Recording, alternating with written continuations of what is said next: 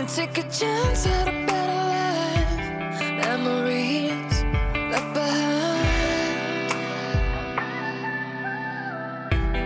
Closer now, almost tasted. Hand in hand we can make it.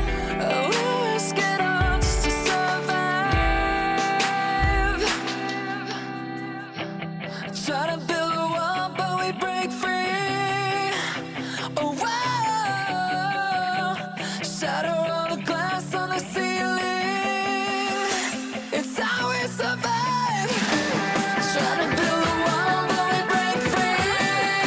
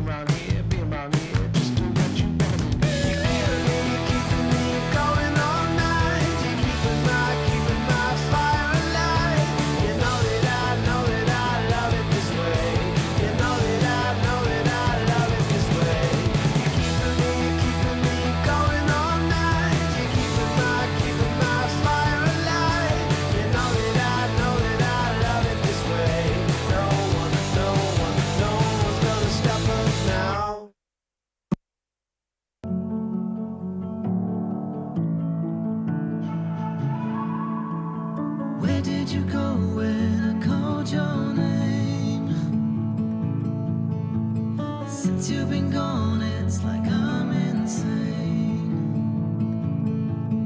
I can feel you near and yet so far away. I want you so much more than I can say. Ooh. It's gotta be the story of my life. I'm standing at the doors to paradise. I'm waiting for somebody heavenly to let me in. It's gotta be the story of my life. I'm knocking at the door all day, all night. I'll give away my heart, I'll give it all just to let me in. I'm on a search for my chosen one. I'm on a search till the end of time. In my heart you're near, but you're so far away. I want you so much more than I can say. Ooh. It's gotta be the story of my life. I'm standing at the doors to paradise. I'm waiting for somebody heavenly to let me in. It's gotta be the story of my life. I'm knocking at the door all day, all night. I'll give away my heart, I'll give it all just to let me in. Wherever I go, I'm calling you. Behind every door, I hope there's you. Wherever I go, I'm calling you, calling you.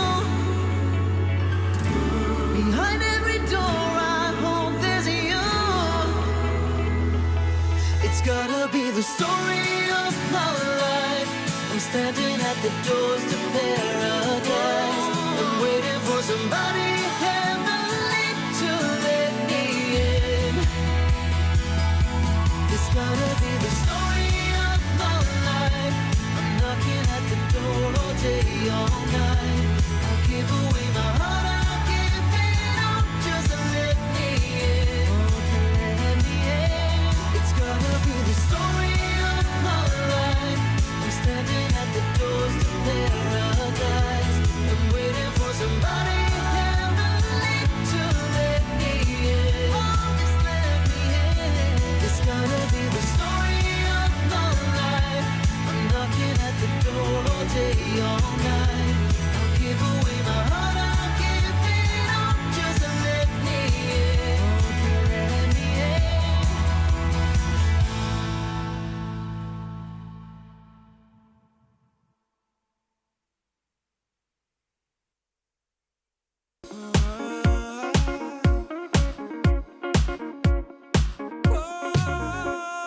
Don't stop.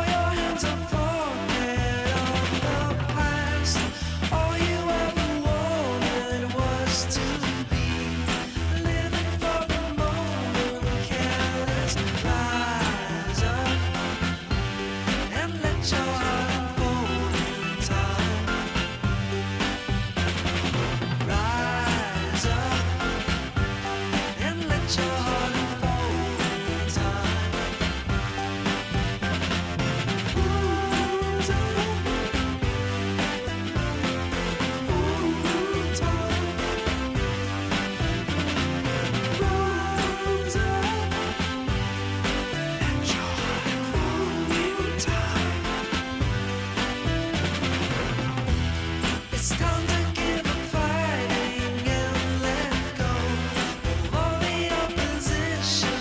Then we go. Say hello to peace of mind. It's a treasure so divine. It's a treasure so divine.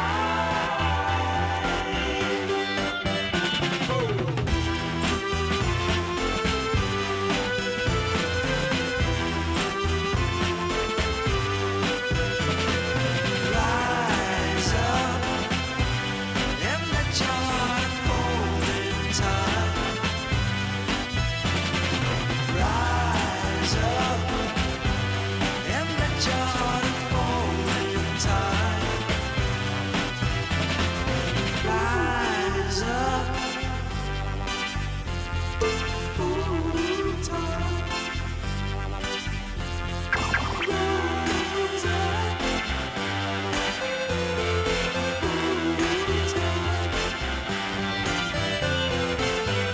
It's a treasure so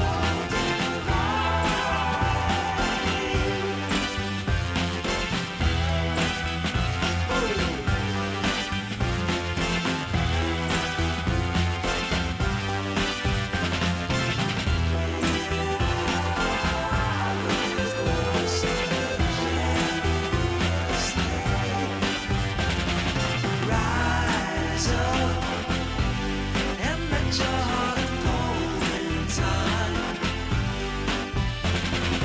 Rise up and let your heart unfold in time. Rise up. Rise up. All you ever wanted was to be living for the moment, careless. All you ever wanted was to be living for the moment, careless. Rise up. Rise up.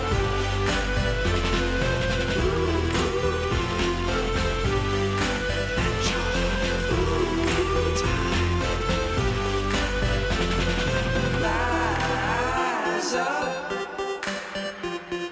Rise up.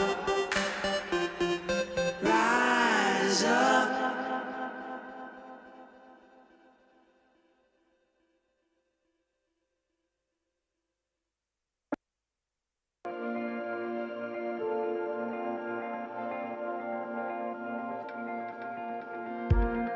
When this is over, I will come to you, come back to you. When this is over, we'll be free. When this is over, we will touch just like we did before. When this is over, you will see.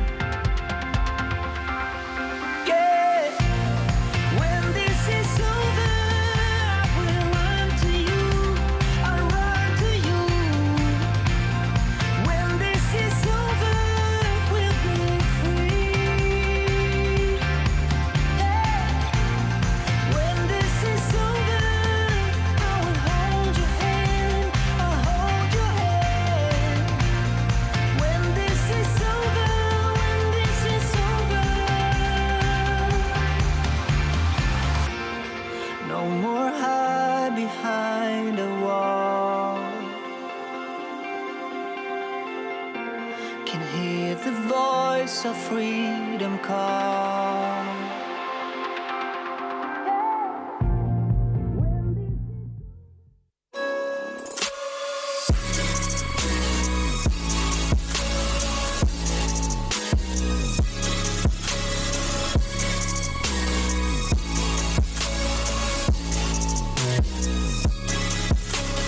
You love it, you wear it.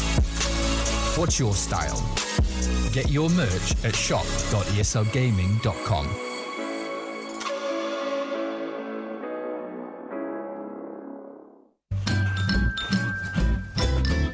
You ready? Huh? Hey, easy boy, huh? You ready? Huh?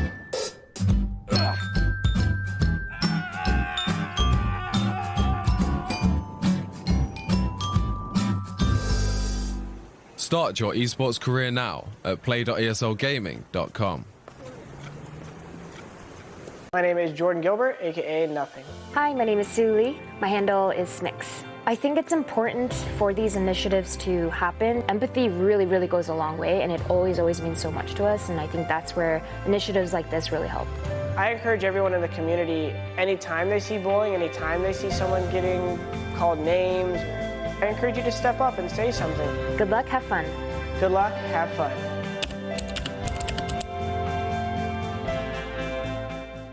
DreamLeague Season 15 Western Europe DPC is brought to you by Intel,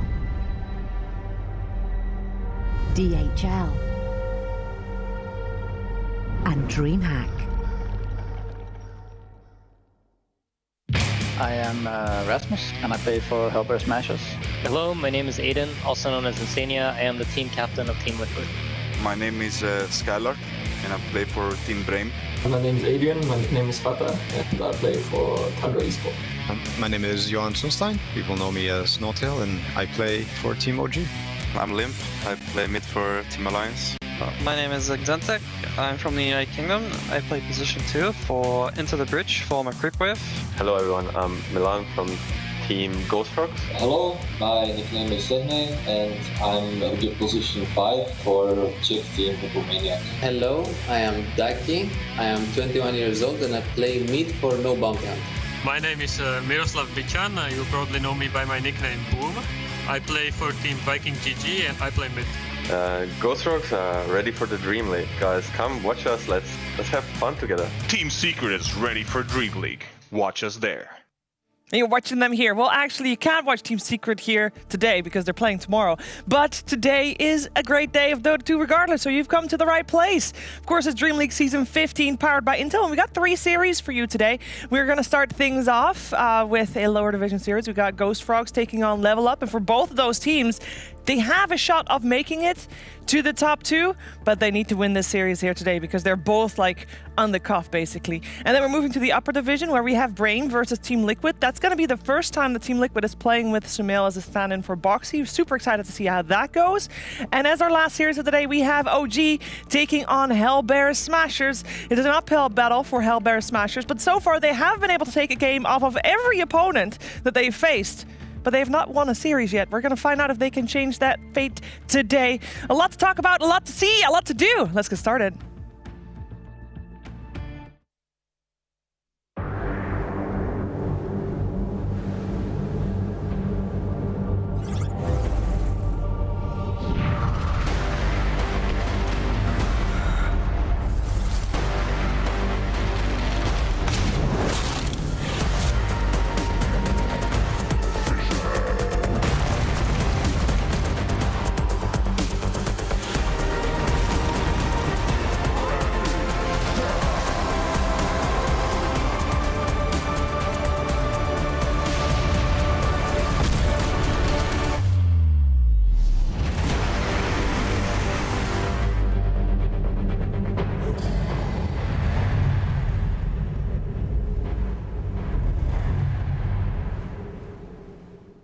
Welcome to my office. That's right, this is my office.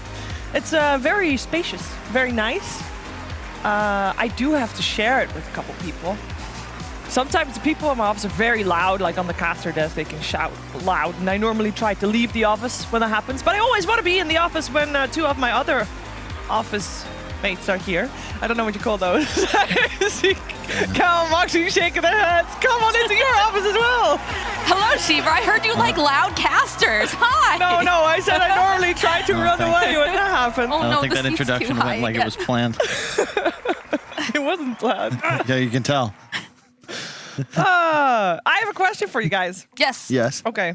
So when we had an interview with Zai the other day, he we didn't actually. What? We talked to Yapsar. No, Zai did a pre-game interview for that series. Oh, of course. And he said that there was like him and Nada were not talking about the offlane and about their role in Dota, bullying people.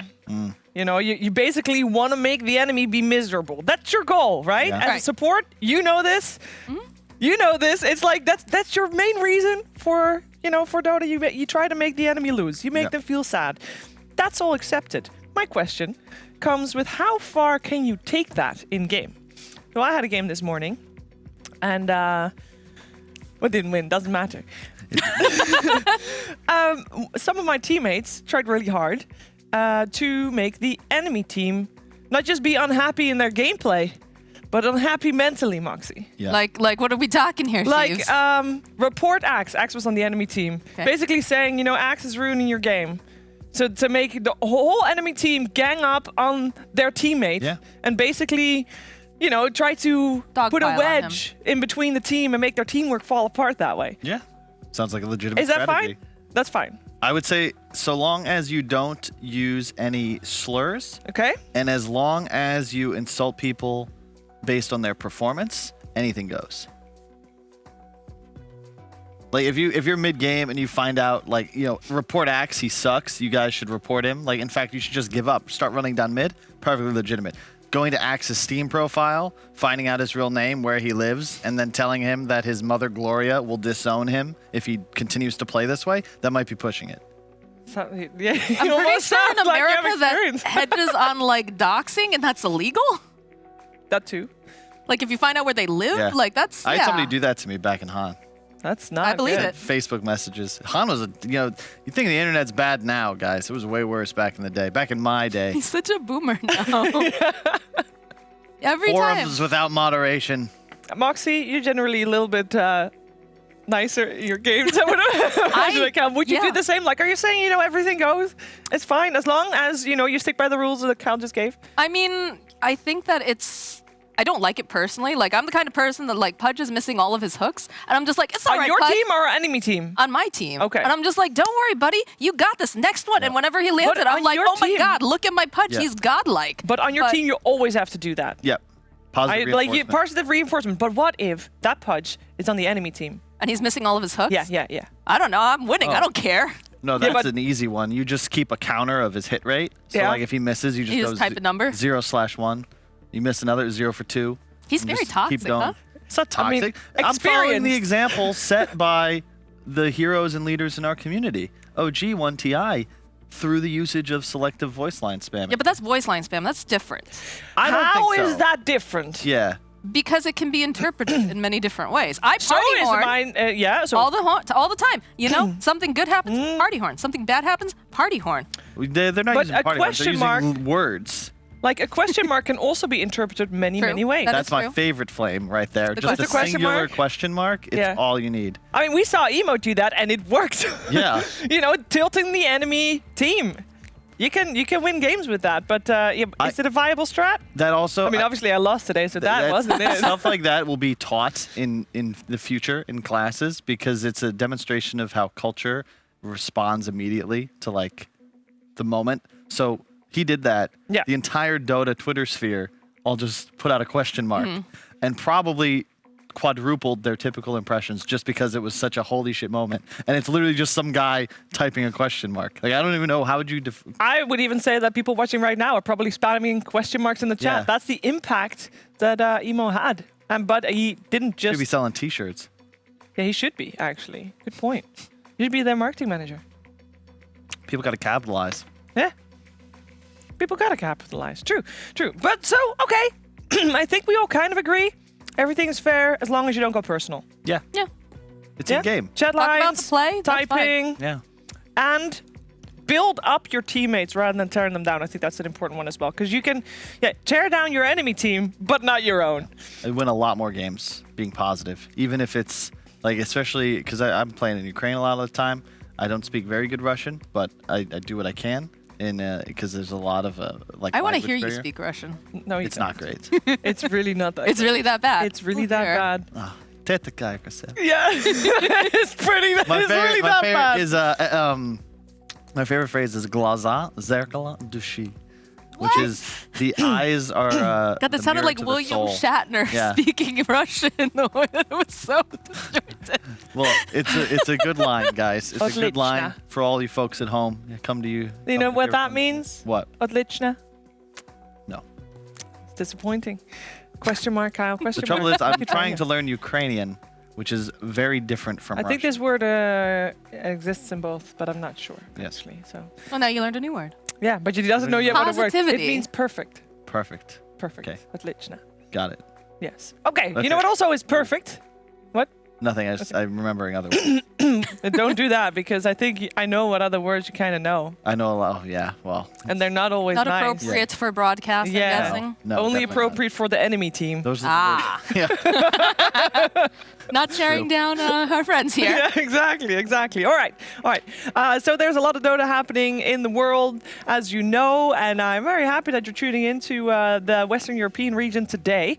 But I also know that that probably means that you might not be able to watch some other regions here and there. So we're trying to keep you all up to date with all the regions. I know it's a tough ask, but we got a good system for that in place. And today, Moxie will update you on the South American season. Yay! Region. Yes, region. Party horn! Woo! Party horn! See, All you right. should get those. Walking over here. So the first thing that I have to highlight right off the bat is we have a new record here for Source 2, and that is that Angel, also known as Pakaz over on Team Infamous, has set a new record for the Battle Fury timing.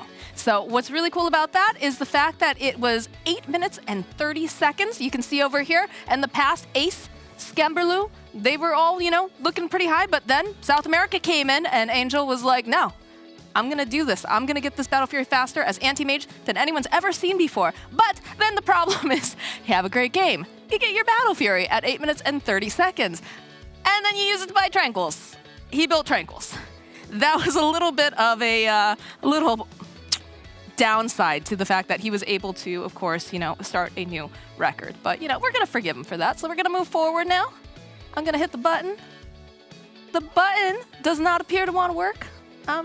Oh, wait, no. Oh, what's happened? I broke it. Ryan, help us!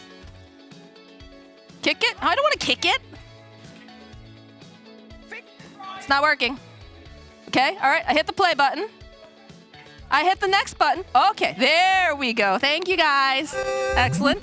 All right, so now we have the successful heroes right now. Very similar in some senses. We're seeing a lot of that Centaur War Runner. We're seeing a lot of Snapfire, also here in the Western EU region.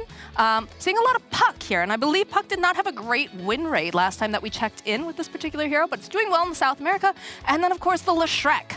Leshrek, not really one of those heroes that I don't think we've seen really at all over here in this particular region. But then the other two beefy boys, the Elder Titan, and of course, Abaddon, have been picked quite a bit, and they've also had a very successful showing. So we'll go to the next slide here. Biggest losers. We have the Lifestealer, who has won nothing, which I feel is a bit surprising considering what we've seen over here in this region. Mars has been picked quite a lot, but just not getting any sort of returns. You have the Tiny, the Lion, the Grimstroke. Grimstroke's interesting because I believe we've seen him picked fairly often in this region, but he does not have a high win rate either. So one of these heroes that seems to be hotly contested tends to get picked up within the drafts, but not necessarily finding that result that they want. So now, there we go. We've got the standings, and this is the big one here, guys. So first off, Beast Coast, 3-0, currently sitting top of that board, although they're pretty much tied with Thunder Predator here. They also have gone 3-0. The big thing here, again, No Ping Esports, the only Brazilian hope for this region. So they're trying, they're looking pretty hot right now, currently undefeated, but the big deal this week is Friday, Beast Coast, Thunder Predator, El Clasico of South America, they're going to be playing each other. And that's going to be very exciting because I know a lot of people, they've been watching Thunder Predator, they've hopped on the SA train. I love it. I love to see you guys join us over here. But you haven't had the chance to see Beast Coast perform at an international major yet this year. So this is going to be a big deal. I hope we get a full 3-game series, and it'll be interesting to see if Thunder Predator, if they've really just kind of figured out, what they need to do to take down the supposed, I don't want to say the giant, but definitely the team that a lot of people are expecting to win. And that's going to be it for us here over for our South American recap because the screen turned off. Oh, it's back on again. But, you know, big one, though. Thunder Predator versus Beast Coast. Be there Friday. Watch it. I want to watch that because that should be a very exciting series. What's up, I just Kyle? wanted to say I forgot to thank them, but Beast Coast sent me a pair of underwear. They did? Yes. However, it was... I would have posted a photo showing it off on social media. Is it too tight or is it too loose? It's a little too tight. And it's also underwear. A lot more briefy than boxers, if you know what I mean. Very form-fitting, not appropriate. But thank you. Yeah, That's it. All right. Okay, so that was our South American update. It's time to move to Western Europe because we have got 3 series for you today. We're going to start, as mentioned earlier, with the lower division, and we're going to have Ghost Frogs versus Level Up. After that, it is upper division time. They're going to appear here. There you go. So Ghost Frogs, Level Up, Brame versus Liquid. Again, Liquid first showing with Samil should be really exciting, and then we got OG versus Hellbear Smashers. Most exciting series of the day? Definitely. Liquid. Yeah. I want to see how Samil does. I'm very excited. I texted him yesterday and said he was washed up. He said, we'll see. So I'm ready. Okay. I guess we will see eventually. Yeah. Do we know? I know I'm getting ahead of myself. I think it is assumed that Samil will be mid and Quick for off lane. Yes. Is that confirmed or assumed? It is an assumption that has been confirmed. So it's confirmed. Just Yeah, you so don't have to say the assumption. I mean, part. okay, I didn't actually talk to Sumel about this, but I mean, Koif has been practicing off So lane for like 2 assumed weeks. it is. Well, I also messaged Sumel, and he just keeps referencing himself as the king. Like, I kept trying to get a straight answer out of him. He's like, I'm the king. You should know about me. Didn't actually say that, but that's what he's feeling, and I can guarantee you he's going. Yeah, I don't know. You know what? He's learning new languages, but he can't mess with the original one either. With presumed, but also confirmed. But it was a. But nobody confirmed it. But it's confirmed. The dialogue I have in my head confirmed it. What's really interesting also about that is that they can be flexible because we know they both can play both roles. So that is an extra tool in the toolbox. Can Sumel play off lane? He's attempted to. You just called him the king, dude. You said he. Whoa. In one role, mid. Just because he played off lane doesn't mean he can play off lane. All right. You tell that to Samil. I will. Okay, good. If they give a winner's interview. But they gotta win. They gotta win first. Brame is actually, I mean, they're looking hot. So Indeed. I think they can. They have a good shot down here. Tundra. They did, I think. Yeah, they did actually. But you know, that's all surprised second that I was series of today. I'm surprised you were right because you not normally. True. We're gonna first have a little appetizer. Lower division series. We got Ghost Frogs versus Level Up coming your way after the break.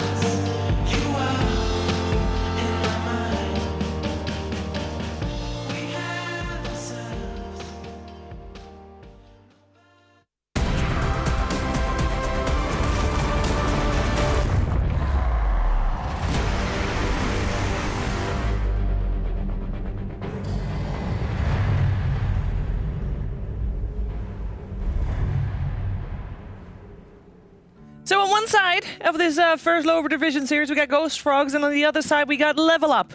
We can start talking about these teams, but let's first see how they're doing in the rankings. Obviously, I'm here with Kyle and Moxie, and standings for lower division. Yesterday, T was making a case for it being a very clear divide of top 4 and bottom 4, Moxie, and I mean, it really is. I mean, he was going full on, like talking about cake and layers, and yeah, you know, definitely Viking right now. Everybody was saying, you know, this team really shouldn't be here, you know, so they're sitting at the very top here. They want to get back into that upper division. You've got Chicken Fighters and Ghost Frogs. Those are all, you know, just duking it out. The middle section, though, Level Up, no Bounty Hunter. Not quite there yet. I guess we include Team Bald now, right? Because the fact that they did win a series yesterday. But the very bottom, it's Hippos and Into the Breach. They're just not looking hot. They're not looking like they're going to be staying in this lower division. I just want Hippomaniacs to win a game. Just one game. That'd be nice. Give them some love. Well, they did take a game, but I mean a series. Right. And yeah, I would agree with T. I don't know about that analogy. I saw some of that. I had to tune off. Didn't know what was going on. Because Looked you like wanted cake, you didn't get any? That is a big part of it. And also, I did forget your birthday present, but... What is it?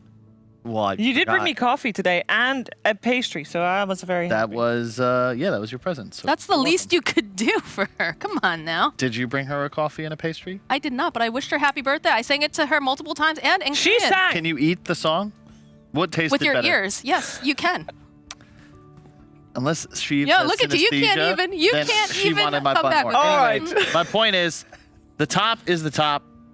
Level Up, big fan of the stack. They're in a boot camp. My boy LeBron has been grinding and grinding and grinding, so I'm always rooting for him. And then Ghost Frogs, pretty much the what's left of the top tier players, you know, guys that just didn't get a team, didn't get an invite, banded together. So should be a close match, and I think more on the Level Up side, this is kind of a must-win for them if they want to advance. Yeah, for Level Up, obviously they're 1-1. So, you know, you'd say, okay, they have a worse score than Ghost Frogs, which in practice is correct. However, the game that they lost, the series that they lost, it was against Viking. And they were able to take a game off of Viking as well.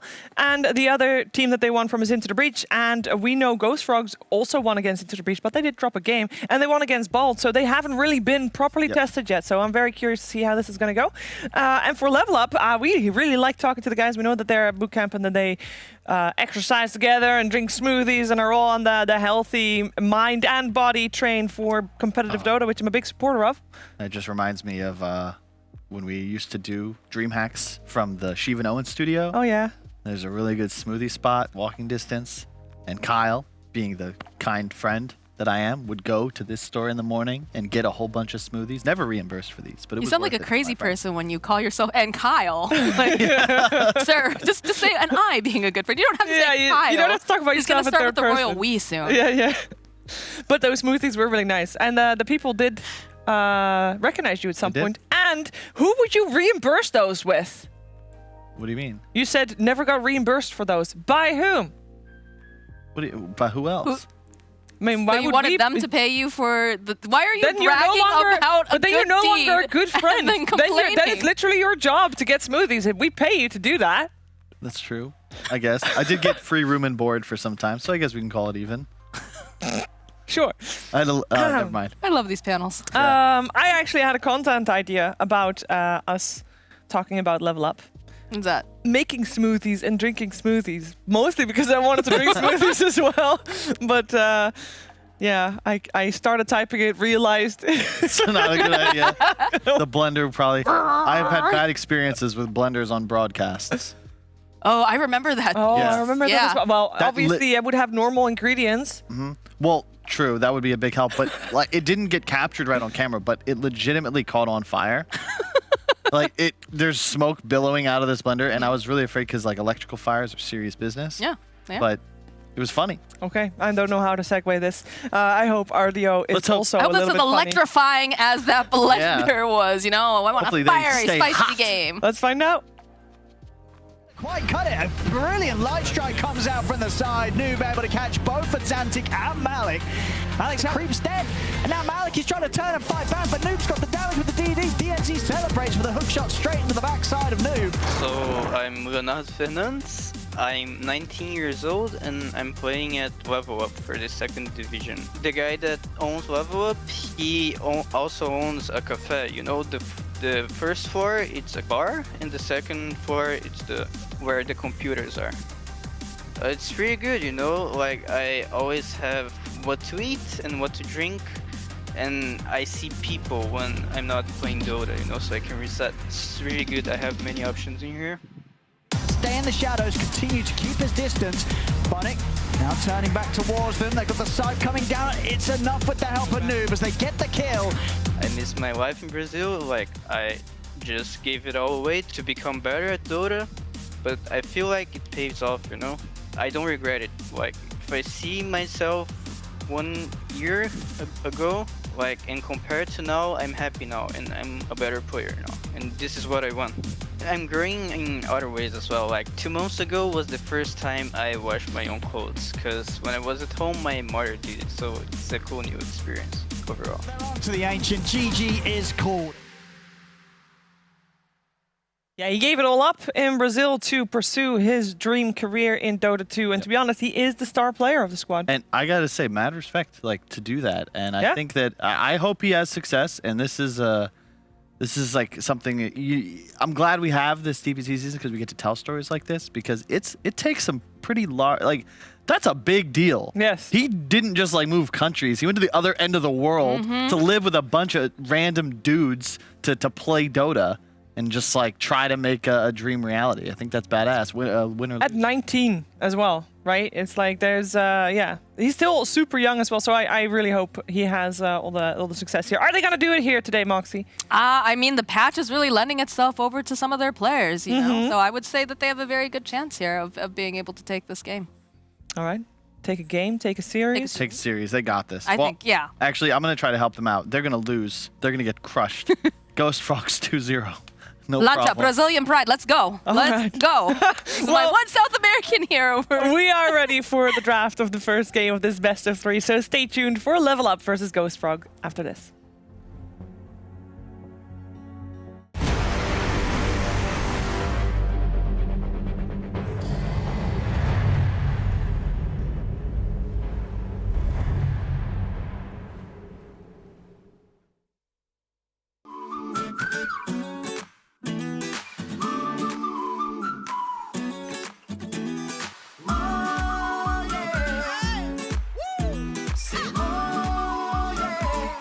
When the sun goes down on Friday, and the air is getting vibey, meeting buddies down the corner. Way to go, let's get this party started, and everybody go, oh yeah, say oh yeah, feel the rhythm of the dance floor, oh yeah, say oh. Tonight we paint the town red. Everyone is just a wild child. Gonna dance until I drop dead. Have a ball as if there were no tomorrow. And everybody go, oh yeah. Say oh yeah. Feel the rhythm of the dance floor. Oh yeah. Say oh.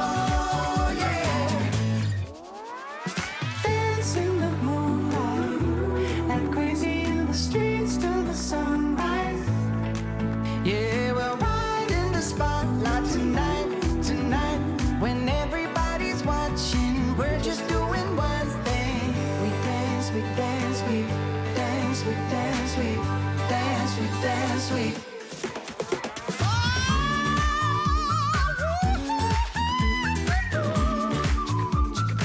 Feel the rhythm of the dance floor.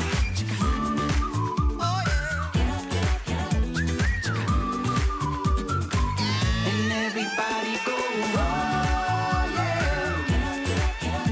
Say, oh yeah. Feel the rhythm of the dance floor. Oh yeah. Say, oh yeah.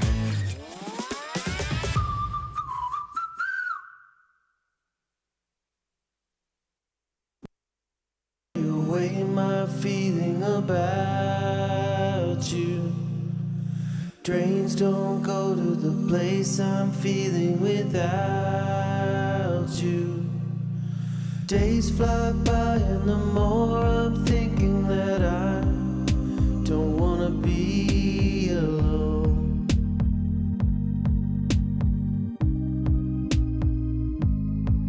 And I wait for something new. I wait for something new.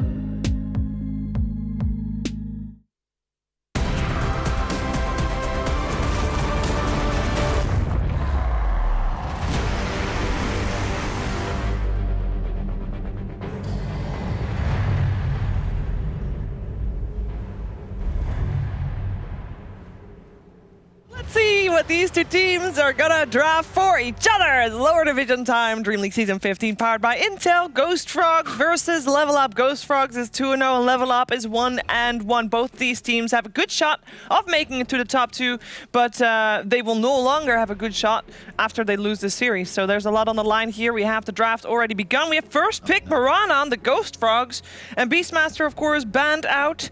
Bounty for Dean Z, banned out, makes sense as well. And Puck and Lina, also part of that equation. That definitely makes sense. You don't want Noob Lina on the Lina. He's just way too good with it. It wasn't even meta last season, and he just destroyed. And we asked him, actually, during an interview. We said, like, you know, what is it about Lina? He's like, I don't know, the hero's not even good. Just, I play it well. Yeah. No, it is a very... Oh, no, it's not a good hero, you're right. But also, they banned it out themselves. Yeah, surprising. I love the Mirana first pick. The last 3 games, Milan on Ghost Frogs, position 4, has been playing Mirana, and we talked to Milan a lot, and he has a rescue cat, and it's very cute, and I feel like his, you know, being a cat guy in real life, and now cat lady. What? Scriff's dog is right over there. Yeah. Scriff's dog? Oh my god, it's right over there. She visited the other day. I can see her. She's the best. It's right there. No, it's gone. No, there's no way. Yeah, I know it's Saga. Where's Saga? Saga! You go hang out with the dog, Sheaves. We will handle the draft. I don't think she's here. I promise you. Why would I just make that up? Because it's very, like, I don't know. What? You think I'm just going to stand she here on is this here, broadcast but and she's tell not lies? here. I'm sure we'll see her a little bit later. I see her! She's a very fluffy I tail. also see a Bloodseeker picked up over on Ghost Frogs. Yeah, please talk Dota to me, thank you. Yeah, I can do that. You know really? that rupture? You get ruptured, you throw out an arrow perhaps and hit your mark. Always pretty nice. It's a very aggressive hero as well, because we're seeing Dota played at a very fast tempo and high octane rate. And I think that's actually pretty good against Level Up because of the fact that Ardio's heroes that he really enjoys tend to like to have a little time to come online. You know, a lot of it is going to be on Noob, probably going to be on the Void Spirit, moving around with Grimstroke, with the Inkswell, and you know, making that tempo, allowing the space for Ardio. Yep, and off that, that's why the Spectre ban, I figured, as you've stated many times, it is his best hero. No. Huh? Terrorblade is his best hero. Okay, his best hero that's good is Spectre, and it's one of the better matchups against a Bloodseeker because you're built to just tank, right? You just want to stand there, hit him in the face, he buys Blade Mail. You want to avoid allowing Ardio into that type of that hero archetype and force him onto, you know, more mobile course. PA, Troll perhaps, Lifestealer, another good ban, great Bloodseeker counter. You just infest the Rupture and giggle. PA could be fairly decent here when you consider the fact that you have a very aggressive lineup coming out, and then plus, you know, having the Grimstroke with that Inkswell, being able to place it on PA, especially after you get the shard, you get that little bit of healing. PA is such a weird hero. I don't know how to accurately value it because I feel like a lot of the mid to late game fights come down to, did you get the right crit?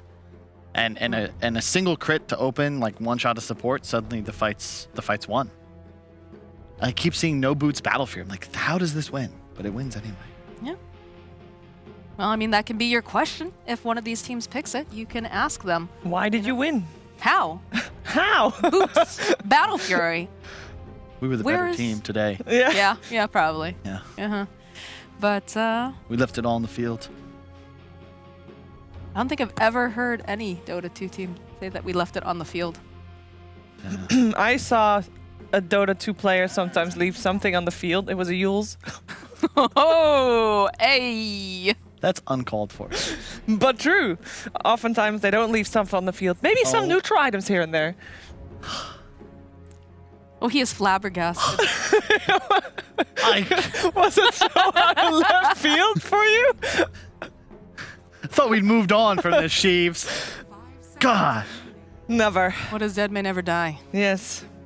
That's a good one. I didn't see that one coming. Yeah, clearly, your face was shocked.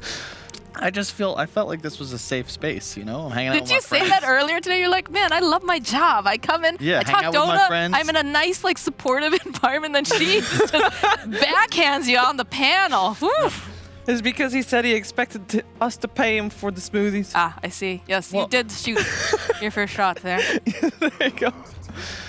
All right, we got a ban out of the Faceless Void as well. Yeah, I made burritos that one time. Yeah, you did. You're not helping yourself because you Homemade keep guac. saying One time. How many times have we fed you in our house? Yeah, it keeps becoming How many times? you There's owe me difference. because Okay. I did this or I'm There is good. a lot more And that this goes into negates this. homemade meals versus delivery, especially when Not money-wise, someone- because we bought enough food for Can a you put a whole value- orphanage. Can you put a monetary value on the cost of art, a labor of love? Do you know how much effort goes into making fresh guacamole, Sheaves? That is something you can't just buy.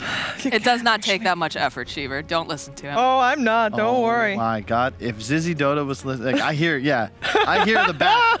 He was copying me. That was Brian. You idiot. There's people that make guacamole. They're gonna understand. They're gonna be on my side. No, you need the right ingredients for sure, and you need the right blend, but the actual process of making guacamole is not that difficult. Correct, but finding the right recipe through years of trials. and Googling? error, Yeah, I think it was no. Googling. Also, who went to the supermarket, Kyle? Who paid for the groceries?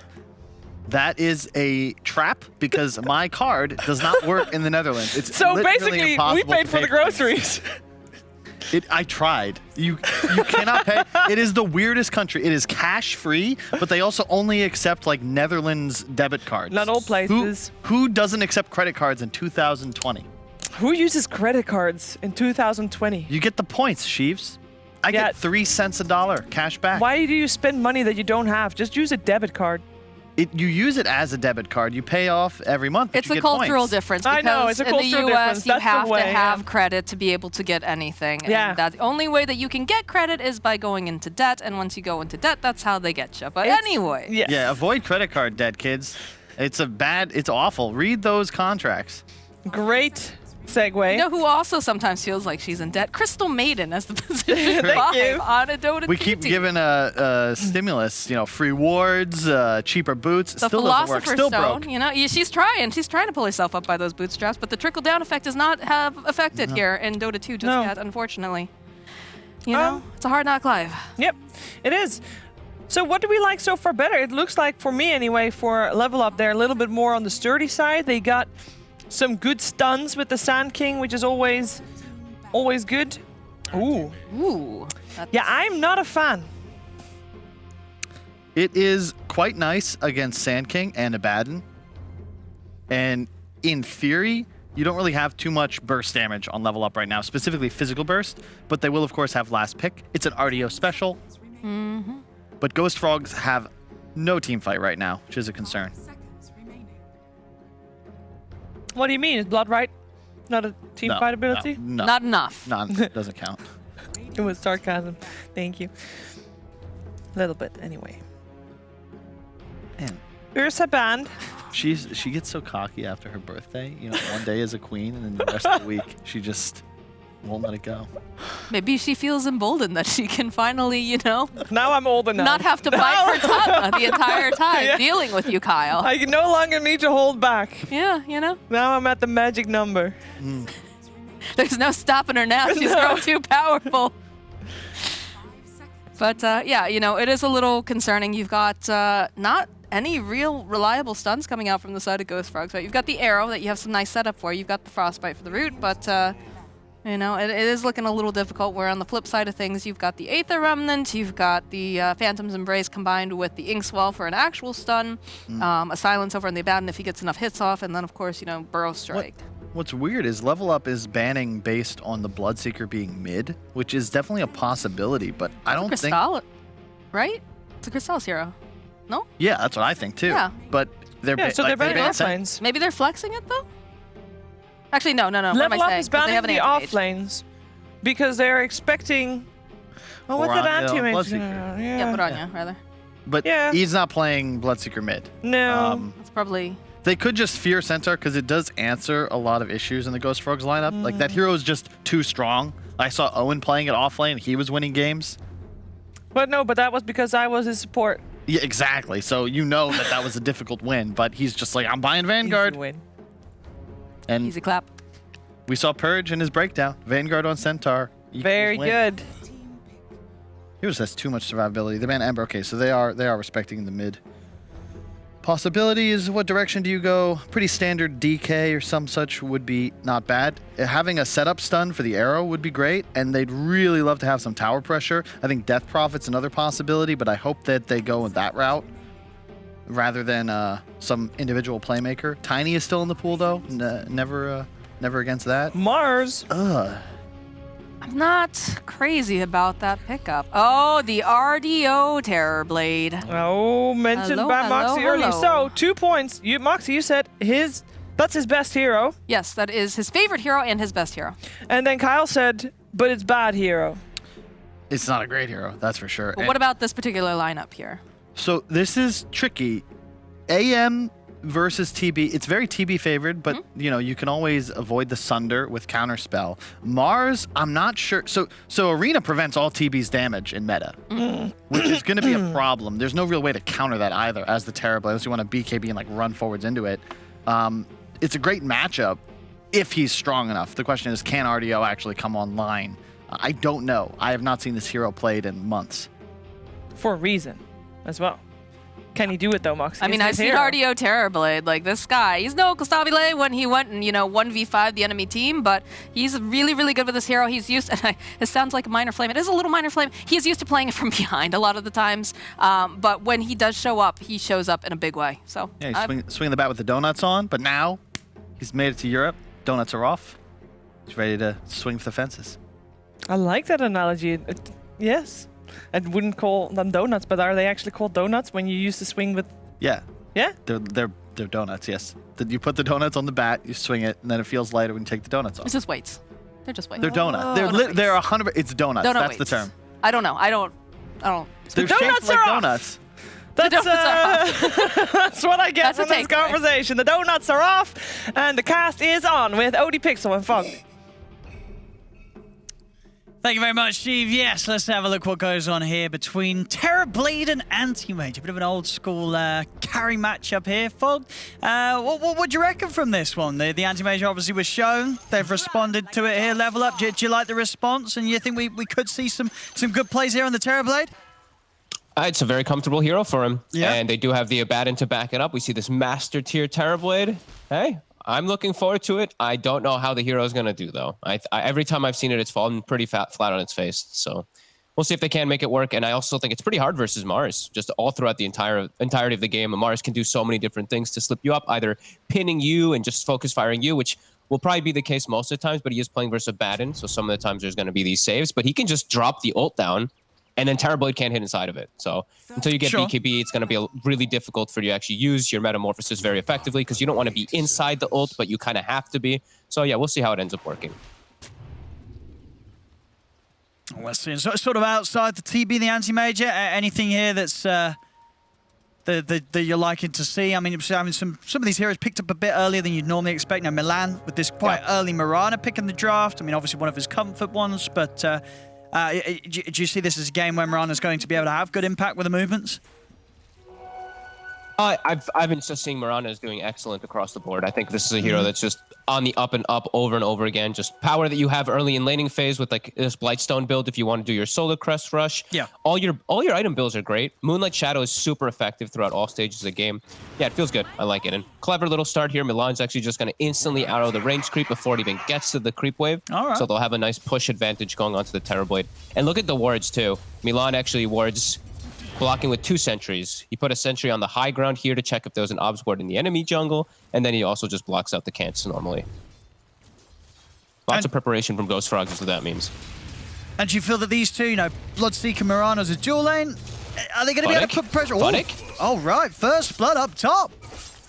First blood for, I mean, DNZ's also going to have to run. He's going to have to take a lot of damage from the two. In fact, is he dead? Is he dead? He puts a tree down, Crystallis eats it for extra regen, says thank you, and gets the kill. All right, great. Okay, well, there you go. Ghost Frog starting off the anti-mage lane with 2 kills. What happened here? Well, we see Funnick got in aggressive, and... he messed up. Yeah, he didn't do the numbers. He went in, and they just turned and killed him very, very easily. And he skilled stun. Huh. I didn't think he was going to skill the stun. I guess to go for the CS or to try and just mess with the CS of the anti-mage, but that hurts. Giving away 2 kills to the lane that the anti-mage is in, he's going to be very happy. Kind of just ruins the lane almost instantly. Like, this is already a really tough lane and a tough game for Sanking playing versus AM. Like, AM free level 2. Look, they're just going to push them out of lane now. Funnick is actually forced out of lane. I really don't like that he went Burrow Strike on. I mean, yeah, he's just having to step right back. DNZ, I mean, DNZ's probably going to die instead. Pops the mango. He's gonna at least get the Inkswell. He'll deny maybe? No, he has to forfeit the salve. Funny gets the stun off. J4. He'll live, and DNZ. We'll go down to Crystallis, and indeed J4 is able to get away, but again, Funny, I mean, his mana's gone. Has he got any regen left? Yeah, this is... he's getting gone on again. This is a tough lane now. I mean, 3 kills already for Ghost. I mean, this is the dream for Crystallis. Dream for Crystallis, and I was going to say dream for Toby as well, 2 bottom. He's not doing phenomenal on last hits, but having these heroes just constantly dipping at low HP does help the Bloodseeker lane quite a lot. They actually can hit RDO back, which normally I feel they can't unless they get some nice arrow. That was an interesting series of events. How do they tidy up top? I mean, how do they sort this out top? After having that sort of a start, it's just going to be a real challenge for level up. It definitely will be. They're going to just have to push the lane in and still just get side pulls. That's the nice thing about Sanking. They do have the caustic level, so just forcing the wave under the AM is still quite easy. So they just got to, you know, remove that from their system. Yeah. Attempt to remove it from their system. Just get the lane playing normally now. Push and pull constantly.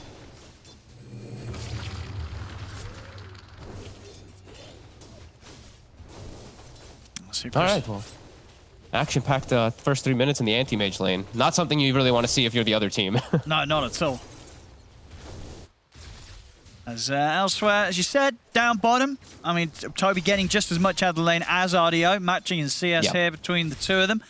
And over towards mid slightly for the Mars, but again, only very small. Very, very close matchup at the moment in the mid lane. As Funnick. And he's got the Inkswell buff. Crystallis steps out to the side. Sentry battle.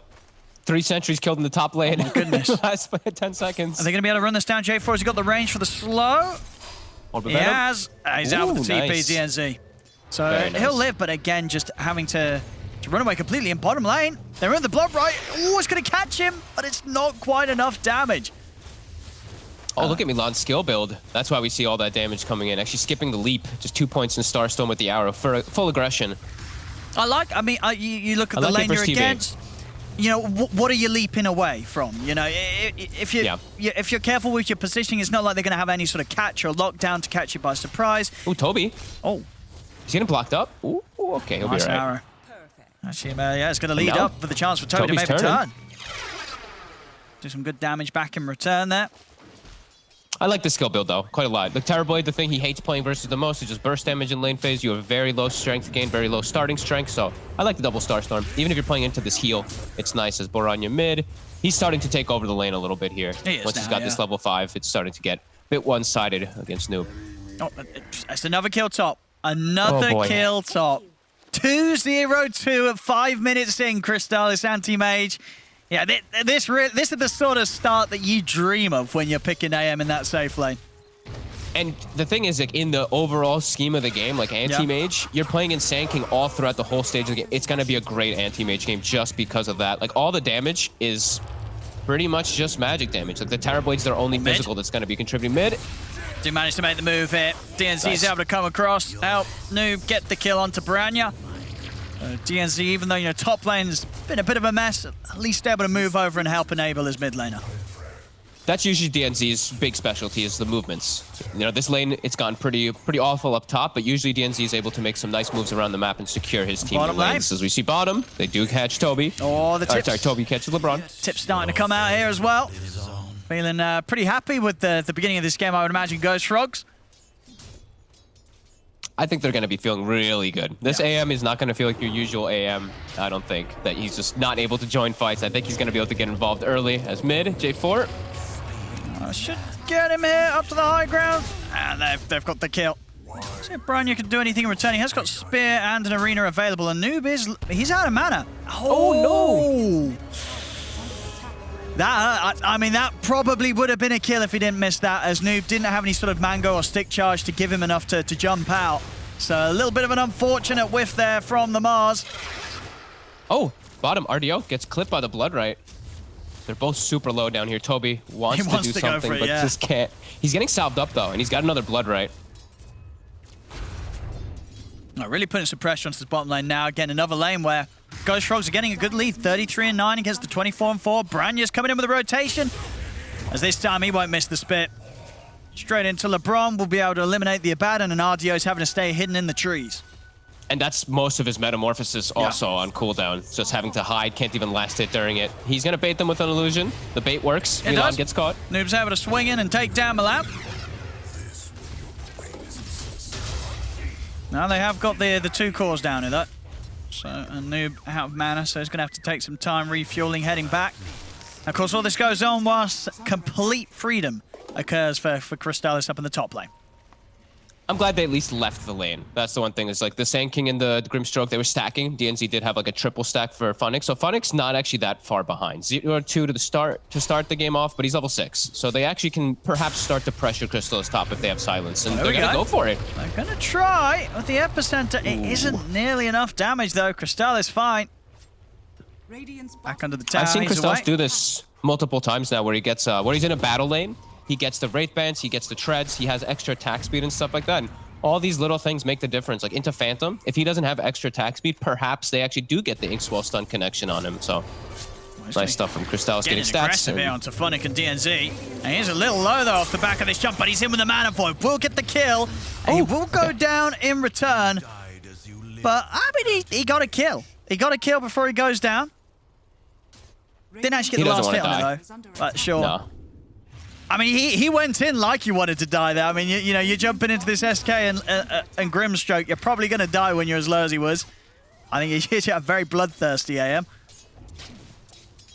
He's got the battle build. He wants to battle. So. Yeah. Does die, though. So I would say that's actually the best kind of thing that's happened so far for the side of level up. DNZ's level 6 now on this Grimstroke. Has arcane boots and a keen optic. Like, this is a Grimstroke who's now fully enabled to make moves around the map. And like I was mentioning, DNZ he's the one to watch for this team about that early game, about that mid game to fix when things go problematic. Sure. So it's good that he's gotten it. And he's got great cores to play around with, right? The Sand King, the Void Spirit, they're making the jumps. They're going to be able to utilize that Inkswell very, very well. Yeah, they just got to watch out, especially if they're going for Crystallis, about that counterspell, the initial go. So Funnick doesn't just stun himself, of course, as they're making the move bottom. Noob as well. He's got double Astral Step at the ready. DNZ's got Soulbound. They're hunting. They're found, and Funnick will be able to turn and get the burst strike out to the two of them, but Funnick very, very dead here. Crystallis is taking the tower. He's taking a lot of hits there. He's able to get out in time as Noob jumps in. Noob's not going to be able to find him, but he is going to be able to find Milan and Toby. All right, I mean, I think they got a little carried away there after they killed Funnick, and they sort of were like, well, what do we do now? And level up very quick to punish them. They end up getting 2 kills, and Crystallis only just getting away. He nearly also getting caught out by that jump from Noob as Noob tries to throw out the Remnant and grab him. I'm just confused why he even went bottom on the anti-mage. I'll be totally honest with you. He has a free lane top, and he's like, I want to fight. He wanted the kill. You know, he was ready to throw fight. that Mana Void down. He was a little disappointed because obviously Toby got the kill, I believe, with like the Bloodbright hit or something. I mean, he wanted the kill, Crystallis. He wants to get involved. You know, this ain't your classic AFK anti-mage, which may be better suited for this. But this is the Crystallis that we've seen, a heavily aggressive player. Mid lane Branya Absolutely true. is going to whiff the arena. As Funnick's able to simply step out to the side. Look at bottom. Look how he's showing down here. They're actually going to maybe be able to set up for a kill because he's showing in a very risky spot right now. Noob's out. Noob's actually looking to make a jump over towards mid. And the spear, nicely done there from Branya, will stop any chance of Noob being able to close the gap on him. I know. Oh, and the crazy thing is, though, is look at the Terrorblade's net worth. Look at the Anti-Mage's net worth. Anti-Mage got given 2 kills. He got given a full free lane. Terrorblade is ahead of the Anti-Mage now because Crystallis is doing some extremely aggressive moves. He's just going for it. He just wants to hit heroes, which is, as you said, maybe you got to ask, is this the hero to be doing it on? I mean, Crystallis says yes, it is. He wants to do this on his Anti-Mage. Definitely be said that maybe missing out on some of the efficiency that he could have capitalized on with that good start that he had. As, across the board, they're only 1k up. Level up definitely recovering on all fronts, despite what was a pretty drastically rough laning stage for them up top. Yeah, and they should be able to get like these pretty decent item timings to make these aggressive moves, which their team can make a lot easier. I feel like they don't have to rely so much on ultimates. Well, I feel like Ghost Frogs, they really have to rely a lot on Boranya when he's making the moves around with his ult. Besides that, level up. I think they can make those aggressive moves a lot easier. Grimstroke +1, that the Sanking or the Void Spirit, he can enable them excellently. Max Inkswell already. He's level 7. Oh yeah, it's very scary to step anywhere near Noob. With that backup from DNZ. Those two will be absolute killers right now. And LeBron, his job is just kind of follow the target around that he thinks is going to get speared. I don't think he expects his Terrorblade to really get pressured too much right now. So if he just sticks with the gank squad, he's probably going to save versus that combo that Ghost Frogs is really reliant on getting kills, which is the spear and the arrow. Like LeBron can just completely counter it. No, absolutely. Yeah, it's going to be hard for Ghost Frogs to find kills at this stage. Especially with this, having his ultimate ready. He's going to be able to save himself +1 every single time. So if anything, Ghost Frogs, they're still going to want to try and play aggressive with the rest of the Fourth and War spaces made for Crystallis. But definitely something that Level Up will be able to deal with. And for themselves, as long as they can make sure the farm's good for RDO, they are going to feel confident going on later into the game with the Terrorblade against the Anti-Mage. Yeah, definitely. Funnick. He'll be found out, but the silence does come out from DNZ. He's still alive here, Funnick. And now Noob's coming in with a counterplay. Able to jump in straight away over towards J4. Crystallis, an early Mana Void here. The Rupture. That should do it. Rupture with the spear. They'll still get the kill. Funnick is able to get the epicenter off. Tries to jump back in onto Toby and Branya. Inkswell buff on him as well. Heads over towards the realms of the Mars, but Toby's able to continue to beat down, get the kill. Also pick up DNZ here. A triple kill for Toby, as this time Ghost Frogs, they will get the solid cleanup. Oh, and they all tip LeBron because they know where's the Abaddon during all this. Why is he playing around the Terrorblade top? He should be around his team in the jungle. If they had an Abaddon, these little heals could have been massive. LeBron slightly out of position, so Ghost Frogs will make him feel that pain extra. I mean, that is some big brain tipping. You know what I mean? That's how you got to do it in the pubs. Don't tip the guy that you just killed. Tip the people that weren't there when he died. So you can really build up that within-team animosity between one another. That's 400 IQ tipping there. I agree. I mean, he had TP available the whole time. Like, he has to be inside of these fights. He has to just follow where the Mars and where the Moran is. As soon as he sees Boranya drop ult, I want to see him just show up to that fight. Like, he's got to get there. His Terrorblade has all the freedom in the world. He knows that they're not really setting up the ganks for him. If they commit a Mars ulti, that means they're not ganking the Terrorblade. So he's got to get there a little bit faster. They do have Blink now on Funnick, so the initiation should be a little bit easier, but a nice hit by Ghost Frogs is now they have a blink on Boranya. Oh, and another Rupture out here over towards Noob. Haven't got any mana on Milan though. Is that going to matter? Noob is out to the side, and RDO coming in as a bro there, giving him the Sunder, making sure the Noob's able to live. Love it. You better bottle him. Dude, you better bottle your Terrorblade for them. I nope, he's not going to. Funny's going to make the jump over towards Toby there, able to catch the Bloodseeker, bring him down over the side. Brania tries again with the arena, but Noob's just easily out. Steps away with the Astral Step. He's even ready to maybe go back in. The Soulbind connected the two of them. Funny trying to close the gap. Now pretty speedy. Can Funny? Yeah, he can. Closes in onto Piranha. They take down the Mars as well. As, yeah, Piranha having a bit of a rough one here. I mean, it's not easy, of course, against the Void Spirit and some of these elusive heroes. But a few of these arenas just been a bit of a miss. And Noob knows. He's throwing a tip out his way.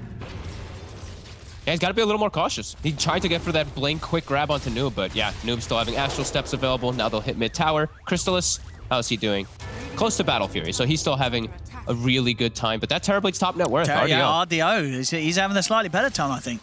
You know, as you said as well, just considering the start that Crystallis got given to him compared to what RDO had to deal with in the lane. RDO definitely able to work much better with the less that he was given in his laning stage. Yeah, and these team fights are going to get pretty tough. Like, if this Manta... Okay, so Manta timing will hit. Terrorblade will start joining his team pretty soon. Anti-Mage won't... I say won't want to join. Crystal's probably he will because he's crazy. Crystal's going to be like, Battle Fury done, I'm ready to fight. You know, he's going to be turning up. It feels like the timing could be a little bit hard for Ghost Frogs. If as soon as this TB does get Manta, and they have Yule Scepter, they have this very farmed Grimstroke with Blink Sanking, they can make these frequent moves a little bit faster. Like we said, Ghost Frogs, I think they're very reliant on just Boranya. He needs to have Arena in all these fights. As we see that bro move. Nah, big save, really. I mean, as you saw with the Blood Right coming in as well. One more hit from Toby, and probably would have been a kill on Noob if RDO didn't come in with that Sunder save. Yeah, and then literally because of that Sunder, look, they're able to do all these plays, right? Because he's able to just like reset, come back into the fight with the Haste Rune, get this chase out, and they end up getting the kill on the mid solo because of that. So, yeah, really nice teamwork plays coming out from Level Up. Even though they're 2K gold disadvantaged right now, I'm liking the way that they're playing around the map. Because they're picking this weaker Terrorblade, and they did, you know, that whole 2K lead was because of that jungle play that happened without LeBron. No, absolutely. And in a game when you know, in an anti-mage game, right, when you're playing this hero, especially if you're playing it into carries that are going to be effectively very strong against you in the later stage of the game, you need to be ahead at a certain point, right? That's the whole the functionality of this hero, the ability to get those 2-3 items online much faster than the enemy carry. Yeah, that's why I'm saying, like, when he gets this Battle Fear, like, I feel like he might show up to fights because it's Crystals. But you want to see him farm. He has to farm. He has to get these item timings. Otherwise, there is a lot of disable he does have to worry about. It's just like the Grimstroke Phantom is one that you have to be really careful about because you have to pre-click your counterspell. You can't cast it. Once it gets casted, it's going to latch on you. So it does have to be cautious. And there's always going to be the leash factor too. The Soulbind will be problematic if he does join into the fights. Yeah, there's the AoE silence is coming out as well. You know, if we get axed down on the Void Spirit later, you know, that's always one that's pretty nasty to deal with. You get that Manta, it doesn't matter. He's going to have 2 rounds of the AoE silence. So you've got to be very sure when you do commit yourself in the fight, is you're probably not going to get the chance to blink out. This is nice. Milan already has Solar Crest. 15 minutes on the Mirana. He straight up rushed it. No boots. Yep. So that'll make them quite a bit stronger, especially on Toby. He's got like 24 armor. He's going to be pretty speedy inside of these fights. Yeah, very fast time as we're seeing there. Only 6 seconds slower than the fastest. So very, very respectable timing here with that rush that Milan's done. Bottom, setting up the gank squad, these two. Looking for Crystallis. They're still trying to slow down his timing. He does have the Battle Fury finished, but I like that they're searching for him, at least with these two hunting. I mean, can like these RDO's on one though? side of the map. I don't think so, but they can threaten him a lot. They can just be obnoxious. And then that means that RDO is able to just free farm with LeBron near him too. So I like that they're, they've got these, I've been saying this one a lot, like the buddy system, just 2 heroes paired off on separate sides of the map that know they need to be paired with. I really like when I see teams looking for that. Big ancient stat. I don't know, I mean, he's got to be a little careful when he's clearing this. He's got to kite it out a little bit, yeah. He'll get some help from take J4. A lot of damage.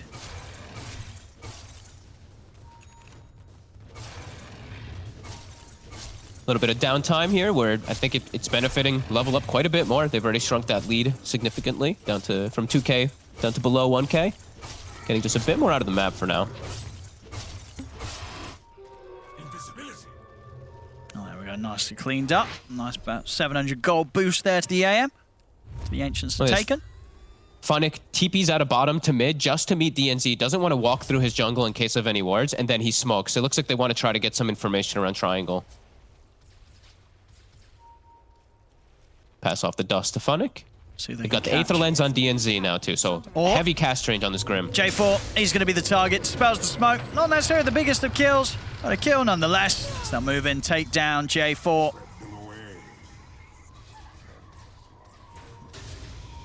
I mean, Toby, he's stepping over by this sandstorm. Not over the Remnant, they will have the arena drop down. Epicenter's out, a lot of damage being done into Toby. Could Toby get out in time to turn with the Rupture? But they've got the damage to bring him down as the Bloodseeker falls. Noob nicely dodging the spear there with the Yules, which, you know, he was ruptured at the same time there. Would have been a pretty nasty bit of damage coming in his way if it did connect. But Noob able to dodge it as Level Up won't lose anything. And they take down two, J4 and Toby, being caught out by that smoke as... Yeah, I guess Toby just sort of overestimated his strength. They're standing at the edge of the sandstorm. Yeah. Yeah, I agree. I was like, what's he doing? I guess he's trying to bait spells on them, and then the ult from the Mars ends up missing completely too. So 50 seconds, no arena. Noob's got to look for some plays. Ooh. Nice little dodge there from Branya. There's Milan. He's got the arrow connection. Arrow. Yeah, they'll be able to pick at least something up on the way out. On the way out, DNZ gets caught.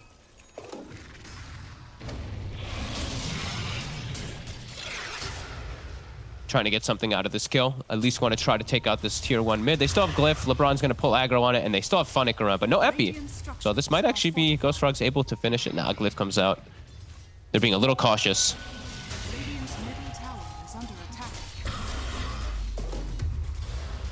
So the farm game continues between Ardio and Chrysalis. Chrysalis is indeed, you know, he's headed to the jungle. He's sticking on his farming patterns.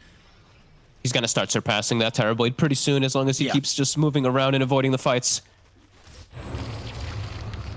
Mid. Making the move here. The Funnick has been ruptured. Silenced as well. Going to land the arrow too as Milan. Ooh, the snipe. So DNZ gets Baranya. They get back in on here. There's Milan. He's been caught out. They get the jump up to the high ground. They will manage to find Milan in return. So, sure, they lost Funnick, but Level Up able to hit back just harder as they get two. It's 12-13.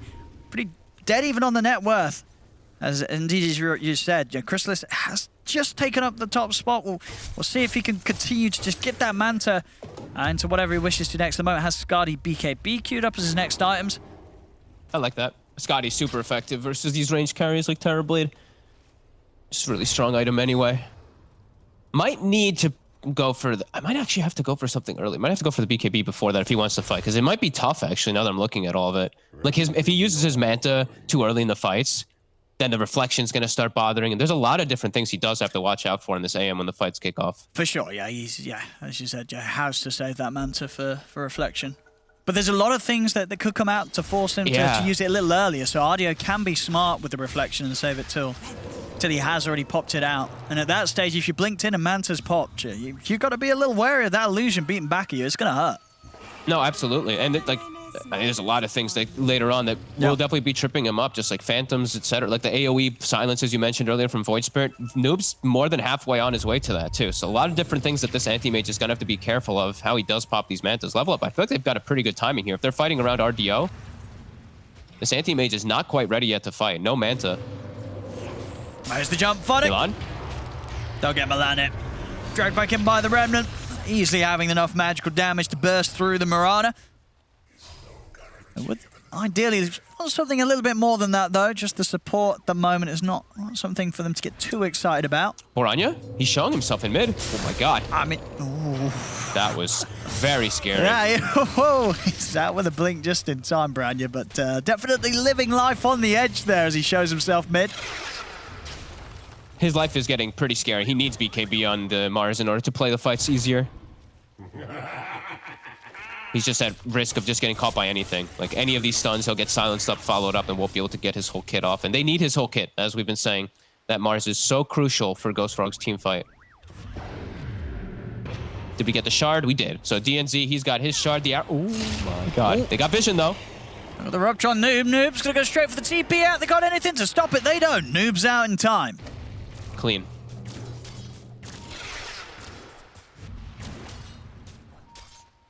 Yes, yeah, okay. So DNZ, he's got the shard. They have almost the Skadi on Terrorblade. They have Medallion, almost Solar Crest on Abba. This TB wants to fight. RDO wants to bring the battle.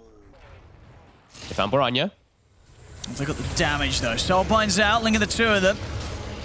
They're trying to push in on this RDO, making his way around the arena. Oh, they haven't got any further catch unless Funny wants to go for it. Blink up in a couple of seconds. I know they'll let them back away. But a fully defensive arena again, and he's had to use it a couple times. Like this, RDO didn't pop the meta just yet either. He's still hanging on to it. He didn't pre-pop it or anything, so they will have it for any fight that does kick off. But now there's no arena. Maybe they try for Roche. Yeah, it looks like that's actually the play. Absolutely. I mean, with meta available, you step over to this pit. I don't think you're not winning a team fight against Level Up right now with those ults on cooldown. And they're going to take this pretty fast hit with the damage from RDO. He's got one hell of a timing. Yeah, Scotty. Manta is finished up on the anti-mage, approaching that next item, but it doesn't feel like he can fight into this. He is extremely high level. That's one thing we do have to always point out for anti-mage. Sure. Since you're the one killing the creeps, you're level 19. Terrorblade's only level 14, about to hit 15. So he does have quite a big level advantage. Oh, Funnick. Funnick. He's found the catch. They're in, and they've got the damage. J4's going to look for the TP out. He's not even going to make it out. Oh, but they're in the ink spot. It does mean that they turn their attention over towards J4, and Milan's actually able to get away because of that. So Milan will definitely be happy with that move from J4. Getting caught instead of him. Game just, it really feels like it's going to be like some 1v5 for Crystallis, that he's going to have to pull some miraculous stuff together. Even though the net worth is so close and everything, it's really starting to just feel really scary when this big fight does kick off. This Terrorblade just feels like he's going to be too much for the rest of them to deal with. And it just feels very hard for the anti-mage to do it against the Terrorblade in this game. Because of how farmed RDO is, the fact that RDO has just kept up in farm over these first 23 minutes. You know, he's doing perfectly on the Terrorblade. So a real challenge here for Crystallis. But, you know, we've seen him do it before. Boranya? And Noob's going to be fine. And he does have a tendency to do this. I think we saw like last season where they'll just slap out the anti-mage rather, you know, aggressively and in a position where he's not afraid of what they draft against it or whatever they're playing. You know, very, very confident anti-mage player. And we'll see if it pays off here. Yeah, very aggressive anti-mage player as well as J4. Does spot out the haste rune. And that's the Axe done on Noob. So all these little things really adding up, as we say, making the fights much more difficult for Crystallis. Until he at least has that. I mean, at this stage, I mean, do you think they need to be looking to fight the anti-mage, or now is it just a race for Crystallis to sort of six-slot himself and name fight? I think it's a race. Yeah, I think it really is. Because I don't think he can show up to these fights. I think if he shows up with these items, he's going to get absolutely decimated by the side of Level Up. Like, the rest of his team just won't contribute the same things. Like, Bloodseeker at this point, he's like a bit tanky because of his items, but he doesn't have BKB. So if he gets caught by an initial stun, he's probably just going to get 100 to 0'd by this Terrorblade. Same thing for pretty much all of the heroes on Ghost Frogs, it feels like, besides Boranya. They are just very squishy to all this stun and control that's coming out. Some good pressure here from Level Up to the tier 2 tower, and as we say, no interest from Ghost Frogs to try and defend this.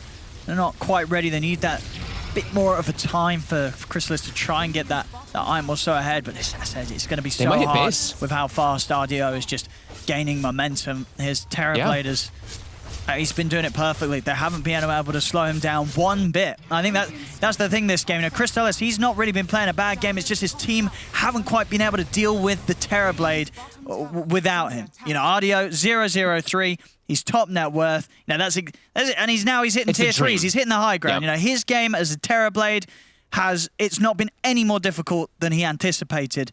Sure, the laning stage wasn't fun, but you know, you're signing up for that when you're playing a TB. And outside of that, RDO, he's done his job perfectly. There's nothing more you can ask for. 003 Terrorblade, like that's great. Sure, you'd want like the 9-0, but that's not realistic. You know, the 0-0, almost 300 last hits, looking great. Yeah. And now he's hitting the base. He's got meta ready. He's got 2 minutes left on the Aegis.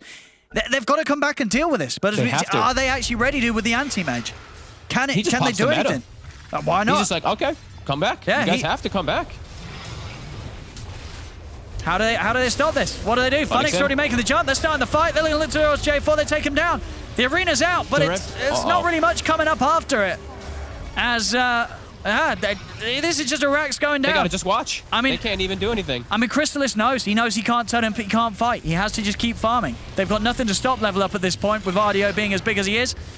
Level Up knows like, wait, well. Let's go mid. It's a free share of Rax. still there. He's got to go.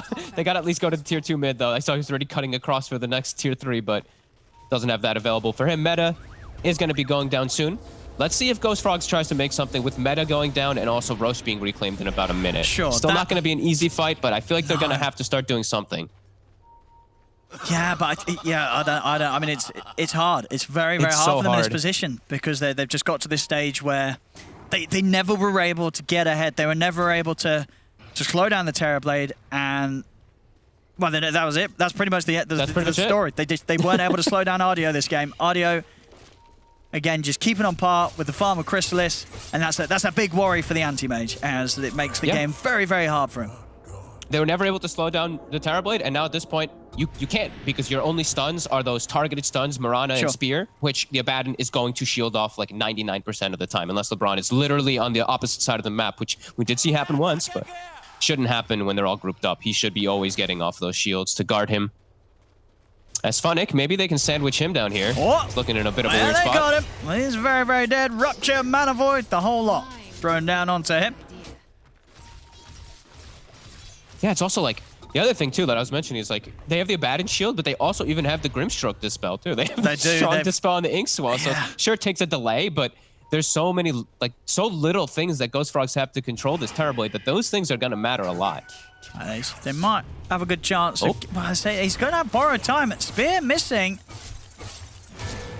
He's going to make them work with it, but with the Yules, they will manage to control them, so they will pick this one up. So a kill for Ghost Frogs. Pressure's being put on, though. This top lane constantly heading in up towards the tier 4s with the pressure of the illusions. And these kills are nice. This is something for Crystallis, but what can they do with them?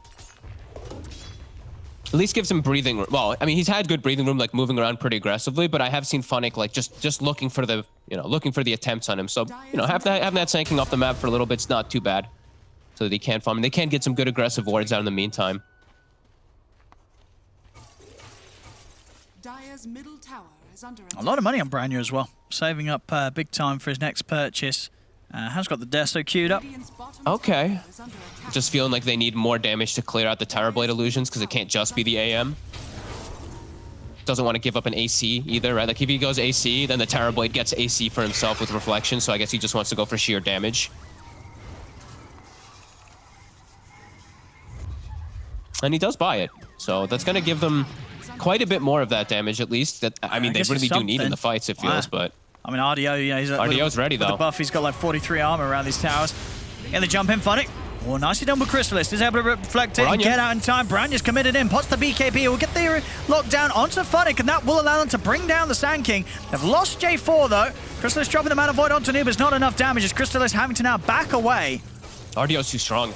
They got to run from this tower. He's like two-shotting it, every single one of them. Milan almost died in 2 or 3 hits. Oh my goodness, run Milan. And we'll be able to cut their losses. Yeah, I think it is indeed by Ardio at this stage. And so, they forced the meta, they lost the CM, they got Funnick. If they don't lose anything else during this meta timing, then it's a fight well done. Yeah, not too shabby. They get to go back, push out their lanes. It will give time for the Terrorblade meta to come back up, but if they can make another hit as soon as their Mars ult is up, perhaps they can take advantage of that. And yeah, look at Ardio. Like, look at Boranya has to immediately pop ult to protect himself. Milan almost dies in 2 hits. J4 gets like 3-shotted.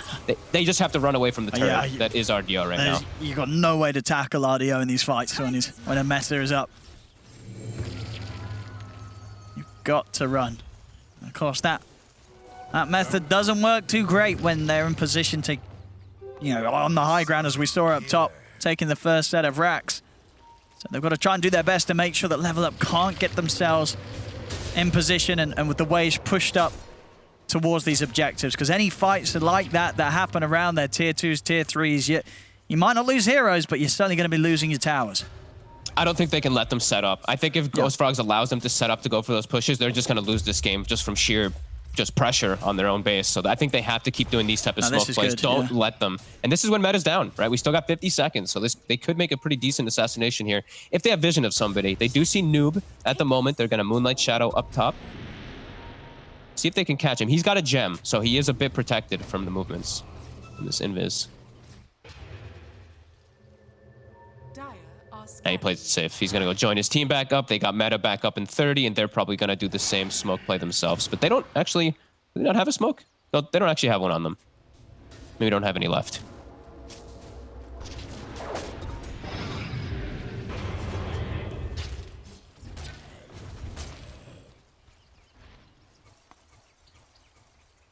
Let's see. I mean, for level up, I guess they're feeling a lot less pressure around this stage. You know, if Ghost Frog want to bring the fight, as long as they're prepared and they're not split up, getting picked off, their team fight, in particular, of course, if they're stationed around RDO's Terrorblade, is going to be very hard for Ghost Frogs to tackle.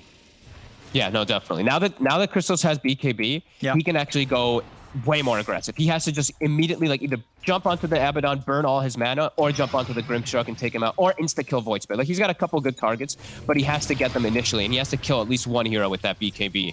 Otherwise, it's going to get pretty nasty pretty quick what RDO is going to be able to do to him once it does wear off. And Roche is up, and it is scouted. So he's going to be able to step in. I mean, Ghost Frog... DD in Oranya's bottle as well, too, and he just picked up the Deso before. They're starting to poke a Roshan. Not going to be able to get the jump hit onto the anti-mage. As he's silenced, he's falling low. Is he able to get out in time? Is he able to put the BKB? Now turns over towards Funny, but Funny with the Ghost Step to so low. Another bash comes out from Roshan to Crystallis. Crystallis has to get out of there. Branya puts the BKB, starts to back away. They've got the vision on him though. Yule's up onto Audio, will stop the damage output for now. The Soulbind connects. He's still alive, Branya. He's actually able to make it away, as nobody other than LeBron dies in this fight. Does mean though that Level Up are able to step back into the pit. They will catch J4 hanging outside of the walls of the Roche pit. And they bring down J4. Audio is able to finish off Roche, get the Aegis. Crystallis, he's tried to jump in for the steal, but it's not paid off. Crystallis is dead, 90 seconds, and he's 1,500 gold short of a buyback. He blinked. He threw everything in to trying for the Roche steal, but that might just... That could be at least a set of racks here. But that might just be the game, honestly. Like, RTO probably could just push it down. Oh, man. I mean, he obviously felt the pressure to try for that high risk, high reward play, jumping in for the Aegis, but it was a little too slow. He's gone for a minute. And without the anti-mage, Audio nice under there to keep Funny at full HP. Actually set him up to get a 3-man Inkswell stun off on the front lines. Epicenter and Power Strike, it's all coming out. As 3 are dead on Ghost Frogs. And it's over. They crumbled. Yeah, I mean, that was... Woo! Yeah, just falling apart here. Jump in. They'll have a buyback from Branya. But Milan's dead. No buyback on him. RDO's low. See if Toby can get a bit of a cleanup here. He's trying for Funnick. They will manage to bring down Funnick. LeBron as well also will fall. So Ghost Frog's getting a couple of the kills on the back of this defense. And Toby and Branya, they're trying to chase for more. Audio. He wants to get him for a cheeky Sunder, but he has to be a little careful of the nuke damage from Branya. They see him as well, too. He's got the thirst on him. He's like, all right, screw this. I'm just... Get over here, DNZ. I mean, as much as they would like to just run at them and take a fight 3 versus 2, they also kind of don't need to. They know that they're in a very comfortable position. Sure, the game is not going to end here, but it is just Level Up cementing that lead even more comfortably. And, you know, the weights on sort of the shoulders of Crystallis are getting heavier and heavier. And unfortunately, because of that risk, he did try and take around the pit. Yeah, it's grim. It really is. I thought they would really just push it down. I thought they were actually going to use the Zeal on RDO. I thought he was going to take the shard for himself since he was melee and just do that super fast push with it. But they gave it to the Void. He passed it off the Void Spirit. Yeah. More sensible, probably. As Noob, he hasn't purchased anything in quite a long time. Hasn't felt like he needed to after he got Hex. He almost has a full Hex. So the game is just, yeah, like you said, continuing to get more and more difficult for poor Crystallis. And he has to make the entire team fight work in his 8-second BKB, it feels like. Yeah, I guess the shard on Void Spirit rather nice against the Rupture, right? You get Ruptured, you're going to be jumping far out of range of any possible damage follow-up. Yeah, no, definitely. I actually like this one quite a lot. It's a lot of damage. Like, they buffed it significantly, like plus 75 extra. It's a lot of damage now in one spell. And yeah, your reach just becomes even more insane. He actually took Astral Step Charge Restore, which I haven't seen anyone do in a bit. I've seen everybody been taking the Spell Amp, especially when you have Ags now, because the Astral Step got nerfed so much. But either way, not a big deal. And he does want to just be playing around that reach. Ghost Frog's got to get back. Trying to get out on the map. The push is coming in on the mid. As Noob, he's also finished up his Hex. So additional lockdown that Crystallis is going to have to deal with if he tries to do something in these fights. They've at least got Crimson Guard to slow it down a little bit. Backlines. They're looking for the jump on the backlines. They found Funnick, but they've lost Milan. Funnick, he's up in the air. He's going to be fine. Soulbind looking out the two of them. Crystallis and Branya, they've got to head back. They've got to run. The BKB comes through and gets off the counterspell in time, but Funnick's still in with the Burrow Strike to lock down into the Phantom's Embrace. They've got the silence out. Audio's over with the damage. Crystallis, he gets out just in time, but Noob, he's chasing him down. Crystallis into the trees, still alive here. As he'll manage to make it away, Branya will be trapped in the trees though. He'll fall, dead for 100 seconds. Noob ruptured, similar, easily able to jump out into the safety of the trees. They've got all the buffs from Funnick's shield, Yule's up as well as he dodges the Blood Bright. He'll live. It's too much control. Crystallis just can't do anything. He's literally almost gets 100 to 0 just inside of these stuns and silences that all of Level Up does have. Like every single hero has a way Audio's just to walking control in for these kills. J4. Glimmer on J4 will keep him safe, but Audio, he's got the game in sight. As he's looking towards the tier 4s, he's going to be looking towards the Ancient as well. Crystallis, what can he do? Can he achieve anything here? He's going to get caught out by the stun as Toby just getting destroyed by the damage output of Audio. He has got a buyback on the Bloodseeker. They're going to have to do something about this Terrorblade as Audio is beaten down onto the Ancient. He's still got a BKB and a Sunder available, and there it is. BKB Sunder turns around, takes out Toby for a second time. Bloodseeker's out. Crystallis trying to fight up against it, but he can't do anything against the Terrorblade. It's far too late. As the Ancient continues to fall, they catch Crystallis. He's trying to escape back towards his Phantom. Will be able to put the BKB, but the Ancient is falling. This game, it is over.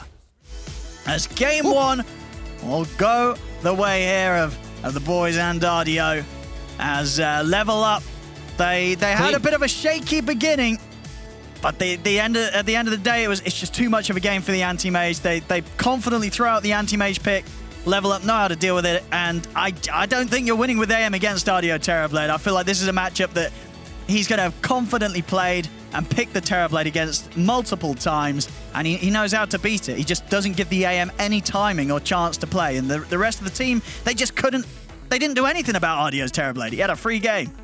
He had that's like the perfect game for Terrorblade. Yeah. You never get chased out of your jungle. You're never really getting pressured outside of your like ancient stacks or anything like that. This Terrorblade literally played his own free game. I think there was only that one big mess up from Level Up, right? Where the Abaddon doesn't TP to the fight. They lose 4 or so. Ghost Frogs get some huge space. But besides that, Level Up did everything right. They were constantly hunting. I love that they were pairing up like the Sand King, the Void Spirit, the Grimstroke, constantly looking for kills and pickoffs. They shut down everybody on Ghost Frogs except for that AM, and Baranya had a rough one. This Mars, he had too much pressure on him. I think he just like, when you have to literally land like the perfect ult and you're playing versus a bad and you only have like 1 or 2 stuns, the game just gets really difficult. And I think the Level Up just played really well around that, just understood how they needed to play versus that limited stun and control. Absolutely. Yeah, very well done by Level Up. And as you said, Jeff, definitely towards that. Yeah, after their shaky beginning, the team play really becoming very evident for them as they just set the game up perfectly and made the whole map a beautiful haven for Audio's Terrorblade to just go to work. As game one will go the way of Level Up. Yes, strong performance from the Terrorblade of Audio indeed, and the whole team, of course, falling into place there as well. We're going to talk about this game as we prepare for game number 2 of this series after the break.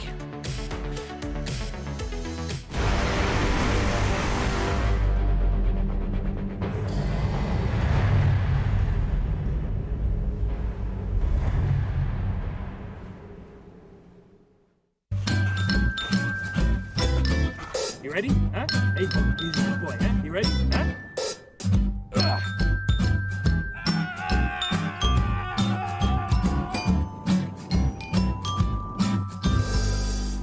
Start your esports career now at play.eslgaming.com.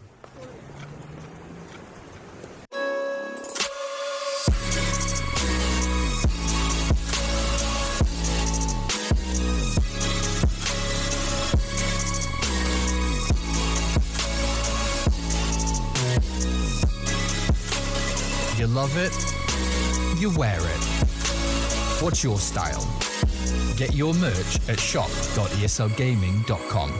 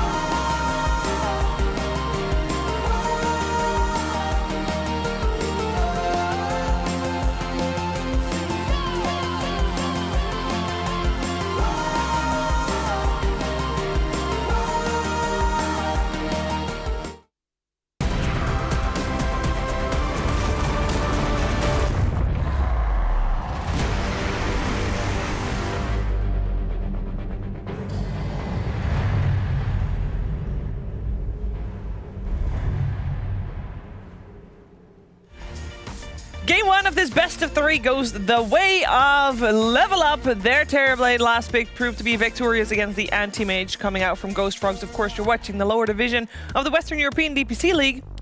And this was only game 1 of a best of 3, so we'll see Ghost Frogs have a chance to force out that third game of the series in a little bit. But first, I'm here with Kyle and Moxie, and we're going to break down this first game of the series. A lot of happy faces on the side of Level Up.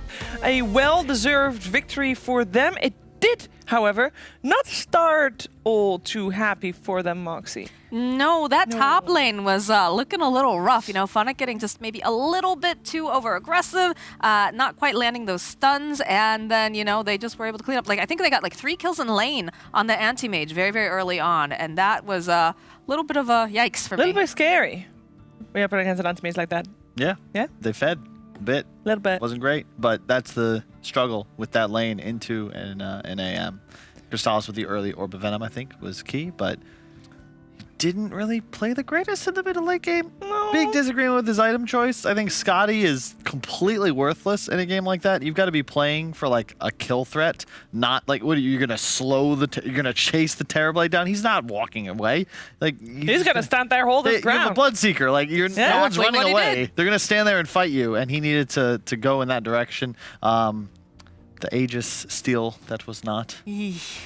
Was it a needed attempt? Like, is that one of those plays, like, if you don't do it, you lose? If you do it and fail, you lose? If it wasn't a Terrorblade, I'd say yes. But realistically, if TB pops meta and respawns with Aegis, like, he's still not strong, right? Like, I think that you probably are losing this game anyway, but you just solidify and cement that when you make a move like that.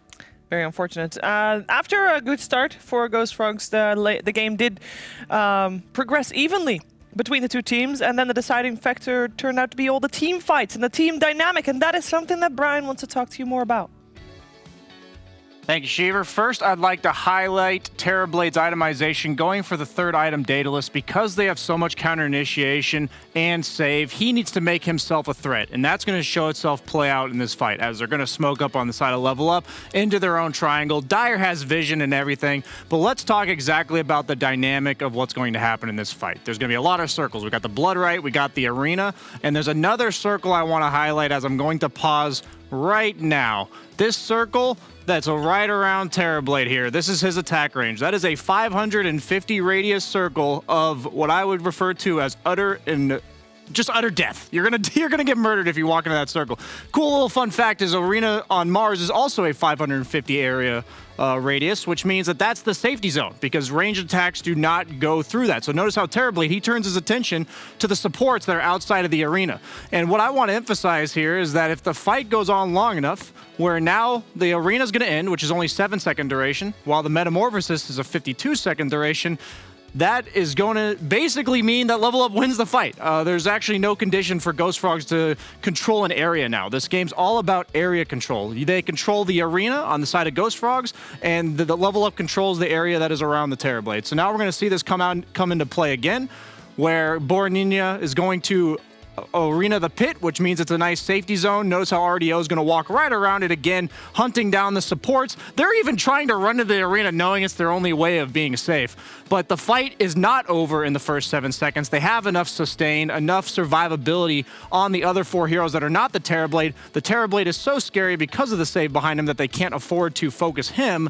And that means that after that arena pops out, there's just really nothing they can do because that 550 area radius circle around RDO is absolutely all of his control. And Anti-Mage, he tries to desperately blink in for this Roche, but it's not going to work out. It explains why they're not able to defend their own racks, why the fights have prolonged go in favor of Level Up, and I think it was really fun to talk about circles.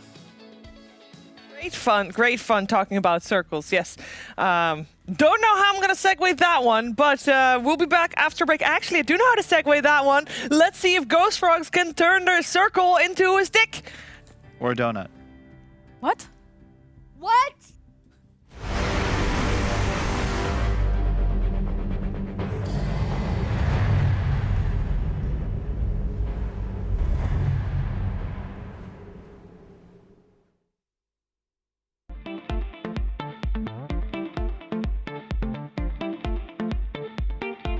It's like a wild wind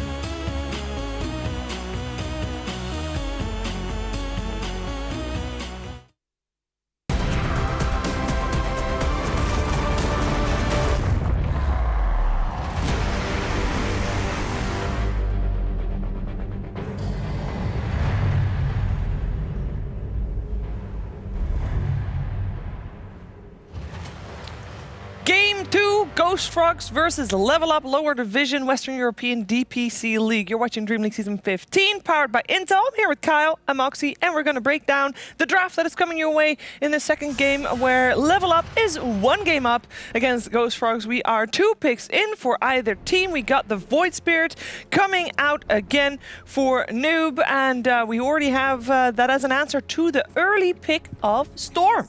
It's a very early AA as well. It is. I don't know how to Are they thinking Timbersaw, perhaps, to match up with the Vortex? It's possible, but... I'm surprised at the early... Like, usually I don't see Storm picked up that early unless there's a Beastmaster. That is... I think it's definitely upgraded in value, I think. A lot of regions have experimented with first doing Storm just as a opener. The same way Void Spirit was became a first too. I think Storm, just with the rune changes, farms too fast, and I think it was I can't remember the region, but I think it was somebody on the NA broadcast was talking about how Storm basically is reach. Like, you don't need any more catch as soon as you have Storm. There's always going to be a way to start the fight, specifically when you're playing against all these backline supports like Warlock and Oracle everyone's picking. It's just Grimstroke, another example. Like, you can actually get on them and kill them, which is key. Look at that Milan support, by the way. First phase ban Mirana. How often do you see that? Just respect. Mucho respetos. Nothing like taking away someone's signature hero. Speaking of signatures,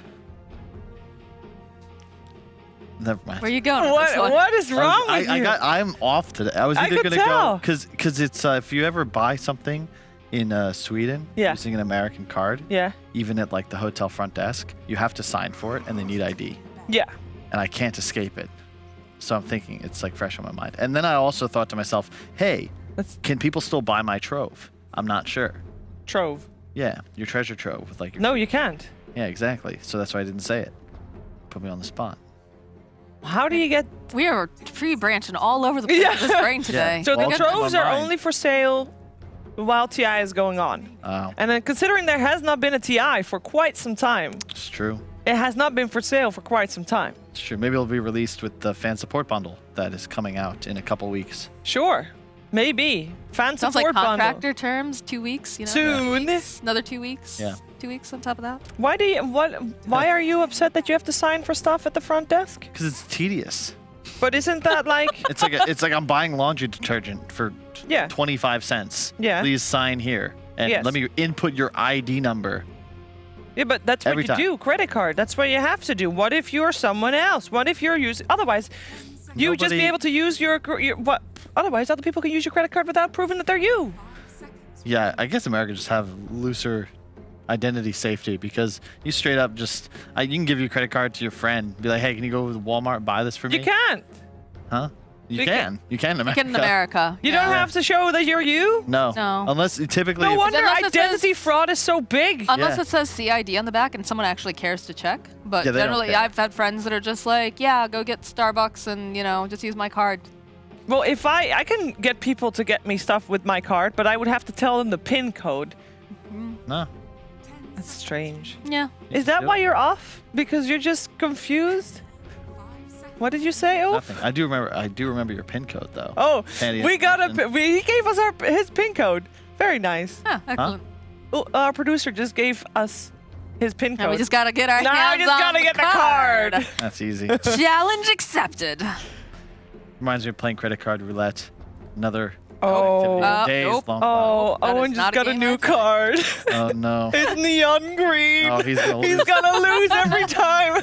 I already told Blitz he was very happy. Blitz had a red credit card, and he always was the one getting chosen. Oh, because they picked the shiniest one. Blitz came up with like a backup card that was just very boring. It was like gray. Yeah, Doesn't so look no one fancy would at pick all. it. Yeah. But it was very heavy.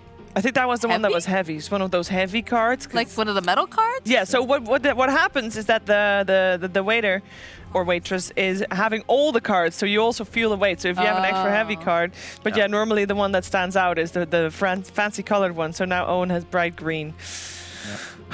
Rip. And we already, no. I sent him with my debit card from like 2005. Nice. They'll never pick that one. And also, You're gonna think it's fake, dude. exactly. That's perfect. They would never pick it. They would never pick it.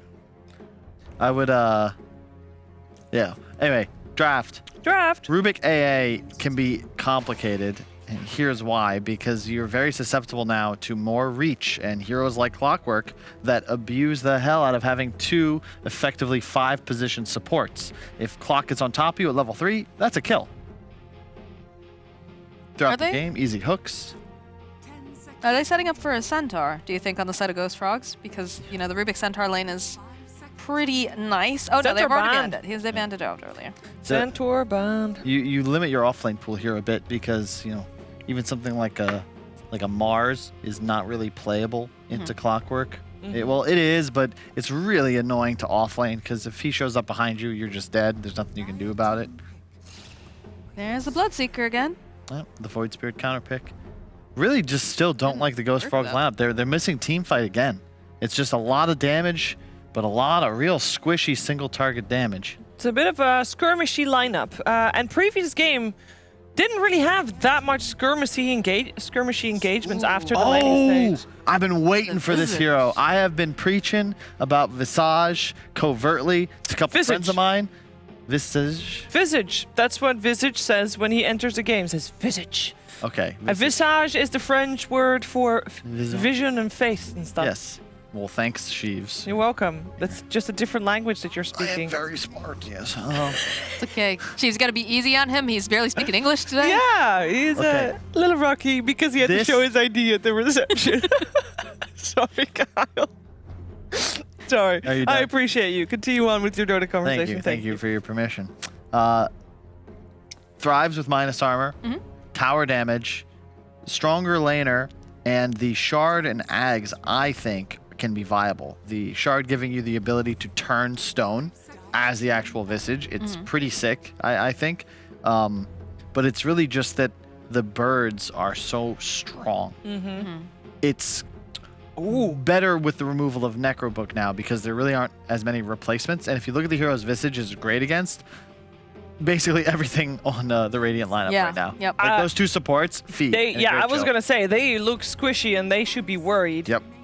What position do you play it as at the moment, though? Because with the Void Spirit picked up... It's 100% a carrier and offlaner here. Probably laning with the clock and great synergy with that hero. Also, huge fan of the level 10 talent. I think it's either 2.5 or 3-second increased duration on Grave Chill, which is like you just get so much attack speed and the hero you slow just dies. Moxie, do you know if RDO plays the Visage? I believe he does. He played with Weehaw for a time, right? He also he knows how to micro. That's not an issue for him at any point. Because at the moment, Ghost Frogs is actually banning out RDO heroes, or at least they did with the Ursa. So they must assume that Visage is going to be. You played Visage though, right? Last season. Yeah. So I think they've got. I think it's most likely going to be Noob. I think they're going to put Void Spirit for something. It's Void Spirit for Funnick. Yeah, the matchup against Storm is weird because you can't push the lane, but Storm really hates getting Grave Chilled. You can't CS super well, so you'll likely just see him push the wave. Visage at 6 then becomes a lot more difficult to deal with. I believe RDO is also an Arc Warden player as well, if we're talking about like just microing. Not that it could show up in this game, but just the fact that, you know, he definitely could handle a Visage. Should they decide to shift it? I don't really like the idea of just putting all their eggs in a Visage basket, though, so to speak. No. I would like to see it perhaps. No, it's like a semi-carry. You could have something else here that can... You want something harder that's going to be the eventual win condition, I guess, if that makes sense.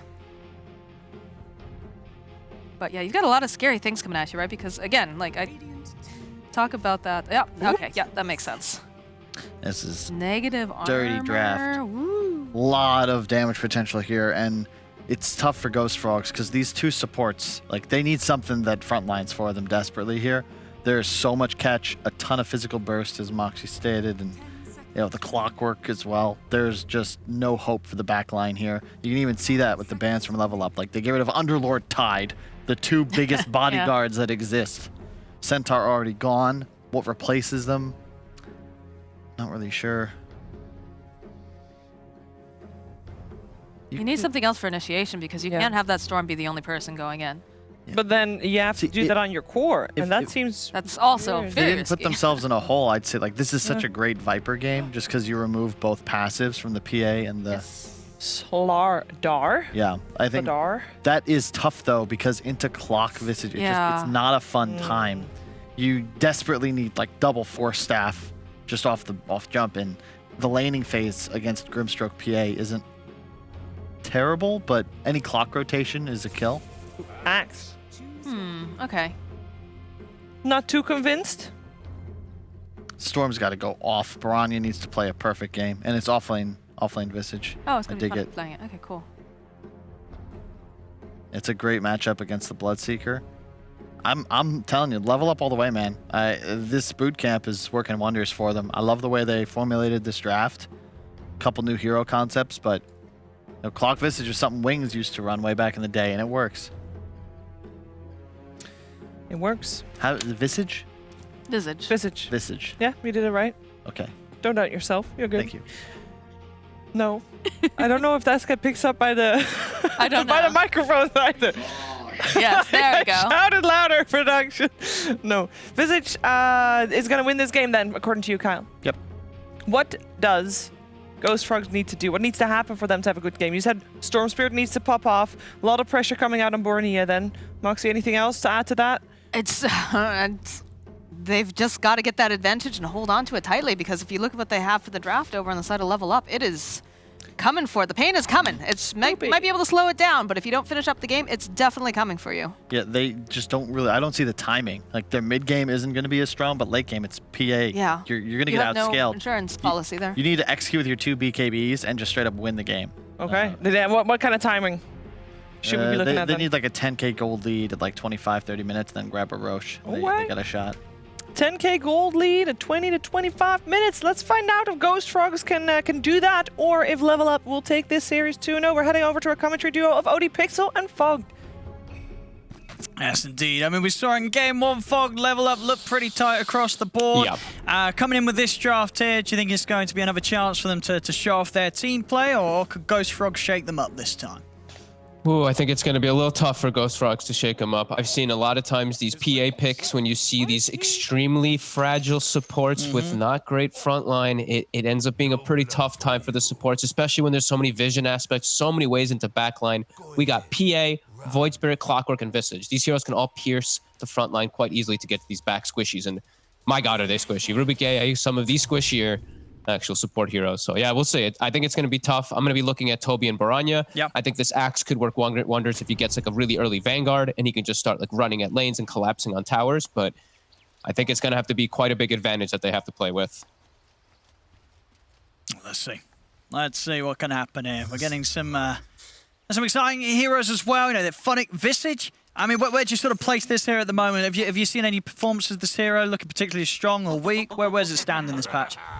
Nothing, not too crazy. It's kind of, it's like dead even. I know SEA and China have been liking it a bit. Yeah. JJ gave me some stats too. It's like 5-5 in the patch, 4-4 in DPC. They picked it a couple of these offlaners. Lacoste had been talking to me about it too. How he thinks it's pretty strong just because that mana cost. If you look at the Soul Assumption, it's 125 at all levels. It's unbelievably strong. It's a huge buff on the hero. Plus, you know, the Shard got buffed too. He just got significant amount of buffs. Oh, Milan. Milan. He's been found here. That will be a first, but they'll try and give it over towards Noob. And they've managed to do that as well. Noob will start the game. First blood for the mid laner. Well, that's a dream. Play versus Storm Spirit lane that could normally be a little bit difficult for the Void Spirit, perhaps. Now, you know, just he's going to be having stick charges to start with, a really early bottle. Noob should be able to do very well in that one.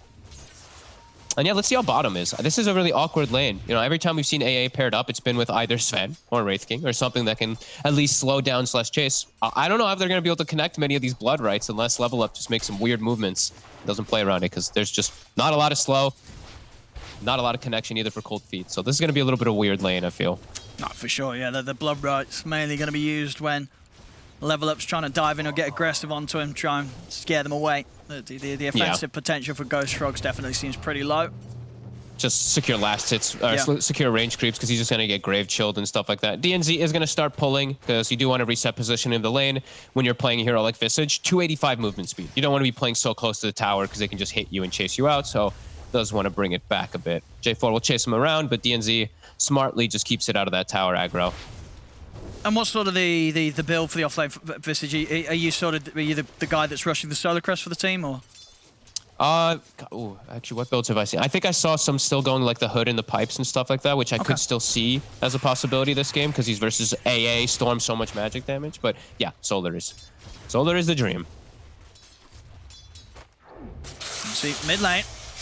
Branya getting pretty low here. He's just having to deal with the first blood. The early bottle on Noob, he's got it pre 2 minutes. It actually just puts a lot of pressure onto the Storm Spirit. You have no regen.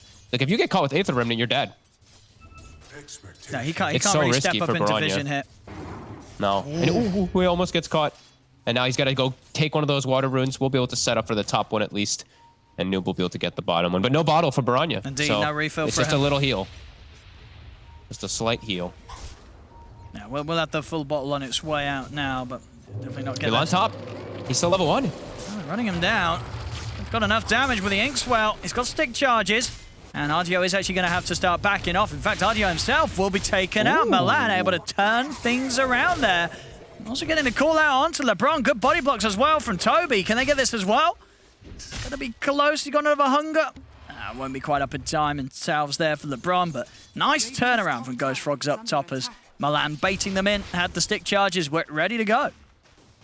Hits the level 2 off the next creep too. That kind of saved him so that he could get that lift off. That was really close to them getting the kill. But yeah, stick charges doing wonders versus that PA lane. As bottom is, Bloodseeker's actually doing just fine for now. He's actually he's got this ridiculous armor. Visage's damage isn't the highest, so it's gonna take some time. I've seen Funnick miss quite a bit of last hits too, but Chrysalis, he's gonna have a good advantage at least to start off the lane. Yeah, it's going to be a bit of a slow start, slow farm for Funnick here on these first few waves. But I mean, hey, that's what happened last game, right? We saw Funnick have a pretty abysmal start to the lane, but then of course the rest of the game was perfectly fine for him. So he did have a make flash it work farmer with a bad start. Sure. To be fair, he was tanking, so you can just, Sandstorm, push waves. Visage is a lot more about you have to start winning some fights and some battles because you don't flash farm. You're just about getting kills and just pressuring objectives with your birds. But he's got level 3 now, so he is stronger. DNZ, once he gets 3, that's when they're going to start playing aggressive down here. They've got crazy amounts of damage if they can actually isolate any targets. Do you think, are they going to be able to catch Branya here in the mid lane? Oh, nice. I think they're just going to secure runes. I don't think he's going to go check. Bottom J4, he does get caught by the battery assault, and he's looking quite dead. Oh? Yeah, he is. Let me see, once the charges are built up, that Soul Assumption nuke in the lane very much hurts. He used his entire mana pool, though, on Funnick. I want to see them get either like a Bassi or just some Clarity / Mangoes down here, as DNZ actually finds Crystallis. They don't have a second nuke, but they do have a Grave Chill. Ooh, they actually messed that one up. Yeah, DNZ can maybe continue to stay in range of the battery assaults, but stepping far enough away that Crystallis is able to walk out of range. RDO was low HP top too, so the thirst started kicking in, so a little bit faster on Crystallis to get back to his tower. As lane's looking pretty decent so far for Ghost Frogs, which I feel like they do need to have happen. As they're chasing LeBron up top. Ink swells the creep wave. It walks right past them. And he will die. Comes at a price. Wait, for how long is the game now? Do the creeps ignore it again? Isn't it 5 minutes, right? It's 5 minutes. Until you, I think, right? I was just thinking through that because you don't normally see that much interaction. Yeah, they just like walk past. But of course, there is that later stage of the game now where they walk past. How long is it actually? Is it 5 minutes? I mean, it must be. I can't remember. I just know you have to be very close to the tier 1 to get the aggro on them for a very long time. Yeah. And then you kind of stop doing that usually around 5 minutes. So. Yeah, I must say, I think you're right. I think it may have just been a wave too early. Because if he gets the aggro on those creeps, he gets the spins. More damage will be done. Either way, LeBron is going to look to make a play now around mid. Ooh, they're going to smoke Noob top, actually, to help out the top lane. So PA doing okay, but they know that the Axe is getting a crazy amount of farm. They want to slow Toby down. Toby's actually, he's rushed Phase Boots. I thought he was going to rush Vanguard in this lane, but wants to continue just running at heroes. Might just get caught here by Noob. Yeah, straight in. Sets up for the Inkswell stun. They've got the damage nuke. Toby will get the call off. He's going to try and run, but they've still got further catch with another Astral Step. Toby will be taken down. Lane creeps can no longer be aggroed by player until 5 minute mark. It is okay. So it is 5 minutes. As Boranya mid, Wanting to put some pressure onto Noob as he just returns, burns some raindrops. He's got a regen, so he's just trying to push as much as he can with this catapult wave here, keep it alive. He's going to tank the wave too, and just keep forcing this tower. And this is a great move for Ghost Frogs. A lot of objective damage here. And Noob has to be careful too. Like, Baranya could still go in and threaten him a bit. Oh, absolutely, yeah. As dragging the creep wave right back, not wanting to stand anywhere near this storm with the regen popped. Baranya continuing to maximize with this regen too, gets a nice amount of farm to continue, getting this gold lead that they have 1k. As bottom, J4, he's... They got him. DNZ will go down in return though, so Crystalis, for sort of, even though the deaths around him on J4, his lane continuing to be pretty much a free farm paradise for him down bottom. And he's actually, okay, so Funnick's putting the 3 points in Soul Assumption. So the lanes that I think I've seen do it, I think it was, I want to say, I haven't gotten to see too many of it, but I know his Elephant really likes it. I think they went like 1-2-2, and then they would max the Grave Cleaver, I think. Well, I can't remember, but he's going to be going for more just straight aggression, and they do have heroes that works well with it. I actually love Visage plus Grimstroke together. We're going to see double Soul Assumptions coming out, and then probably 4x Soul Assumptions when we hit level 15. Lots of fun stuff there. That's gonna Mid. Be... Nice little bottle refill. And DNZ is hanging around, is trying to do some de-warding, but won't be able to make any moves. Rupture top. And diving in for this. TPs are coming over. Noob, he's going to be in here to back things up. Toby's trying to find Dardio.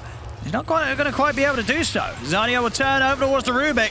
Extra TP's coming in as Funnick's also ready to join the fight up here. As a big zip comes in, Baranya will cross and set up 2 kill off RDO there. Gets him low enough for the dunk to come into play. They will bring down the PA. They can get everyone out of it, Ghost Frogs. This will be a pretty nice move for them to make. In fact, Toby wants to go back in. He runs straight in for the call, catches Funnick. Funnick gets a solo sub jump, but Toby's able to get in and get a second kill here with another dunk. And the speediness allows them to just run away. That is pretty huge. They also keep the storm alive somehow. Baranya, he gets the stick charges off, can reset. Now gets his bottle refilled, so he can actually keep his presence on the map as the storm spared. Some nice teamwork coming out from Ghost Frogs there. Very nice. Looking like they probably lose some heroes, but somehow they all get away. I actually can't believe that all of them scurried out. I mean, yeah, you don't normally see a team being able to go for that sort of dive past a tier 1 against a team that pretty much TPs in their entire roster to try and fight back underneath it. And the team that's diving gets away with it, and gets away with it big time. 2 huge kills there for them picked up. That really is the beauty of Axe, right? If you get these successful dunks, like everyone's just moving that much faster, able to reset. Also the thirst for the Bloodseeker. They lose Milan, but hey, just fine. The other thing that did happen was Funnick, right before he TP'd, he actually summoned his birds. So his birds were down bottom. If he had the birds top, could have seen a different story. But that's what happens. That's top now. Pressure will come out. I like this first movement by Crystalis too. I like that he recognizes he's a Bloodseeker. So he's got to play fast versus PA. He wants to go play and get those ruptures on him early. So I like that early aggressive move.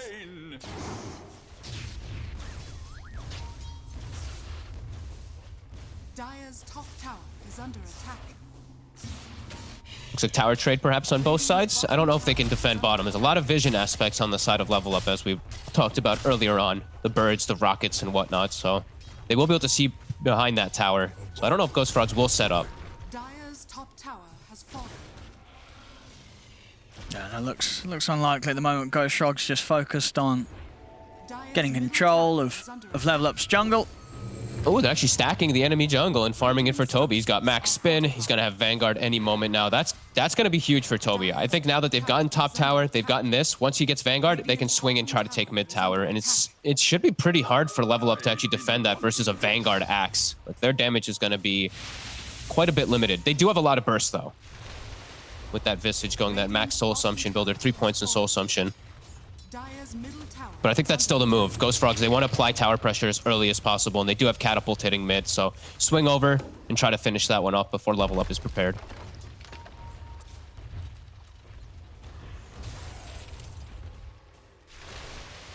Nope, looks like Ghost Frogs, Toby's just going to farm an Ancient stack instead. He already has the Vanguard, so that means tier 1 mid will live a little bit longer.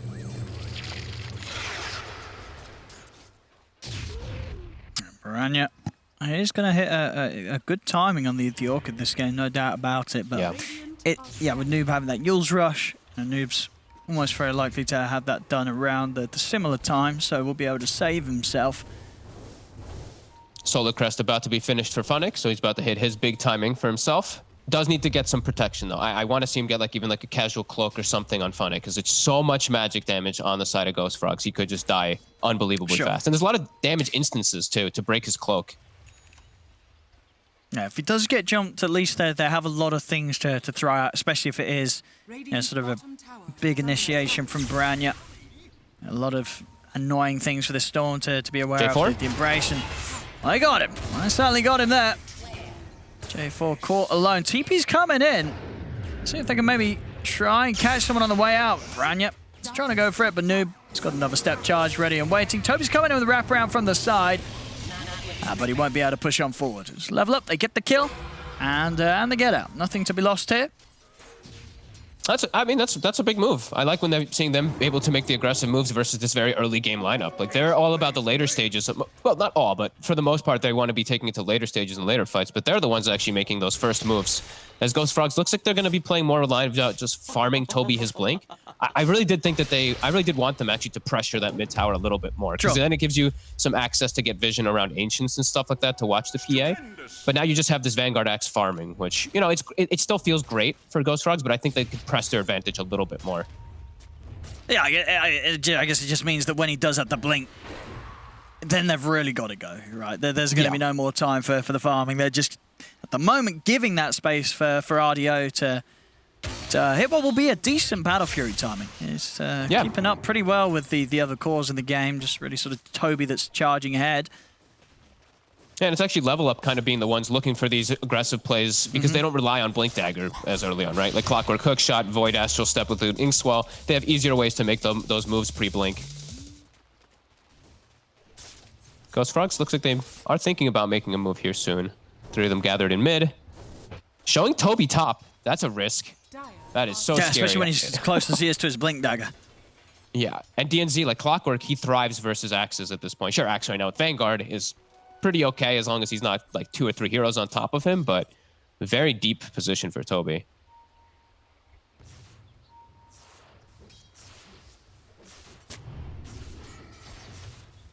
Yeah, RDO, he's just going to get the freedom to finish his Battle Fury. I feel like that's pretty good for Level Up, even though they are losing a bit on the net worth and that experience. You know, this is a PA draft that has a Solar Crest already built into it. You don't mind just like chilling out and they're not pressuring you when they have a Bloodseeker carry. You have to be feeling kind of okay here about all this. They're not taking your towers. They're just kind of farming. Some beautiful stacks here as well that RDO is going to very easily be able to clean up after he has the Battle Fury out. And just a few hundred gold away from having it complete. So if the game continues to be as passive as it is, yeah, he hits that Battle Fury timing in less than a minute, really. And he's able to clean up that Ancient stack. He's going to be top net worth. This PA is going to have no problem with how the start of this game's gone. Unless Ghost Frogs can bring something else against them. Level Up, though, this time around the PA, they're happy to fight. They're still very strong. They've got a lot of great catch. So it isn't easy for Ghost Frogs to make that move. Toby about a creep away from having the Blink Dagger. So we'll see what happens then, but it has slowed down. And yeah, RDO's going to have a big smile on his face because of this. Absolutely. And they're smoking up top. I thought they might be smoked to get a ward around Ancients, but looks like they're smoking around their vision for that one ward that they have lasting about 3 more seconds. Yeah. They have Orchid. They have a lot of burst damage. So if they do find anybody, they'll kill them pretty damn quickly. But I mean, PA is just going to get Battle Fury done in a second and then farm Ancients, and they're not going to contest it. So PA is going to have probably higher net worth than everybody on the side of Radiant in a couple moments here. But that's the Axe Blink, right? It's coming out of the Courier, so now maybe they can make a big move. I mean, ideally for them, surely you want to be trying to head into this triangle, right? You've got to know there's a high chance that this is going to be that point where maybe, as the PA does, have that Battle Fury, they're going to be farming these Ancients. Yeah, this is where I was saying, like, I wanted them to press more for mid tower, right? Like, if this mid tower is gone, it's a lot harder for Level Up to just secure this Ancient area. But now with mid tower, it's a bit safer. But now Ghost Frogs with the Blink, they're gonna try, but the Ancients are almost dead. Right, and Level Up set up, as you say. There are 4 heroes around him, making sure that RDO has the space and time to clear these Ancients. It's very hard for Ghost Frogs to make the jump. Toby's coming in. He's gonna get the call. This indeed just onto the one. I mean, they'll kill LeBron. What's the status of the Ancients? Everything apart from one already been farmed. So a support kill found with the Blink reveal, But Ardio, he's hit his ancient creeps, and he indeed is, shooting up the ranks here towards that top spot. They've got to find this PA. They've got to do something about Ardio. Otherwise, they're going to have a similar situation as they had on their hands in Game 1 against Ardio's Terrorblade just being completely uncounterable in the later stages. Oh, absolutely agreed. They need to start catching something, but Level Up's not giving them many opportunities. Like the way they set up there, your 5 position dies, it's perfect. Your Clockwork's rocketing, pushing out mid. Your Visage was not really showing himself top. Funnick just pushing in the top wave with just his familiars. So they're doing a great job of splitting up the map and just slowing down this lead, which is 3-4K. It's just been chilling there for some time, but they want more on Ghost Frogs. And we'll go down here. Level Up, they've been able to isolate J4. Separated from the rest of the team, caught on the high ground. Toby still maybe seeing if he can get in and get a call off, but they're just backing off. And little things like this, you lose a hero, you don't have the follow-up of the Ice Blast for a bit of time. It becomes that much harder for Ghost Frogs to make the moves that they really need to do right now. Yeah, absolutely.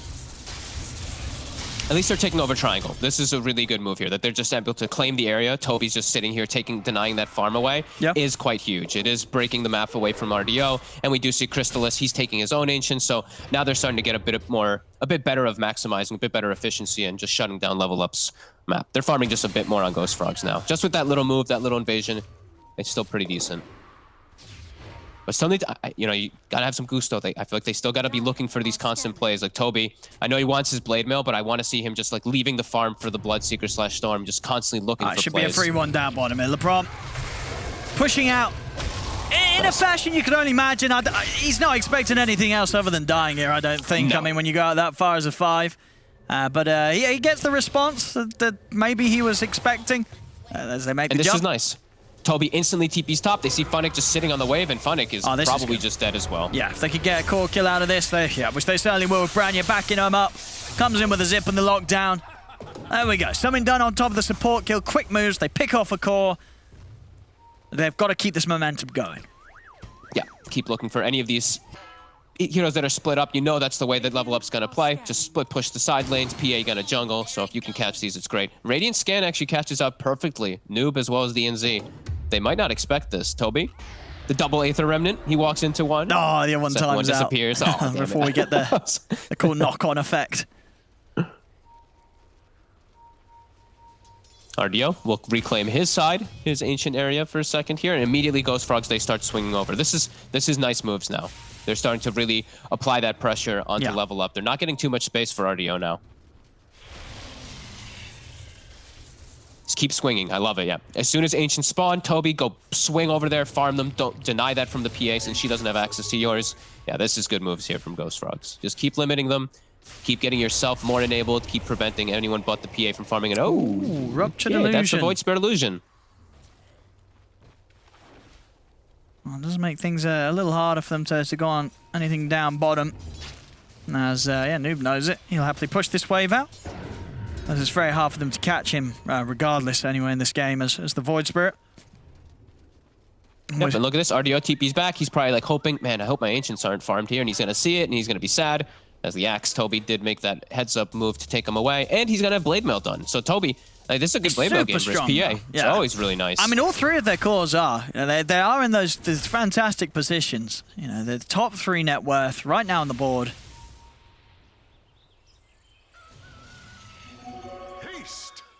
Yeah, still looking pretty good. And I mean, it's ridiculous. Bloodseeker with his +7 armor talent. Like, look at this armor. So the PA, we're talking about RDO. He has to jump backlines and stuff. Killing his Bloodseeker is always going to be a tough ask. Yeah, they are so strong right now, Ghost Frogs. They've got to get in there. Looking towards Roshan. They don't really hit Rosh. Their heroes are not the greatest at it. Not very fast, at least. I mean, they've got ways to tank it, but it's not going to be quick if they want to go for it. No medallion or anything either on anybody. So I don't think that if they want to go for Rosh, it has to be off of like a 4-0 or 5-0 fight. There's RDO. He's got the BKB queued. Probably feeling like he needs that in order to join any fights. And yeah, with the catch they have, I mean, BKB in a Battle Fury, as you said already, there's some squishy targets, some lovely ones to jump with the BKB, they'll be able to find it. We'll lose LeBron again here on the front. That's a Grimstroke down, but the information that Level Up need to get out of there, and Ghost Frogs won't be able to this time catch anything else on top of that. Yep, instantly the split push continues. Noob starts pushing the mid lane. Funnick will continue to set his birds up top, and it's the 5 position now twice in the last, what, 2-3 minutes? They just find that, but maybe that's going to give them the window for rush. They still don't kill it the fastest. Let's see. Well, they're going to try. Ice Vortex actually making it a little bit better with the Maelstrom and the damage coming through, but let's see. J4? Oh, onto the side, yeah. That's a dead AA to start things off, and that is going to give Ghost Frogs a bit of a spook here. Do they want to keep pushing onto this Rosh? As we said already, we were seeing that it's not fast. No. I don't... It's hard. I'm surprised they touched it even. But Ice Vortex and the Maelstrom procs with Blood Rage was actually making it a lot faster than I thought it would be, but still quite slow. And there's so many vision tools, like we mentioned, for level up. They can keep just poking in there, just getting any information needed. So, yeah, I don't want to take too long doing that, because that's just going to buy time for RDO, who's it is, yeah. very RDO quickly approaching top. He is. That's just sort of the expected outcome when RDO's been able to find the space that he has. And all in all, just, again, level up's positioning around the stage of the game, especially when they're against a lineup that, at the moment, you know, they are sort of, they have the items. They are ahead, they're up 4K, but level up doing an excellent job of just limiting the moves that Ghost Frogs can make, and just setting up really nicely for RDO to be able to constantly find his place to be on the map. Like there seems to be very little times this series where RDO's in a place that feels risky. You know, he always knows the limit at the risks he can take with his farming positions, and it's certainly showing this series. Yeah, and they're definitely, it's good communication when you can tell that everybody's on the same page like this. It's avoid, right? Just avoid fights. Yeah. If someone gets caught, you leave him. Like LeBron gets caught, they just leave him. They don't try to back him up with anything. However, if they see one of these squishy supports out of position, they'll assassinate them quick as well. DNZ doesn't mind just hookshotting in for that. Again, DNZ tends to be the big playmaker for this team. 3-1-4. Even though it's been such a quiet game, he's still doing a great job, and I like the itemization. They've got Hood on Clockwork, they've got Pipe on Visage, so they are preparing for those later things that will kick off.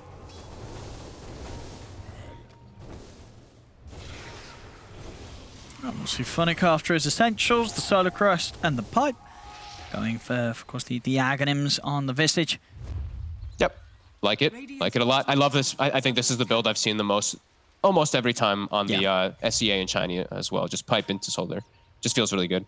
There we go, Ghost Frogs with the smoke. Let's see what they can catch. This time they're hoping for more than LeBron, which is kind of what they've been caught left with the last few times. They'll be able to upgrade themselves a little bit. This time round, the catch will be on to DNZ. So it's better than LeBron, but of course still not one of the cores of level up.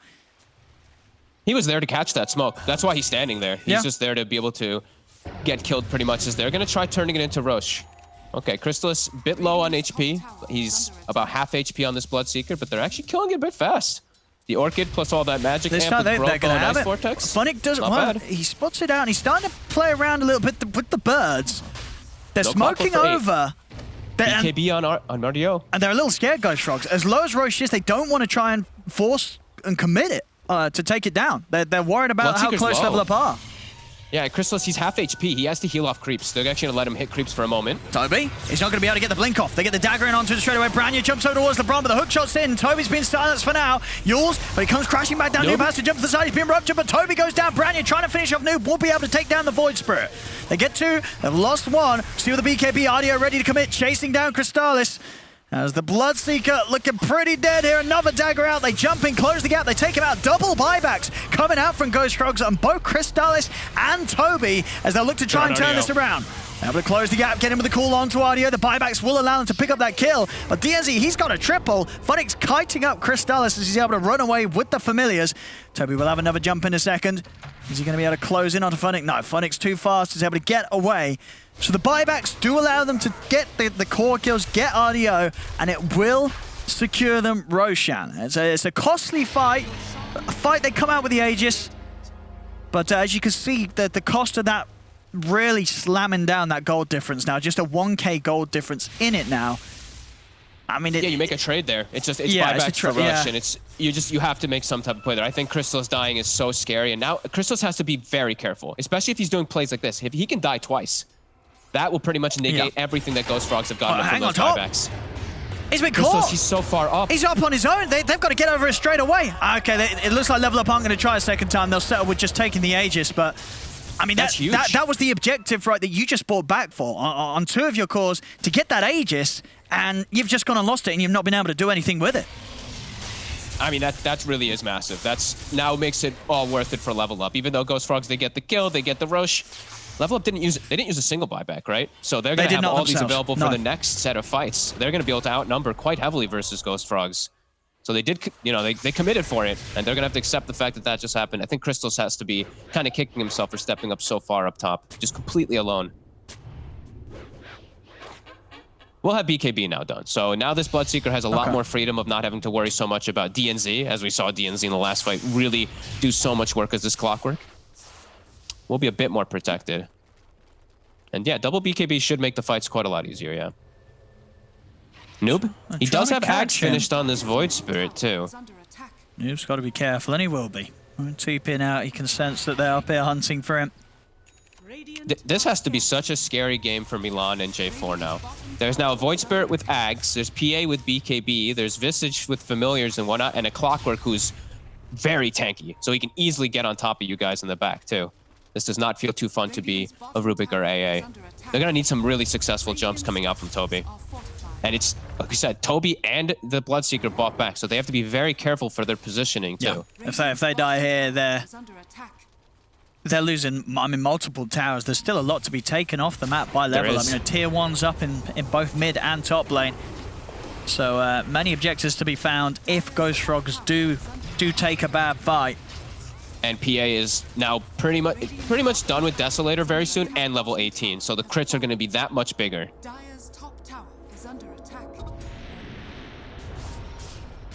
Outpost for outpost taken away. DD Rune as well, ready for the next fight here for oh my god, for the PA. He gives him the bottle. Yep. Deso's not quite out. He's about 500 more gold, but this could just be enough for them to look for an actual head-on fight versus Ghost Frogs. So still positioning. And this, DD and Deso, that is the combination that will threaten and potentially kill heroes like the Bloodseeker. If they can get any sort of jump or stun on him before the BKB's out, a bit of magic damage here and there, and then the PA going to work on him, they'll kill him very quickly on the front of this fight, Crystallis. So. Yeah, he's also just going to pretty much one-shot the supports. Like a dagger crit, and the Rubik and the AA just die, more than likely. Maybe not the Rubik, he's a little bit tankier, but the AA, a dagger crit with the DD, he's dead. For my coffers. And what we got coming out, is that the Deso right now? Yep, it is. So Deso and DD on RDO. Yeah, they're ready to fight. And a quickening charm on Noob right after he finishes up his Ags. This is going to be a crazy fight. Oh, they're going to be able to start it as well. They get the hook shot straight away in onto the Rubik. Rubik's going to get taken out. They will manage to turn, bring down DNZ in response, but the silence out of the turn. Toby just destroyed their RDO in with the Deso and the DD. He just disappears. He's gone immediately out of the game for 70. They've even got the catch here. They've got the Yules into the Remnant. They're going to be able to pick off Crystallis as well. As that's the two of them. There were 3 down, but of course the 2 being the big ones. The 2 cores out in the game. A longer death timer as well, obviously being the time that died after that previous buyback. 90 seconds. Yeah. They can take mid tower, they can claim top tower if they want. They can probably get the tier 2 mid as well. A huge window for level up. And DNZ, he doesn't care. Like, this is just a perfect jump from a play, like from a Clockwork. You just get all the information. You get the jump on the squishy backlines. They die instantly. Axe dies in 1 or 2 swings from PA. At level up have hit their time. We'll see this again when RDO comes in a bit with the jump. And Toby's got a lot of HP to work with. See how big that old crit is that comes out. Is it the dagger? Ready? Oh, yeah, first hit there. 1,755 physical straight up. Oh, the dabs are coming out as well. As they're back in action, more death here. Well, looks a bit on the side of Ghost Frogs as Milan gets nuked from the low ground. The stroke it's too much in the fights. And the assumption coming in, and it is at this stage.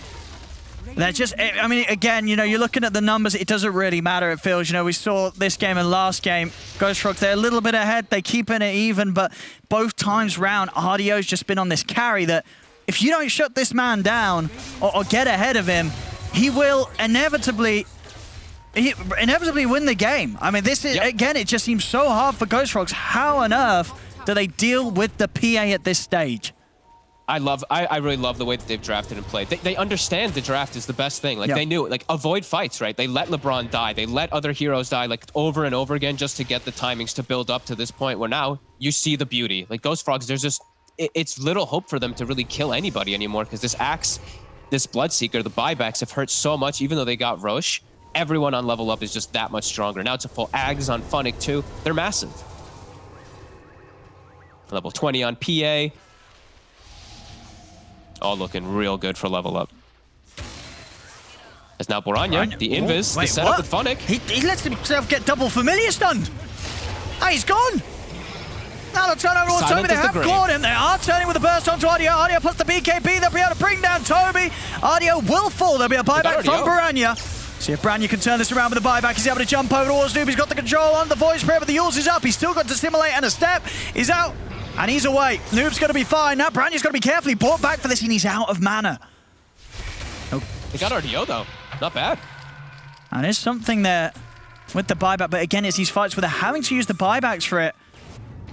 Let's see if they can get more. I feel like the RDO kill is nice, but they're going to want something else of this off the back of the buyback, and you can see with the wraparound, Funnick's still good to go.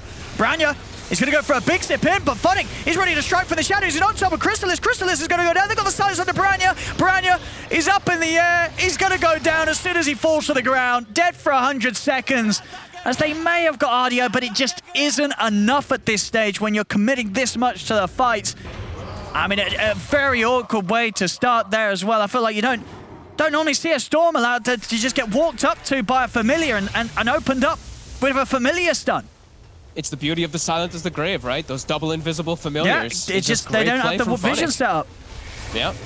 That's Toby. And they're ready for more in the mid. Call, but uh-oh. I mean, there's no Crystallis, there's no Branya. There's no defense here. They'll come out with a buyback from the Rubik, fortification as well. Well, they will manage to push them back temporarily. It's so much damage that's coming out from this team too. Like you can't even like see it all happening because the PA has these explosive things. But if you look at the overall damage spread of level up, like look at this Visage and Void Spirit too. They're doing so much damage in the fights. These double soul assumptions plus a soul bind makes it a 4x. Like look at these damage distributions. It's actually quite even across the board. The PA is actually one of the least ones. Well, they've got to set a better vision around here with this Axe on Funnick. They can't allow their Storm to be initiated upon like this. No, it catches you off guard though. It's something that you don't really expect. Yeah, it just suddenly there's a great familiar dropping down on you. And that's why, you know, I was saying, like, I do love how this whole draft does come together from level up. These sneaky ways, like this Rubik and AA, it's like the scariest game in the world. You're pretty much playing versus like Ricky in a way, but these heroes that jump you into backline, but also give vision. There's so many different tools to just kill these squishy targets. And yeah, we're really seeing that. 11k gold lead. DD spawns top. Well, they at least managed to make sure, that the PA doesn't get it this time round. Yeah. But look at Noob though. It's not like we keep mentioning, like it's RDO, the PA. It's look at how big these other two cores are. Noob has a Hex again. They're ready. Level up. And for the most of this game, they've been playing it casual themselves, sort of letting Ghost Frogs try and fight into them. I mean, now with the items, the lead that they have, they know that they can just look to charge in themselves. As it's going to be very hard for Ghost Frogs to deal with a clean jump from level up. Ghost Frogs have to be fully prepared. Yeah, RDO even buying like a full S and Y just for some status resist versus the call as they jump. They're going to get the jump on towards Boranya at the back lines, but the BKB comes out. Crystallis is getting fully focused, dives through the BKB to the overwhelming physical damage. He will buy back here. Boranya having to use his mana to get back to the high ground. That's a quick buyback forced out of Crystallis' Bloodseeker though. Pushing them further behind here, Ghost Frogs. DNC just, again, always getting the right hook shot. They just surround this poor Bloodseeker. Just make him look so fragile. They have so much damage coming between their draft now, and this might be the final hurrah. Ghost Frogs just looking for some miraculous wraparound as the BKB on PA is down, but this still doesn't feel like an easy fight. The other cores are so damn strong now. Let's see what they can get with the smoke with Funnick. He's ready to sneak in Toby. He tries to get the call off on Grenade, but they do still get the lift up. Got telekinesis, but the backup's coming in for level up. Noob's able to jump in. DNC coming in with a hook shot. He's got the two of them. He's trapped Toby, he's trapped Crystallis. They're both caught in the cogs. Crystallis will be able to bite his way out of it, but Piranha and Toby are down. No buybacks available on them. Crystallis will manage to bring down the Grimstroke. They've got the catch though for him. Yule's out into the Remnant. He's dropped back down into the face of RDO as RDO can get to work with the physical damage. Hex comes out to lock Crystallis down. Milan's trying to hide. He goes for the TP out, but there's too much damage to deal with as they get the team wipe. Level up. DNC will just die. I think he just ran in and died under the trying to collect a gem or something like that. But yeah, level up. On the same page, even the way they're jumping in the little things of the fights. Noob jumps, gets the Hex on the Storm Spirit. RDO BKBs jumps him instantly. They're both all on the same page, and really level up have been so impressive as a team today, just across the board. Like drafts, play, just way better than Ghost Frogs today. Absolutely, a big step up, and it seems like the boot camp really is paying off. And agreed. You know, sometimes you in the lower division as well, you see these performances, and it begins to set the team ahead of some of the other Dota that you're used to sort of seeing down here. You know, this is some top stuff here in the lower division from Level Up, and if they could pull this out consistently, this is absolutely going to be a squad to watch. This is some great stuff. It's just like the full understanding from the whole team. As Toby, Noob, cool. We'll be able to bring down sometimes happens too, though. You know, sometimes you walk up high ground, you kind of forget that they're still powerful even if they do have 3. Now they can chill, wait for RDO to get his next start done if they want. He's close to Satanic. Nullifier's picked up on Funnick. Ooh, a flicker. That's a nice pickup. Who's going to take that one? Yeah, just going to give it to LeBron. Now there's no more. Now he doesn't have to worry so much about getting jumped by Orchids and stuff as he has been worrying a lot inside of the game. I'll Level Up even thinking about going back in if Ghost Frogs step out. Hell yeah, look at Funnick. I mean, Funnick is just having so much fun now. He's just flying over trees. He's got Nullifier as well, too. Like, whew.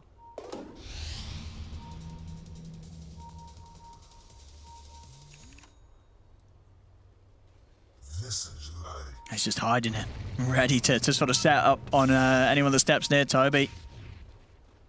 I mean, they're going to go for this. Ghost Frogs, they're heading in. They'll be able to lock down LeBron. LeBron will fall. Funnick trying to make moves straight away for the backlines. Looking towards J4. Branya's zipping over. Funnick going in fully aggressive onto J4. He's pretty tacky, but he's not tacky enough to get away with that, as that'll actually be the death of Funnick. As he just tries to charge past the whole team to kill off poor old J4. And he gets the kill, but I mean, there's no way he's not dying in a situation like that where he just tries to sort of ignore everyone else and run at the AA.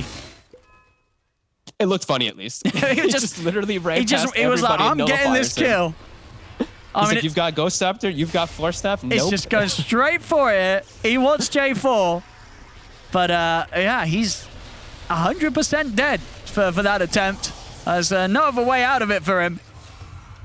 I think they're feeling themselves a bit here, right? They're probably feeling like, my God, we've completely smashed this game now. We have such a big advantage. They're just taking, they're taking their foot off the pedal a little bit there. It does, it does seem those sort of moves are just kind of like the moves that they haven't been pulling out for the rest of the series. You know? Yeah, those are those.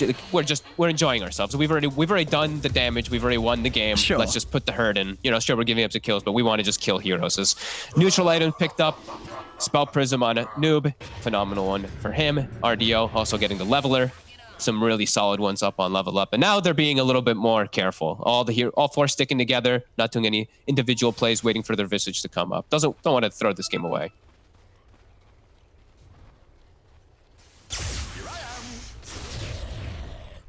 Have we got any big items or levels coming up here for Ghost Frogs? For Ghost Frogs, I'm not seeing any big levels just yet. Still 2 levels on the Storm Spirit, but on Level Up, they're about to hit 25 on Void Spirit and Phantom Assassin. And Visage, actually. Visage is 24 and change.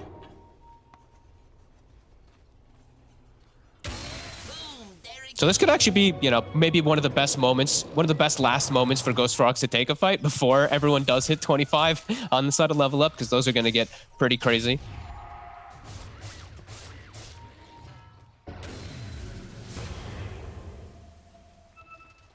Ghost Frog still quite hesitant, though. The gem is on the Visage. Funnick does pick one up. And now they have to back away. Oh, the hook shot. And a big hook shot! They will manage to get the Bloodseeker out of the side, but he's caught by the Hex and he's dragged back into the Remnant. Pops the BKB. Crystallis will turn with the Rupture. Will stop Ardio from being able to chase him for now, but Ardio still able to reach out with the dagger over towards the side. Gets Toby and J4, who tries to TP out. And Funnick easily having enough damage to kill off J4, and this time Funnick's got backup so he can get away with rushing in like this. Now they turn over towards the Rubik. Another catch here as there's no escape for Milan. Triple kill for Funnick on his Visage.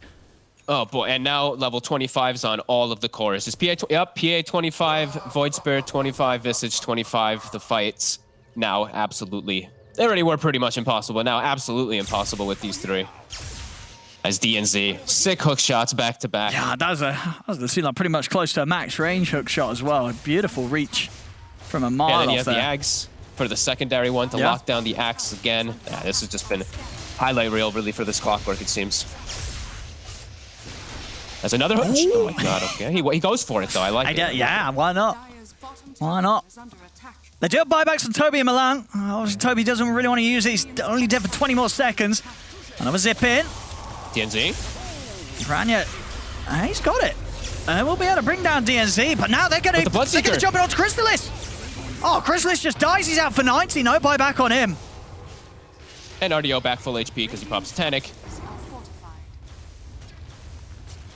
3v5 now.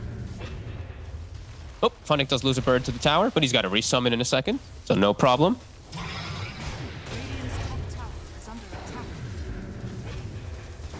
All right, 25 on Storm as well, so they do at least have that going for them. Okay.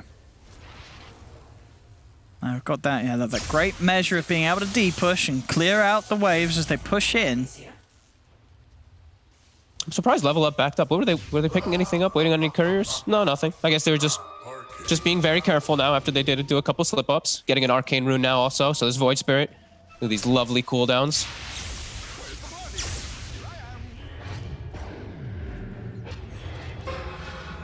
How many familiars have been killed this game? Ooh. I would 7. say 3. I said 7. I'll go a little high.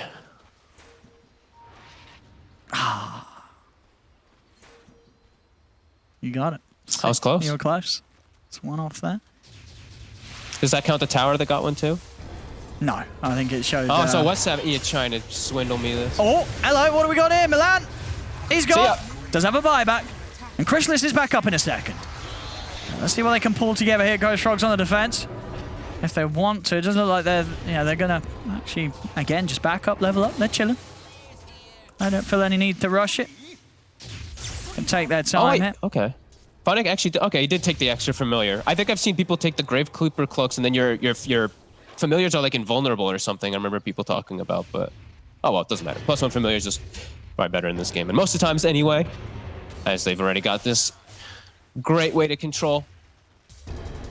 Just leaving Ghost Frogs trapped. I mean, are they just waiting? They're just being very patient. Oh, look, just for anybody to make a slip-up move. And look, we can see as well as you said. Yeah, 75% of the time they take the Gravekeeper's cloak stacks. Yeah, but 100% win rate with a +1 familiar though. You know that's stats don't lie. Well, because I remember reading about something where it's like if you put yourself on the tree lines and your birds are hitting the buildings, your birds are invulnerable when you have the sacks on the sidelines. But it doesn't matter. They don't need to do any cheeky stuff this game. They can just take on any head-on fight. Branya doing a good job though of making these final moments rather hard, keeping the lanes shoved out with that auto remnant here on the ball lightning. Still, it's even scary for him even doing that. Like he BKBs and TPs, but my God, with the way that DNZ's been playing, I would be scared to even do that. Like, he might just come out of nowhere from left field with a hook shot onto your BKB Storm pushing. So Branya does have to be cautious of that. But he is getting some decent farm. He has Ags queued up. He's actually going to be able to finish it up very soon. He does have the talents as well. But yeah, just not feeling where the damage is ever really going to come from on Ghost Frogs. They may have control, the call, the vortex, you know, from the Storm Spirit, but who's going to be dealing the damage? Like Crystallis, his item progression is just, it's completely been gone since his second buyback.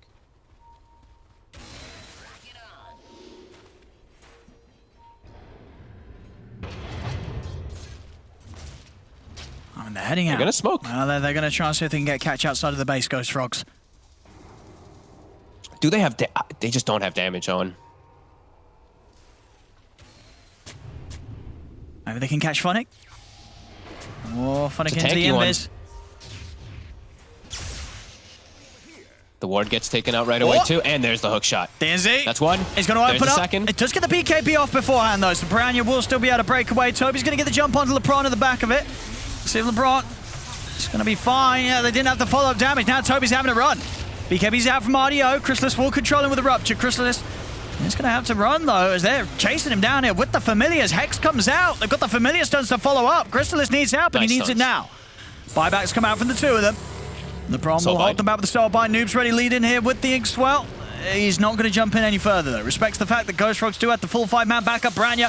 And with the chase outside of the base, he's going to go straight for LeBron. Toby's in with the call. They're able to lock down LeBron. They bring down the Grimstroke. Now they turn over towards Noob. The Eon Disc keeps him fine and alive. They'll get the stun off onto Toby. Toby down for 110 seconds. The Hex control out onto Branya. Is he able to get away in time? He's up in the air. He's out. The mana just enough to get him away from this, but Chrysalis, he's not going to have the same luxuries. Chrysalis goes down. Will buy back. They're just cleaning them up one by one here. They may have lost DNZ, but it's 3 dead on Ghost Frogs. No buyback on the rest of them as Chrysalis tries to get in. There's lockdowns there with the Hex. Branya up to the high ground. He gets the Vortex pull off onto the 3 of them. Noob getting very low, but the pulse is out. Noob's able to jump away with a step. They turn, the crits land in onto Branya as GG is called. Level up. They'll finally close up the game 2, and with that, the series is theirs.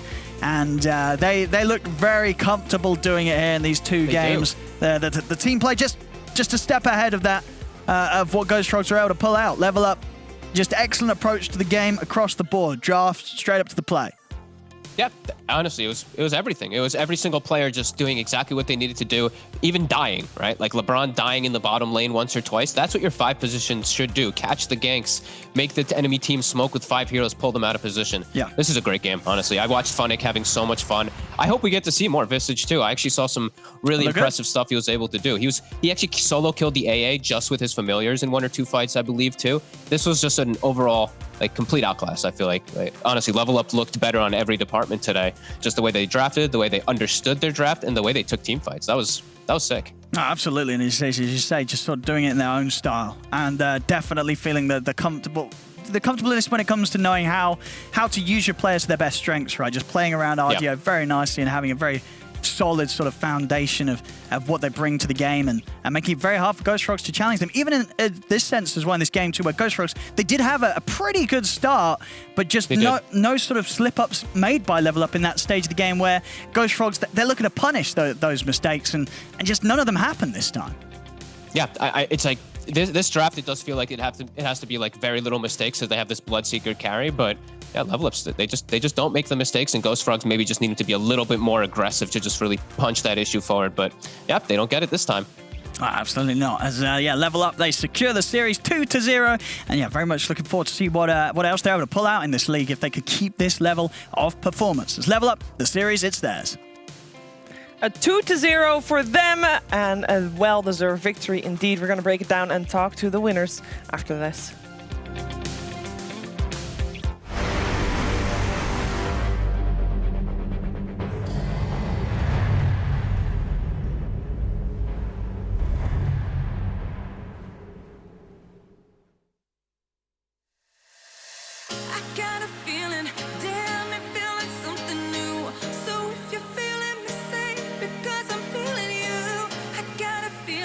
Damn, it feel like something new. So if you're feeling me, say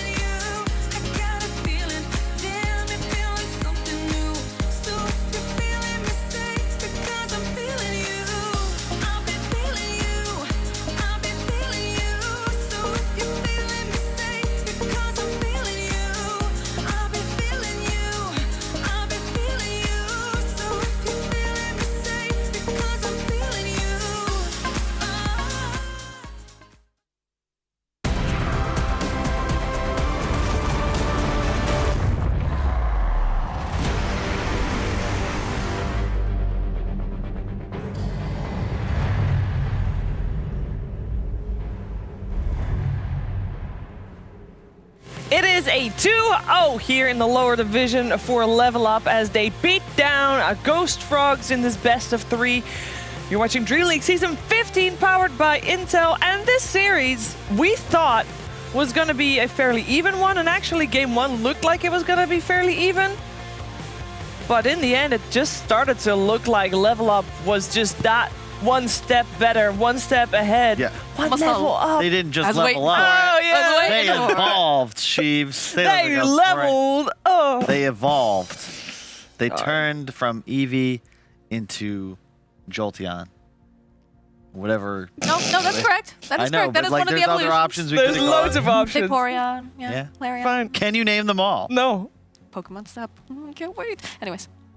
You're just taking pictures. Yeah, it's very soothing, Sheever. Did you like Animal Crossing? Yes. That's also a very soothing game. Like I think a more apt game, Sheaves, would be Frogger, because the Ghost Frogs just got run over by our boy, the Brazilian import RDO, looking fresh. I think that the whole game, in my view, comes down to that big ancient stack. They smoke up maybe 20 seconds late. They don't stop it. Suddenly there's a PA with Battle Fury treads, and you're thinking if they win one fight, it's GG. Meanwhile, Ghost Frogs, they needed 6 or 7 more. Like, beating Frogger is actually really hard because there's a lot more levels than you would think. It's like the original Donkey Kong on the arcade version. There's like 4 stages. You wouldn't know that. No, because nobody gets there. There you go. Yeah. But Level Up did get there. They were just really good today, and then they were the better team, and it showed. And to help Ghost Frogs a little bit, Brian is going to give them a tiny bit of a free coaching session, I believe. Yeah, I'll have to put on my coaching pants for this one, guys, as we're going to talk about stages of the game and progressing your advantage and turning it into something palpable. As we see here, for 15:50 into the game, they're going to get their second tower, the mid tier 1. And you notice how they don't have any tower hitters. They're not even getting this tower by virtue of actually hitting the tower. They're just ganking and killing heroes, and as a result, the creeps are going to kill the tower.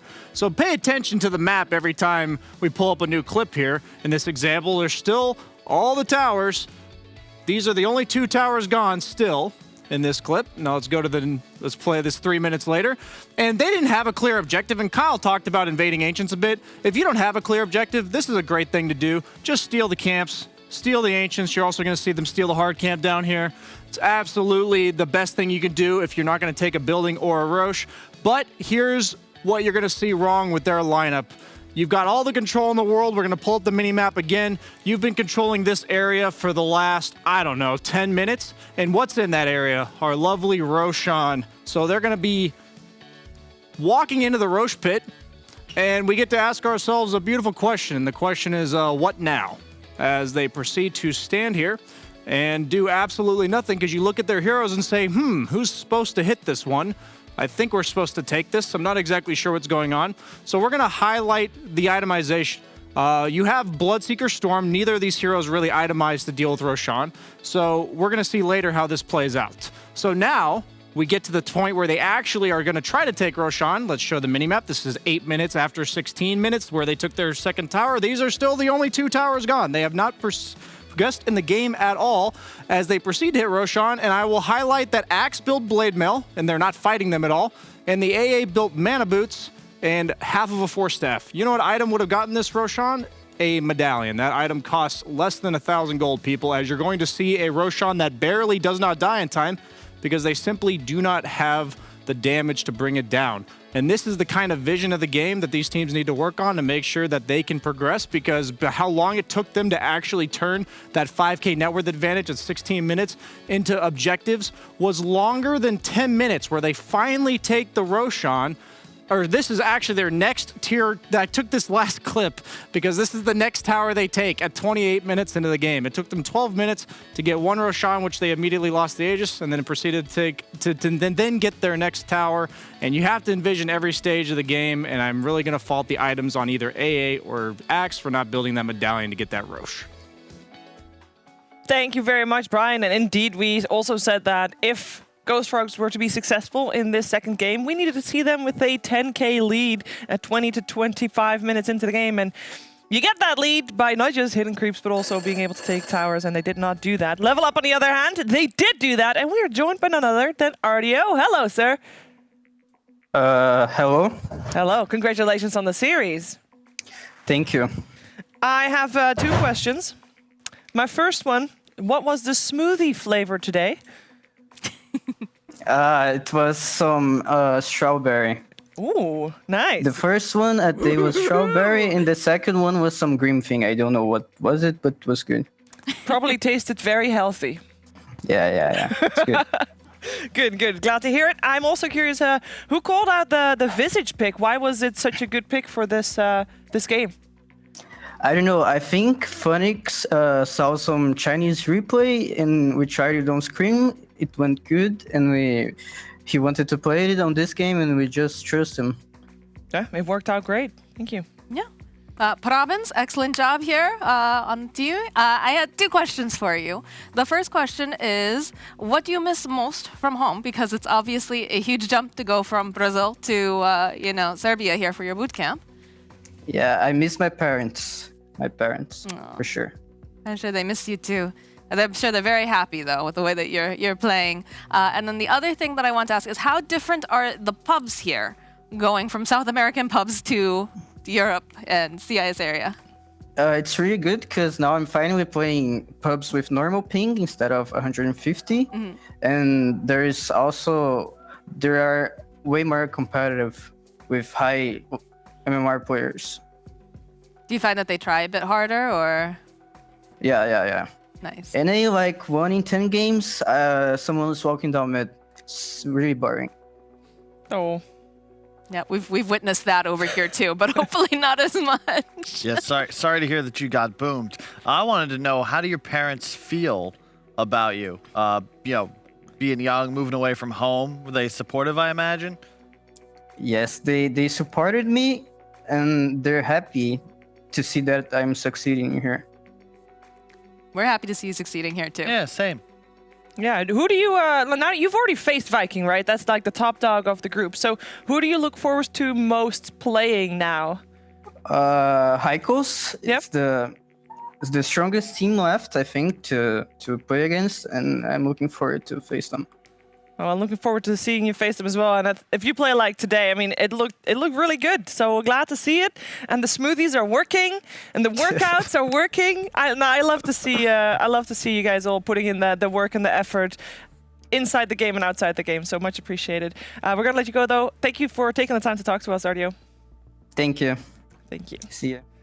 And we Level Up. They're doing great. I feel like this is the type of tier 2 teams we want to see more of, and the type that has what it takes to push forward, you know? Yeah, they're going about it the right way, too. Yeah. Boot camp, focus on healthy eating, healthy living, grinding Dota.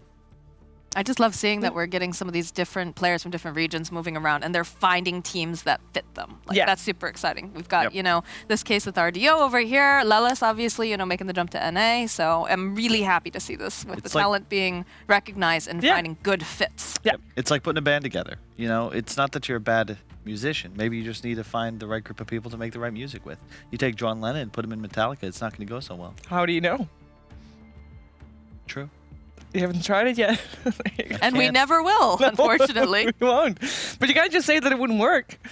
It's less likely to work. Okay, fair enough. Let's take a look at the standings and see where we're at. Because Level Up before today was 1-1, and now they're 2-1, of course, after winning today. Of course, their only loss was against Viking so far. Ghost Frogs still have the 2 top teams also to face. They have not yet faced Viking, just Into the Reach and Bald that they were successful against, and this was their first series loss. So they are now also 2-1, but I'm going to reiterate that this series between the 2 that we just saw could very well be the deciding factor on who is able, if they are able to beat Chicken Fighters. That's basically going to be the question, right? Because Chicken Fighters, they aren't looking as good as Viking at the moment. No, definitely not. Is that fair to say? Yeah. And top 2, that's where you want to be, not just for the money, but also for, obviously nobody really knows exactly, but for upper division next season, right? Who knows? Hopefully, let's be real. Maybe? Do we really? Maybe there's another decider tournament? That's what they could do, right? Yeah, they could. A lot of question marks. Only the top four of EU lower what would and you rather bottom have? four of EU upper will Question. face against each other in the decider tournament. This is not a fact. That's just me speculating. What would you rather have? Either a top 2 placement in this season, Yes. Division 2, Yes. or 2 tickets to the new and improved Fire Festival. What festival? The Fire Festival. Which fire festival?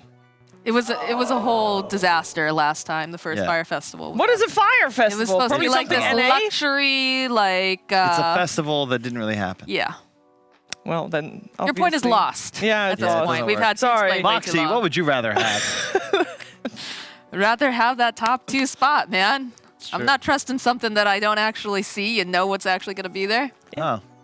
So yeah, the top 2 spots much better then. Yeah. You know exactly what you're getting. But you don't. That's the joke, I guess. Yeah. Yes. Hey guys, Thank you, Shiva. there's going to be another series. We're moving from lower to division to upper division, and our next series is going to be Brame taking on Team Liquid. Super exciting stuff. You see at the bottom right there, that's the current time where we are at right now. And as you are pretty much well accustomed to at the moment, we have hard starting times for all of our series, courtesy of small indie company, and we have our next series. Sorry, Let's I heard play the Brian Brave. really loud. We have our next series at 1800. We will, of course, be live a little bit before that, but we will have an extended break. What's up, Kyle? Nothing. I was just thinking in my head, let's play the Brame game, you know, that classic John Legend song. And then I was thinking, how do we make a pun based on Liquid? And I thought about Life Aquatic with Steve Zissou, a really underrated Bill Murray movie. Highly recommended. Are you going to It's sing not it? the Kyle show. Why are they wet? That's what Brame's going to be asking themselves once Liquid just... We should go to break. Yeah, we should go to break. Thank you very much. We'll be right back in about 15-ish minutes. So see you soon with Brame versus Liquid.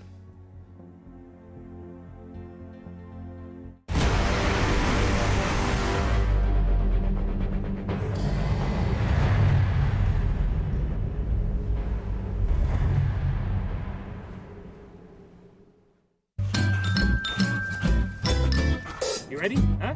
Hey, he's a good boy, huh? You ready? Huh?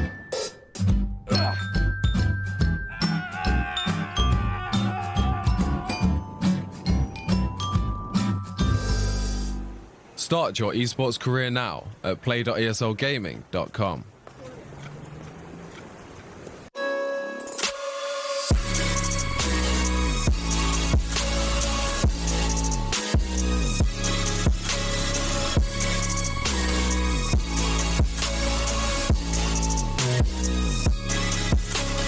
You love it, you wear it. What's your style? Get your merch at shop.eslgaming.com.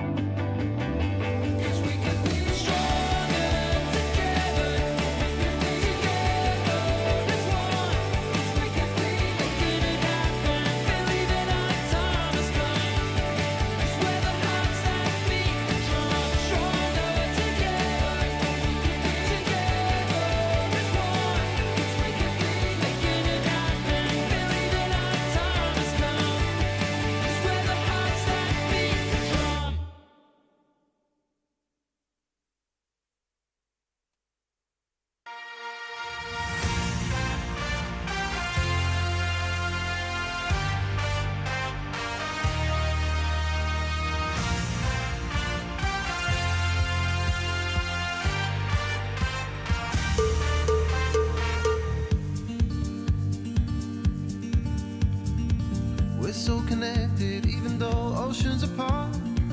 You are the person I call home. Need to be near you to feel closer to your heart. Without you, there's no place to go. I don't know where I end or where you start, because I just want to be one. I need for you to know that from the start you weren't alone, cause you're the one. Give me wings to fly, to lift you up and away, to save us from this pain. Oh, let us both be swept away, swept away. Your wings to fly, no more chasing the day. There's some hiding away, and let us both be swept away, swept away, swept away. I'll always be there even when you fall apart. I'll always help you find your way. When all the lights are gone, I'll be there in the dark. My love for you is here to stay.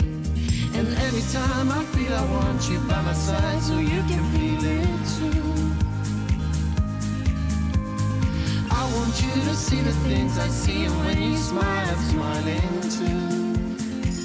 Give me wings to fly, to lift you up and away, to save us from this pain.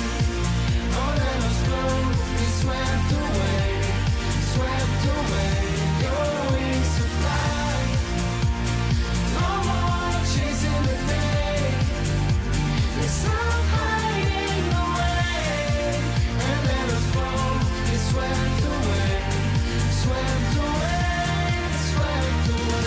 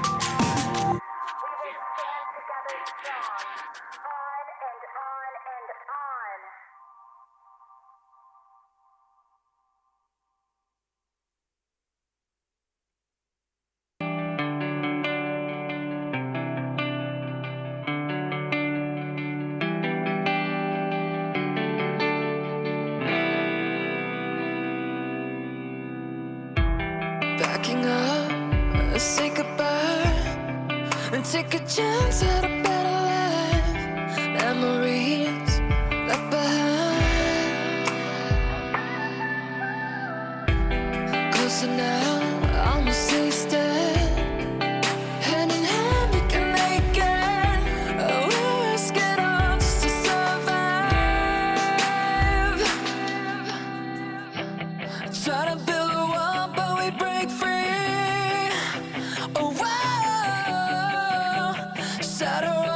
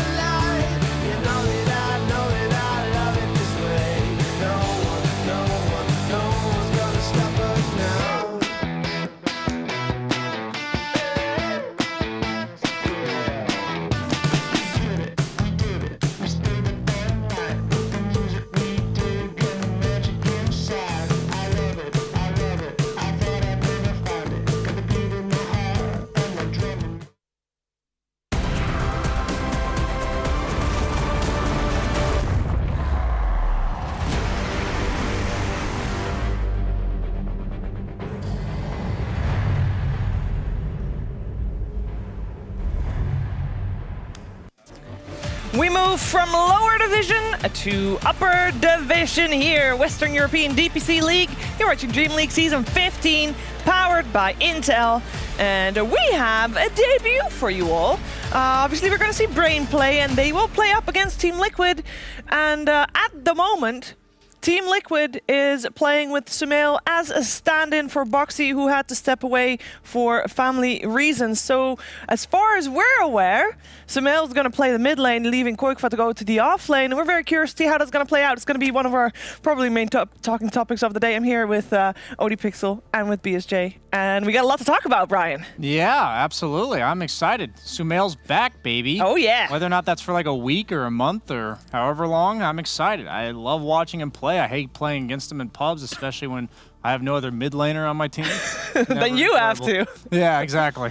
I think there's a lot of people curious, Owen. Is Sumail still as good as he was? I mean, he obviously was very, very good. I think he's still going to be better than most other mids in the game. Yeah. Whether he's going to be quite what his peak was then, probably not. But Sumail not being at his peak is quite far ahead of the peak of many other mid lane players. So I expect big stuff from Sumail. I think he's going to step straight back into the role, back into action. And I would be very surprised if we see anything subpar from the King. Yeah, we are also able to, of course, take a quick look at the standings before we move forward, because for both of these teams, this series is very, very important. Brame and Liquid at the moment, Brian, both 1-1. Yeah, not so bad. You know, I think for Liquid, it says a lot about the quality of teams they've played thus far. In terms of like their 1-1 may be a bit deceiving, taking an impressive series over Enigma, I believe, last week.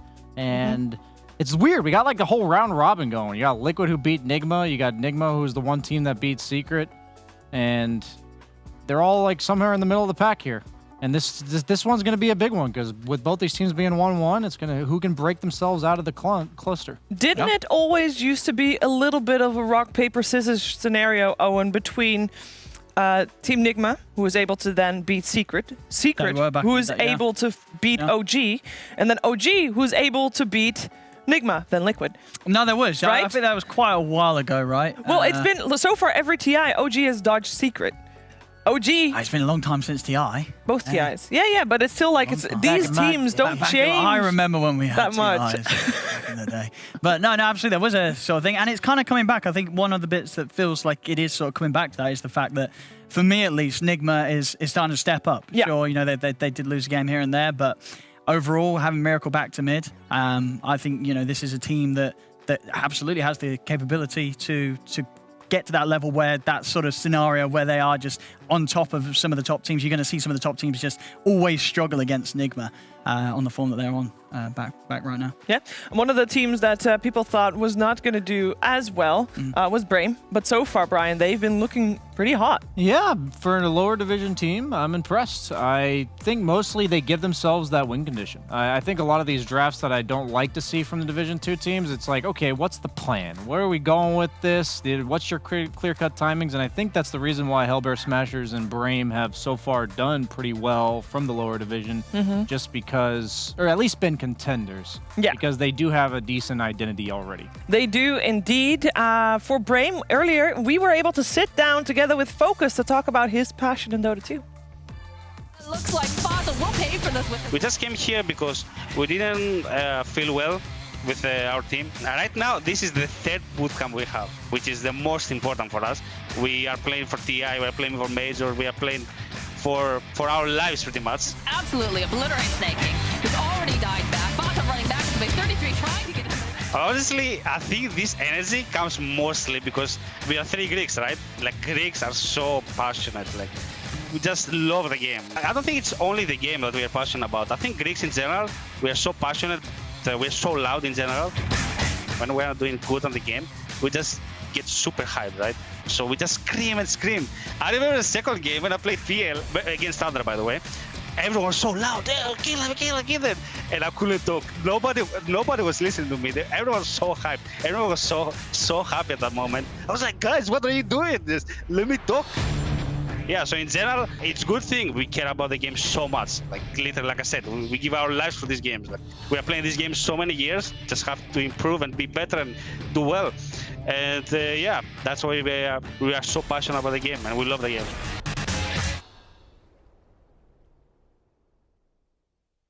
Brame is, of course, one of the two teams boot camping at the Level Up facility. We earlier saw Team Level Up being at the same place. I'm very happy to hear him say, like, okay, you know what, we're very passionate, and then we're very, you know, when things go well, they're very hyped about everything. But we also talked to the team, and they said that that might also be a little bit of their Achilles heel, Brian, because they are a very emotional team, which is great if things go well, but if things don't. Yeah, sometimes it's great to dive tier 4s, sometimes maybe not. So that tends to be what happens when you get way too hyped up. You get caught up in the moment, you forget maybe to reset the fight or go back for the tower or the Roche. And you know what, though? I think overall it's a good thing. I think I'd much rather have a team with that problem than like the opposite end of the spectrum. Absolutely, but you still need a little bit of moderation, perhaps, Owen. Sure, no, absolutely. If things, as you said, start to get hard. I do think, though, in this series, it is going to be a big strength for them against Liquid. Obviously, Liquid having to play with a slightly different roster with Samael in. Even though some of the individual play, I think, is going to be a lot higher of the players of Liquid. The fact that you do have that passion from Brame, that team play that they've been working on, and it's only looking better and better over the recent series that we've seen from them. It's going to mean that if there are any sort of cracks in like the communication between some of the players, you know, between sort of Samael and the rest of the squad, if things break down at all, Brame's just they're going to keep going at you, and if you're not able to sort of bring things back together, if things start to fall apart as Liquid, Brame's going to take full advantage of that. Oh, they absolutely would. And they have. When they were facing up against Tundra, they looked unstoppable. I smashed them, yeah. Yeah, when they look good, they look super good. Unfortunately, they didn't look as good against OG. But that was, I think that was the first series that Anna was back, so they had a point to prove. They got Fountain Dove a little bit. Yeah, hey, you know what? They stuck it out. They did. It takes a man to take a beating for, you know, 15 minutes in a row or whatever that was. They enjoyed it too. They had big smiles in that game as well. And they actually had a good shot in the first game as well against OG. I'm very curious to see what they can do up against Team Liquid here today. So talking about Team Liquid, we have to talk about Samael, of course, but what is better than us talking about Samael? It is Koikvat talking about Samael. A snowball going out, he picks up Miracle, tries to get him out, but LTW fighting. Boxy is on temporary leave from the team. Samael is standing in for us, and he will play position 2, and I'm playing offlane. Pulling him here for now, DK will bite back and then dragging back the clockwork with a finish starter. I think it's going to be like quite cool to see what we can do with a new player, especially like of his caliber. I think we're definitely going to make use of what he has to offer. I think the cool thing is that he also used to play carry. You know, we can still like easily switch around between positions depending on the hero. Now can't really do it. Trapped in the trees, yeah, it's gonna fall. Here, fights more. They're gonna get the Earth Sugar 2. 4, dead, possibly 5, and the one on the run. That like flexibility that we have with Boxy is definitely not gone, which I think is very important. I think like ever since we started scrimming with Samael, it has been really nice, and yeah, I'm just super hyped to play with him in scrims and officials as well. So yeah, looking forward to the rest of the season.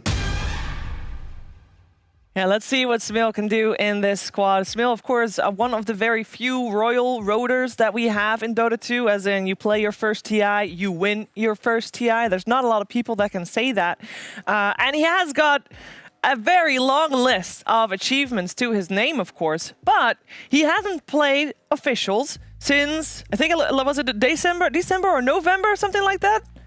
Yeah, right? It was a while ago. He said, well, back in Epic League, he was in sort of that squad with a lot of big names. Yeah. Didn't do too well. No. But that was, you know, it was a different time. It was online. You know, it's hard to say sort of how much effort was being put in there. I think, you know, regardless of what you saw back when he was playing with that squad, you're going to see a totally different Samael here. You know, this is Samael in the DPC playing with Liquid. Yeah. He's going to be back playing at 110%. Yeah, I guess there's also a big difference, Brian, from starting a new team, which was basically just Error, right? There are 5 players that all were new to the squad, and now he's coming in an already established squad. There is already that communication level that you'd want to see from a team from playing together so often. Yeah, if there's anything I've heard about Sumail, he's not exactly like the leadership type, right? He's kind of the guy, you give him his hero, he's going to do his own damn thing during the game. Not like selfishly, just in the sake of if the team lacked leadership, that'd definitely be an issue with him. But with Liquid, Quick already mentioned it during the interview, they already swapped their heroes around a lot. You see Taiga playing 3 position. You see Mickey in the mid lane sometimes. So if there's one team that I don't mind like swip swapping to fit a new player, I think it's Liquid. I honestly think they might even be like slightly better in the long term. Is it just also because they have, in terms of flexibility, maybe a little bit more options now? Well, I guess like when I say they're slightly better, I should probably elaborate. It's because this patch, a lot of Quakefa's heroes he's playing are like the annoying people, the Broods, the the Visages, and I think those kind of belong in the off lane. This patch specifically, a lot of those heroes have kind of played in the mid lane in the past, which is why he plays them. So I think in the short, like when I say long term, like across this patch, I think it might actually favor them to have like a legit Invoker, Lina mid lane player. Storm. Yeah, Storm. Coming back. The Spirits are going to, I think, the Spirits, that's what you're probably most likely to see from Sumail. The Embers, the Storms, the Voids. I think these are going to be the heroes that Liquid's going to look to fit him in with. And for the first game, do we want to see him just playing like the Spirits? Just, let's first see him on the mid lane without too many swap-a-doodles. We're seeing a lot of teams go for like early pick Storms. I would be not too unhappy if we just see Sumail Storm coming out as the first game, maybe early in the draft, if they want to sort of open up potential possibilities with their side lane course. If it's a first pickable Storm patch, it seems to be the case. I want to see Sumail on Storm. That's all I got to say there. Did it win previous game? It did not win last series. Oh, no, it didn't. But it did really well in the CIS or East European region. Yeah, and it's normally also pretty good against Beastmaster, but Beastmaster's probably going to get banned. Should get banned. I mean, it should. It was, I believe, one of the wins against Tundra, right? We did see Wish have a flawless game. I don't think he died on the Beastmaster, so, not that it's necessarily something that mids aren't playing, but obviously most mids are playing it, but Wish, he has shown us that he can do it. He can pull it off flawlessly, so Beastmaster probably going to go, and especially for Tundra, so not for Tundra, for Brame against Liquid, because I don't think you want Sumail getting his hands. Sumail on the hands of a broken hero sounds like you're losing the game to it. Yeah, that does sound like that. One hero that I'm very excited for, I think it was actually Skylark on the side of Brame that popularized it, definitely in the Western European scene, at least from what I have seen. Elder Titan offlane, Brian. It's working out. We saw the highlights of him like 3-shotting the Slark in the laning phase. I think against the right matchups, any Agi core that doesn't necessarily like building armor, you're going to get 3-shotted no matter what items you have until you buy like an AC or something, and nobody wants to do that. So I think in the right matchup, I'm down. I'm ready to see that. I am also ready to see that. I am ready to see the draft between these two teams, and we are also ready to start the draft very, very soon. It is Brame versus Team Liquid, so stay tuned, get yourself a glass of water or something like that. We'll be right back after the break.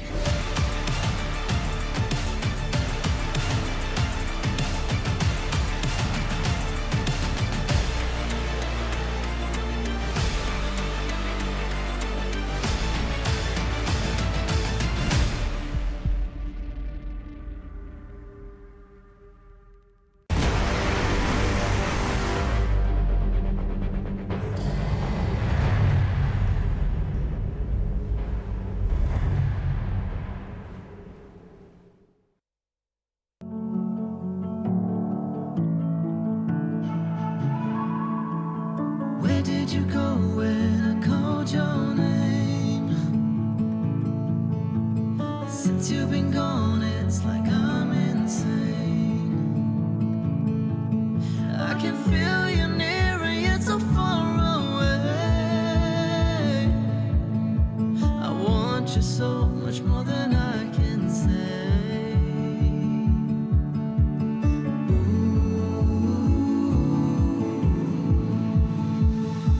It's gotta be the story of my life. I'm standing at the doors to paradise. I'm waiting for somebody heavenly to let me in. It's gotta be the story of my life. I'm knocking at the door all day, all night. I'll give away my heart, I'll give it up, just let me in. Search for my chosen one.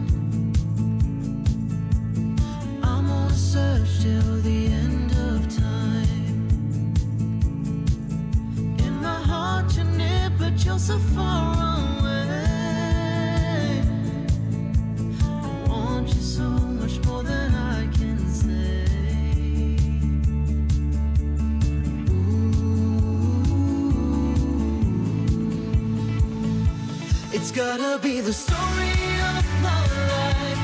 I'm standing at the doors to paradise. I'm waiting for somebody heavenly to let me in. It's gotta be the story of my life. I'm knocking at the door all day, all night.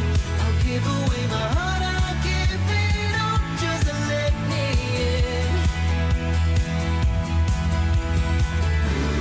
Wherever I go, I'm calling you. Behind every door, I hope there's you. Wherever I go, I'm calling you, calling you. Behind every door, I hope there's you. It's gotta be the story of my life. I'm standing at the doors to paradise. I'm waiting for somebody heavenly to let me in. It's gotta be the story of my life. I'm knocking at the door all day, all night. I'll give away my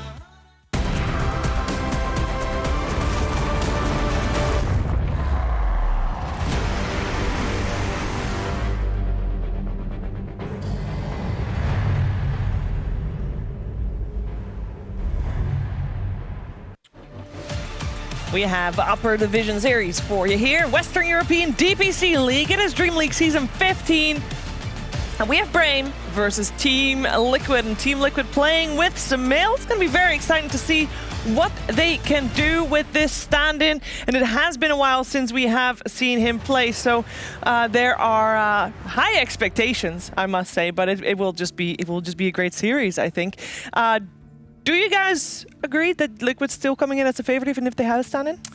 I think you'd have to say so. Yeah, as good as Brame look, and I don't think it's like a very one-sided at all. I think it's close. I think I'd say like 60-40 for Liquid coming into this, because I have been impressed by Brame. Yeah. And as you said, their record's pretty good so far. They lost 2-0 to OG. Understandable. OG with Ana looking pretty scary. And against Tundra, they're pretty one-sided games. I think both were like 24-6 on the kills, 27-6 on the kills. Yeah. Like, it was flawless stuff against Tundra. So if they bring that level of performance, they're definitely going to give Liquid a pretty good run for their money here.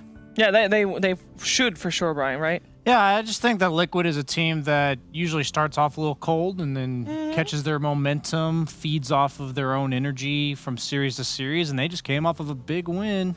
They did. So, I'm just saying, I think we might be seeing top-tier Liquid today. All yeah, right. and Liquid also has the habit of pushing every series to a third game. They are very good at that. They are very good at that, very skilled at that indeed, which is good news for all of us, because that means we get to watch them play more Dota. And, you know, I'm sure that the Liquid organization is very happy with that as well. Gotta get that more airtime. screen time. Got him, oops. But yeah, we should be ready for the draft any moment now. We obviously already talked about Beastmaster expected to be banned, unless a team comes in with a plan against it and lets it through. But at the same time, just not do that. But I am very curious, because when we saw Liquid play the first time around against Alliance, Alliance did ban out the Broodmother because they just didn't want to face it, right? Mm-hmm. And then we saw Broodmother earlier this weekend, and it actually looked quite good. But we haven't seen it yet from Koikfa. Yeah, but if anyone's able to just play it on the off lane, I mean, even in the old patch, he was playing it side lane some games, and it won. I think one of the games I remember, they were forced to side lane, safe lane the Brood.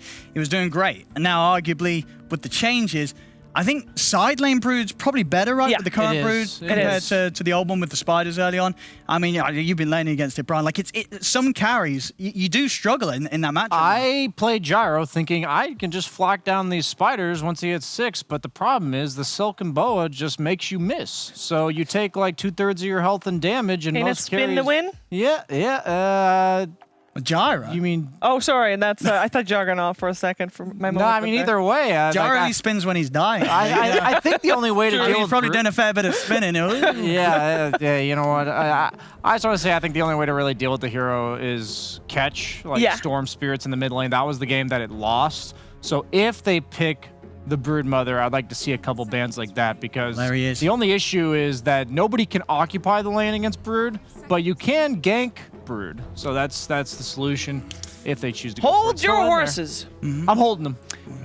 I I thought Sumail was gonna play remote, but no, he is in Utrecht right now because I see Jabs in the background and he's in Utrecht. That's the bootcamp location of Team Liquid, by the way. They got him That's in. the same location. They got him locally. They got him and in. I'm very happy with that because I thought that was gonna maybe be a hinder playing on the ping, but no ping here. Oh, no, Sumail on no ping sounds pretty terrifying. Very scary. Pretty terrifying. Yeah, when he played on OG, he was on ping the entire Yeah, he was. I think, at least for the majority of their games, and of course on that stack that he played recently, he was like definitely and he was on playing ping then, carry. so, I just yeah. want to say that this guy, last time I checked, was ranked like 13 in an A, and he just randoms and goes mid. Yeah, he literally just randoms. Wait, have you been playing against him in Europe?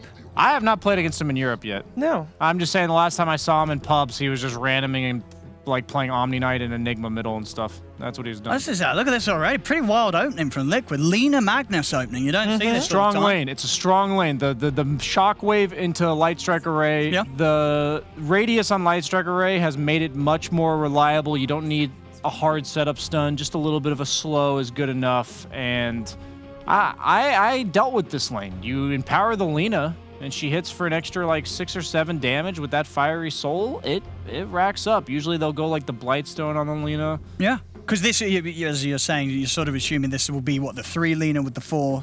The thing is, I say that it gives them this dual lane, but if Brain manages to present this safe lane that says, that might do pretty well against that, then they can always rotate either of these heroes out of there. And that's Sumail why can play I see either it. of these in the mid. You could technically be mag 2, 3, or 5. Yep. And the Lena could be 4 or 2.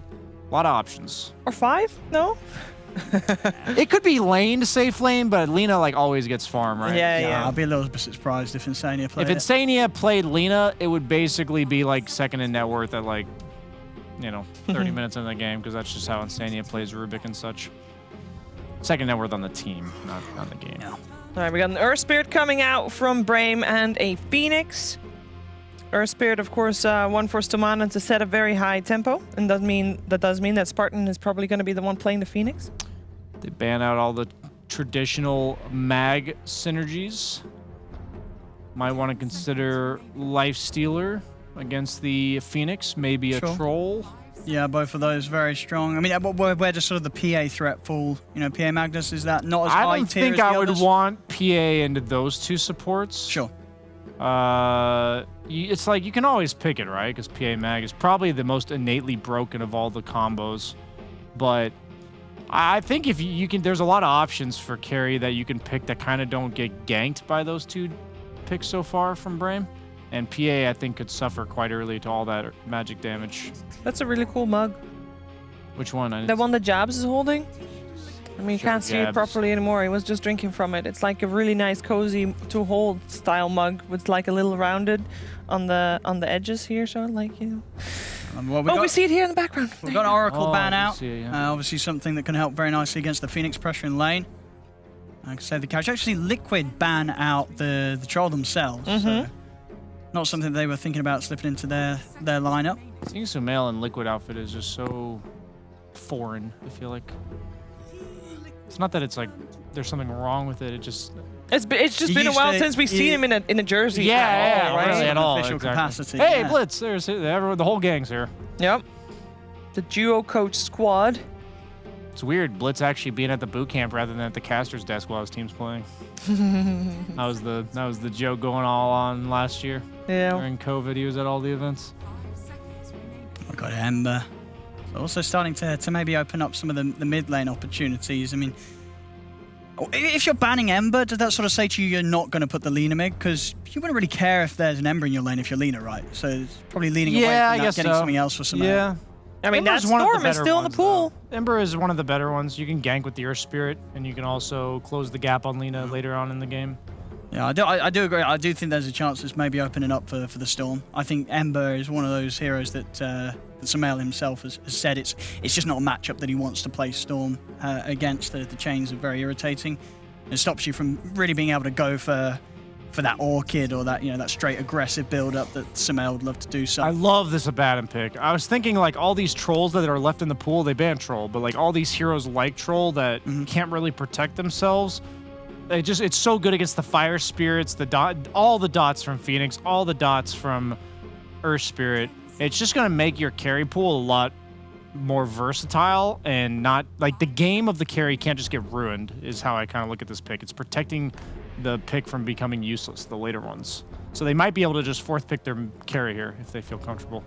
I mean, I still agree with what you're saying earlier. The life stealer being there definitely seems to be the one that sticks out the most. But with the Abaddon pick, you might pick a less defensive carry. Okay. I'm saying So Life Stealer without Abaddon would be good with like a Grimstroke or like a CM, you know, Sure. something aggressive. But with an Abaddon, what do you want to say? I mean, something like a Gyrocopter? Yeah, honestly, you don't need a melee hero if it is a spread damage hero, like Gyro or Medusa. I don't think that's necessarily what I would look for, but Ursa comes to mind when they pick Centaur. Slark comes to mind here. He does. The Abaddon. Yeah, and you don't like the PA anymore? The Mag PA? Is that dead? I don't hate PA here. Okay. I just... Well, now that you've got the I would Abaddon. love a hero that threatens the Centaur. I think people have underestimated the ability to actually threaten a Centaur with a carry. Because once he gets Vanguard, any hero that doesn't have a damage passive is going to literally hit for 0 damage. So you can pick PA, you're just surrendering your safe lane, which is fine. We've seen plenty of PAs just recover in the triangle. We saw that last game in the last series. I usually don't like Slark, but I would actually be down for it here. They're taking their time. No, I wouldn't mind if they went sort of all in on like a draft around the PA. Yeah, so make a. What about this? If they do finish up, if they want to, maybe have either the Mag or the Lina as the support mid, one of those two, and then you finish off with a Slardar on the offlane. I don't think you go Slardar against Morph. Okay. I don't think it's terrible. Morph actually kind of struggles if you have too much single target focus, meaning, you know, Slardar minus armor, usually not that good against high armor heroes, but the thing is that I would rather have a hero that goes in first for this lineup than a hero that like buffs up the PA. I think you've kind of like got the PA on lock. She's protected by the Abaddon. She's buffed up by the Mag. Just have a fight starter. Have somebody that's going to create some chaos. Because right now, I don't really think... You never want to lead with RP. So if you're not leading with RP, then what? Usually the god tier RPs are set up because there's some guy that goes in, forces 3 people to focus him for a second, and then the Mag RPs. They don't have that yet. Do you think it's any clearer what way Liquid's leaning with who's going to be going mid, who's going to be going offlane in terms of heroes? Like, what are they saving to last here? They're saving Sumail's hero to last? Yeah, they're saving Sumail's, man. You don't think it was just the Lina? You're not giving him Lina into Centaur. It's not, like, obviously you're not laning against the Centaur. It's like the idea that as a core Lina, if they have a Centaur, they're just going to jump you with 3 heroes at the same time and kill you. So what do you want to play? You're Sumail, you get 10th pick. Is it 10th pick overall? I would pick Tiny here if I were Sumail. Tiny? Sumail Tiny. We got a Razor ban. It doesn't necessarily have to be a hero that stuns, but it does. Like Razor would have been fine in the sense that it's a hero that runs in. They also could think that that's like an offlane Razor or something. I don't think mid Razor last pick really concerns me. So you're thinking that in this lineup it will be Magnus played by Koikfa? I think so. Okay. It's like a mid lane hero in the offlane. Yeah, it is. What I mean? Like, Yeah, I think it's probably what they're gonna do. I would just be a bit surprised, because at least if you go off the public data that we've seen recently from Quake for when he's been practicing the offlane, the 4 offlaners that he's been playing are Darkseer, Slardar, Sand King, and Necrophos. That's what he's been playing in pubs on the offlane. I see. So if it is, it's something that he's not been showing publicly. Okay, I don't hate Slardar. I just... Because he is a hero that goes in. I don't mind it. We still haven't mentioned the Brood since the start of the draft. That's still there. They don't really deal with the spiders at all. But that would mean that it will be Sumail and the Lina. No, or the Magnus. Or the Magnus, I guess. Yes, sure. Magnus could be too. We have seen some Mags mid again recently. Yeah, Brood would probably be a bit awkward, actually. Because usually with Brood, you want a roaming 4. You want somebody who gives the Brood solo levels. Viper ban? Yeah, they're banning out Koikfa heroes, so they clearly think this is a mid Lina. Those are not Sumail heroes. No. Yeah, it's looking like a nice tiny game, though. Or, hear me out. Yeah. Sumail Mirana. Against the Phoenix. I believe he was playing that a week ago in his pubs. Okay. Just saying, it doesn't really do the whole go in first thing, but I wouldn't put it past them to just say, hey, Sumail, go and style on these. Okay, never mind. Not Mirana against TA. Never mind. That's why they banned Razor Viper. That makes a lot more sense. So what are you picking against the Viper? So you don't want to put the lean in? You Yeah. really want to put the Malik? You want to get something else? Wow, look at all these bans. Hey, by the way, Pugna Huskar also banned? Yeah, Puck is still in the pool. I don't know if it's good, but I know that Liquid plays it a lot.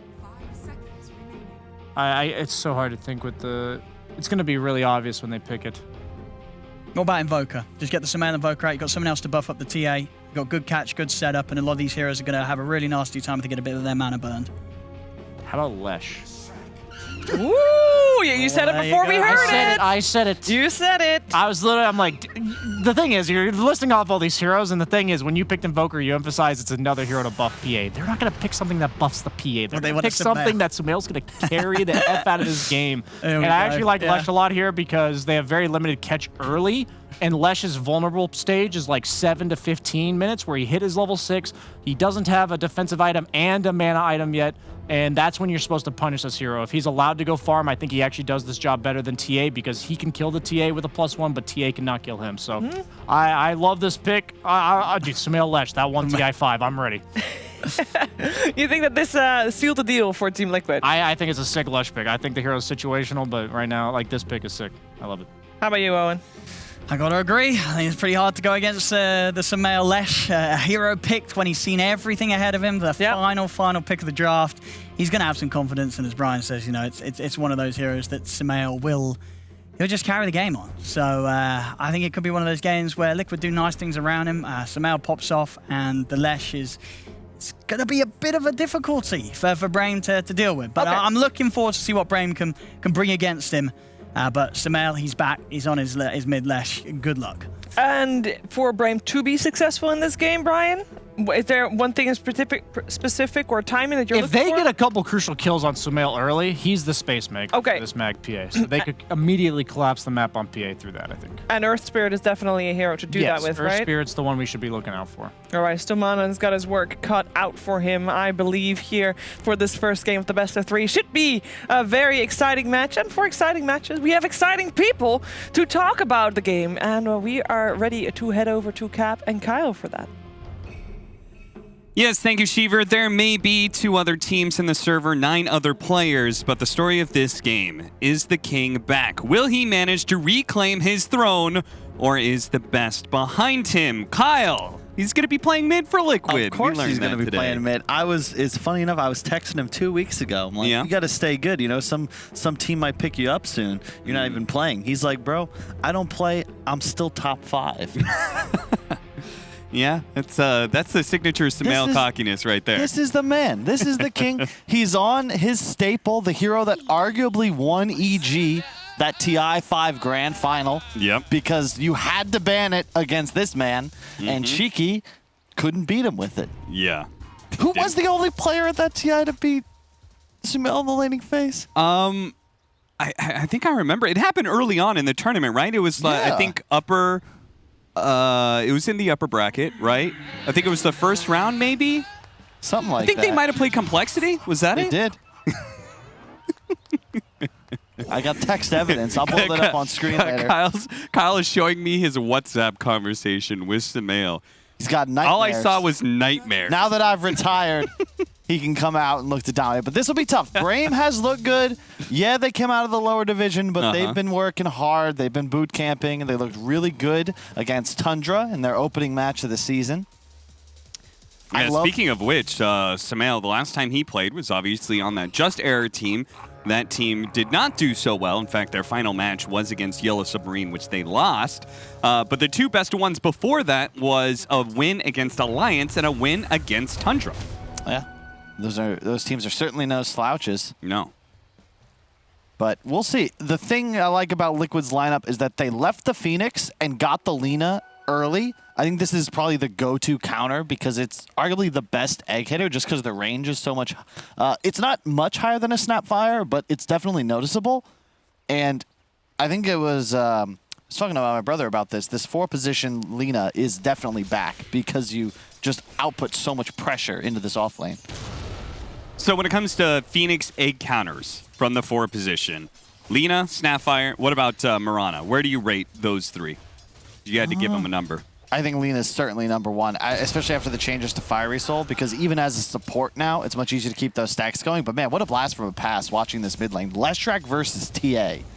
We have not seen that in some time. TA considered a dead hero by many people, but it's been getting a lot of play in China. So I think that, especially after the dominance at the major, more people are looking to that region for draft and hero meta inspiration. And it does seem to be peaking back bit by bit. I think we've seen it at least once in the Eastern European division.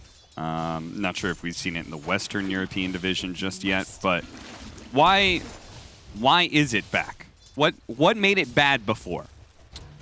Well, you certainly can't dominate the lane nearly as hard now that refraction damage doesn't work on denies. Okay. I think more emphasis on ancient stacks and ancient farming this patch has pushed it up, but it's Roche. Like, TA's still good for the same reasons she's always been good. It's a heavy minus armor, a Roche taker, tower hitter, real high tempo.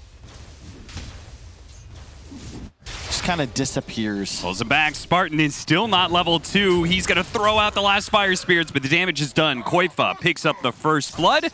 And we may not have really talked about him too much, but his appearance in the off lane.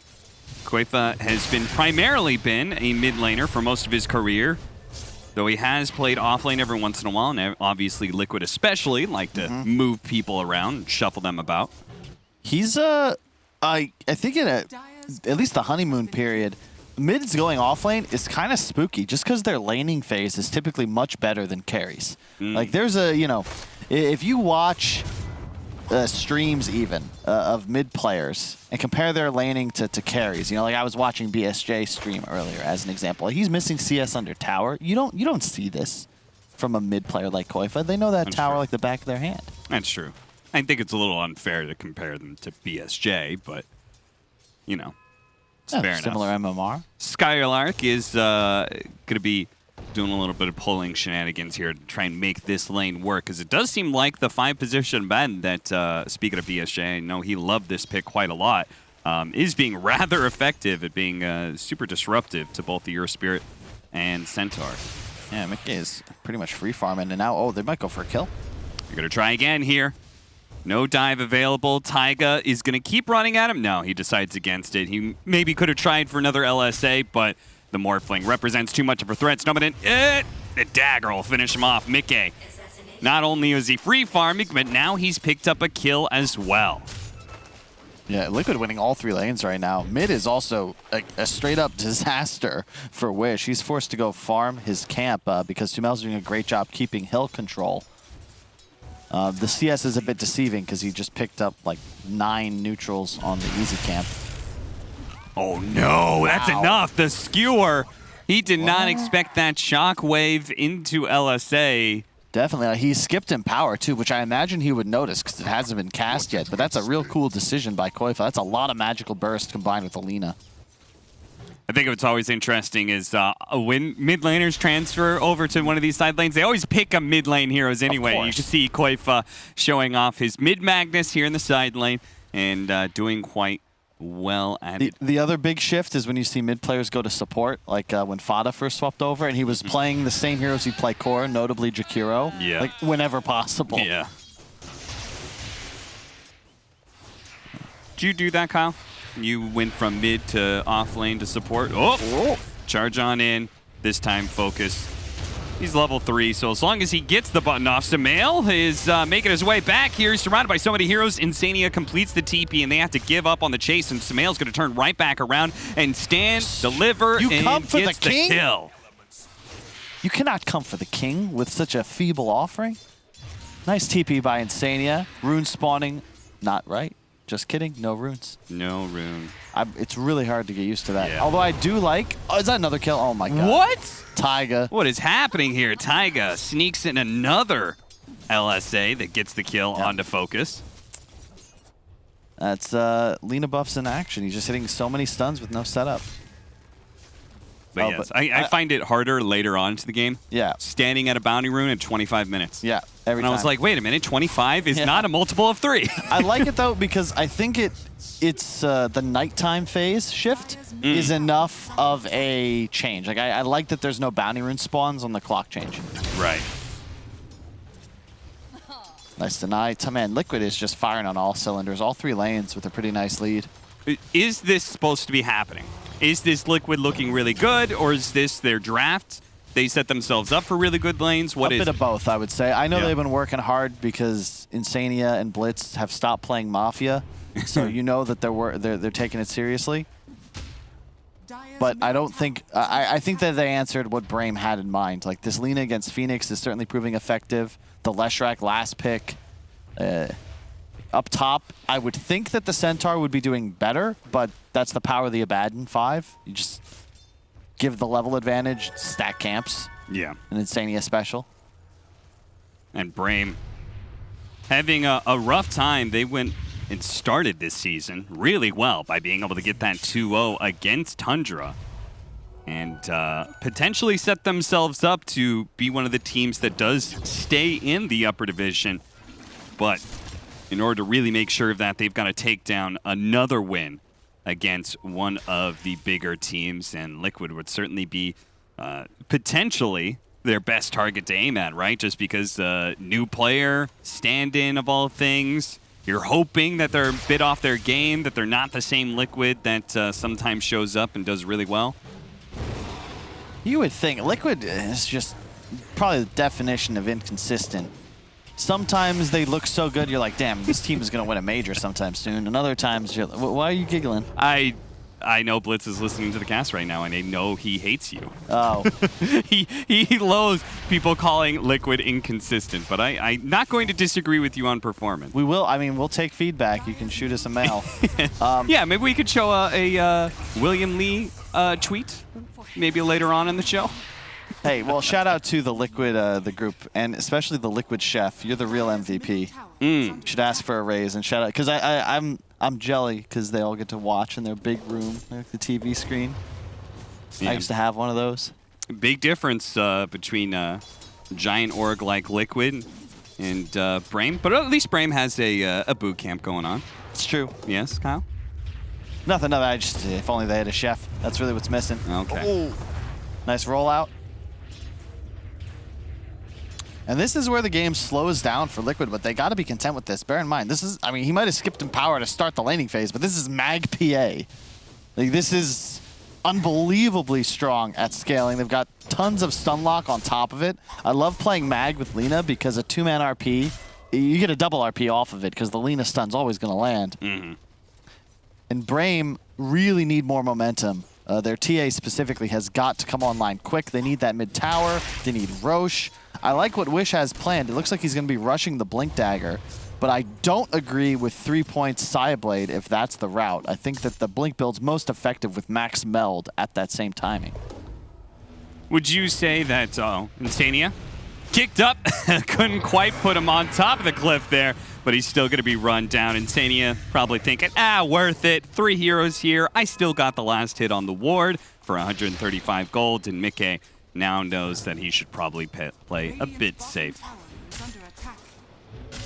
Would you say a lineup like Brame's, the fact that they've got like 2 cores, this Morphling and Templar Assassin, that it is important for lanes to go well, right? Because you both of your cores can't default to jungle. I mean, look at the issue is that Morph has just thoroughly been dumpstered, and really more than the TA, that's your win condition, especially with an Earth Spirit. We've seen teams in Asia first to Morph ES for this reason, for the double Spirit roll-in and just an unbelievable amount of stun lock potential.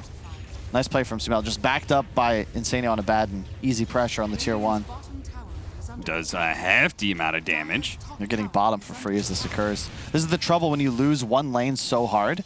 The entire rest of the game, your whole squad has to play catch up, and they bleed out advantage in the lane that is now abandoned. Because it's not just the Koifa Mag free farming. Taiga's also free to stack, the farm. He has TP ready if they try to dive top. So it does mean that Brame is going to have a lot of pressure on, I think, this man right here, Skylark, the lane that did go well. And he is also the playmaker. Our TA still needs that Blink Dagger, as you were talking about. Skylark's got to be able to exert some pressure somewhere on the map. Yeah, the trouble is you saw Purge give that breakdown of why minus armor is less effective against Vanguard, but that's for the early phase of the game. This Deso timing is going to be very quick. And it actually works against you that you have this Vanguard instead of plus armor once PA's minus takes you to negatives, which it will do once he hits that talent. Silence going off, immediately removed by the Aphotic Shields, and we're getting a good old classic 3-on-3 mid lane. Both teams posturing to try and take the mid tower. That is not going to be enough, and now Spartan just goes ahead, goes for the dive, the jump in. Liquid turning around to go for the kill onto the egg, and they will manage to do so, but they lost Taiga in the process. 1-for-1 exchange with a Stampede going off, getting Wish out of that stun, but unfortunately for Stoneman, Mickey shows up a fourth member into this. Skylark's got to get out of here. He's in trouble. 1 for 2, maybe even a third, but Skylark proves to be a bit too tanky for the— oh, Koifa missing the RP. Wish barely managing to blink away just in time. 2 near-death experiences there for Wish, but he survives through them both. That was wild. Yeah, that would have been a huge kill. You saw Liquid, Koifa called out that he had the RP, but the blink away just in time. They repositioned to the river expecting the skewer down. That would have been 100% an execution of the TA, but he actually saves his Centaur too by juking that, because they could have also continued. I believe Sumail was in Yul's range, would have been able to follow up with the stun quite easily. But alas, I think if the Phoenix Egg, maybe let the dive swing you back just a little bit, if you get that egg off, I think that's a much more decisive fight win. And here's the TA strength, just farming the Ancients. Done very well for himself. The only camp stacked being by him. And he's managed to claw himself to the top of the net worth chart by quite a hefty amount. Skylark, though, second in net worth for Brame, is going for a desperate TPL, but it will not be successful. That was all Fairy's Trinket right there. That little bit of extra damage thanks to the spell damage and mana cost reduction. Absolutely broken tier 1 item, especially on a hero like Leshrac, plus the 100 health, because why not? Yeah. You'd probably still have it equipped, but take the health anyway. 3-8, a 3,000 net worth lead for Team Liquid right now, and feeling good? Feeling good, and not too much pressure, would you say, on them? This is chill. I like the way that they're utilizing their positioning around the map. Like, Insania, you know, Sumail, he hasn't played professionally in a while, so Insania is doing a good job holding his hand. You know, don't worry about it. You might get ganked. I'm here. I got the heals. I got the shield. And they're also defending the most valuable area of the map.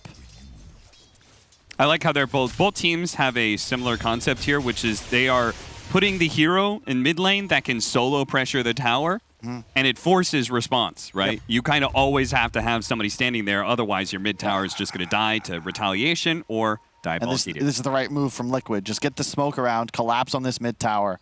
Every team will tell you this is the most important objective to take in Dota 2. They want the Phoenix if they can. That effectively removes Brame's the smoke's going to break, and look at this defensive ward they have. They know, but they also know where the Phoenix is. They managed to get the skewer, a 2-man RP, the roll in, but Snowman can't stop this damage that flows through. Sumail gets the double kill, may get the tower, immediate buyback from Spartan, but they still can't take the fight. After all, they lost their core Centaurs, so even with a buyback, they're just going to have to walk away. Really great job there. Shout out to Taiga.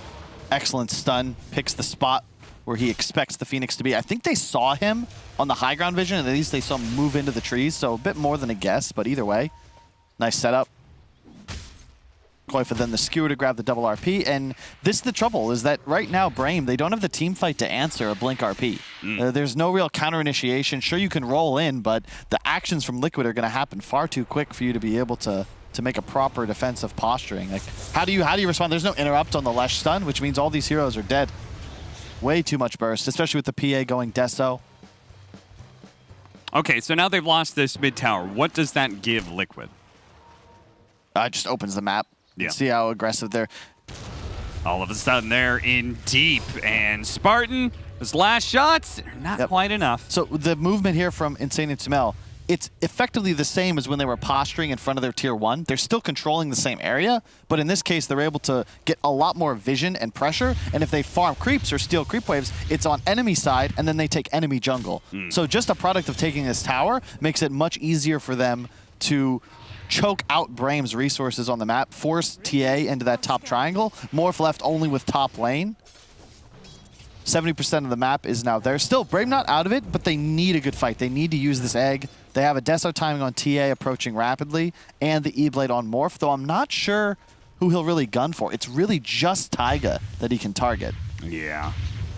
Sad part of being down this much net worth usually means the cores have their prerequisite items to survive through any kind of burst like that. Dude, I should have picked more bad when I was playing. This is so chill. Yeah. Insane. It's just, I got you, bro. That's it. Where do you want to go next, Sumail? All right. He's like, all I know is, Sumail, you're confirmed town, and I've got you covered. And Mickey manages to get a solo kill on Spartan, but Brain is kind of feeling like they got to make a move here. They're getting picked apart around the map, and it's getting smaller and smaller. They're going to run into Insania here. Insania with the TP out. They don't know quite where the smoke broke until it's too late. You see, Brain, they know the pit is their play. They have egg. They've got the Stampede. You need to fight on your terms when possible, and they can Zerg the Roche down fast enough to force a response. But it's very cautious. You can see the scan comes out. Like, Liquid are very aware of the script that this game will play out.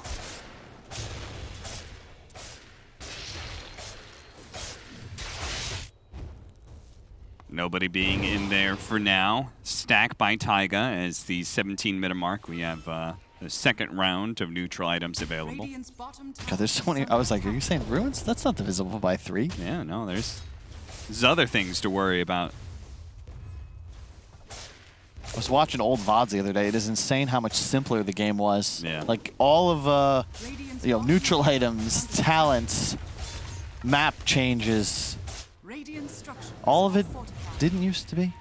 And one thing that actually made the game somewhat simpler in a very small way was stats being taken away. But now that's another option you can have. Why not? Skylark, he may be tanky. Can he survive through all of this one? The Stampede, they're trying to burn out with a little bit of Sunray to help him, and he just barely getting away out. He's good. Koifa, the shot coming in from him, but the miscoil helps protect him. Brain, explosion from the egg, and that's going to be a big one, but her RP goes out from Koifa. A 3-man dude with a 2-man kill from Taiga, which turns around and delivers some damage on his Sumail. It's just enough to be able to get the kill. Stominen gets out with his life, but Liquid claimed the fight around Roshan, and there's a double damage sitting there for Mickey to do Roshan. That was so sick from Koifa. Barely escapes, comes back in, 3-man RP. Love the confidence as well from Sumail. He's low. You're going to watch him posture so that he's in a position, always at the front of the team fight, trusting in Insania to keep him alive, and that 3-man stun is what actually confirms those kills. Don't have time back into it though. Snowman, he tried to go for a cheeky Aegis steal. Sadly, his timing was a bit off, and as a result, 4-15 now, 7,000 net worth lead for Liquid, and now an Aegis on Mickey. Oh my God! So the DD helps, but that's minus armor against a hero that only has the 10 armor. He even has a casual ring of protection. The trouble is, like Vanguard, yeah, it blocks 70 damage, but that becomes less and less impactful when PA crits start getting into the 4 digits. Yeah. Now they're taking their ancient stack. Like, this is the nightmare for Brain. They don't get the Aegis. And now Liquid can operate with that kind of confidence and play inside your triangle. Now you've got a TA and Morphling who don't have simple, good areas to farm. As you could see, them scrambling around here. Liquid making a push forward with that Aegis. They're going to roll in. They go to the back line. They immediately execute Taiga and might be able to catch Koifa as well. No, they decide he's a bit too tanky. They want to get away from Mickey here if possible. Stominen, he's going to be the victim. Mickey's assault in the back line, though. They manage to catch Sumail. Sumail moves forward, and Skylark immediately catches him out. A buyback coming in from Stominen. They see this and say, Liquid only have 3 here. Even if it's an Aegis, maybe we can still do something. Apparently, the rest of the team disagrees, though, with Stominen's assessment. That's the second support buyback for a fight. Like, Braim's just a little too itchy on the trigger. I understand why you want to get back into the fight, but there's no mid-tower. There's nowhere for you to go, and without an Earth Spirit, no Stampede, Braim legitimately have no catch. So Liquid can pretty easily just disengage. There's nobody forcing them to stay in melee range. To be fair, which would you rather have, though? A person who is a little bit too eager to use their buyback. You got to buy back. Yeah. You know, it's better to err on the side of buying back than not doing so. Fair. Even you go to like a the one game OG lost to TI9. You know, Ana, my bad, because he just didn't buy back on Spectre. Yeah. They throned him. Like, oops. Well, Wish, he needs that item real badly, the BKB. So it's a good thing they got a little skirmish that sort of went their way. Found themselves a bit of map to farm on. Yeah, the curious thing is this TA pick, because I don't really consider it a counter to the PA. You need an MKB, but the trouble is, as a Templar Assassin, you need Blink Deso BKB as core items every game. You can make an argument skipping Blink for like a Dragon Lance. I've seen that used in China a couple times, but it's just a weird selection. And when you fall behind, the game gets real difficult because Liquid feel no pressure and are just eating your map. And like, he's alone. Mickey's just walking in, scaring everyone, killing a Phoenix. Yeah, and he's still got 2 minutes left with the Aegis, so he can keep doing that. With pretty much no recompense from Brain. Satanic next for him, so even as his Aegis goes down, he'll still have that form of a second life. I wonder how good this Leshrac shard is. 3 stun, not 2 extra, 3 extra stunts. So you just stun on top of the PA and chill. I asked actually Samael about both those things. And I believe he said Aghanim Scepter as well. He said the Aghanim Scepter was garbage. Yes. And I think maybe it wasn't him, but somebody said the shard is good. It just requires you to either have a lot of stuns or be defending high ground. Right? Once you're able to, if you defend high ground with that shard, really nice. Dominant. Oh no, the Yules is here. He may have silenced up Samael, but it's only a bit of a timeout before his death inevitably comes. And then there's just a PA pushing mid with a incredibly strong offensive threat in the RP, and then Insania still just holding his core's hands, hanging out. Going for his very own Melk award. Needs to up those death counts, though. Yeah. Only 2 deaths. What did Melk go? Was 0-17? I watched Free to Play. I believe it's 22 is the magic number, but it's been a long time. Have you seen, because Free to Play just got on Netflix, and it is insane to see how young everybody is. Yeah. Like, and it's also crazy how many people, a decade ago they make this documentary, and yet Cinderin, Misery, Dendy, Fear, like these guys are all still here and still playing. Yeah. Well, except for Cinderin, but he's playing. He's playing. I'm a subscriber. 8-month badge. What happened 8 months ago? I lost a bet. Oh. Spartan. Oh, this guy needs level 12 real bad. Oh, God. no. Oh, God. Get out of there, Spartan. He throws fire spirits. Oh, no, Spartan, no. I love it. I love the Shadow Amulet with the Sunray still going. They'll never find me. And the Liquid are just hunting now. They smell blood in the water. Constant map rotations. And they move so quick, too. Oh, we don't need to see it again. Half his health 15-11 gone crit. just from Cleaves. Panics. Dives away, throws damage on the creeps, hoping to be able to kill the wave. But it doesn't, like Kyle, it doesn't look to me like Liquid is necessarily going to go high ground. I don't feel like... they need Roche for that. They're just chilling. They're just... This is how you got to close out a game nowadays, though. Like, going high ground, especially with the ease of buybacking, got cheaper last patch. Just no point. Just chill. Get Aegis. Get yourself level 20 on as many heroes as you can. The second Roche with the free shard, I think, is just huge. Yeah, it definitely feels like we're trying to make part of the reason Roshan is getting more and more items to give away is basically saying, hey, look at all this stuff you got. Yeah. Maybe you should try hitting high ground with it. It forces you to fight around the pit as well. It's another reason I think you've seen so much PA, so much Slardars coming back. This minus armor concept might not work on buildings necessarily, but on Roche. Wish, it's a good idea. It's one way to be able to try and split push a lane. Just laying traps everywhere, but Insania with a very early gem pickup has been finding all of those, and now he's going to find Spartan. Spartan canceling the Sun Ray, but he can't get away from Mickey. Taiga, what happened to you? What happened? Yeah. Wish must have tapped him. Yeah, Focus gave him the old shotgun. Well, they have a BKB on TA. That's helpful. The trouble is that right now, love Mickey's itemization. The Satanic build fell off a bit, but with a mag, you don't need Battle Fury. You get the status resist, you get survivability. He's now not a target. Leshrac has a Yules. They have a Baden to prevent burst. And really, the trouble with Brame's draft is that both of their carries are burst-centered. They don't really have sustained DPS. And when you have an RP and a shield, it's pretty tough to confirm a kill on a core.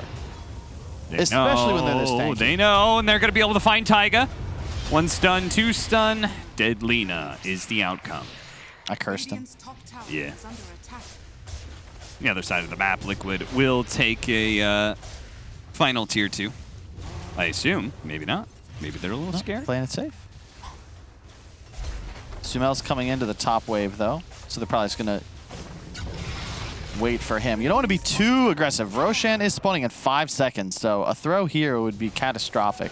Yeah, good opportunity for Brame to be able to take this game back. You got to take some risks here, and maybe it's a good opportunity for them to 5-man just kind of run at Liquid and see what happens.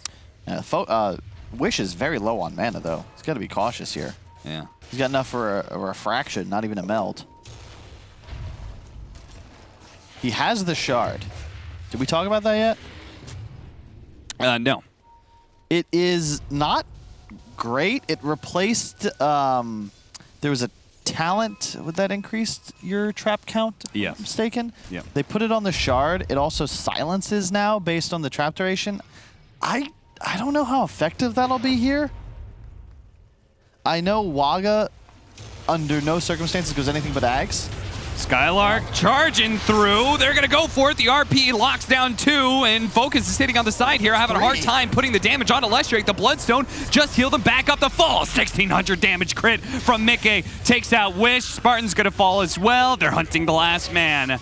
That was a 3-man RP, Cap. Yeah. I didn't see them. They were stacked so hard on top of each other, and then, yeah, GG. That's it, yeah.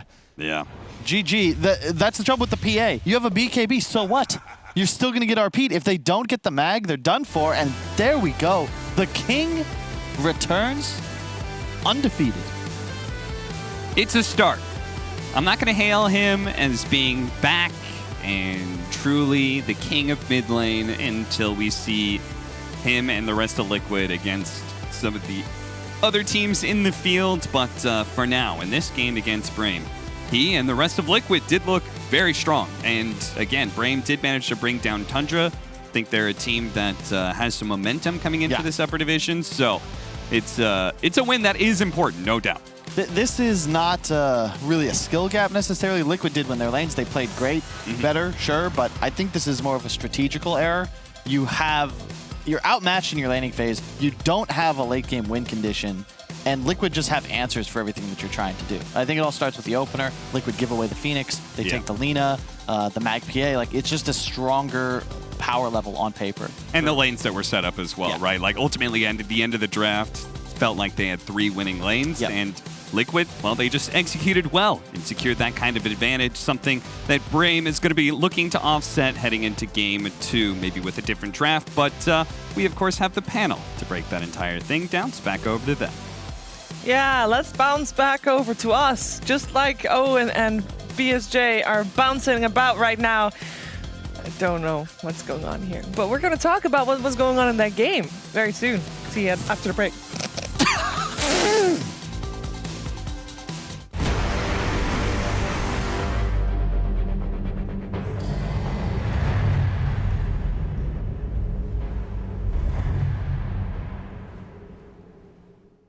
My name is Jordan Gilbert, aka Nothing. Hi, my name is Sue Lee. My handle is Smix. I think it's important for these initiatives to happen. Empathy really, really goes a long way, and it always means so much to us, and I think that's where initiatives like this really help.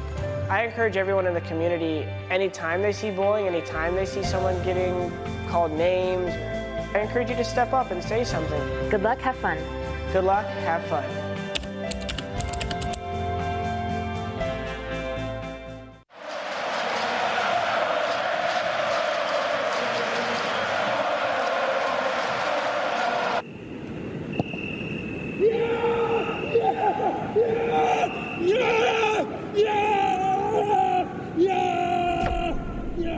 Start your esports career now at play.eslgaming.com.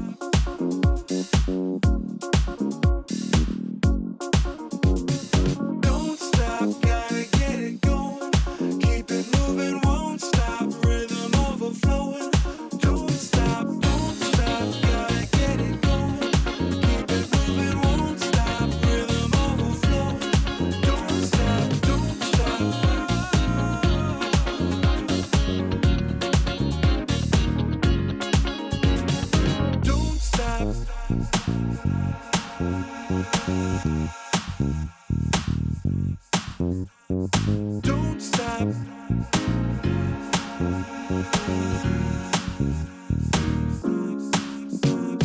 Don't stop, gotta get it going. Keep it moving, won't stop. Rhythm overflowing. Don't stop, gotta get it going. Keep it moving, won't stop. Rhythm overflowing. Don't stop, don't stop.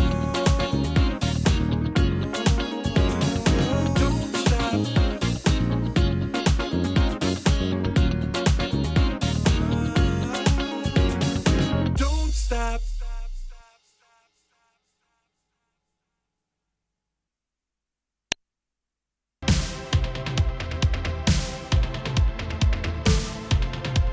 Spinning round and round till it hurts. Now I'm falling down in reverse. And when you call me out for being young, I don't believe I'm wrong for having fun. And I know.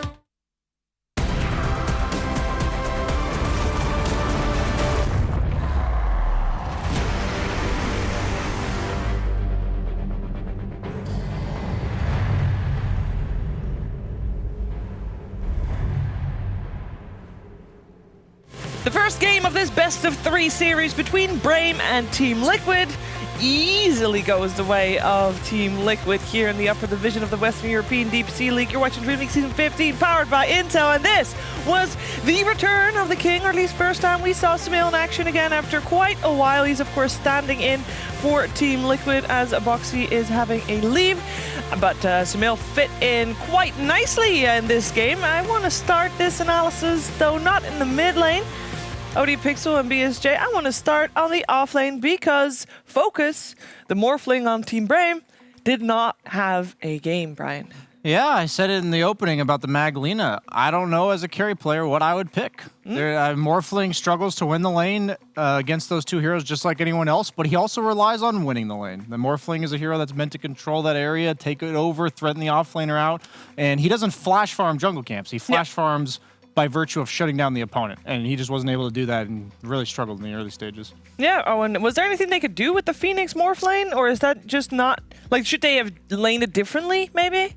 Put it elsewhere? I agree, bro. I don't know. I don't know what you do when you're sort of having to play that matchup, that you sort of doubt yourself. You knew that there was a leaner in the game. You still want to run with the Morph. You're going to have a rough time. And, of course, you know, Tiger and Quakefor, they really pushed that to the limit, getting the 2 kills on him very early on in the laning stage. And, you know, as much as, you know, Sumail absolutely fitting back in and popping off in the mid lane, I was very impressed with what Quakefor was doing from the off lane. As we said, it is something that we've seen before, of course. They've always had this versatility, Liquid. But Quakefor gave it a solid showing. And, you know, he's much more than some of the off lane Magnuses we see that sort of fall back and just become like an empower bot. He wasn't that this game. He was having big impact with it, with his catches in the team fights throughout. Yeah, and Purge is going to break down exactly why the lane worked out the way it did.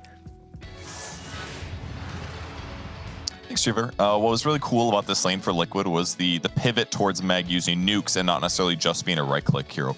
And as a result, it makes Lina, who's already a pretty good 4 right now, even better. She gets to start Ring of Basilius, which not only gives her a lot of mana, but also gives Meg a lot of mana over the course of the laning stage. And as soon as they get there, they put their spells on cooldown and start getting right-clicks and nukes in. Spartan had some issues with his resources. Here's his salve being popped. This gets interrupted about 50% of the way through. That costs them some resources and makes their lane a little bit harder. And the whole time, Taiga's constantly right-clicking opponents. And Lightstrike Ray has a pretty low cooldown, so it's pretty much always ready to be used here. Spartan getting caught as Liquid hits level 2. This is the first blood that we ended up seeing. Skewer doesn't do a huge amount of damage, but that plus the right clicks is enough to get the kill. Phoenix ends up dying. Taiga ends up barely staying alive. Focus gets pressured a little bit on the way back. And when he comes back to lane, what ends up happening is Smart says, here you go, buddy. Go get healed up. And Quakefor, anticipating this, plays near the area, goes for the shockwave snipe, and interrupts another salve. This one really early here for Focus. That costs him 2 salves to basically do the work of just 1 to help offset that. And then things keep going bad as they continue to put all their force into the same guy. Spartan here getting shockwave, getting right-clicked, he's getting pressured. Taiga backs up at the same time, but all of this just buys more and more time as Taiga waits for the opportunity. Here's that first blood that ends up happening, focused on anticipating the stun and the level 2 shockwave, plus the skewer damage, way more damage than Magnuses normally have. And here's that second kill. Taiga sneaking into the tree line, puts a ward down, and drops the stun and the Dragon Slave. And even though they did go to deward this Observer Ward, it got denied by Taiga. So they got everything that they wanted out of this lane. And that's the big reason that the Morphling was behind for so much of this match.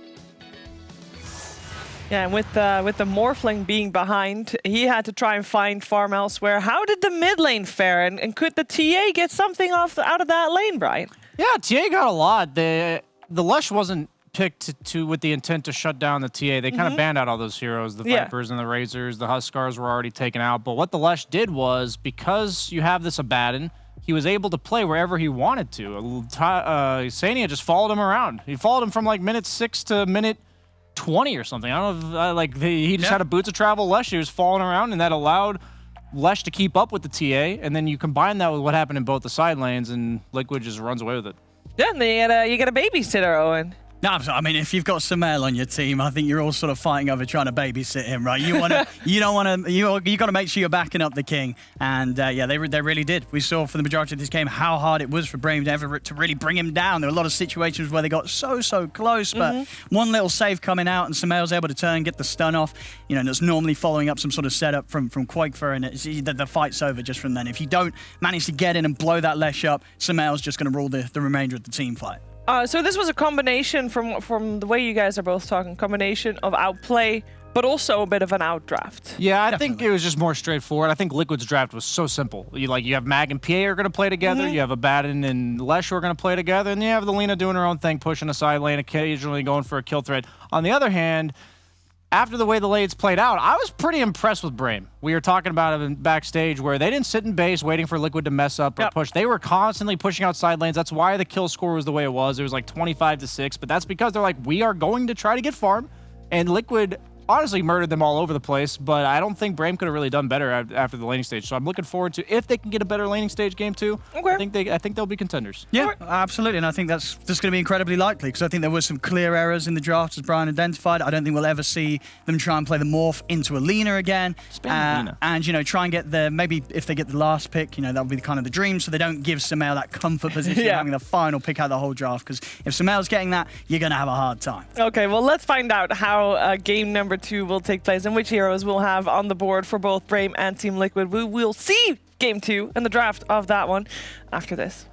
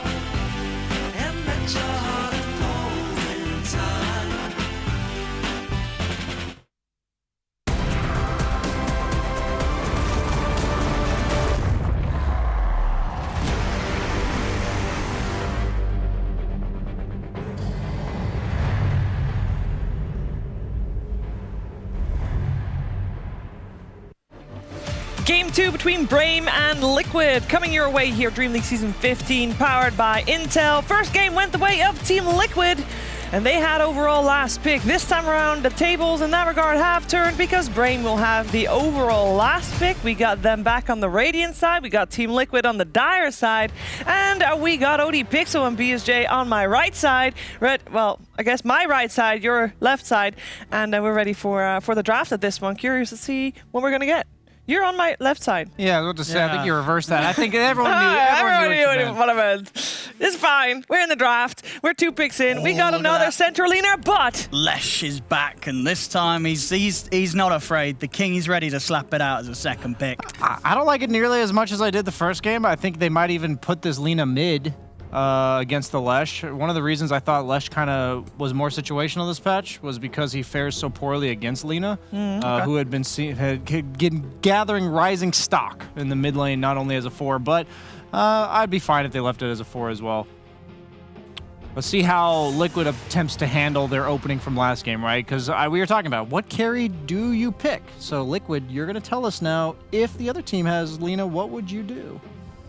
And where do they expect it to go? Because Brame, I mean, I'm sure that Stormanen can play it too. They banned Huskar, so they're thinking still Huskar could be like a carry Lesh for Mickey. Yeah, that's and possible do as that well. a lot. Liquid Maybe carry Lesh is the answer. Like This is the that. curveball, little What safe lane Lesh doesn't mind farming into Alina? I would have to imagine it's similar to we were talking about like a Wraith King where you recover. That if you get some stacks from the Oracle, you throw out some Lightning Storms in the lane, and then you ditch the lane for those stacks, you can take them at level 6. You know what hero is very sort of liquidy? That maybe, I mean, you're going to tell me if it's not good. I was going to say the Sven, the liquid Sven. Oh, I just thought Morphling was made of... I see what you mean, very liquid. But you know what I mean? Liquid love the Sven. Is that not a hero that you could see being able to farm into against Alina's pressure in the lane? Yeah, I think if you have a catch roaming 4, then Sven would be better. Okay. Because the best way to deal with Lina is that she's super squishy. So you stun her with the Sven, you hit her with like a Tusk or an Earth Spirit or something, and you can catch up after a rough lane, right? Yeah, exactly. But the thing is that I think when you pick Sven, you don't mind going to the jungle, but you don't want to be like losing and going to the jungle. Okay. You want to be like, okay, I'm okay with this lane. I'm level 5, but I'm good to go. You know, I'm out of here. And does Warcry not do enough for you in the lane to sort of withstand the harassment from the right? Yeah, it's like usually most of the damage you're taking, you're already stunned by Lina. So I think you'll be using the Warcry to make sure you don't take any more damage, which kind of sucks. So like I said, the thing I love about Liquid's drafting is that the way they play their side lane, since they do mix up their heroes so much, they pick like wonky safe laners, but it's with like specific criteria that has to be met. So when I say the Sven, like you have a roaming 4, they'll pick it. But if they don't have that roaming 4, they're not going to give Sven that really awkward lane. But I would not count out the safe lane Lesh here. I think it's a strong possibility if Liquid has like a sick mid pick to end the draft. Mid Lesh is, or safe lane Lesh is one of the few mid laners that can legit carry the game with damage output. Sure. And for the most part, you know, if you were to have Sumail in your team, you would feel happier sort of letting him have his hero being one of the later reveals. Yeah, and it would have to be like a mixed damage mid laner though. You don't want two Leshraks. You know, you don't want like a Leshrak Storm. I don't think that would be a good combo. Because then they just build a couple hoods or a pipe or something, and suddenly your damage output's pretty good. And when you see Lesh and you think there is the chance that it might be, you know, being prioritized as a position 1. Is there still space in the meta for the anti-mage? You know, we're seeing a lot of teams still try and make it work. It seemed not too impressive. Is Lesh one of those carries that still makes it legit to play against? Yes and no, because the thing is that you're really good in a vacuum versus Lesh, but you're also very bad if the opponent's able to group up and take high ground super early in the game, which Lesh is really good at doing. Like even with just one Aegis, Lesh can usually go high ground. So it's a volatile matchup one way or the other. I wouldn't be afraid to pick it, but you have to be prepared for the fact that Liquid might just be hitting your tier 3s at 15 minutes into the game. Is there any other cheese you should be worried about? Brame is taking quite a long time to think about this last ban before the next pick phase.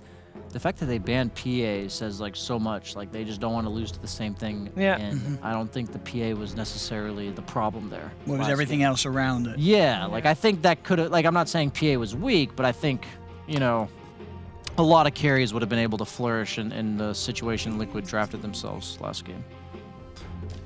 All right, we got the PL as the last ban coming out from Brame. PL Oracle, not really a combo. No. I don't think they're expecting this. Liquid's gonna swap this Lesh to safe lane. I'm ready. Look at this. They even prepared. Like, they banned out Jug Lifestealer. Those are actually Leshrak's worst carry matchups because you just never do anything to those guys. Yeah. Well, we've got the Jara coming through. Was, I believe, the carry that Focus played in one of the games against Tundra, where they did exceptionally well. Had, of course, a great 2 games against Tundra. I don't love Gyro into Oracle just because you throw out the rock. This is like mid-game. You throw out the rocket. You throw out the call down on top of the guy that gets rocket, and Oracle just pushes W on that guy. And yeah, no, absolutely. You're going to need something else that's going to be able to jump the Oracle, I feel, if you want to play like that. Ooh, that's this it. Is the Taiga probably. Yeah, Taiga special coming out. Okay. So they're going the Wisp Gyro. We've seen it do okay, but it hasn't been like, oh wow, they got IO Gyro, they're gonna probably win the game. It's been an okay strat, but it's not like mind-blowing good, I feel. I don't know what you draft in lane against it though. I'm not actually sure. In terms of Quakefoot's hero pool. You have the Enchantress 4. Yep. Where do they go? Okay. Wow. Well, screw everything I said about the Lich. All right, they just go for the Spectre. It's a really nice Blade Mill game. Any chance that can the Lesh be flexed enough to go to the offlane and have Quake for play it, or does that not feel good? Like, could you run that? You could absolutely do that, yeah. The thing is, I'm surprised if Brame doesn't just lane the Lina versus Lesh. That is a very favored Lina matchup, and it's not a terrible Lina game, all things considered. Like, you do kill the Enchantress. Yeah. You're a little afraid of Spectre hyper late game, but maybe maybe Team Liquid's just very confident that Brame is just going to be cookie cutter with the picks so far. They clearly think Ember is good against these ranged mid laners like the Lesh. Like, they banned it when they had Lina. They banned it when they have Lesh. I never thought of Ember as a very good hero this patch. That's a very weird ban to me, because not only is it like mediocre in lane versus Lesh, but it also, you have the Oracle to purge the shield, you have the Enchantress to purge the shield. I'd be curious to ask them about that one. Let's see what Liquid are scared of here. I mean, we're still expecting what... I mean, you think the Lina will go mid at the moment, and they're still yet to pick their final support hero? The thing is, it's like, I think they could do that, but I don't think they're going to do that. They got overall 10th pick. Is there anything that is better against Leshrac than the Lina that they can still go for? Puck was nice. Would have been, yeah. Queen of Pain stands out to me as another hero that I would like a lot. It's mixed damage against the Oracle. You have the pure damage coming out, which is really nice. You can't protect from that.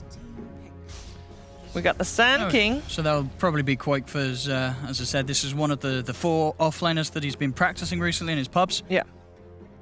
If it's a hero that he feels comfortable playing with in the mid lane, I think Queen of Pain would be nice. They just go TA again.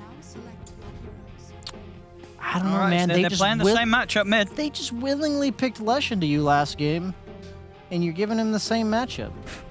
Yeah. What do you think Brame feel is different this time that makes them confident enough to stick with the TA against the Lesh this game? I mean, what's changed? It just has to be comfort zone, man. There's really... I don't see an actual reason strategically why you would pick TA again here. You have a very greedy draft. Liquid has a very greedy draft, but TA doesn't really punish the greed of these heroes. So I think Liquid will get away with their greed, and I think with Spectre, their greed will be superior. So... I don't know, maybe I'm underestimating IO Gyro, but the Oracle's really cool with the Spectre because the way Blade Mail and Dispersion works, they don't count for damage mitigation. So if you have the Oracle Fate's Edict on you and you're taking 0 damage, you're still dishing out damage with your Blade Mail and Dispersion. So it's a cool synergy. I think Liquid's got it late, and both teams will get the farm they need. Okay, how are you on? I'm a little happier to see them bring out like the Gyro IO. I think this is something that Brame are very strong with. But I've got to agree with Brian. I think the first 2 picks that Liquid came out with, you see the whole of the draft. I mean, you would have been happy slipping either of these heroes through as the end. The Oracle's going to be able to counter so much coming out from Brame. And I don't see any reason why Samael's going to be any more unhappy here compared to when he picked the Lesh last game. And if this time around, we saw last game with the backup of the Abaddon, the saves coming out, arguably with the Oracle, the saves are going to be even better. Yeah. So... I think Samael's set up for just as good, if not a better game than he was in game 1, and he had a great time there. Are you a tiny bit sad that he's playing the same hero? Sure. I mean, we all want to see. Right? We want to see everything that Samael has to offer. I'm sure we'll get the chance over the series. Yeah. But obviously for Liquid, they're sticking with what's good. It comes out early in the draft. I think he's going to have just as good, if not a better game. All right, well, let's see if Brame can force out that third game or if Liquid is going to take this as a clean 2-0. We're heading over to our commentary duo of Cap and Kyle. To be honest, game one was not that close. And Brame, they seem to have taken the same kind of lineup they had before, made some tweaks, which I do think the tweaks are good. Yeah, but like, do they think it was close? Because it didn't look very close. And I don't know about this TA hero. Yeah. It's not the secret S tier mid that we've all been waiting for. And, you know, we'll see. But it's certainly going to need a better laning phase. Well, if it says anything about Brame, it means that they feel like the winning formula against Liquid here was not that far off. Whether it was the slight tweaks in the draft, maybe they feel like it was more execution-based. I mean, a lot of that game one did come down to the laning phase going so poorly, right? For sure, but I just finished rewatching Breaking Bad, and a couple of mistakes in your formula, you end up with something very far from what you intended. I was also checking, you know Sumail is just like fresh 22 years old. I feel like he's been around for like 7 years, but yeah, well, that's because he has. I know. Right? If he's 22, it's wild stuff. Yeah. There's still a number of very young players, but they're only young in the sense of age because many of them are actually Dota veterans. Well, it's funny going back to free to play. A common talking point was, yeah, pretty much a 25-year-old. Like, you won't make it in esports. But so far, I wouldn't say that's true. You know, all the same captains pretty much still grinding away. Although, admittedly, playing 5 positions for the most part. True. They're, I think new top-tier captains are a bit rare to come by, right? Mm-hmm. It's very much an experience thing for sure. Sumail missing the block. And it's going to go all the way into the tower. Maybe that's a little bit more than Wish wanted for himself. We'll see.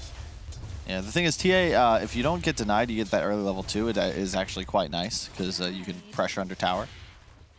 And you're better at last hitting under tower than a Leshrac is, right? Because of fraction. So yeah. Maybe it is exactly what he wants, is the lane's going to push under tower, and Sumail's going to be hard-pressed to try and get those last hits. Of course, he gets all of them and keeps lane control with a beast. Losing the courier does keep his life intact. Spartan is going to be playing against the Enchantress Sand King. So one of the switches that we did have in this game is the fact that Brame took the lead. Yep. What are your feelings on the Sand King hero? Because it's back. It's being picked for mid, for off lane. I am not a believer still, personally. I think that it's rather dependent on your 4 and your mid. Because I do believe that Sand King, he's sometimes a very underwhelming hero, and you would not... For example, actually, let's just talk about Liquid straight up here.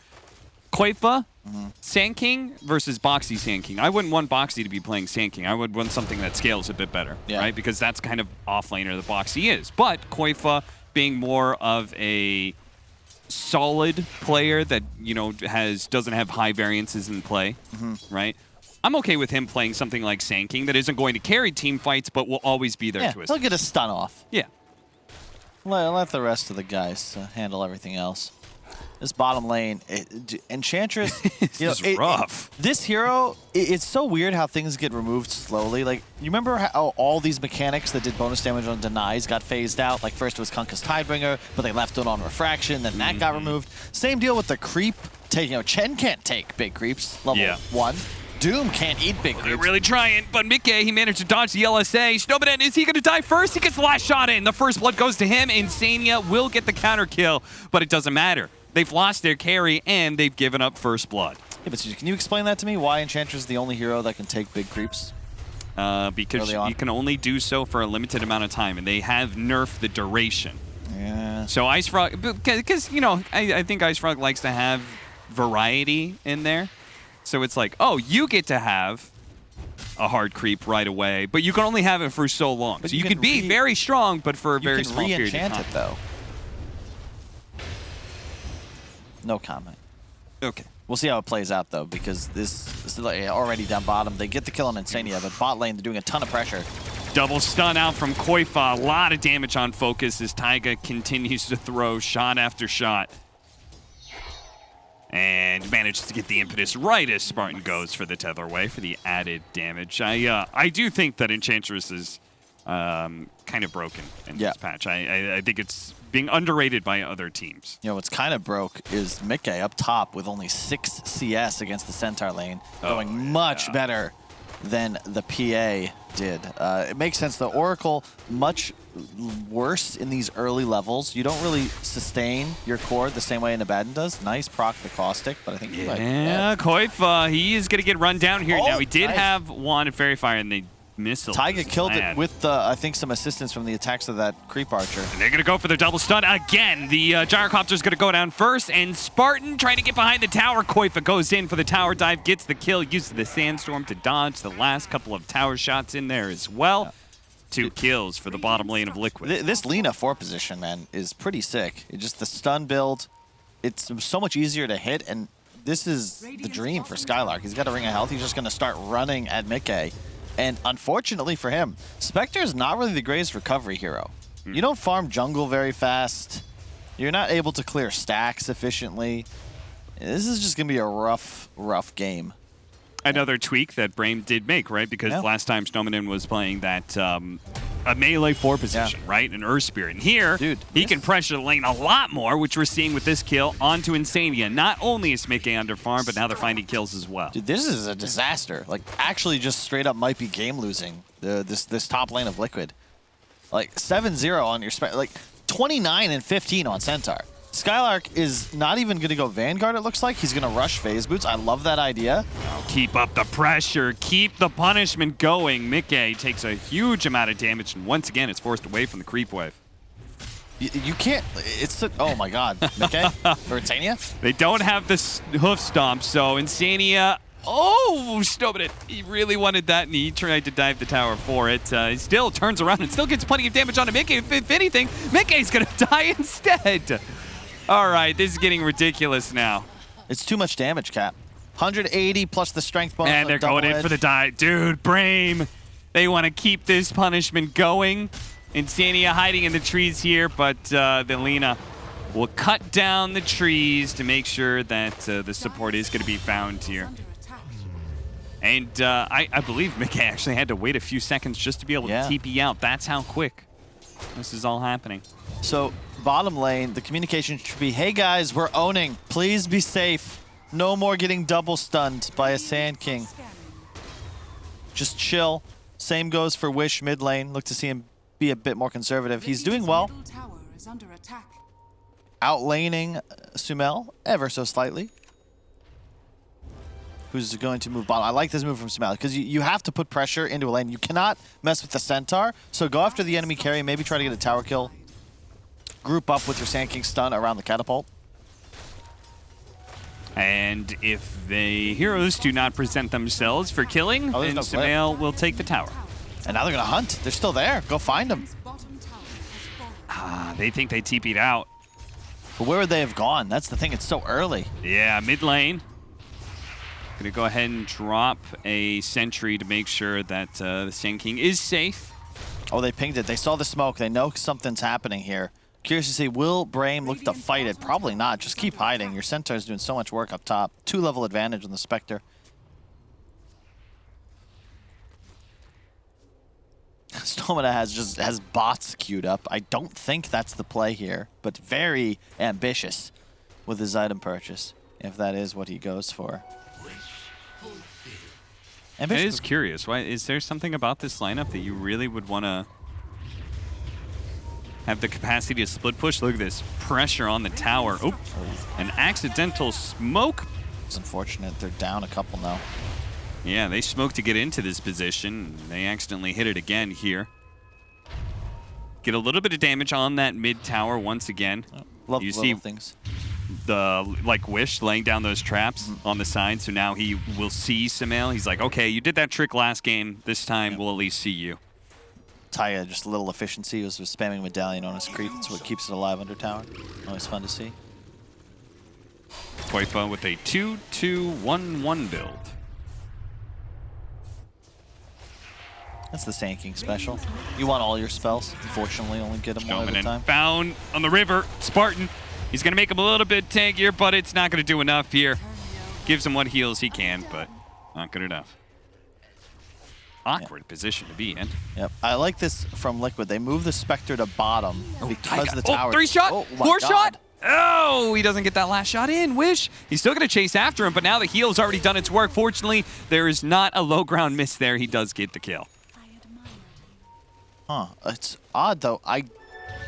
Skylark coming mid is very strange. I would have loved to see him just continue pushing top. Like, kill that tower, then move out of the lane. But he's just jungling now, and it feels like Brame are not pressing their advantage the way that they need to. You know, Mikkei's game was ruined. Now he's free to static farm bottom. They've already killed tower. And we talk about Spectre can't recover. This is how you recover. You plant yourself in a lane, you static farm the wave, and it's the gyrocopter now that's forced to just sit there and watch. There's nothing he can do. He's sitting in front of his tower with a full wand. But there's no pressure happening from Brame here. Now they're going to look to maybe go mid, but Sumail's the strongest hero on Liquid. He's the one with the creep clearing potential. This is not where you want your Centaur. I think in some ways the adjustment from Liquid here with the Sand King, I mean, that's a tower defender in its own right. Do you think maybe he felt like he just couldn't take that tower? I think Koifa rotated after he had left. There's just like, oh, a free wave up here. Okay. I just don't think Brame are capitalizing on this window they had. That gold lead, it was only like 1-2K, but that's pretty significant 6 minutes in. Yeah. Now you smoke, but at best you're going to get a kill here. Now there's a blade mail up. This is getting spooky. Oracle will be ready to teleport. The at best here is a Spectre kill, a massive kill if they can get it. But as you said, Blade Mail, 17 charges of Magic Wand, and a tower that's not too far away. They're going to go for it. They do manage to get on top of him with the Stampede, outputting all that damage. Look at Focus's health just dropping as he throws the Rocket Barrage onto the Spectre. Fortunately, they get the kill, though. It's a massive pickup. They can't afford to lose mid lane, though. Wish, he's already had his Refraction burned away by the hits coming in from the Enchantress and her creep. Fortunately, both sides do have a saving support. Spartan shows up and gives Wish a helping hand in dealing with the troll. It's going to be a really cool game to watch progress. It's all going to be about how much impact does Insania have in team fights. Leshrack's one of my favorite heroes against Wisp, also very strong against TA, but it's a very scary situation because Lesh has to be in the fight. You've got to have your W run in, ult up, charge forward. The only way you can do that is if Insania is prepared to back you up if you've got stuns coming in. If at any point Brame just say, hey, let's click this Leshrack, if he doesn't get saved, like that's where the whole game is decided. Lesh alive, so much damage. You kill him off, suddenly Liquid's lineup feels a bit flat.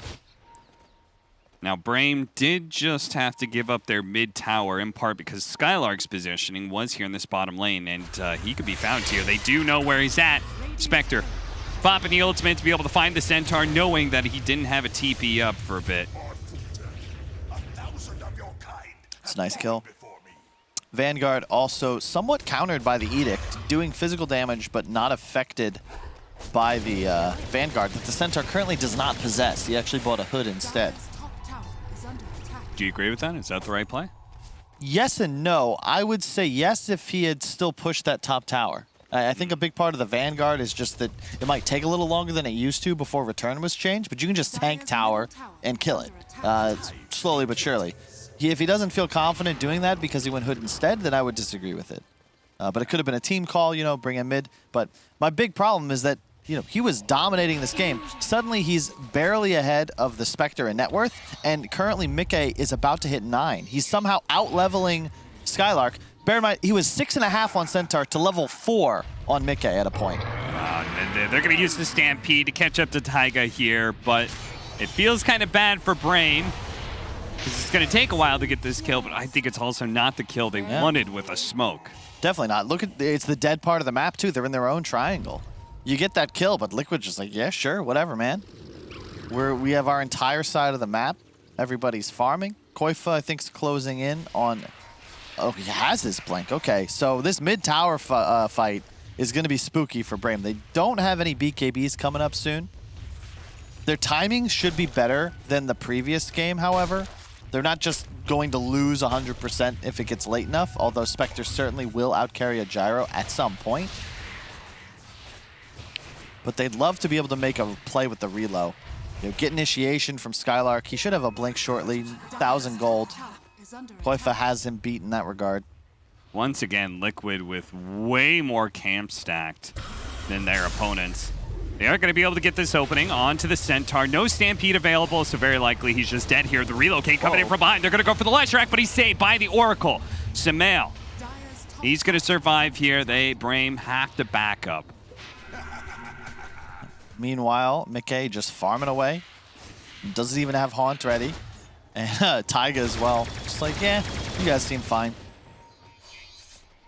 Taiga should have an idea. Look at that, the way he's tanked up. Medallion, hat, Vitality Booster, and a Raindrop. That is the most HP efficient build I've seen on an Enchantress. Love the Raindrop too. And that is the name of the game now, folks. Was thanks to the addition of the backpack, the meta has caught up, but it is all about having gold efficient items nowadays, not slot efficient. Everybody's got slots galore. Just buy what you need, be 6-slotted ASAP. Big fan of the fluffy hat. Nice kill there on Koifa. Wish picks up a double damage. They kill Liquid's big tower defender, and now they have an opportunity to finally take a tower themselves, unless Liquid want to be able to mass rotate, but I kind of doubt it. I don't think it's happening. See, Scarlet just needs his blink. They've got one on Wish. Then it's just a pick off into the Roche pit if they can pull it off. You hit an LSA from that range, damn. Ether Lens, man. Oh, yeah. It's a crazy item sometimes. All right, so they've got the Maelstrom for focus, so maybe he can start getting a lead on this Spectre. Yeah, so far, it's really so good for Brame. It feels much better than it did previously. Got a real shot. They're gonna have a great Deso. Now, one of the ways the game did fall apart for Brame last time, the laning phase went poorly, yes, but they also lost the first Roshan. And that is something that we're gonna be coming up on real soon here with the TA picking up a Deso. Focus. He's gonna be spotted here. Spartan, he's gonna have to go for a relocate out, but the Gyrocopter is already dead. The damage was too much. It wasn't even close. He died in like 2 seconds. That is Agi treads Gyro. Maelstrom first. There's not much viability. So Mel TPing out. Yeah, he's not sticking around for this kill. He wants to be able to go somewhere else and leave this kill for everybody else on his team. Oh, okay. That was nice. Nice play from Skylark. He sniffed out that epicenter was on the way and just stampeded the hell out of Dodge. Okay. That's a quick bots on Sumail too. It's going to really help him accelerate. Also very nice to have with a Spectre on your team. Doubling that global threat. They're trying to chase down Wish here. The dagger slow, but he's already blinked away. So instead, they'll have to take the Lina, who was going for a TP out. Yep. Not a fantastic use of a Spectre ultimate, but it's all about efficiency, right? Like, you used it. I thought he was going to stay top after that, but Mikhail just can't bottom instead. Okay. But yeah, if he rotates himself to top with that move, I maybe like it a bit more.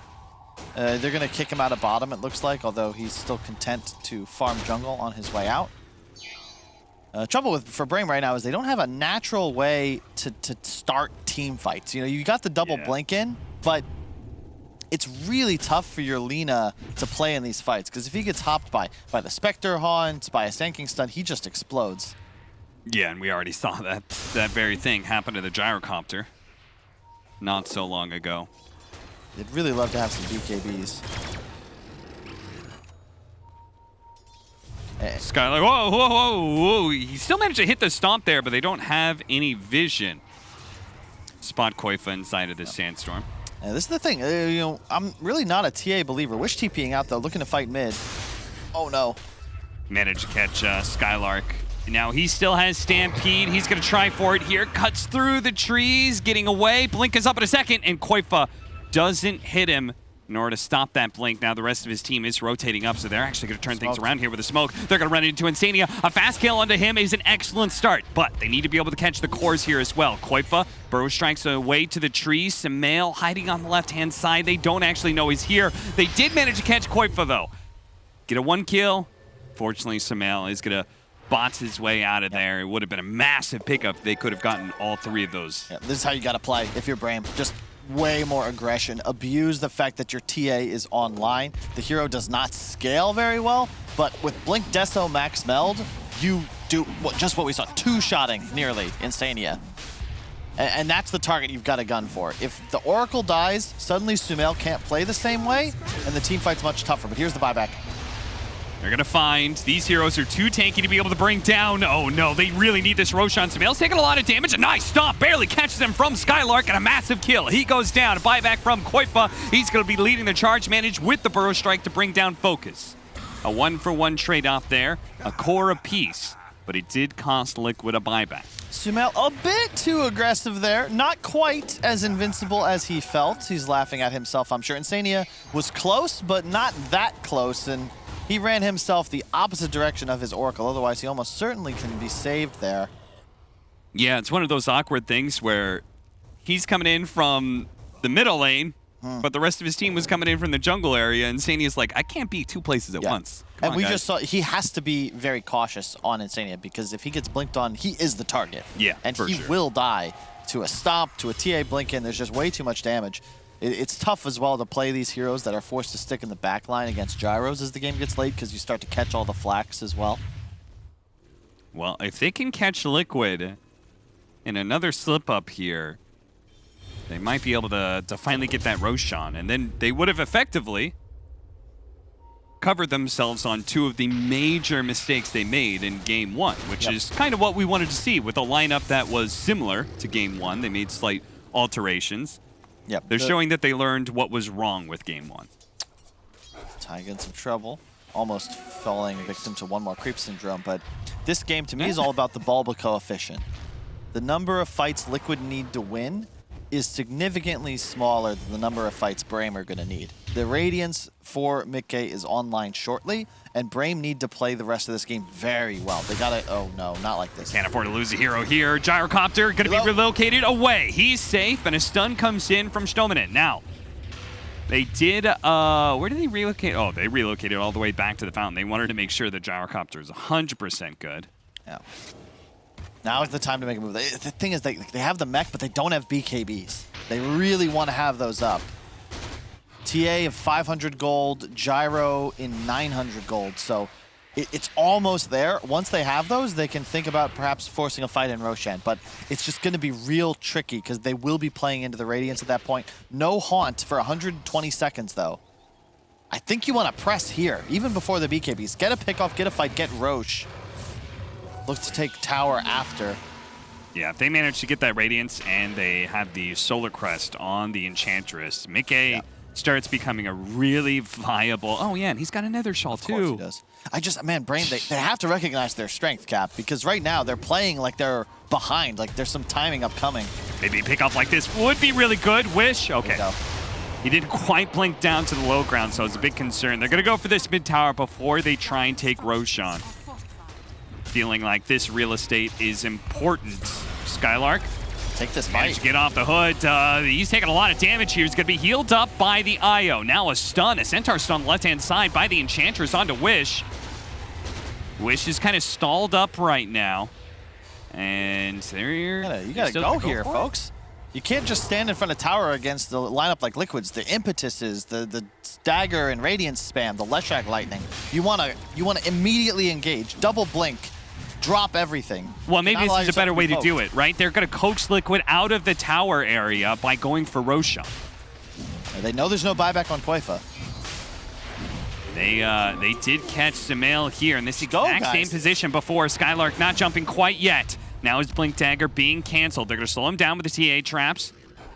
Brame seeming very reluctant to go for this one, and soon Koifa's going to be back up. Just 7 seconds. At this point, Brame, they've missed their opportunity. Yeah, they're getting poked. Liquid, very savvy. You can tell experienced calls. They're just poking.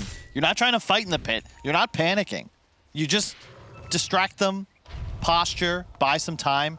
Brame, I think when they watch this replay, are going to be kicking themselves a little bit because that was the opportunity. Like, that's a 4-on-5. Liquid showed up at the tower. You know there's no Sand King. It is 100% 4-on-5, and they don't even get a blink off offensively. That entire engagement.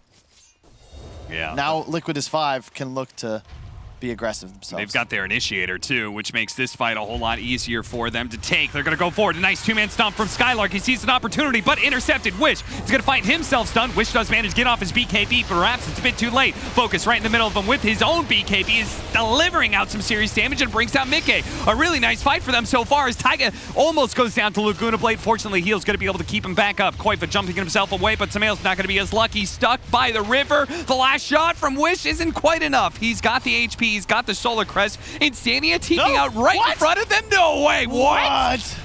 How did he get out of there? Skylark will finally find the jump to take down Taiga. Taiga healed and healed and healed through that, but eventually goes down. So, man, like I was saying, Cap, what a great move by Brame to not take that fight until both of their BKBs were online. Waiting for their timing. The patience from Brame. Your analysis never misses, Kyle. Man, Brame, I mean, I felt like that was a moment right there. Wish getting stunned. I was like, oh no, his damage got delayed. But it didn't matter. Their double BKBs, as you correctly predicted, were huge in being able to win the fight. Playing it smart. It looked over them like, oh god, not like this. They gave them their 5th hero, Haunt back up, but yeah, with double BKB, suddenly Liquid's lineup has no damage. Yeah, and Stone was you threw it to where he was moving, but I think he was trying to hit Tiger, right? I think he was trying to hit that deer, and then he was like, "Oh no, nobody has a stun." Splitting the uprights. Some people get paid for that. Wish. Huge. Scotty queued up though. For the regen reduction, I suppose. I don't know if that's. It's nice to stick to the Spectre too and the Lesh. Okay. I mean, they do have a lot of heal coming in, no doubt, right? Because of Oracle, because of, I'm presuming Samael is going to go Bloodstone, right? Yep, that's already on the way. Has the Essence Ring too. Essence Ring, okay. So I kind of see it. It makes him a lot tankier, so he's not. There's no chance of him being burrow struck into. Oh, I'm just dead. Well, less of a chance anyway. Speaking of, an Aghanim Scepter. Aether Lens straight Ags for Stoneman, and he's almost, he's going to be pumping out some pure damage. That is really pretty nice. sick.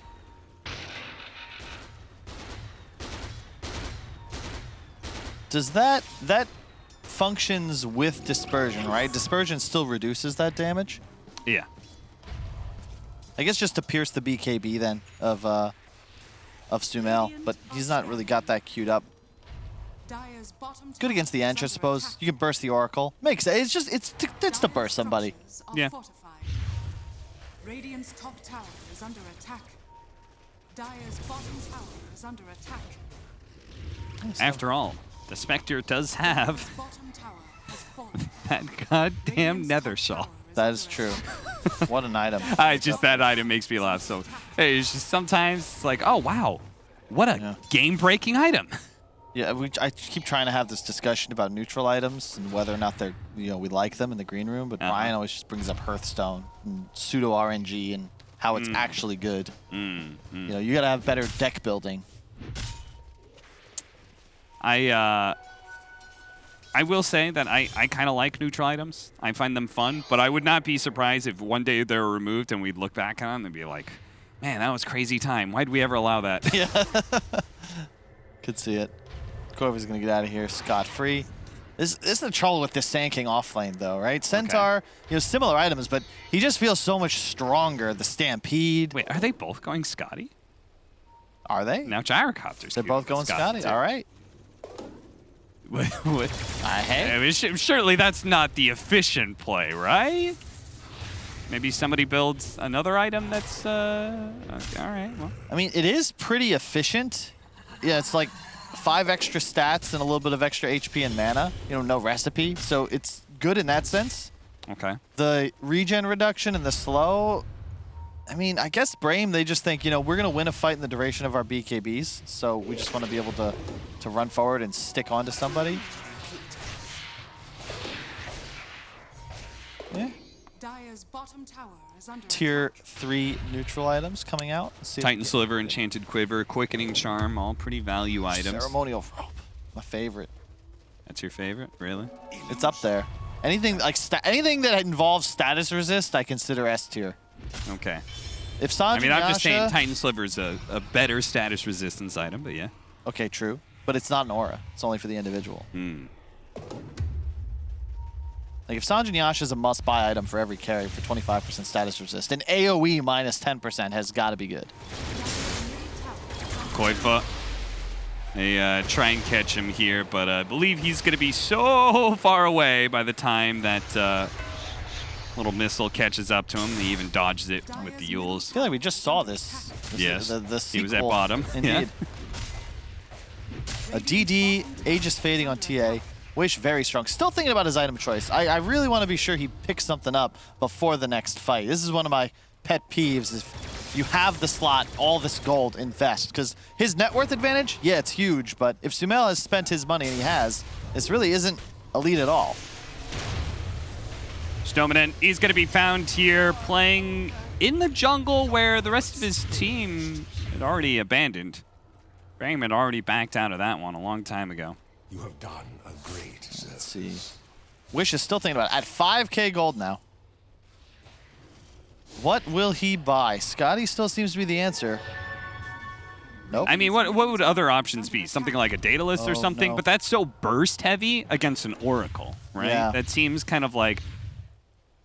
And I feel like they don't have a super reliable way to catch this Oracle. In some ways, I think they have to just accept the fact that he's going to get off his ultimate. Yeah. Butterfly doesn't help you. Maybe... Like, you'd really love to have an AC, but it's kind of tough. TA itemization gets weird. You can really only go one of two ways. Either all in for the jump, or go for the more sustained damage route, which he has chosen with the Scotty.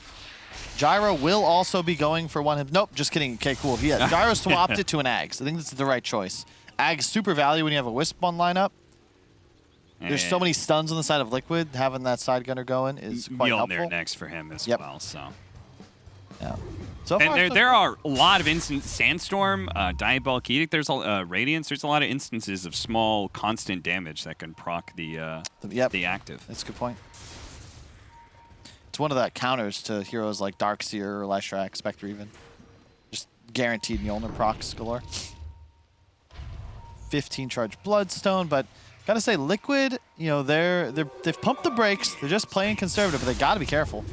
I don't know, they know Skylark was there. I guess spotted him somehow, but the rest of the Brame is here to be able to back him up. Right now, they're chasing down this Enchantress while Skylark went back in there. Actually managed to find Insania. That's a big kill. Mickey's going to pop his ultimate, but it's already too late. Insania is dead. Now an Epicenter coming in. Wish he has the potential to be blown up, and he does. They get him before he can do anything. No BKB pop for him. Focus, he's going to use his own. He used it to be able to take down the Leshrac. He's also going to be able to bring down Mickey. The damage he's pumping out is insane right now. Oh, yeah. And once again, the TA picked up the Shard, but it is so much more effective in this game. It's part of the reason Insania just can't cast spells, constantly getting spam silence from the traps. Super effective against the Enchantress as well. And this feels like Brame's game to lose at this point. They are cruising. Yeah, it really is. I mean, the fact that Liquid, managed to 100-0 this Templar Assassin, and the fight wasn't even close. Yeah. Says a lot about where Brame's strengths are. This Gyrocopter. It all comes back from that wise decision to wait for those BKBs before that critical team fight. They get the Roche. Now they are rolling. Truly only the best in Dota would be able to recognize a tactic like that. Skylark. Chopping away at a tier 2 tower. He gets it, and Brame. I mean, at this point, you're just waiting on Roshan, which just spawned, so... Can't take it while the TA is up, but... Or dead, rather. Shard, who are we giving it to? Gyro. Or... Gyro? You give it to your Lina. For the ground Laguna Blade. I don't think I've ever seen that, but in demo mode. Yeah, me neither. But it would do pure damage, and it would look so cool. That's true. I often judge my decisions by how cool something is. Did they give it to him? Yes! It's so cool, guys. It's an increased cast range, number one. Yeah. And it goes the full cast length. So it literally, like, zaps the ground lasers. What are they doing here? They relocated straight into him. Liquid do manage to kill the IO now. It looks like with a BKB, they may be able to get some sort of kill out of this one as the Scotty's slowing down Taiga, but Taiga's still living through all of that one. And now Brame, they've overextended themselves. A two-man stump coming out from Koifuz. He managed to bring down the gyrocopter. They have the Aegis on the Templar Assassin. He's going to pop his BKB, but can he get out of here alive? Right now, he's pushing some damage onto Sumail, but it's not doing anything. A turnaround, a two-man stump. Maybe with the lineup, they can do something here, but the Oracle save onto the Leshrac. I think AoE clear of the Laguna Blade does some damage, but ultimately Wish, he needs a little bit more help. Mickey surviving on just a sliver of HP, but now the heal is coming up, and Wish, he's going to have to do something with second life, but he should just be chain stunned to death. Oh, multiple buybacks coming in. Brame, they recognize they cannot afford to lose their TA here, but a blunder from Brame throwing away their advantage. There was no lean. They reload in? We got to see a replay. What in the... What? Questionable decision for sure. They all died. That was 5 heroes if you count the Aegis. How did they reload in? Yeah, There's they reload no follow-up. Lina is mid lane. TA is not in range. Skylark wasn't able to land a blink stun. Wow. Yeah, that was terrible. A double stun from Koifa. They don't get the cheese off on the gyro, unfortunately. Maybe this goes a bit differently. But maybe, but ultimately, right, the initiation is just... I mean, shout out to Liquid. They played that incredibly. Watch the line, Laguna, though.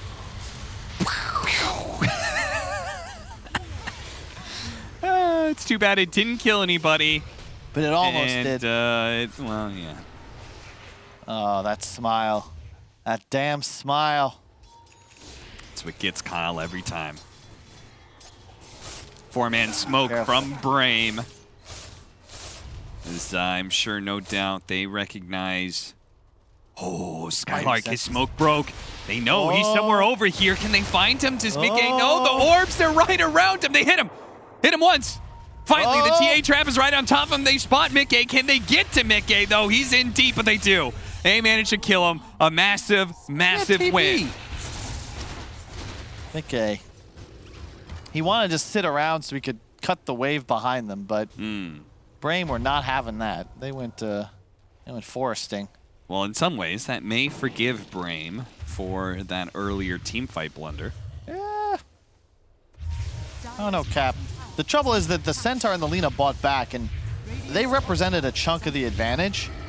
You know, that removes the Centaur Ags from your next fight. That is a big pickup. Oh, yeah. That could help somebody survive if they're initiated on before getting out BKB. They're going to pop said Stampede to be able to catch up to Sumail here with a relocate onto the other side. And a big pure damage hit from Stominen.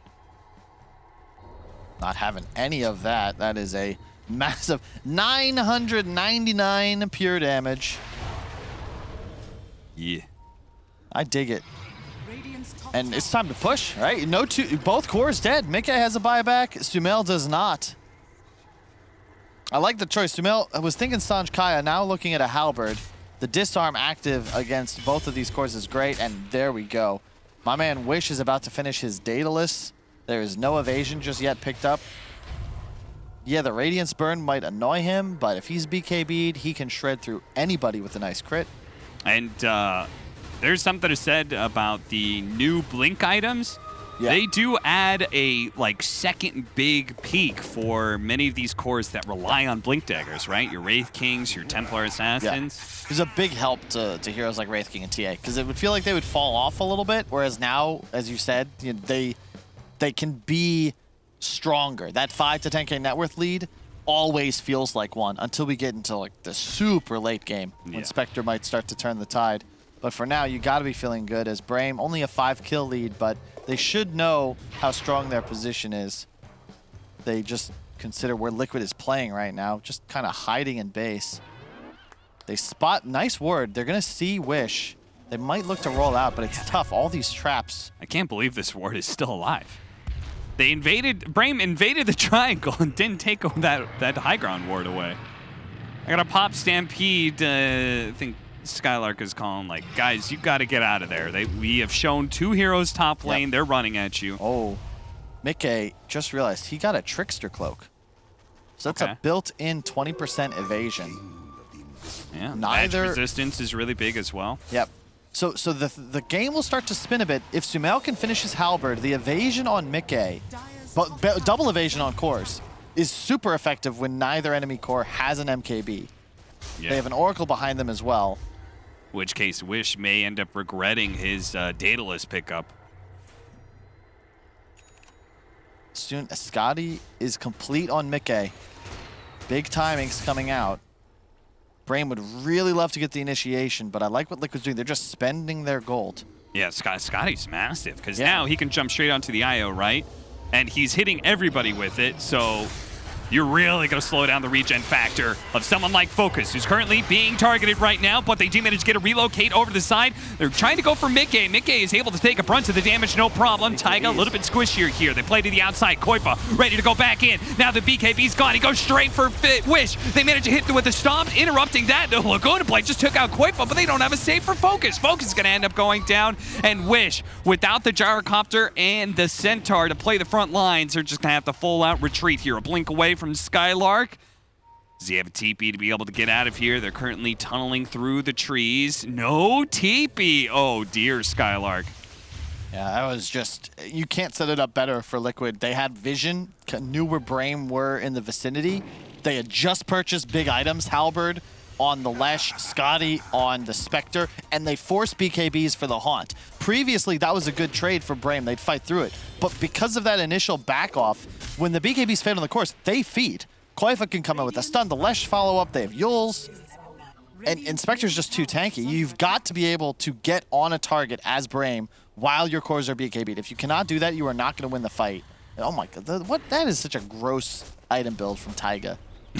Yeah, seriously. Vanguard, Solar Crest, Hurricane Pike. Now he's going an Aghanim Scepter, so he has some additional survivability in some way. Also good stats. He also went fully defensive on the talents. I think part of the reason Ench is just so strong in this role. The magic resist, extra heal, and the untouchable slow. So other reason, 265 attack slow? Yeah, if you're not BKB'd, I thought the Shard was good for these kind of builds.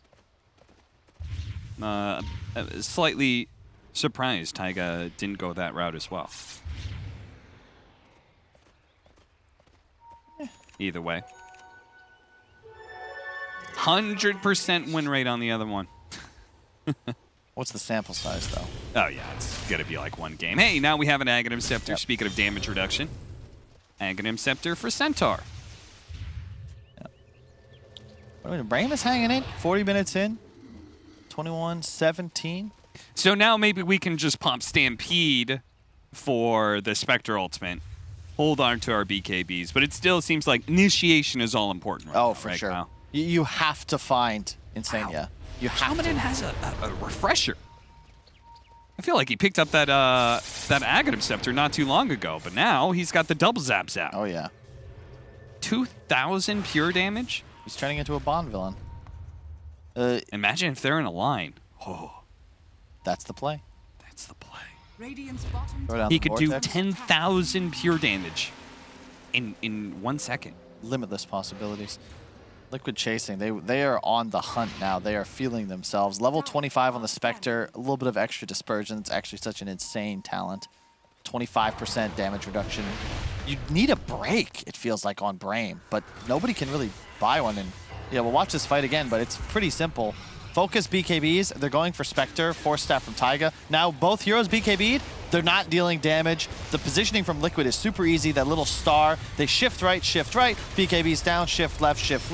We've all seen that. Back into the game though, Brain, they have smoked up and they tried to run towards Liquid's jungle. It broke on Mickey, and they didn't find the clean initiation they wanted. So now they're gonna try and back out without anybody getting caught. Toying with Turing around. Okay, that was a Lotus Sword. Burrow Strike stun onto Koifa. They tried to go for Wish here, but Wish is getting away thanks to the Stampede. A two-man stun up from Snowman and onto Sumail and Mickey. They're going to turn around and deliver the damage onto Taiga and catch up to Sumail as well. Ooh. He goes down with a Laguna Blade. Insania gets popped next. Mickey on the run.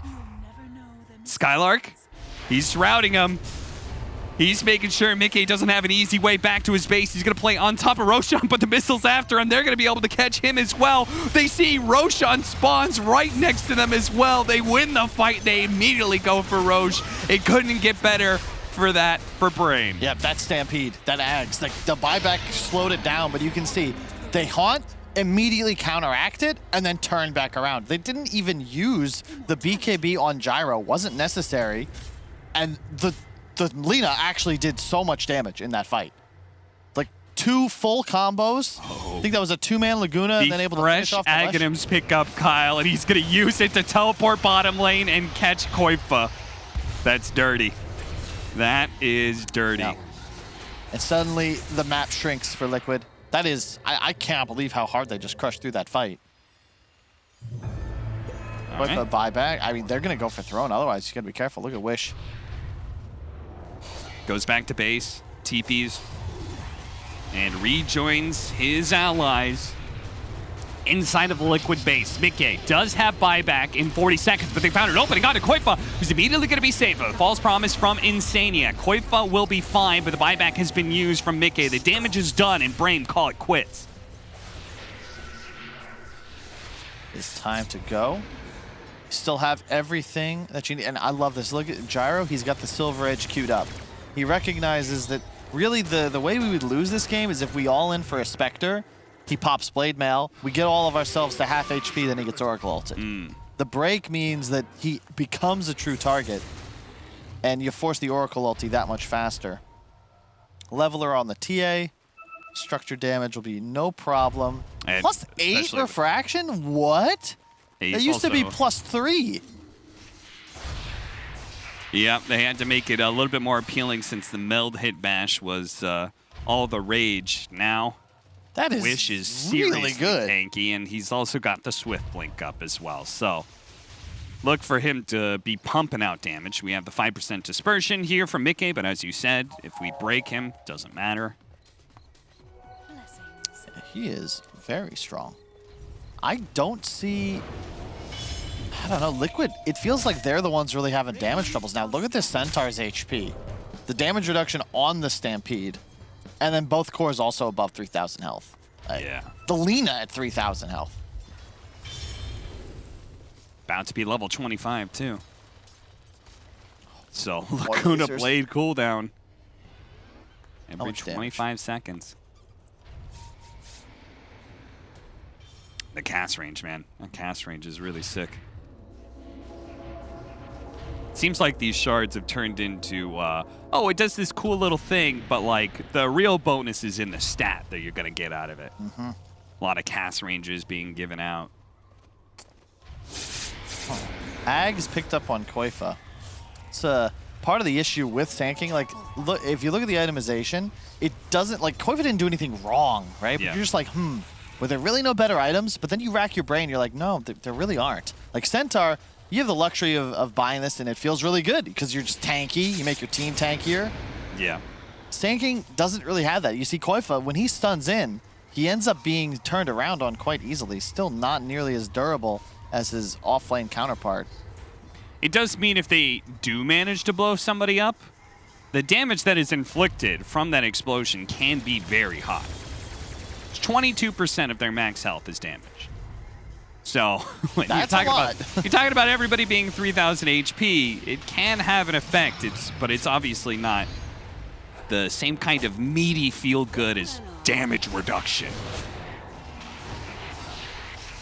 Wish starts laying the damage into the melee barracks, daring Liquid to do something about it. He's got 1 minute left on the Aegis. Smell has his 25. Some more damage out of the Edict. Good read on the ward being there. The Brewer's Strike just to kind of stall him. Poking at Wish, but the refraction is keeping him plenty healthy here. And there goes one lane of barracks. Can they do another one before the Aegis falls? They've got 45 seconds. Oh, okay. Spartan's a little far forward here. What was that? They're going to try and jump on him real quickly. He goes for the self-fuels on the Stormcrafter, but it's not good enough. Mickey takes a hefty amount of pure damage, but that's now gone. Mickey retreats back to the fountain and ready to re-engage with his ultimate as Brame start jumping back, but they're not going to let him get away. Liquid see an opportunity. They're going to pounce on Brame's mistakes. They're going for focus right now. Mickey's got to be a little bit careful. He plays a little bit far back, but the Spartan, he actually bought back, and that's going to be a dieback for him. If he goes down here, the stuns are raining in, though. He might just be able to save him, but no. Mickey cleaves right through him as he daggers on through, goes for the back line. Now has managed to catch up for Stoneman. He turns around, throws out the Laguna Blade, but 2 dead with no buyback on Brame. Oh, no. What a disaster. Wish. He turns around. A stun coming out. A Lotus Orb bounce back as well, but Skylark, he's going to be blowing up, and it does a healthy amount of damage to Wish, who also falls. Focus, TPing away. Ooh, barely gets out. That might have just been the game straight up there if he dies. How the hell did Liquid win that fight?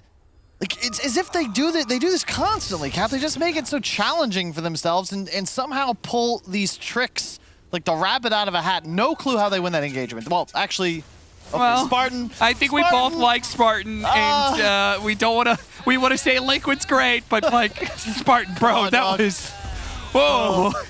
Yeah, why are you in front of everybody else? He's energetic. He's the captain. He doesn't want to be a tie-win. He wants to be up in the front. Guys, let's go. You're not in a dying, Spartan. I remember that game. He's so deep. He's so deep. His cores are in the jungle already looking to farm. He's questioning why they're not attacking tier 4s. Well, now heroes dead. Liquid, they have so much pushing power with this upgraded Edict on Lesh. You got to be cautious. What are they going to do, though? What is Liquid going to do with this opening? Because they know there's no IO. No Roche either. They can't get any more because tier 2s on both side lanes are still up. Surprised. I feel like the Liquid we know just goes high ground there, but they choose not to. Mickey also deceivingly survivable because he doesn't just have Trickster Cloak, he also has that Butterfly. So if you don't buy an MKB on one of these 2 cores of Brame, they have one on the Gyro. That's good. TA now needs one too. He's got it queued up. You legit can't kill this man otherwise. Yeah, we saw how much damage he was outputting in the fights because he was able to just constantly get in there. Fortunately, Brame, as you said, because the tier 2 still being up, left with only the mid lane of barracks going down. This effectively just undoes what they had managed to prove earlier by being able to take Liquid's mid lane of barracks, so things are still even. You got to keep in mind, like, it's 17K, and typically you're like, wow, that's a ton of gold, but as a percentage of the net worth available in this game, it is not really that large at all. Yeah, 96 to 115. It's not really that huge when all cores are maxed out. They're 6 slotted. Sure, you could eat a moon shard, you could eat the Ags, but it's not really that wild because it removes the Aegis advantage because now it's replacing a tier 4, tier 5 item. And yeah, they lose their IO here, and you could see the one Laguna Blade going down and Wish being low. There's no way Liquid lets them walk away. No. So Mickey, he heals up as much as he can, and then he jumps forward. They're not going to get away because of Scotty, so they have to turn and fight. And then Spartan again, he relocates in, but he's right next to Leshrac. Yep. Liquid are doing a good job, though. You can see how they're fighting. Like, Mickey's in. Okay, Mickey's out. They're going to chase, but Koifa stuns, walks away. They're waiting for the right target to present itself, and unfortunately for Brame, Skylark did so twice. The moment he appears, the Liquid guys are going to pop the pinata. They don't want to go for a BKB core. Trying to get anybody but. However, Sumail did buy back. They got a Rax for it, but it means that Liquid have to be very cautious. A smoked Brame on the way. Aghanim Scepter complete for Sumail. So now he's got that Nihilism, which makes the enemy team ethereal. They're going to be able to take down Taiga. He's going to go over here, and an opening onto Morris. Insania has already been caught. He pops the ultimate on himself and uses the blink to try and get away, but the damage might be too overwhelming. Or if anything, maybe Sumail needs it. Laguna Blade takes him out. And the Oracle still pops. The missiles are chasing after Koifa, but they will not have 2 heroes for 2 minutes. And Brame, you can see Mickey, he's dead. He's like pushing out whatever creeps he can right now because he knows Brame could just end the game if they manage to get through backdoor protection. He's going to go ahead and pop his ultimate, jump to the other side of things, try and make the great escape here. But I think this is game, Cap. There's 2 dead. They might not know Ench doesn't have buyback, but they're 100% Sumail just did. So if you just march down mid. Mickey did what he could to try and delay them. Brame is here now, and they've got 80 seconds to work with. Skylark finds the first opening. It's going to be on Koifa. Koifa using the Yule Scepter on himself, maybe trying to blink away. Mickey playing the front lines best he can. There's Spartan. He shows up to give a little boost here to focus. They start twisting down Mickey. He's taking a lot of damage, and Koifo is going to go down first, but he did have the buyback. The tier 4's already gone. And if anything, Brame, they can just ignore Mickey. They're going to go straight for the throat at half health. Focus, he's just moving around, and that's going to be it. They're going to manage to take this one against Liquid. It was a bit of a back and forth, but ultimately, Brave, they made the adjustments. They learned from game 1, and they take down Liquid here in game 2. And I guess Skylark, the mastermind at the end of the day, he baits Liquid into a false sense of security, and Liquid leave their base, and Brame just smoke and run at him. Taiga dies. Looked like Liquid got caught looking, we might want to get next, but well played to Skylark. Immediately pops Centaur ult, finds the next target with Wish, and as soon as Sumail dies, that's just GG. Yeah. Can't get out of your base without buyback. Come on, King. I mean, even a King makes mistakes. It's been a while. You forgot rule number 1, man. Can't die without buyback. Well, while Kyle is doubling back on his previous statements, we've got Brame doubling down on their draft and managed to take it in game 2. We're going to see a game 3 between these two teams, which is something, to be honest, I wasn't sure if we were going to see. Looking like it. We'll see what the panel has to say about that crazy game 2. Thank you, Cap and Kyle. Indeed, there's a lot of things that we can say about that second game, and we are also, of course, going to prepare for game number 3. But before all of that, take a look at this.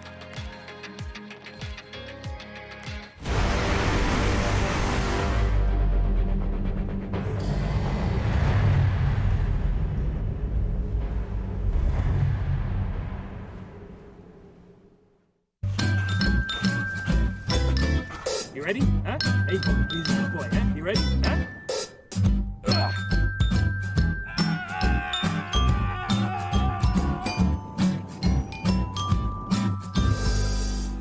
Start your esports career now at play.eslgaming.com.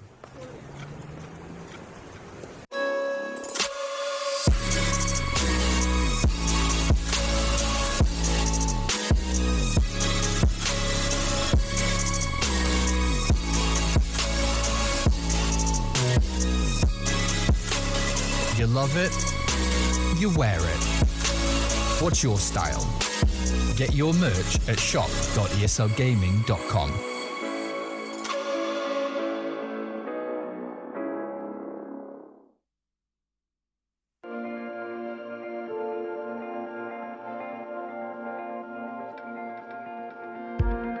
When this is over, I will come to you, come back to you. When this is over, we'll be free. When this is over, we will touch just like we did before. When this is over, you will see.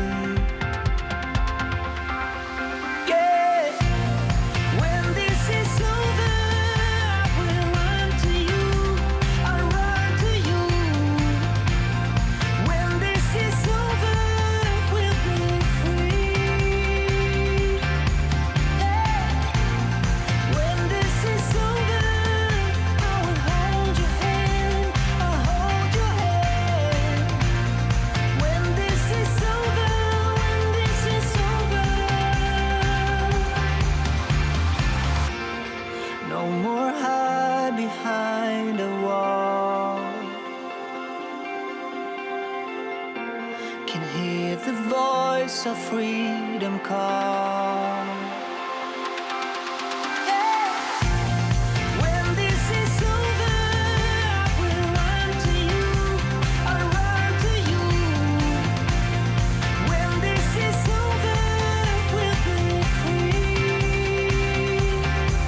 Ooh. When this is over, I will hold your hand, I'll hold your hand. When this is over, when this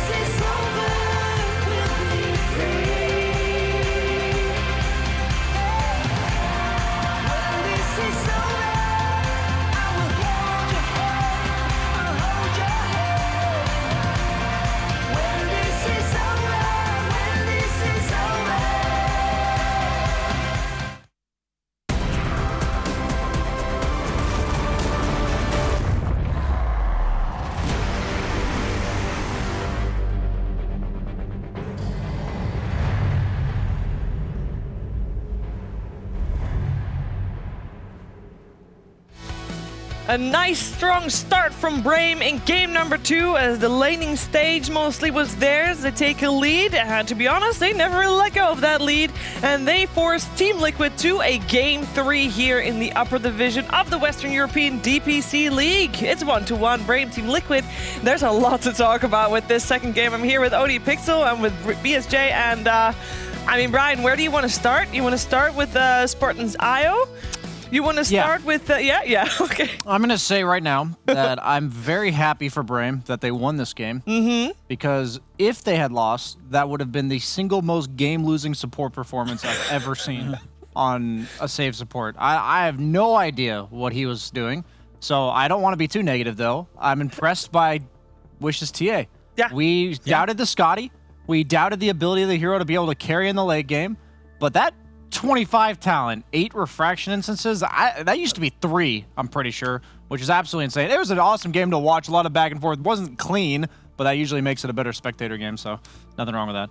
Yeah, no, absolutely. I think, we're never going to doubt the Wish TA coming through. When they threw out as a final pick, I think a lot of people did as well. They're watching at home after game 1, where we saw, obviously, Liquid pick the Lesh against the TA this time round. They go with it again. They believe in it. Much Wish stronger is confident in this game. True. Yeah, I mean, and again, what we saw from Brame when they played against Tundra, where they also smashed the game with the gyro. Here we're seeing it come back again for Focus, and of course this gyro IO pairing, something that other than the few slip-ups here and there from Spartan, it's that synergy, it's that sort of duo, that ability to play sort of these heroes that work so well hand in hand, and as a team, and as Brame has shown us, just their synergy, their team play is on a very, very impressive level. They've really come together as a squad, and in games like this, especially when it gets as late as it does, there is going to be the upper hand for the team that's been together compared to the team that's obviously playing with a change with the stand-in. Yeah. And Brame certainly showed that. They played masterfully, other than sort of the hiccups here for Spartan in the late game, which made it just that more interesting, and we're on the edge of our seats. Brame's late game play was excellent around their 2 cores. Yeah, we all know that, Spartan can be a little bit... high on emotion sometimes in games where things go well for a squad, and he will run in head first multiple times, no matter the hero he plays. But as Owen said, that just made it all the more enjoyable. We're going to listen to Purge as he talks about towers and tower defense. Thanks, Cheaper. Yeah, I loved what Team Liquid did this game to pressure the map at a really up pace. Spectre was mega struggling in his lane. He got really destroyed. They died so much in the safe lane. But what Liquid did to pressure the game was really effective. Here's a Leshrac showing up in the safe lane at 6 freaking minutes with the first catapult. Here's the gyrocopter, level 4 with the level 7 terrifying Leshrac in his lane. He absolutely can't contest that. Sumail just walking over to the lane with the first catapult guarantees the tower is killed, and this opens up a lot of the map because now Team Liquid basically doesn't have to worry about playing here, and it's a lot more flexible. And what this does is it opens up their heroes to do more things on the map. And the other thing is that as a result of Centaur dumpstering his lane, this forces Centaur to go do other things on the map because Sand King is dead now. Sand King, I'll take a little zoom on the map. Sand King dead with this tower dead. He basically gets to defend either mid or the off lane if he really wants to. And if he just sits top against the Centaur, then Centaur can't easily take this tower like normally he would. Usually Centaur wins the lane by getting a fast Vanguard or other tanky item, and then he just blows up your safe lane tower and then goes to the mid lane. Kind of similar to what Leshrac has been doing this game. But because Sumail made that early rotation and got that tower, it forces more hero resources to try to slow down and offset what Leshrac's doing, because it's going to create a lot of space and make it easier for them to invade against the TA and things like that. So here's the Sand King now teleporting to the top lane. Centaur realizes uh-oh, I can't actually deal with this lane anymore. So he ends up moving across the map to try to offset this. He tries to shut down the Leshrac's positioning. They put Lina in the off lane so that somebody can still get gold and experience there, even if they don't anticipate taking the tower. And then Centaur has to plant his bot here while the TA hits stacks. And that's one of the downsides of the TA, is at this 6 to 10 minute mark, you spend a lot of time hitting those ancient camps, which means you're not pushing a creep wave because it just wouldn't be as efficient. And then Centaur gets on the map by getting ganks. They did a really good job killing the Spectre here on the bot lane. That was very successful, good for them. But then the problem is that Centaur, normally they're a really strong hero, just has to deal with the strong magic damage output that's coming out of Liquid. And the pressure that they can exert using Leshrac against TA in this period of the game was just a little bit too much. They got more towers, opened up the map, and everything looked okay for Liquid, but ultimately Brame just crushed so many mid-game team fights, and TA was so far ahead that the game was definitely very winnable for Brame. very winnable for Brame indeed. So winnable that they actually did win. And that means we're going to get more Dota between these two teams. Game 3 of this best of 3 right around the corner. See you soon.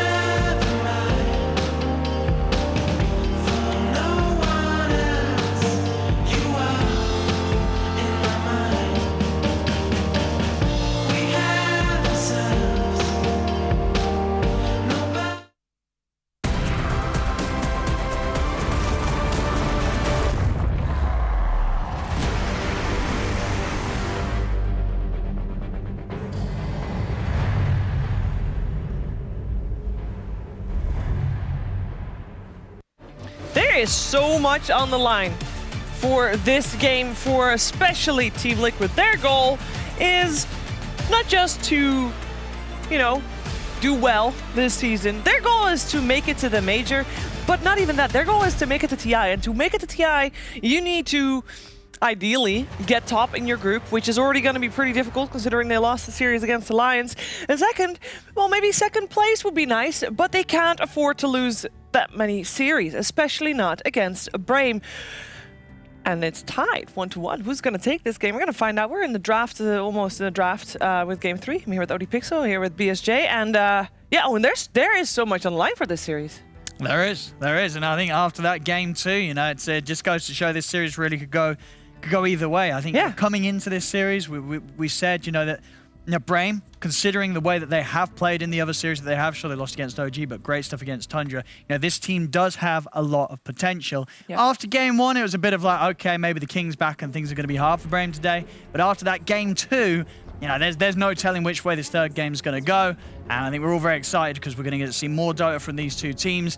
And potentially a different hero for the King. You know, will they go for the Lesh again for Sumail? Will we see something different? For Brame, I don't know if we'll see something different. I think there's every reason to just throw out Wish's TA again if you're able to keep it safe with the bans, because that last game performance really was quite something. And even in game 1 where they lost, Wish still had a good time. Yeah, I would be very surprised if they let them get a late pick TA this time around. Because last game we were talking about when we saw the TA, we were not very excited about it. And the only thing we could come up with is this must just be his comfort pick. Like, you're asking him, hey, TA. What are you going to carry us with this game? And he said, you know, I've played TA 1,000 times. We're going to win it with it. So I trust him after that performance. That was not an easy TA game. That was not against the Oracle Disarm, against the less damage over time, Radiant Spectre. It's not like a carry you particularly feel good about, like blinking onto. So very impressive performance there. It goes to show that sometimes, as long as you got all like decent of the boxes checked, it just comes down to individual skill on a hero. Yeah, and Brame this game will have overall 10th pick again, so they can set Wish up for success again. We'll see if that TA will be on the banning side of things. In the game, we also do have the respect ban for Lina. We saw Lina win 2 games in a row on the 4 position, and it was just very, very strong. Make sure you spam it as long as you can, Sheath. I'm doing it. I'm trying to get a game in every day. I imagine whenever C comes out, it'll be nerfed. It'll be nerfed, yeah. Sag.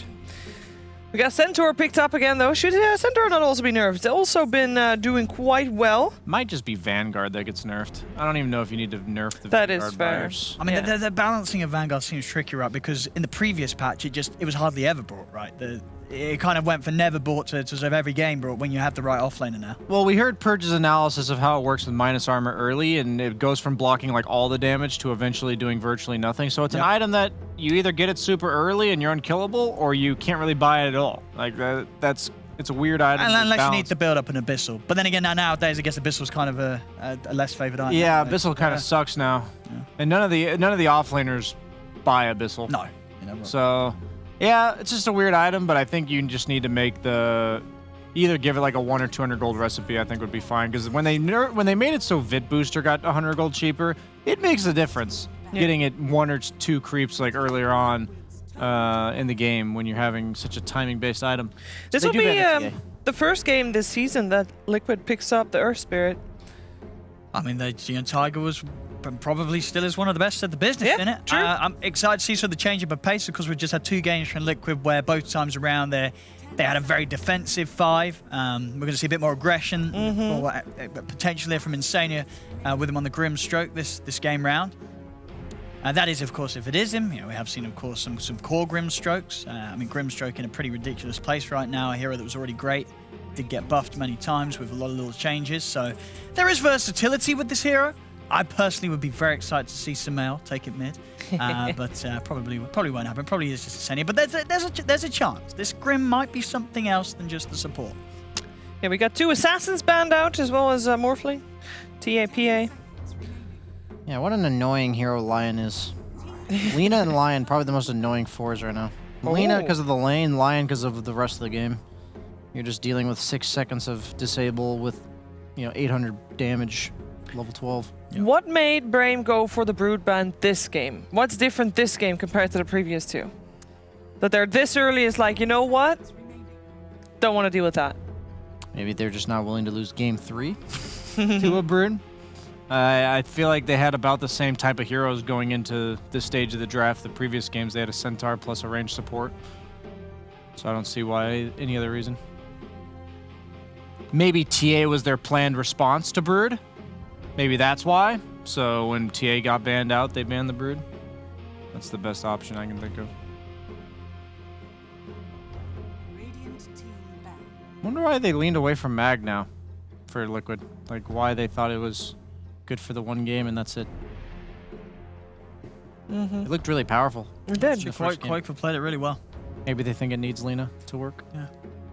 Could be. We do have still, of course, got an offlaner to go. So perhaps this game will make a comeback. Yeah, Mag Earth Spirit not nearly as scary as a Mag Lina.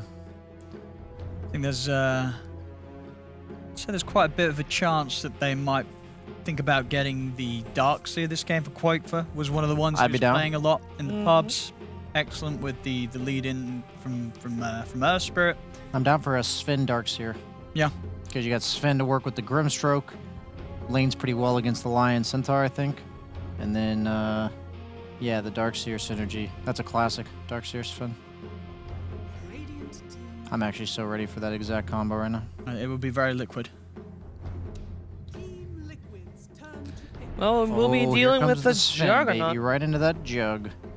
Warcry for that Omni Slash. Get in there. Mickey's like licking his chops. He's like, I was picking Sven last patch, baby. I'm ready. I mean, what else would he want to play against Spectre? Good.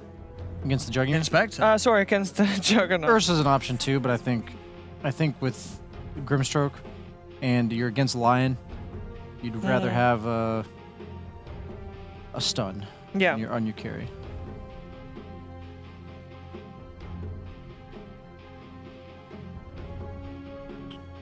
Sani is debating. He's like, am I picking Sven third or am I picking it fourth? Oh, they go for the Chronosphere. Okay. Would almost forget about that hero. We have seen it do quite well. And Mickey, also one of the players that did quite well with it against Team Nigma the other day. Yeah, that's been the deciding hero in a lot of the series. The OG series, the Alliance series. No, I like it. And I think what we have seen picked against Jug before, which has been very effective, is the combination of Void and Slardar. You know, you sort of have these two heroes that are going to... Or Magnus. Or Mag, that's true, actually. Oh, Mag and you very know much what still is a chance here. really nice is damage through the Chrono. Yeah. Invoker. Oh, they go for Razor. Too bad. So sad. Probably a Sumail Razor here, you think? No, it's Quake for Razor. Okay. Yeah, because you have a lane that should give you really no issues, and generally speaking, you want a ranged offlaner with Earth Spirit. All right. You don't want to go double melee. So we were talking about going for the amping up of the Void, but they've opted to make Jug's game harder to play. Yeah. Which is another route. I think against the Oracle, of course, Darkseer is never going to feel good, and any sort of those buffs, as you said, also. Yeah, that Oracle might have been a preemptive Darkseer thing. Yeah. It seemed like Liquid were prepared for that because that Razor was very quickly picked up, so we're ready to sort of go for something else, or just weren't thinking about Darkseer at all. Yeah, I'm just a bit concerned for Liquid because Centaur's pretty good against everything they have other than Chrono. Like, all these other heroes, they have, like, slows and, like, temporary lockdown that, with the Stampede, can disengage. Like, Razor, I don't think conceptually is very nice against Centaur. You have a lot of burst damage coming out from Brame. They don't have any saves on Liquid. Yeah, I'm just a bit concerned if the lanes don't go well for Liquid that they would actually struggle to ever get the fights that they want. Like, they have a lot of skirmish potential, so as long as the lanes go fine, they should be good to get it off. But they actually banned the Tinker. Now, that would have been an interesting pick. And yeah, the Invoker's still banned. So you want something else to throw into the Chronosphere? Death Prophet? No, Death Prophet. DP's kind of a dead hero. I mean, I hate to say it, but is this could it possibly be Lesh again, or no? Is that just too good with the Oracle Jug against it already? I don't think he wants to play How Lesh about yet. some OD? Nah, OD's a little too slow, I think. I'm just throwing out some spicy pick that I know they'll never pick. Uzi banning Tinker for. See what he wants to lane. Puck. Puck. It's not exactly a lot of damage. It's a lot of control, a lot of silence, but I think you're absolutely right, Brian. If they get behind, these Chronospheres are going to feel rather underwhelming. Yeah. I think they realized they had the Stampede issue, is why they picked this Puck. It's like, right now they can kind of just walk away from us. Puck does counter that. Could you end this with a Mag mid for Brame? I think your hero has to be able to lane against Razor as well as Puck. Sure, I think they could swap it up. That's because Puck could reasonably offlane here too, I think. So you have to consider what hero does okay against Puck, but also could lane against Razor. A lot of the Razor counters are countered by Puck. Viper, maybe? Still in the pool? Yeah. I'd be down for some Viper. Viper, That's a super exciting hero. Very irritating again for the Void. Yep. You get that puddle down and suddenly it just always feels bad chronoing. They have plenty of lockdown. Like, I don't mind an anti-carry in the mid lane here. Well, they're taking their time. I don't know if it's really Wish's style, though. He seems like the guy that wants to take over the game. Oh, there you go. For the Death Prophet. That does lane against both of those heroes. Sure. It's also nice against Razor, one of the few heroes that can get linked and just kill him anyway. You dish out damage while you're chronoed. You have the Oracle save to synergize. I honestly like Braim's lineup way better than I like Liquid's. And they proved last game that they are quite capable of competing with Liquid. I think this is going to be one of those games where you're going to see a chrono and not a lot's going to happen. I'm a little concerned for the follow-up that Liquid have. If they don't play it perfectly at the start against Braim, I think, yeah, Braim's got a great lineup. Yeah, I don't mean to jinx him, but... Yeah, you kind of jinxed Liquid last time around. Yeah, I did. You both liked the draft of Liquid better that time. So that time already Braim won. So this is like really Braim favorite. This is giving me like the game 1 vibes where it just seems like Liquid's draft is harder to play. Okay. Than Braim's, like in reverse.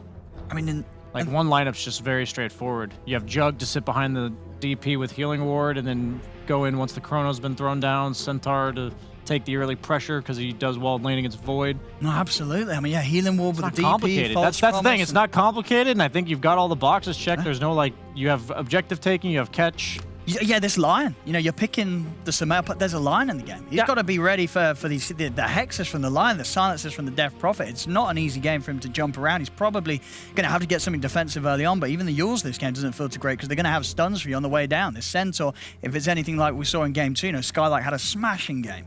So this is, this is not an easy game for Liquid. Is the pressure on Sumail, on his puck to perform and basically set a good tempo, or is the Void really it's pressure on Sumail to shut down the Death Prophet's early momentum, and then it's pressure on the Void to get that one good chrono. Like at like 7 minutes in, I'm talking like the chrono that shuts down the initial momentum. Yes, yeah. Okay. Well, this is gonna be a great game. It's gonna be a great game, and I think Braim's gonna do. I think they're geared up. Yeah, as much as I doubted them going into the series. There's no place for doubters here. We're going to have a fantastic game as far as my panel is concerned, and we're going to head over to Cap and Kyle for it. Well, I do hope we have a good game. After all, it's game 3 between Liquid and Braim, after Braim did indeed prove that they can bring down Liquid at least once. Let's see if they can do it again. Kyle, you believe in their draft? Seems like our panel certainly did. I think so. On paper, it definitely looks like they have all the answers. Void best answered by Hex mechanics. They've got one. And then also a hard save for the Chronosphere to target. Very concerned. Liquid, this is kind of their bread and butter style, though. You know, semi-independent cores, active supports with a ton of disable. They can outplay Braim, no question, but the Void's damage in Chrono is limited. There's no steroid for him, and the team fight and sustain of Braim is quite strong. You know, when I saw the first 3 picks of Liquid, I really thought they were going to go for an Invoker, for Quaswix Invoker, Sumail Invoker as well, where you have that, you could have had that style of what OG saw. Right, where they just give a bunch of buffs. I believe they had both Grimstroke and Invoker in that situation, where they gave him Alacrity and they gave him Inkswell, and he just went in and went ham. Instead, they didn't get any more steroids for Void.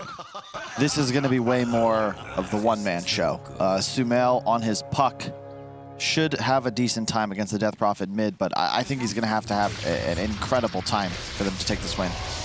They're going to go ahead. He already stealing away so much damage away from Focus. They're going to chase him down. Yeah, Sumail, he's going to get the last couple of shots in. That should be enough, indeed. First blood. And Koifa barely managing to dodge death there. Snowman's going to be run down as well. There's going to be 2 kills. Fortunately, Spartan was able to get that kill onto Koifa. He is out in no man's land. They make sure to give the kill on Snowman to Mickey. Yep. Really well done. Immediate TPs to top lane, catching the creeps. Works out quite well for Liquid, especially since First Blood went to Sumail. Did he? Oh, and he rushed a null, didn't he? Yeah, I like that decision a lot. No need to get a fast bottle. Get the extra stats. And there it is. Spartan getting the kill on the off lane. Koifa. Once again, we're going to see Koifa playing a mid laner in the off lane position. Something that I'm sure we're going to get more and more well accustomed to. Starting the game with a fluffy hat. Yeah, it's interesting. Yeah, I dig that because you're not dying to right clicks, right? It'll be the Oracle burst damage with the spin. So now you just link during spin and you're going to be quite strong. I can dig it. Look at Spartan challenging Koifa. He knows that the Razor needs to be able to stick on top of the Juggernaut and feel comfortable doing so in order to win this lane. And Spartan just always making sure Koifa's a bit low on health. Trying to secure these last hits. They're going to actually go for an aggressive kill onto Koifa here. Koifa starts taking away the damage. It's going to go into the tower range, but Koifa, is he dead? Oh, the last shot comes in from Spartan. Fortunately, the long range of the Purifying Flames is able to secure the kill. I think you'll take that if you're Koifa, though. You get all these creeps coming into tower as you respawn. You got all the mana of Oracle, so Spartan's really no longer a hero in this lane unless he gets regen. Yeah, jumping over for the water runes. Wish will take the one on the other side. Gotta be careful though. Sumel's looking to orbit. little late on that dodge there, my man. Still coming back in the swing of things. Meanwhile, we on the other side of things, Skylark, the offlaner for Brame, Centaur for the third game.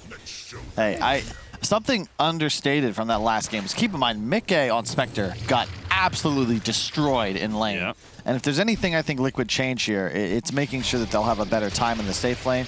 Yeah, Spartan going to die. It's a product of having not nearly enough mana or HP to sustain. But, you know, that was a 6-0 Spectre to 27-15 Centaur. So that really didn't... it was as bad for Liquid as possible, really. This is already looking much more promising. 3-minute runes. A nice ward, though, placed. You can see they're going to spot the rotation of the Earth Spirit. This is very prescient. Whenever you're playing against an active mid, and, no, the one down there by Brown. Yeah, that one. That's when you have an active 4 position roaming, you need this defensive ward more than you need high ground vision.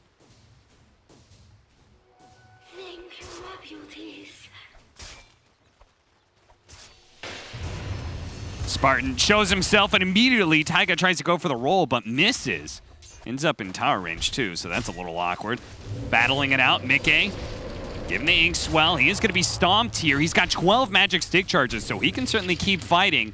He's got a time walk to if he wanted to, try and keep up, but deems it not worth. Mid lane is being won by Sumail right now, but not super dominantly or anything. Wish making sure to pull the creeps with him when he goes to the water rune. Something that very few times I've played mid. I realized, how do these mids feel comfortable going for these water runes so often? You got to pull the creep wave with you. Yep. Oh. Jumping over, they go into the support this time around. The ink swell is going to do a ton of damage. Now he does have a nuke coming up. He can throw it out. He'll get a good amount of damage on it. Mickey, they may even kill Mickey here. No time walk up for him, and he gets bursted down. He had magic wand charges, but he didn't pop it. I don't think he expected the double edge to come up that fast. Yeah, no points return. Just max out W. So much burst. Double edge, 180 plus 80% strength. So yeah, like 200 damage. Double edge stun, double edge. Yeah, how many charges did Mickey have on his wand? 6 charges. Okay, so 5 before. There was a weird hesitation when he went for the line, though. You saw that, right? Where he just kind of backed off for a step. I think he was afraid. I think he thought that maybe Impale was up or something. It was still on cooldown, unfortunately. But nice kill from Brame. I think that for Liquid to take this, it's really going to have to be the Sumail show. The first blood gave him the null. He's out to a nice start middle. But will he be able to get kills? Coil's ready. He will be going for that Witchblade build that Yopaj has popularized. Do you feel like you see a difference in Liquid and how they play or anything like that? Oh yeah, I mean Sumail's standing in for Boxy, so. Oh, okay. Thank you, Kyle. That's very. I mean, as a whole, is Liquid playing different because they have Sumail in this mid role and Koifa in the off lane? Or do you feel like it's still the same general Liquid game plan as they're going to be running down Skylark? It doesn't feel like anything's changed. Okay. I think that maybe the Razor would have been more of a Boxy hero, but Other than that, I'd say it's pretty standard. You see Koifa keeping his distance because he knows the Lions around here as well. So he does a nice job of that. Nice. Really good my read. God. That was a sick one. The kick is still going to be able to land, and they'll still get the kill onto the Lion. You know, but this being in Europe, I've become more of a football fan, and that's the sort of thing. You know, it didn't score a goal, but that was a good cross. You know, that was well defended. Unfortunately, he dies anyway. But I don't know if that was planned. It looks planned. That's nuts. that is pretty insane. Great read. But yes, nothing really changes for him. He still dies. The Exorcism was used in the mid lane. They're going to coil this Death Prophet and kick him out. That's the Taiga specialty right there. Sumail, he's played with some great 4s, but I would say Taiga is one of the most well-experienced Earth Spirits in the world, and also plays with a lot of puck. They are feeling themselves now. And actually, I take back what I said. If this is a boxy Liquid, I don't even know if it's a Koifa puck, right? Yeah, it might boxy be Mickey. puck, yeah. Or boxy, exactly. But Sumail, he'll ask for this last pick. He's such a fan of the hero. Definitely his style. And the support duo, it's getting spooky. They have so many every single hero of theirs combos with Inkswell. So Insania is going to have a fun time with this game, I think. This is the Liquid style. Like, oh my God, more spells. Chronosphere, the roll-in actually does land right as the Chronosphere falls. He did the delayed rock drop. This is the Liquid style, right? Like, the 2 supports running around the map, all 3 cores able to lane themselves, and yeah, there isn't like some natural huge timing spike or synergy. They're just going to kill you over and over and over. Yeah. Meanwhile, Brames, very clear timing, right? Yeah. Like, we're going to be... We've got big team fight on these guys. Yep. Battle Fury is the build. It's going to be all about survivability. You got Oracle DP, one of the best combos. Like the build. This is one of the reasons I think Death Prophet mid should come back. The change to Crypt Swarm, max mana cost went from 160 to 125, and they took 0.37 seconds as well off the backswing. So it's way more efficient as a farming tool, specifically for mid Death Prophets. You can actually clear stacks efficiently now. In previous patch, they made the casting animation better as well. Yeah. It shoots out like instantly when you click it. It feels great. That's another one. You look back at, try playing Death Prophet a few patches back. That was painful. 3 to 10, 1,000 net worth lead for Liquid right now. And you'd see a decent amount of that is the difference between the puck and the Death Prophet. Radiant's bottom tower is under Yeah, that Witchblade is going to be big. Nice stacks from Sumail. Let's see, 700 gold from kills and assists. That's where the extra gold comes in. He's got a haste rune as well, so look for another attempted kill on the horizon. Whether or not that actually works, we'll have to see. Stampede is coming up, so that may help some people out. But Skylark having the worst laning phase of all 3 games here. And yeah, they're going to pop the Exorcism and make sure Koifa does not get away here. Surely they have a stun or something to kick out Koifa. He's going to be good. Taiga puts his body on the line and TP's out successfully as well. Sick combo. Yo, he better get some tips. Koifa, that's the wrong person. Wish did what he was supposed to do. Your boy just saved you. That was sick from Taiga. The roll-in kick away, recognizing that the Lion CCs are still down, and he just teleports out in front of him. No Yules on Wish, so easy peasy. Panel, if you're listening and you do get Koifa, be sure to ask about that moment. Why'd you tip Wish over Taiga? There's a bit of all chatting going on as well. Taiga's, what, like an 11.5K player? Yeah. This is par for the course. If he didn't save him there, he'd be disappointed, but you don't get praise for making a normal play. Catching Taiga, and he goes in, and they do manage to quickly kill Spartan before Wish can show up here. The Lion is still sticking around and does run into the puck there for a second, but he's got to be careful. The coil is still here from the puck. He's going to throw it out now. Jumps to the other side right as the Impale is used. The Inkswell is not even needed as they kill the second support. Omni Slash now going on to Insania, bounces over, Taiga kicks him away in a, get away from me. I don't want this Omni Slash. That could have worked. It was close. Just stuck with him.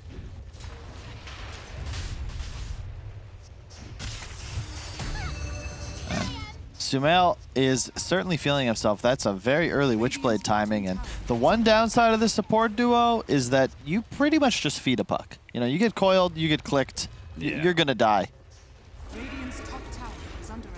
Even more so in this patch than others, right? Where you've got the Witchblade as added damage on the puck. If your combo doesn't kill him, then just a single right click adds like almost a 300 damage nuke in there. Yep. Thing to note though is that the Mickey Void went for a Mask of Madness, whereas Focus is rushing a Battle Fury. So yeah, it's a gold lead for Liquid, but they're investing in the now. Brame looking later for their power spike.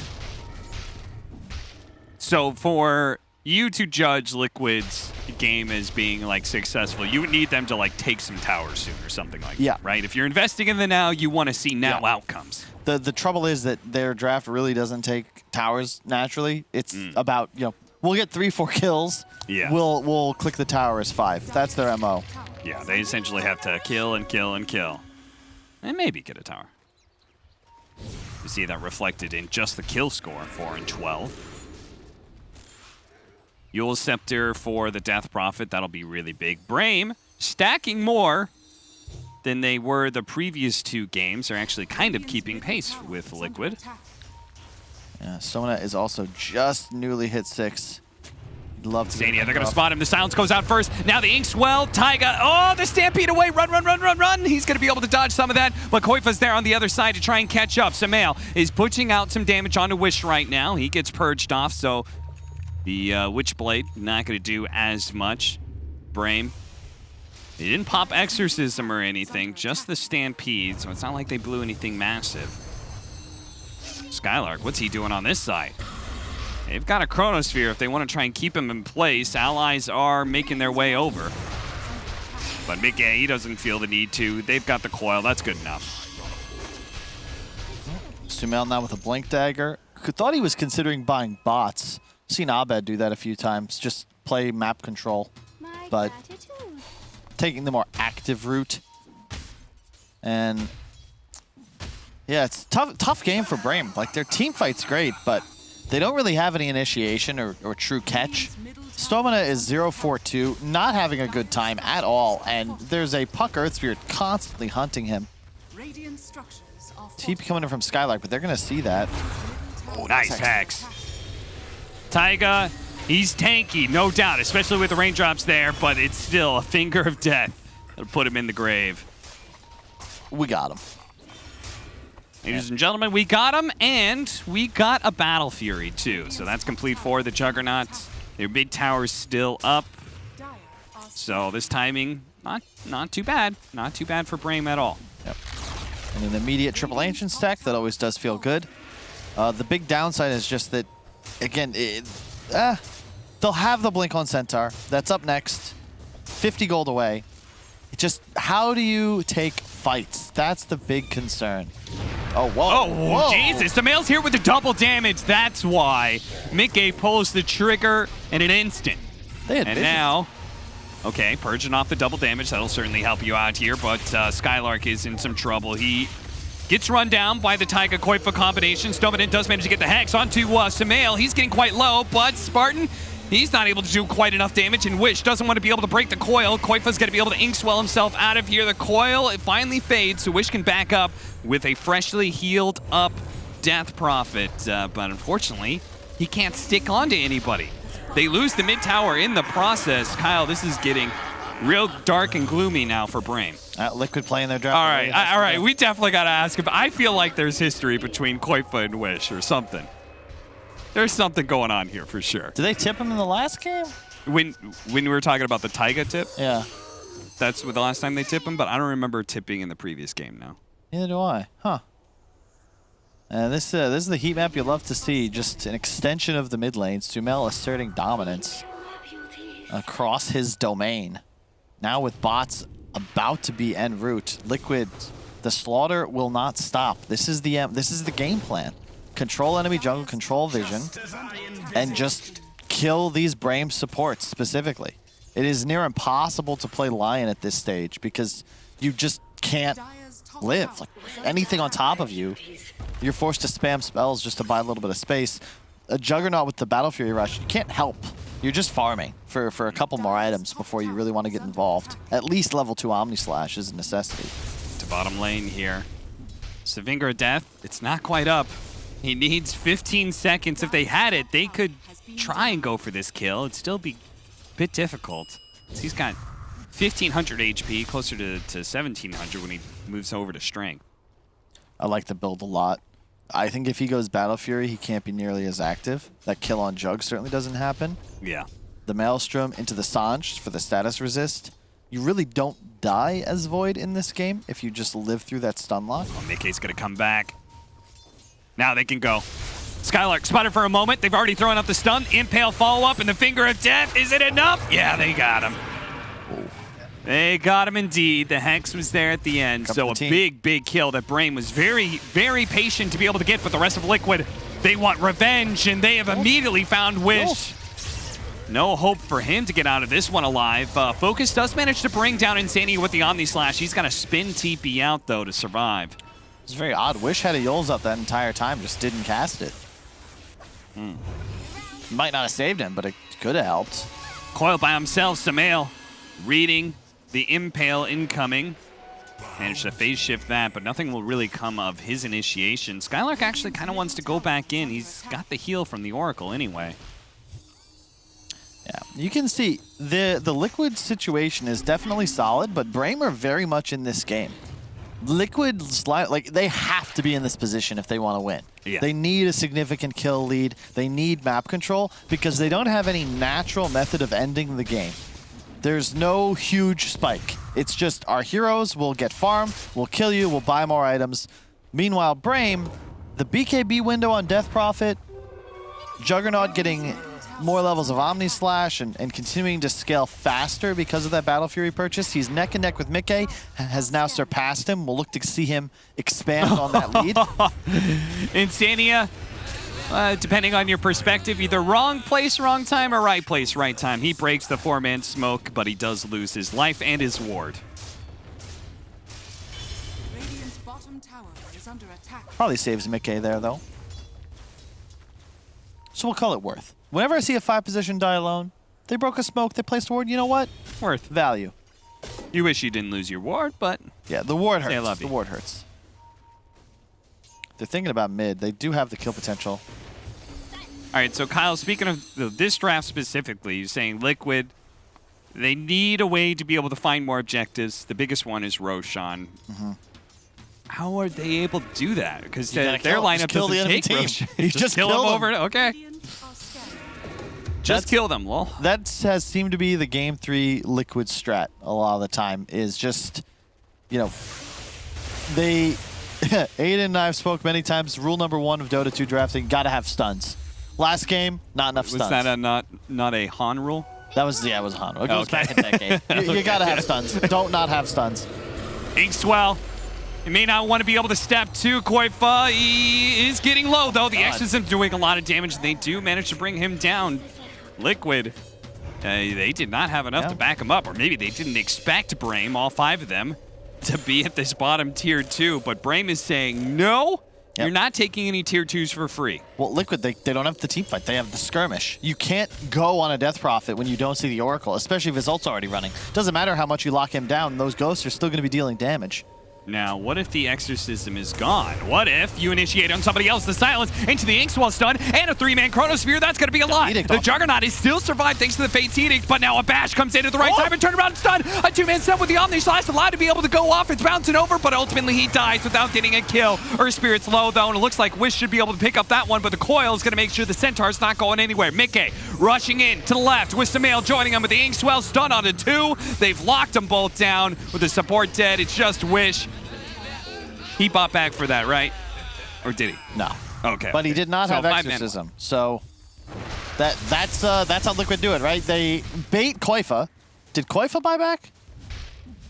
No. He just respawned. Okay. Just respawned. That was just 4 on 5 pretty much, yeah. But they wait or bait the Exorcism by throwing a body at it.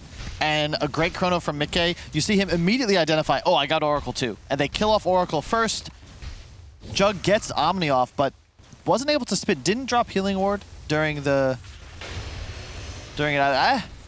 Yeah, he got so low. He was just like, Yeah. I have to get off this Omni Slash, and it just meant he had no HP when he came back. Yeah, Stomina did not get off his finger either. Does have the Philly Stone, though, so should have Blink up shortly. But so far, it's just the Sumail show. 904, Ags on the way, 500 gold off. He is feeling himself, and at this level of farm, especially with that Arcane Rune bottle, like, he can just straight up take over this game at this point. And you said Liquid, their lineup just comes down to kill, kill, kill, kill, kill. Skylark, they spotted him. He's over there. Mickey's going to jump to the other side, but the damage has already been done. He's been caught by the coil. So you can see Stoneman. He just says, my Centaur is dead. I'm going to make sure I stay alive. Liquid, they finally may have killed enough to be able to take a tier 2. Yeah, they are in a very strong position now. Koifa has his BKB. Mickey, again, finding the cloak, man. That is such a good item in a game like this. Or the shawl. When you already have so much base armor, thanks to being an agility hero, a free 25% magic resist is pretty nuts. Yeah. Combine that with the status resistance he has from the Sange, he can very fearlessly just time lock in like he did against that Centaur. He seemed to not care at all if there was a line. It's also super fit. You have bashes or magic damage, and the Maelstrom procs. So even a little bit of spell amp's not bad. True, true, true. SNY complete now for the Juggernaut. The problem is Liquid's getting enough kills that the Void is staying ahead of the Juggernaut despite the Battle Fury build. Yep. It's the Sumail, well, the puck factor. The fact that they got so many kills to start. There's the BKB on the DP, but Liquid, their strength in this game is pace. All right. That same ward caught them before, so Smart knew about it, but Liquid making sure to protect their vision. If Brame, or rather Liquid, was willing to take a fight more revolutionary war style, you know, line up and walk at us, that'd be Brame's. They'd be happy with that, but they're not giving it to him. It's just constant pickoffs in and out. Brame want an opportunity to land a couple stuns, pop the DPL to Omni, like a controlled fight in as small of an area as possible. Liquid want to use as much space as they can get.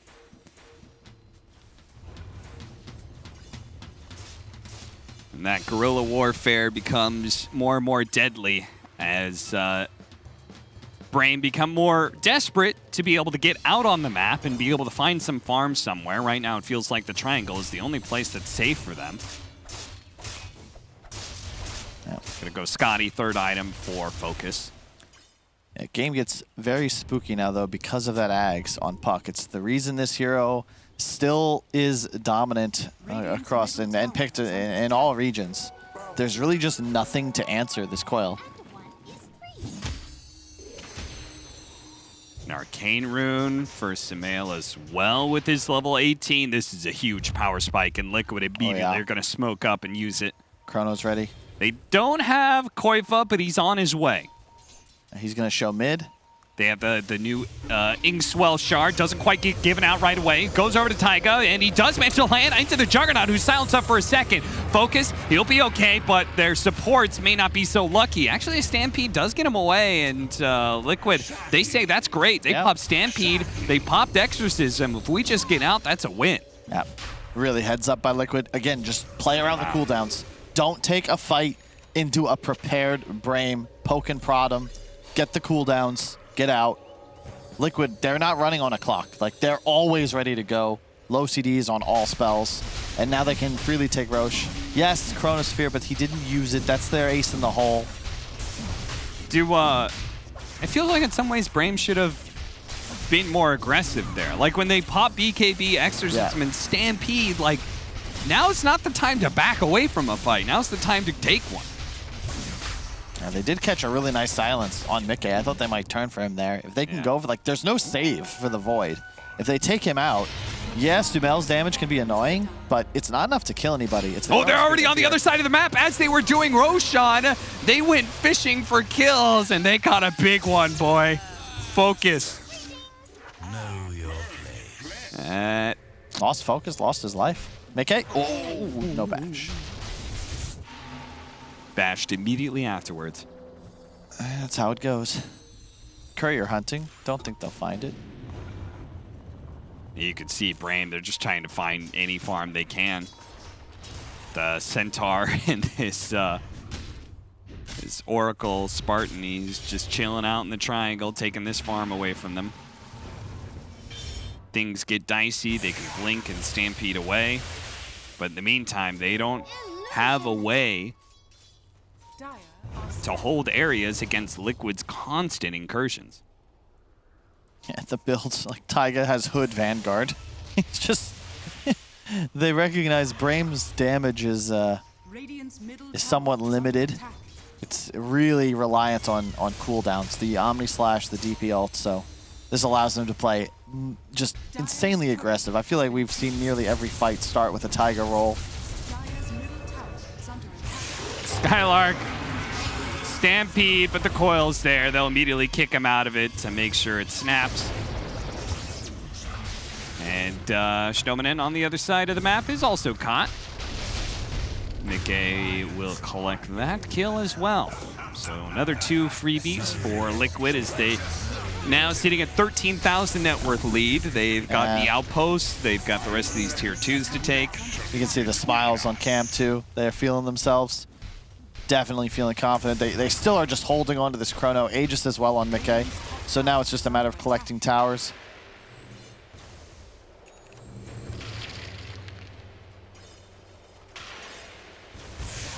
Constantly healing up Focus preemptively here, but he's been silenced so many times. The Chronosphere is going to be used here. They're going to start zapping away on his damage. The Ghost is going to land shortly after, but he does manage to get the spin off first, but the Healing Ward, it doesn't keep him alive. Mickey does a bit too much damage. They don't have a buyback for him, so Liquid is looking like Elena Barracks now as Mickey just casually jumps in, gets off the time dilation. They actually wanted to be able to jump in onto Samael, but Samael dodged the damage. He dodged the hoof stomp. Shdomanen doesn't get off the Hex in time. He turns around, throws it onto Taiga, which the Exorcism may be enough to actually kill him. The Yule Scepter to prevent him from being able to dodge away, but it doesn't matter. The reinforcements are here, and Taiga's fine. It's Braim. We're gonna fall apart. Ultra kill for Koifa. Welcome to the offlane, buddy. As Mick... What is this, their OG impersonation? What's going on here? They're gonna pay for this one, or are they? How did they all survive? He got no kill out of that. All I can say is welcome back, Sumail. It's been a while, but it is a pleasure to watch him play. On fire this game. The whole team really, just cliche, but firing on all cylinders. No real individual mistakes. I don't think Braim has played a bad game or a bad series by any means. Just outmatched in this one. All downhill after that first blood skirmish.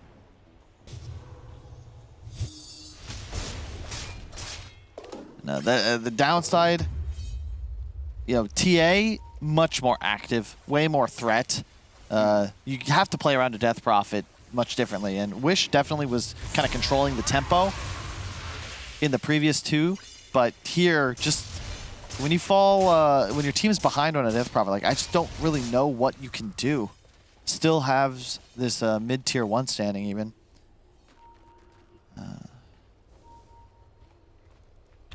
Tier 3 items still available for Radiant. They don't have any of the 4 available because they just can't find jungle camps. Give the gem to Mickey. That's how confident they are that he can just go in at any time. 3,300 HP on him. Aegis will expire, so Braim can still try and take a fight soon. Gotta wait for Exorcism first. He's gonna go for a Gleipnir. Dude, Axe Coil is actually just way too good. 4-second stun, pierces BKB. 700 break damage before Spell Amp. No wonder this hero is good. 6, oh my god. 8 seconds. 8 seconds. There goes the Aegis. Radiant's top tower is under attack. Braim, how do they crack open this Liquid offense? Feels like they gotta get, they gotta somehow catch Insania and Sumail, right? Those are the heroes that actually can get 100 to 0'd. You should have known better. Yeah, it's a lot easier said than done, though. It almost looks like they want them. They're like, okay, you can have top lane of barracks, but when you rotate over to bottom, that's when we're going to take that team fight. But Liquid has actually been playing cautiously. They smoked up, played on the triangle. Now they're going to head back in. Oh, yeah, Koifa with Ags up, just murdering the racks. Oh no, they're mass TPing back. But it's too late. I'm a little bit befuddled there, Kyle. What can you do though, Cap? Yeah. It's easy to call out mistakes with no fog of war, but this map is very dark for Brame. They're trying to keep the lights on, but the sun is setting on their chances in this I'm just game. not sure. Is that a fog of war thing? They don't see them. They were hitting, look, they don't see They were anything. hitting top lane of barracks. Did you think they were going to stop? They looked like they were going to stop. All right. Mickey tricked him. Oh, no. That's a good kill. But now they're going to run away. Okay, the Stampede managed to get in front of Taiga here. Wish catches up. 2 supports potentially dying in this. No, they're actually going to try and turn this with the Chronosphere onto 3. They're going to go for the kill. Oh, that's a lot of damage, but the Oracle managed to save out Wish. He's going to be okay on the Death Prophet now with the Hex onto Mickey. No, he takes it off. He time walks away. So much of the damage being undone there. Wish, he's limping away back to the base as best as possible. Skylark hits a really good stun. Taiga, he's chasing after them as best as possible. Yule Scepter going off, but Wish survives for a second, but not a second more. Double ult for Koifa. Immediately a bash, focus. Turns, but the silence, it's not going to last long enough for them to do much to Mickey. He's just so damn tanky, but maybe Skylark, he jumps in, hoof stomps it again. They do not have the damage to deal with Mickey. And it's looking like the GGs are being announced bit by bit. What? Spinning away. Their best hope at this point is somehow lure Liquid into the fountain. Maybe Mickey will take them up on that. A 2-man impale, that's a pretty good one. And actually managed to save him from Samael's Dagon as well. So the Lion is going to be able to stay alive. Mickey opting to try and go back in, but to keep their distance. Not allowing that Inkswell to be able to go through. Skylark is going to be able to catch. Oh, the Soulblind catches him before Skylark can jump forward. Immediately the chat wheel lines go out. Insania, they know where he is thanks to the Phantom's Embrace. Is placed onto focus. Brame, they're not going to be able to keep chasing apparently, and Samael's going to make sure they don't feel comfortable doing so. That was they hit him with the fake GG. Now you can't type GG because that ends the game. You know, rules are you call GG, it's over. But if you voice line eta GG, that does not end the game. But it does bait Liquid into the fountain. Their nemesis. That's a Galaxy Brain play. Galaxy Brain. You know, find a way to win. That's the name of the game. This is a big series. This is where it all turns around. They bought themselves one more fight. No Taiga. Liquid's cocky. They're tipping each other. Yeah, you can see it. Here's This is the play. Taiga inside of the fountain. Absolutely brilliant Etagigi play. Incredible. And now they're laughing to themselves. Skylark is not enjoying this game. No. I think Spartan is either, but Wish still have an Essence Ring. Skylark comes forward, stomps up Koifa. They do immediately stun Mickey when he jumps in. Problem still being they don't have the damage to really threaten him. Wish is going to push forward with his Exorcism, but he's having a hard time with it as Koifa's already run down Skylark. Now he's draining away focus as well. He's going into the fountain, and Koifa, he's going to go ahead and complete that fountain dive. Gets him in the end. A celebratory Chronosphere, and GG is finally forced as Liquid will take it 2-1. They do drop that one game, but ultimately Samael on his way back ends the series, his first series back, 15-0-16. Not bad. Not bad. I think he can do better. I was expecting more from him. Those aren't exactly Jordan numbers. More, maybe Kyrie level, but not quite what he'd hoped for. But well played. 44-13. That was a lot of slaughtering. We said Liquid, they had to get kills to win the game, and they spent effectively the entire time doing just that. Yeah, it is fun to be able to see some of the legends coming back. We have Anna coming back now, Samael as well, and it does bode well for Liquid. We were concerned how losing Boxy was going to affect them, but it seems like they're able to keep pushing on and with a 2-1 against Brain. They do push on forwards and get a big W here on the board today in their first series where Sumail is standing in for Boxy. We're going to break it down and talk to one of the winners, and we're fingers crossed for Sumail here, but we'll find out after the break who we're talking to.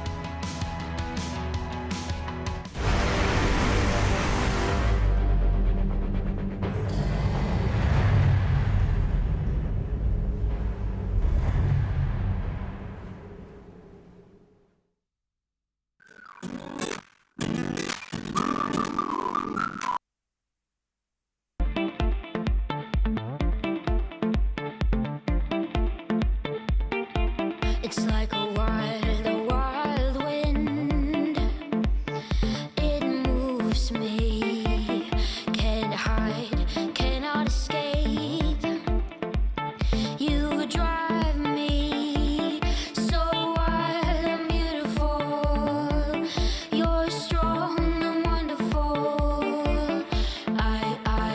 High in the sky, I feel it in my bones. You drive me.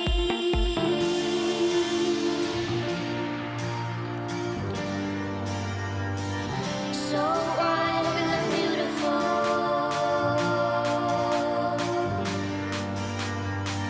So wild and beautiful.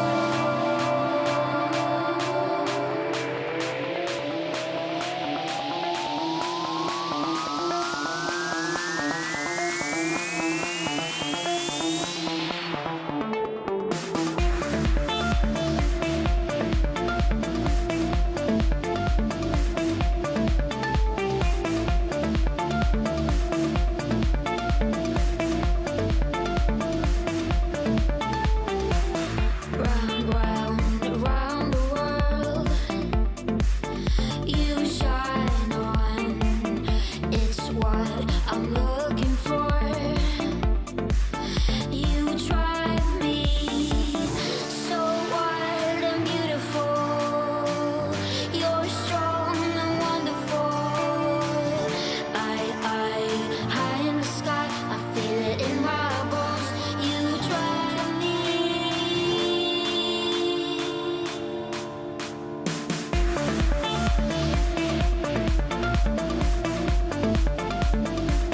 So wild and beautiful.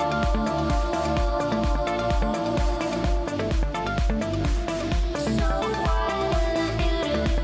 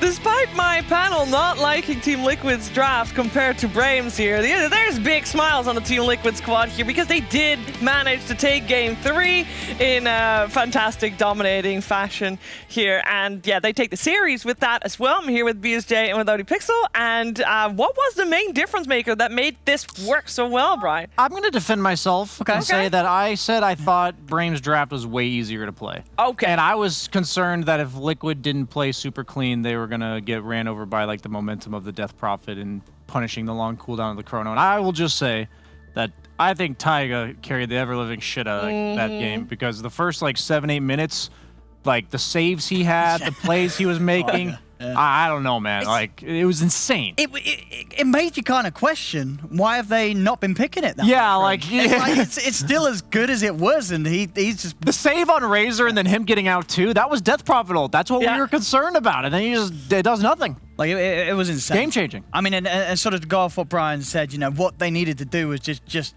to just play fast and dominate, and they absolutely did. You know, this is some of the fastest that we've seen Liquid play. A real change-up from what they were going for in Game 1 and Game 2, where they get Insania on something else that he can get in aggressive with this Grimstroke.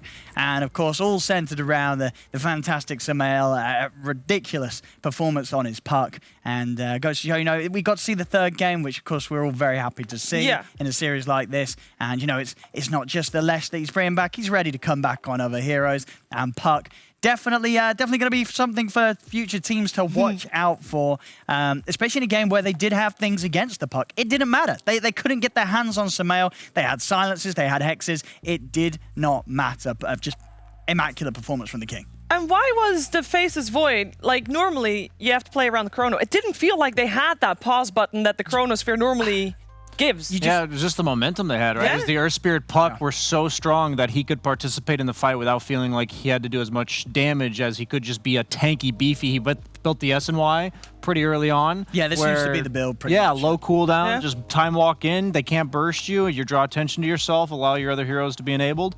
Really well played by all of Liquid, but I was just highlighting Mick because his performance. And Taiga, yes, for sure. Hello, Or Blitz! Taiga. We're talking to Coach Blitz here from Liquid. Hello. Congratulations on the series, sir. Thank you. I have to ask one question, game-related first. I don't know if you know, do you know what was up with the tipping of Wish in Game 3? What's up with Wish? I think you just naturally tip the mid player whenever he pops Exo and it doesn't do anything. It's like, there's no beef. We have no beef with them. we're just making sure. We wanted to know if there was any, but no, not unfortunately. So how did you find first series with Sumail standing in for Boxy today? It was great. Sumail is fantastic. I mean, we got this guy. We knew we probably needed him. Contacted him a few months ago. He was really easy. Literally the day after the Enigma series, shout out to Liquid. They got him a visa like the day after, and then he was just like off a flight, ready to scrim. We've been grinding with him. He's been phenomenal. Honestly, I'm really surprised if he doesn't get another opportunity on a top tier team. Yeah. I also don't know if you want to share anything regarding Boxy's situation, or if you'd rather just talk about the game. No, we can. So I'd rather not get into the specifics of it. I see some people asking and wondering if it's like somebody in his family has coronavirus or anything like that. No, his family's responsible and everything like that. This is not like a long-term thing. No matter how well we do with Sumail, if we go 4-0 or we win the major, however long he plays with us, I'd still love to give up the opportunity for Boxy to come back. I know he's watching. We love him a lot. Hope he knows that like we think about him all the time. Yeah, that's pretty much how it goes from here on out for us. We have no timetable on anything. Just whenever he feels like it, open arms. Okay, that is awesome to hear, and I'm sure a lot of fans are very happy to hear that too. I'm just wondering, you know, you've been in esports for a long time, Blitz, and what's it like to be able to talk about a team atmosphere just like you just described? That just sounds like the dream for every player, where we talk about like roster shuffles and, you know, doing what's best for ourselves, and just hearing that you guys talk about Boxy, no matter how well you guys do, all that kind of stuff. Yeah, I mean, the way that I talked about it is, look, if we did it in some like shady way, I couldn't live with myself. I would rather just simply not go to TI if that was the case. And I know I can't really speak for everyone here, but if this isn't like our philosophy as a team, then I would rather just not coach. I feel pretty strongly that you can't say all this bullshit about being family and like how close you are if you're not going to stick with them when times are tough as well. So I really like being here as a result. I think they are model citizens. I think all 4 guys here are excellent. Yeah. It's awesome. Yeah. No, I mean, I think, you know, if there's ever an organization to sort of say the things that you're saying in Blitz, you know, Liquid, I think everyone in the world absolutely believes every single word that you're saying about this. And yeah, Blitz, first of all, miss you a lot, buddy. Hope you're doing great. Hi, Owen. I just sort of want to know, you're saying how well, you know, Sumail's obviously slipping in for these games. Do you feel that you're able to sort of keep that same dynamic that Liquid has, where you have that versatility with all your roles with Sumail in the squad, or are you having to change up a lot of your strategies now around Sumail being in? Actually, I think things open up because he brings a lot of new ideas. He's a different player. I think it all also helps because Max has been phenomenal in the off lane. Like, if you watch him play, you would not think that he was just, like, he adjusted so quickly to the role. We gave him 3 days of practice, and we're like, yo, just figure it out. it's nothing like your hero pool. You're gonna have to now call like an offlaner. Everything is different, but he's done like a phenomenal job of figuring it out. Honestly, Max is like the only reason any of this works. As good as Sumail is as a mid player, the fact that we're able to slot Max in helps a lot. And you know, further down the line, when we get a little bit more comfortable and we have a few more days, then you can probably see us go back to doing crazy things. Sumail's an excellent safe laner. Mickey can also play mid. Max can also play mid. You give us a little bit of time and we can figure some stuff out. Yeah, because you say a couple of days. When did Sumail arrive in the Netherlands? So we got him here Thursday at like 7 a.m. and then he just didn't sleep and we scrimmed like 4 games and he just was like, he was a zombie, but he was still playing. He was grinding it. Those scrims weren't maybe the most productive, but yeah, I mean, he's been an absolute trooper. I'm really surprised more teams aren't lining up to talk to this guy. His skill is right up there. Personality wise, he fits in excellently. He talks, he's a really good time. He's been teaching us a lot. He leads a lot of the replay sessions. Like he tells everyone like, hey, come over, come look at this and stuff like that. He's not anything at all like what I think people would expect. Super humble, nice guy. All right, well, I think you gave also a great sales pitch for any teams out there looking. Yeah, absolutely. This one is phenomenal. I think a lot of teams mid laners might be quaking a bit, you know. Performances aren't too great this league. Yeah, Sumail's coming for your spot, yeah. Yeah, I mean, it was very good seeing him play. It did fit, especially that third game. You guys were just on absolute fire. So you know, what went wrong in game 2? You just got to ask the question, you know. That top lane was like, I was watching that and I was like, are we ever going to recover? And we still almost did. Almost. But it was a little bit awkward and it just kind of messed up with our mojo. And then we threw like 2 fights in a row and it was a little bit rough just being in that position in the first place. I think our guys did pretty admirably. Team Liquid, no matter who you replace, it'll still always be the same. So like the identity is still there. We're going to lose some game 2s and win game 3s. That's okay. At least we won. We're doing well in the league now. Hey, you learn most from losses, right? I don't know about that. I'm not sure how much we learned from that game, but also happy birthday, Shiver. Oh, thank you. Much love for us. Much appreciated. Much appreciated. Well, we're gonna let you go. Thank you so much for talking to us and for being very open about the situation and all that. And yeah, wish you all the best. Bye, Boxy. We love you. Yeah, I mean, Sumail standing in. Probably the best stand-in that Team Liquid can wish for at the moment. Well, Brian was available. I was. I don't play the mid lane. I could have gone off lane. I've been practicing a little bit. No, the thing is that I genuinely, I know a lot of these guys. I've met them at the summit multiple times, which is like a very intimate atmosphere compared to a lot of other tournaments where you're kind of just like showing up on the stage. And they are just a team. There's a reason why all the casters and stuff, we root for them. Yeah, none of that stuff is BS. It's really not. True. Like, that's a good point. Blitz is just a genuine dude that loves being on that team with a bunch of other genuine dudes that just enjoy playing Dota together. And they fork scrims on the day that Sumail arrives. He's going to fit right in, let me tell you that much. Just as much as a Dota nerd as the rest, indeed. And also, obviously, great to hear that they're just backing Boxy fully. Like, no matter how well Sumail does in the squad, there's a space for him. Sumail's getting his little resume, you know, marked up there. Getting the sales pitches from from Coach Blitz, for sure. We have to move on to our next series, by the way. Team Liquid, obviously, great performance here with a 2-1 versus Brain. But next opponents are waiting and ready to go. We will be back with OG versus the Hellbear Smashers after this.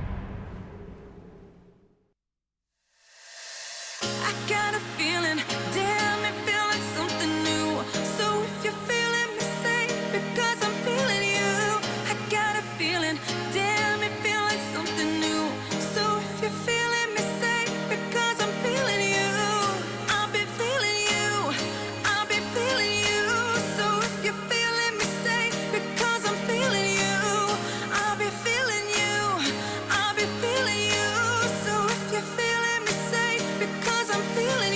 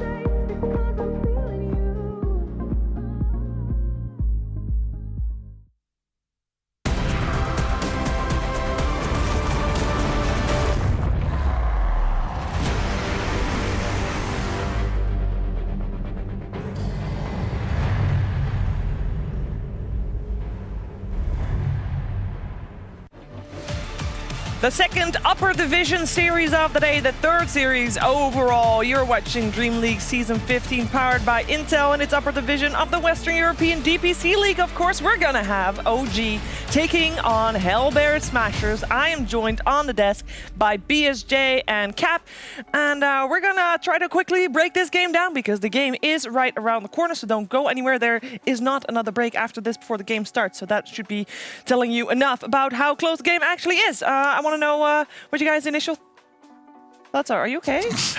I don't know. I was just copying whatever Brian was doing. He came down. He was sitting up real straight. I'm like, okay, I That's good I'm posture. I'm saying I gotta work on my posture. Gamers I've have been doing a good little posture. of this today, so I gotta. Yeah. I went a little bit lower intentionally, so now I feel like I got a stretch, so it's been helping my posture. Talk to me about OG's performance so far. It's disappointing. Really? Why? You go first, then I'll follow that up. Okay, so pretty much like as an example, I put them at the very top for my predictions. I expected either Nigma or OG to come out in this second season of DPC and just be swinging. I expected one of those teams to basically be able to take the top dog away from Secret. It looks like maybe Alliance is actually the team to do that, but basically I think the second season was rife for a shakeup, and one of those two teams, I mean, they're TI caliber teams, right? They're teams that literally have won the International. I expected them to be able to come into this second season. People like to say like, oh, they only show up at TI or whatever. Well, to get to TI, there's only one. They need to do well here, yeah. right? So I feel like in many ways they have to be in TI form right now. I'll be a bit biased here. Okay. I'm kind of rooting against OG because I'm the kind of guy who, if I play Dota 3 days a week, we were discussing this, I'm just not going to play nearly as well. And it would bother me if Anna just came back after like a year and just started dumping on people. That would bother me.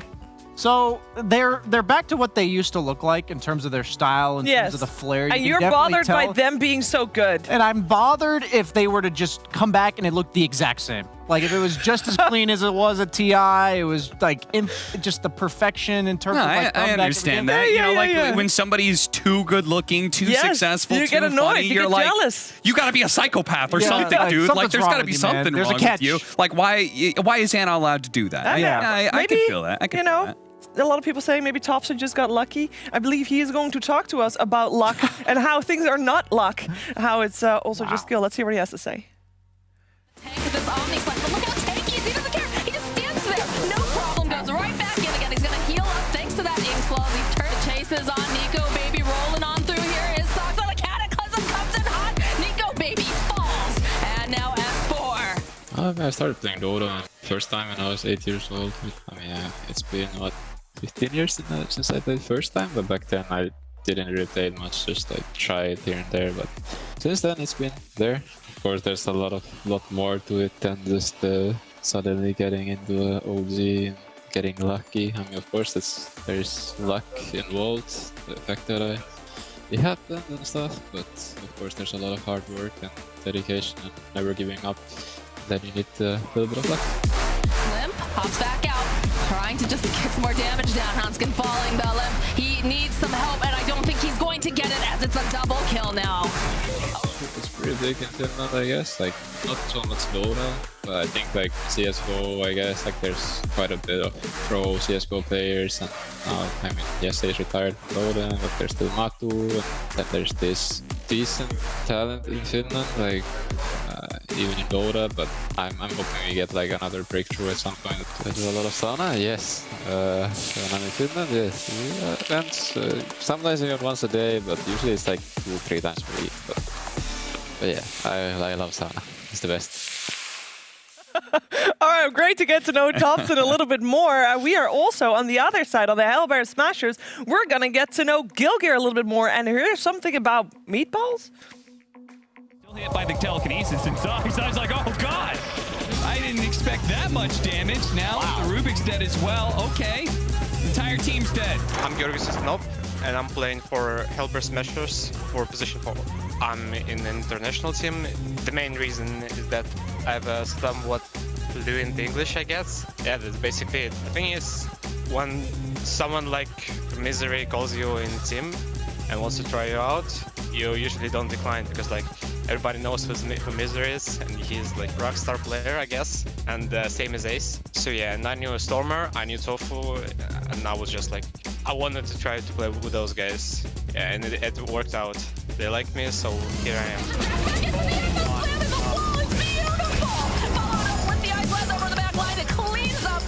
Oh yeah, that's like this check is that I moved from my basement in Moscow. I flew to Minsk, and now I'm living with Fishman, the guy in the 2nd division. We're living in one apartment, and it's his check. Somebody has to buy some food and stuff like this. Somebody has to cook. I tried to cook spaghetti with some meatballs, but I messed up and it all burned out. This time I'm probably gonna like try the same thing, but I'll try to not burn it. Okay, well, did not know where that was going with the meatballs, but I guess now we learned. We're also going to learn what the two teams are going to draft, because we are in the draft of the first game of this best of 3, and I'm going to let both Cap and BSJ break it down. I believe we are a couple picks in, so there it is. Hey, there we you go. Ooh, Invoker Bounty first, too. Look at that. This is a Hellbear Smashes draft, and I've never seen one. Stormer special. Yeah. And Snipe and Courier special. Yeah, and the game where they picked Invoker first, and when they played against Team Secret, that was the game that they won. They ended up losing 2-1, but the one game that they did win, it was that first phase pick Invoker. Feels like with the combination of stacking that you can do, sometimes very often for yourself as a mid laner, the less rotations that are happening. There's not these like constant 4 positions roaming into your lane. And then the access to having these early bottles, these early water runes, bounty runes, etc. There's so much forgiveness in the mid lane that you can just pick up Storm Spirit, Beastmaster, Invoker, Puck. I feel like you can literally pick up anything if you've played 500 plus games on it. Yeah. Like, it's just at the end of the day, it's going to get a game. Heroes like TA may be a bit different just because they have very specific hard counters. But Invoker, it's like, yeah, there's some heroes that are harder to cast spells on, like the Jugs of the world, the Pucks of the world. They can use a spell that dodges your spells, but they don't like ruin his game. You know, he's gonna have a game. Last time we saw him, I doubted his ability to play Quas Wex because I'd never seen it across like all the games he'd ever picked Invoker. He always played the Quas Exhort, but he's clearly capable of doing that. That's what they beat Seeker with. So they've got some flexibility in this. It's not a flex pick in terms of roles, but it is a flex pick in regards to the role he's going to play on the team. When it comes to scaling and pace and all that kind of stuff. Like a Quas Wex build, we could see them pick up something like a Faceless Void, and they just like, okay, let's just Alacrity this guy, or maybe we just go and get ourselves a lot of damage with an Exort Invoker. Bounty Hunter, I waffle back and forth on. Maybe it's just my experience playing him, but it's like, I feel so good in winning games. Like, you just rack up the golds nonstop. You're picking on couriers. You're breaking smokes. Like, the enemy team just feels like they can't do anything when you are winning on a bounty hunter. They don't have... So many of their comeback plays are just ruined by your existence. It costs them more to kill you than it does that they get from killing you. Yeah. Yeah. The detection and all the... Like, they have to find 3 heroes to get you, especially after you get the shard. Yeah. But if you lose your lanes and you're on the losing side of things, well, bounty hunter doesn't usually give you anything that actually allows you to win team fights, right? Like, most of what he attributes into team fights is information and items, right? Yeah. Like, he's getting so much extra gold, and everybody's getting extra gold, that you have items to be able to help you. You have a Solar Crest when they only have a medallion, as an example. But so yeah, I kind of waffle back and forth. I feel like it's very important to win at least one of your lanes, if not 2, with the bounty hunter. Yeah, he seems like a hero that's very niche in that regard, not because because he is so polarizing in regards to his performance, but also it just takes very specific scenarios that enable him. I think most notably an offlaner that is independent. Timber's already getting banned out. He's like the #1 for me. Maybe a Centaur, something like that where, okay, you've got your level 3 or 4. I'm going to leave you alone and go pick on the enemy's off lane and help my carry out, or snipe some couriers in the mid lane, something like that. Because in lane, he's kind of underwhelming. You know, if I'm like a carry laning against a 4-position bounty hunter, other than yoinking me a little bit, he doesn't really do much.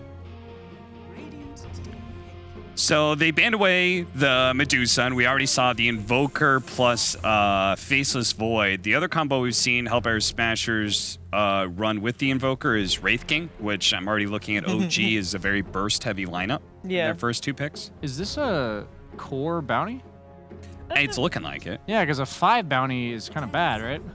Yeah, but is the 5 Shaman bad? Because so far it's been Gilger playing it, but I guess Gilger also plays the Shaman, but I guess also Tofu plays the Shaman. I got to play a Poverty Shaman because I don't know how to play the hero in this patch, and playing against Pug, you just die. Especially not knowing like what the off lane is exactly. Like already deciding both your supports does feel a little weird. Yeah. Especially if they are potentially weak laning supports against whatever is picked up. So offlane Alk is still a thing in EU. I had it on my team yesterday. I mean, did it win? That was the game that we were down by, 5k gold at 10 minutes. So it was not a good lane. Okay. Not a good laning stage, but we did win. Okay. So the Alk, I'm assuming their 4th pick is either going to be Gyro or Monkey King. Those are the only 2 reasonable picks, unless their other option is just go Oracle. Yeah. And make this a carry Alk. I would say those are really the only 3, maybe a Baden, I guess. The 2 save 5s. Support, yeah. Yeah, the 2 save 5s or the 2 carries that get Ag Scepters fed to them. So if you do Misery Bounty Hunter here, make that a core, then you could still get Ancient Apparition, right? Yeah. But you could. But would then you your pick it draft, now? like Your AA draft plus looks very, what? yeah. It's a little forced, I think. Kind of have. I would actually be upset if they had picked AA. I think they'd be like they'd be out drafting themselves. Yeah, I mean Puck would own that game. Yeah, I think Monkey King has to be the pick here if they plan to move Alchemist to the off lane. Looks like a 5 bounty or a 5 shaman. I would assume it's 5 bounty because shaman axe sounds a lot stronger than bounty axe. Yeah, Axe right now is a pretty formidable offliner just because he gets the Battle Hunger early on, and you just throw it on the opposing support, and your 4 position battles them. They can't do anything about it. They have to retreat because they're naturally taking more damage because of Battle Hunger.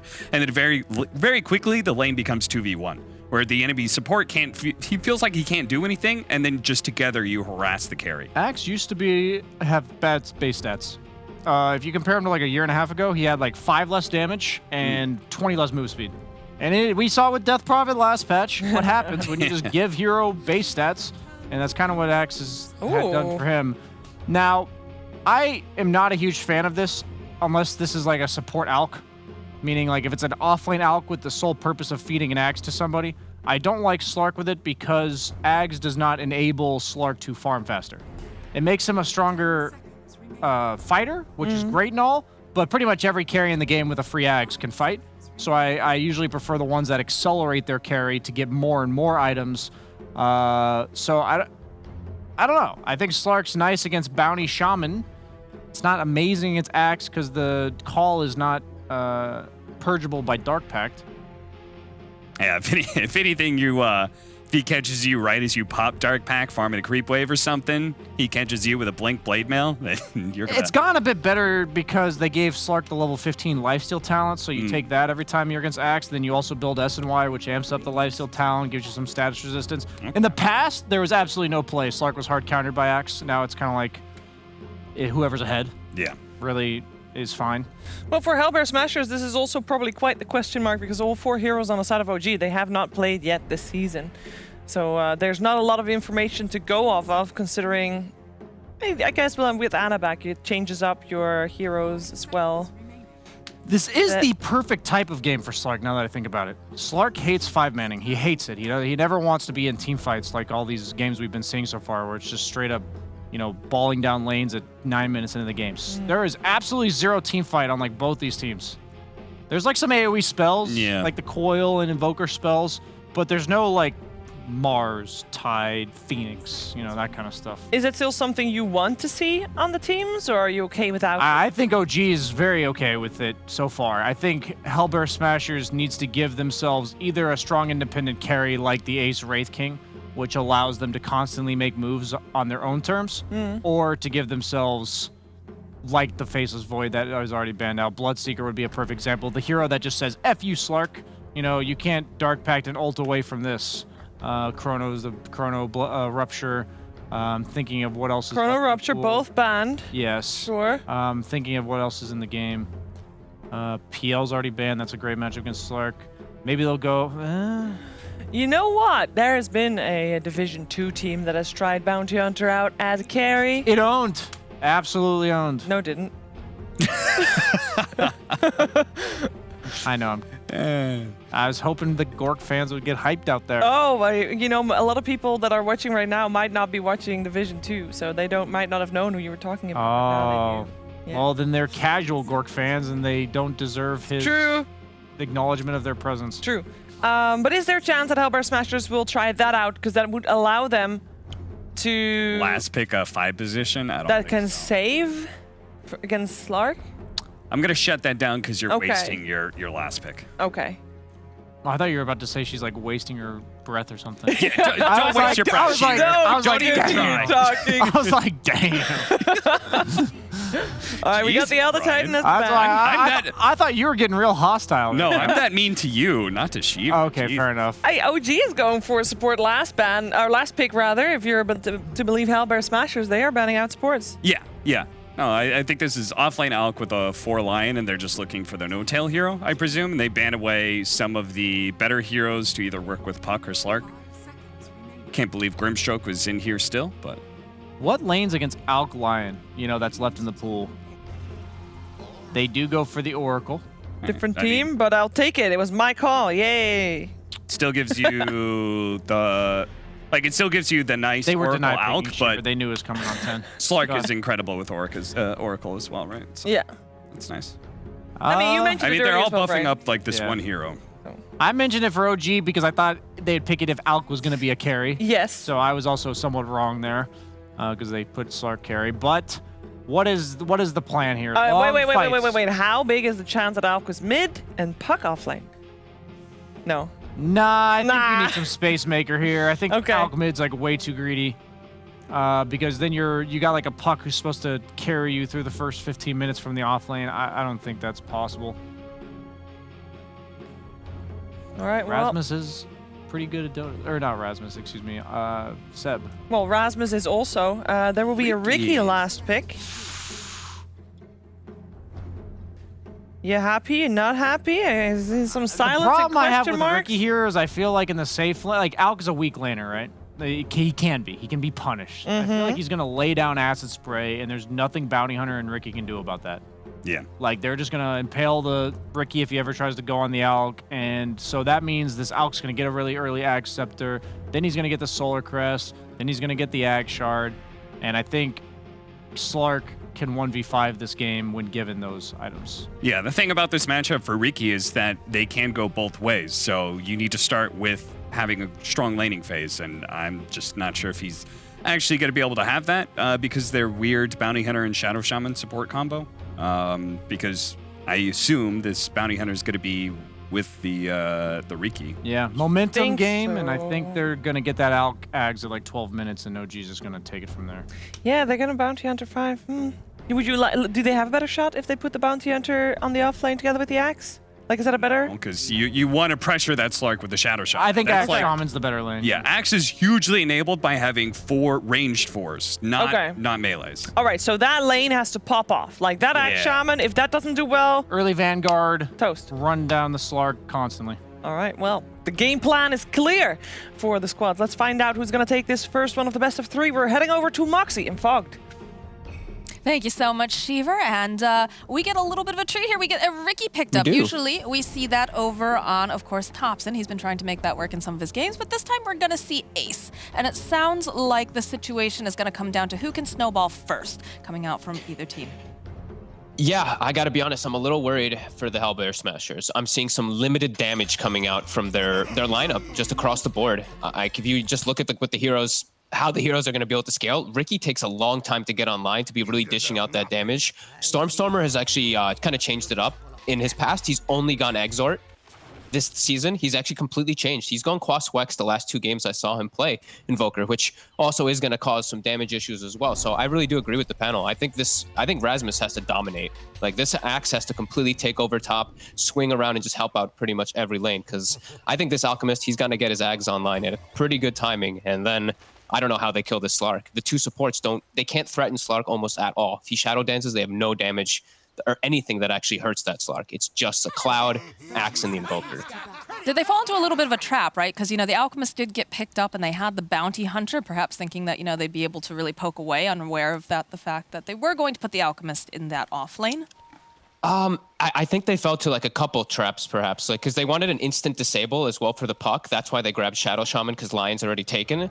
However, then they just revealed their two supports, right? The Bounty and the Shadow Shaman, which just opened up the draft. I feel like for OG to go for a hero like Slark, that if I was playing Slark and you see Shadow Shaman Bounty supports, you have no care in this game at all. They have no like ground target spells that can actually bother you. Track, you can dispel.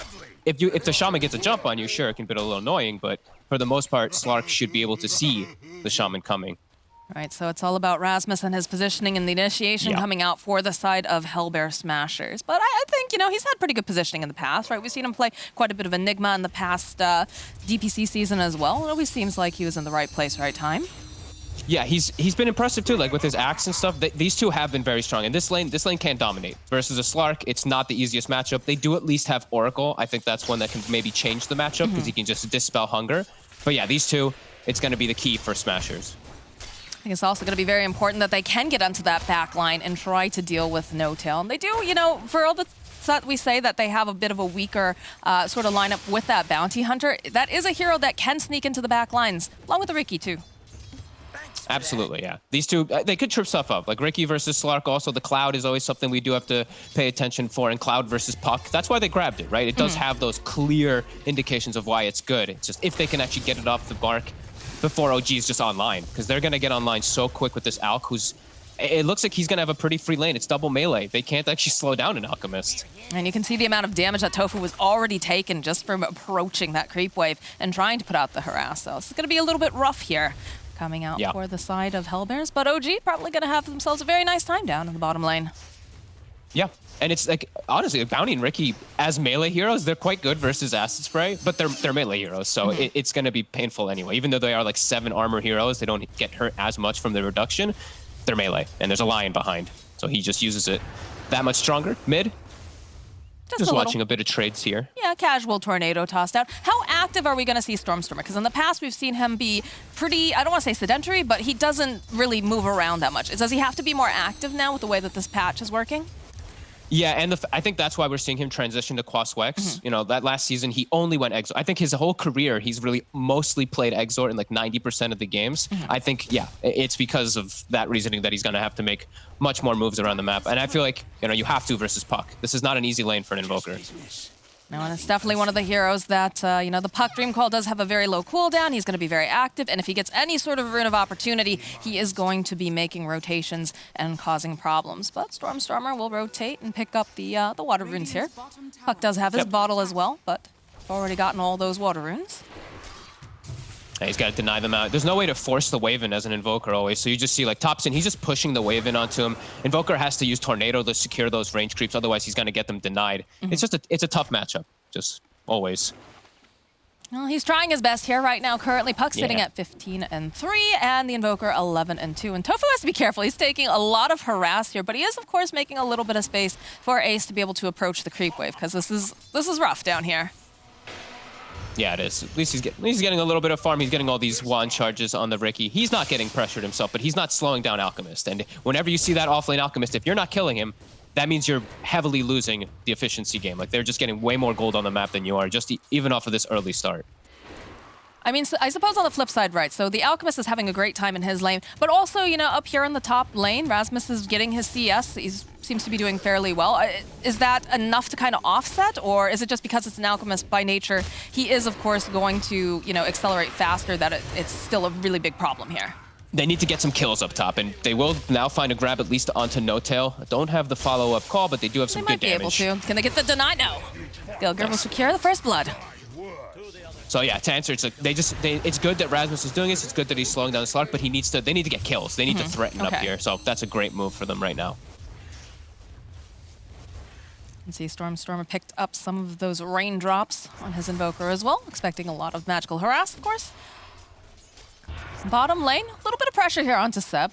Probably not as much as they'd like, but Ace is going to be able to hit those creeps. Yeah, they're just throwing out some slight harassment. I see that Ace is going for early items. He's just going for Orb of Corrosion. So they do want to try to push this Alchemist out pretty soon. They don't want him to just be sitting down here. I'm checking to see if there's any stacks at the ready. I thought maybe a Saksa would have been backing up to do that, but not just yet. We have one stack over on the side of Hellbears.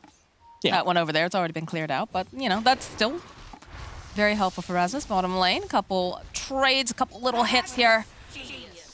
Again, no hard committals just yet. Everybody seems to want to just sit back and ensure that they can get their farm on. Rasmus is starting to get to the point where he really wants to bully as much as possible. Vanguard's almost up. So Vanguard, and then I feel like maybe even like cut creep waves, start just really looking to pressure, take tower as best as possible. Because you need to get an advantage in this game pretty early on. You don't want this Alchemist Slark just starting to do Alchemist things. So even if it's an offlane Alchemist, it's a different type of Alchemist game. I know the whole Cinderin saying, but Seb sure. Yeah. steps up a bit far. Just a little bit here. They should be able to get the taunt off, and that's another kill that they will collect here in the top lane. They're doing exactly what you said that they needed to do, but Seb in the bottom lane taking a lot of harass. Saksa also having some difficulties here. They should be able to clean up. Maybe one more hit trick straight come out. Oh, no, he's going to be able to survive. So He's got a salve as well. Wow, that was so close. A nice aggressive move, though, from the two of them. They just walk up and start hitting. Whenever the lion walks away, they start hitting that Alchemist. Same thing top, we see that opportunity taken. And yeah, Vanguard is online. So Rasmus, he's pretty safe up here now. He probably can't die to the two of them almost at all. So should maybe even open up the map for Gilgir to start looking for these runes and not let Thompson get every single one of them. Do have quite a and few he will get top. denies over on Thompson, but with this Invis Rune, perhaps they can make something happen. They do have the sentry over up on the high ground to the side, but... Yeah, he's level 2 shackles. Not a point in the hex just yet, but if he's able to at least connect with the shackle, that could have gotten a kill at the Thompson. But yeah, he's gonna go ahead back top and maybe look for Ana here. Do they have the amount of damage necessary though? They do have that invis. Call comes out from Rasmus. They saw him, quite though. able to grab. They do did have an the off sentry, so the sentry yeah. off the side. Ana will play probably more careful then because of that. Yeah, you can see him. Notel is also he's swinging also around mid. I think he's probably expecting the shaman either mid or top, so he's just playing between the two a little bit here. Yeah, look at this. They immediately realize, okay, they knew that we were coming. We have to take these down now. Great D-ward. Rasmus getting some great tower damage, also applying pressure to Ana. This is good. This is a good start for them. They got to keep looking to get. I want them to like really push forward to get this top tower so they can force the Slark out of lane. Because Rasmus, what he ideally wants to do is you get this top tower and then you swing and make a rotation in mid, and you can try to at least pressure the mid tower too to open up the map for yourself so your Bounty, your Ricky can all get all the information they want. They're gonna get a snipe on the courier here. Very nice. So that's gotta feel nice going over for Gilgir. My question to you is, how important is it that they get this Blink Dagger online? Right? We've got the Vanguard already online, but we do need some sort of initiation. We need the jump onto the Slark, right? Yeah, it's huge. He definitely needs to get like Boots Blink as fast as possible this game. This is a good rotation here coming out from Stormstormer. You talked about slowing down this Alchemist. They should be able to do it. Ace gets himself that kill. Why prolong the inevitable? Great early movement coming out from Stormstormer. Yeah, just move around as much as possible, especially when they're not setting up to push mid. He doesn't have to worry about actually losing the tower probably either, because there's no catapult or anything at this time period. Runes, Gilgir again checking it. Use the Hex, picks it up. It's the Arcane Rune. Thompson would have liked that, but of course No-Tail is nearby, so he'll be able to root hold into place. Saksa going down the bottom lane, but it looks like they should be able to eventually click down Gilgir. This rotation from Stormstormer, though, netting 2 kills, and they only get the 1 trade up top here on OG. This is good moves from Smashers. This is the plays that they need to be making. Can they keep up the momentum, though, is the real question. That really is going to be it. That's why we see Rasmus has to. I'm gonna keep checking to see if they have more stacks for this axe just to get him that early blink dagger. They do have 1, but I want to see like either applying pressure on top or just getting that blink early as possible for Rasmus to look for constant kills. I mean, he's definitely look at these spins. Oof. He's definitely putting the pressure down. That's exactly what we want to be seeing. OG though making just a couple more stacks over here. The chip vest also getting found is always very, very nice for these melee cores to pick up. And the shovel as well for an alchemist. I mean, that's pretty nice. Ooh. Shovel for alchemist with an oracle on your team. Yeah, the dream. Some nice free mangoes, salves, etc. That's component number 1, probably finished up very soon for the Alchemist, and they're making an aggressive move. Yeah, they Nice smoked up for invasive this. play. They'll find Seb hidden over in the jungle. They're just going to burn out all of the mana, get a couple clicks off. They've got those shackles in place. And yeah, he's pretty tanky, but at the end of the day, he will eventually fall, going over to Gilgir. Love it. Great move. With that ward that they placed from earlier from Gilgir, they immediately make the heads-up swing, and they're even going to get a fast D ward. That was just placed out from OG. That always feels bad as a support when your wards immediately get ripped down. But they do have a smoke coming out now from the side of OG. There's a lot of pressure being placed over here on Ana in this top lane. So they're hoping perhaps they can get the jump. Tofu off on the side. Gotta be careful to not stand together for the coil. These two cores on Smashers right now. I mean, they do spot out Tofu here on the side, so should be able to go burst him down. It's a nice quick pick off here for Thompson. As they keep looking, they do manage the coil, and it lands over onto 2. They'll be able to burn down Gilgir, and you do have the Ricky here over on the side. Rasmus gets a nice call off. He needs a little bit more damage to finish him off, though. They'll use the Oracle Ultimate to try to keep Thompson alive, but No Tail will eventually fall, and the Smashers are just running after them here. Rasmus still trying to get his hands over here on Seb with Ace right behind them. The backstraps they go, and they immediately just place him right underneath them. Now the follow-up with connects. the Impale. Hop forward here, coming out from Ana. Can they take down Ace? Yes, they can. As now Rasmus, he's hexed up. He was hoping he could find something else. Stormstormer's here, though. So is Tofu. They've got the track off. They can spot Ana over here on the side. Do they try to make the play? They're going to try with the EMP Tornado. Another hit down will go Ana. More teleports coming out. They're still wanting to skirmish here.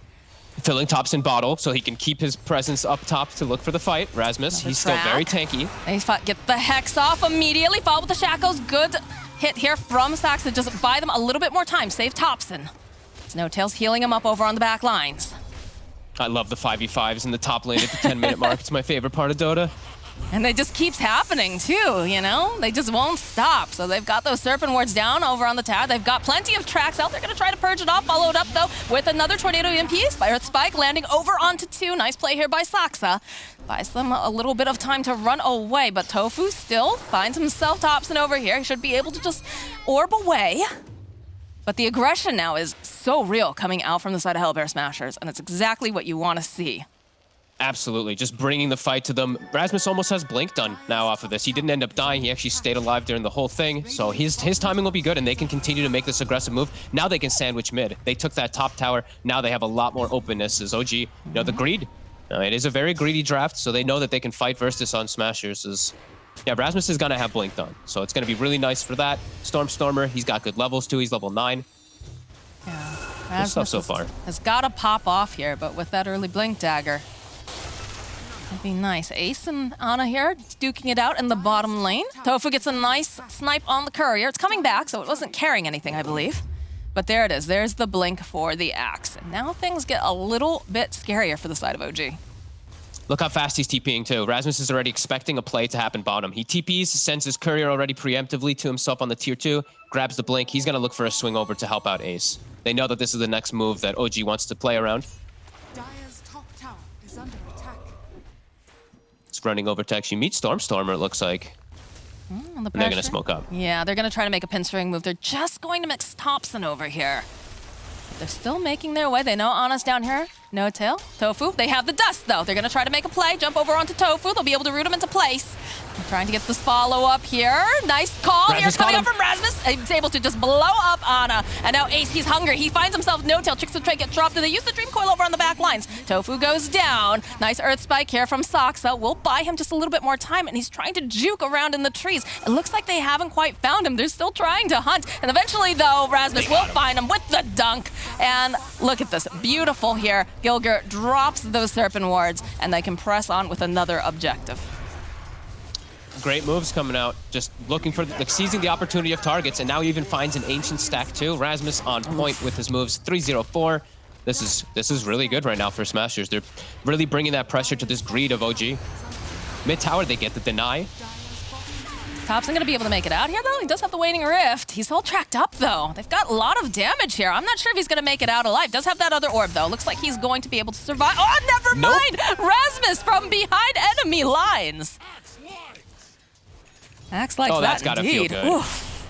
That one has to feel, I mean, I want to see, let me see Rasmus's camera. Did he pop off and all with that? That one had to have been a good one.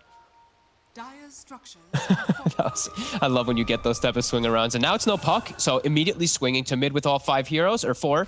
They can now also look to take down this tower. They're really punishing that greed. Seb, he's about to have the Ags done.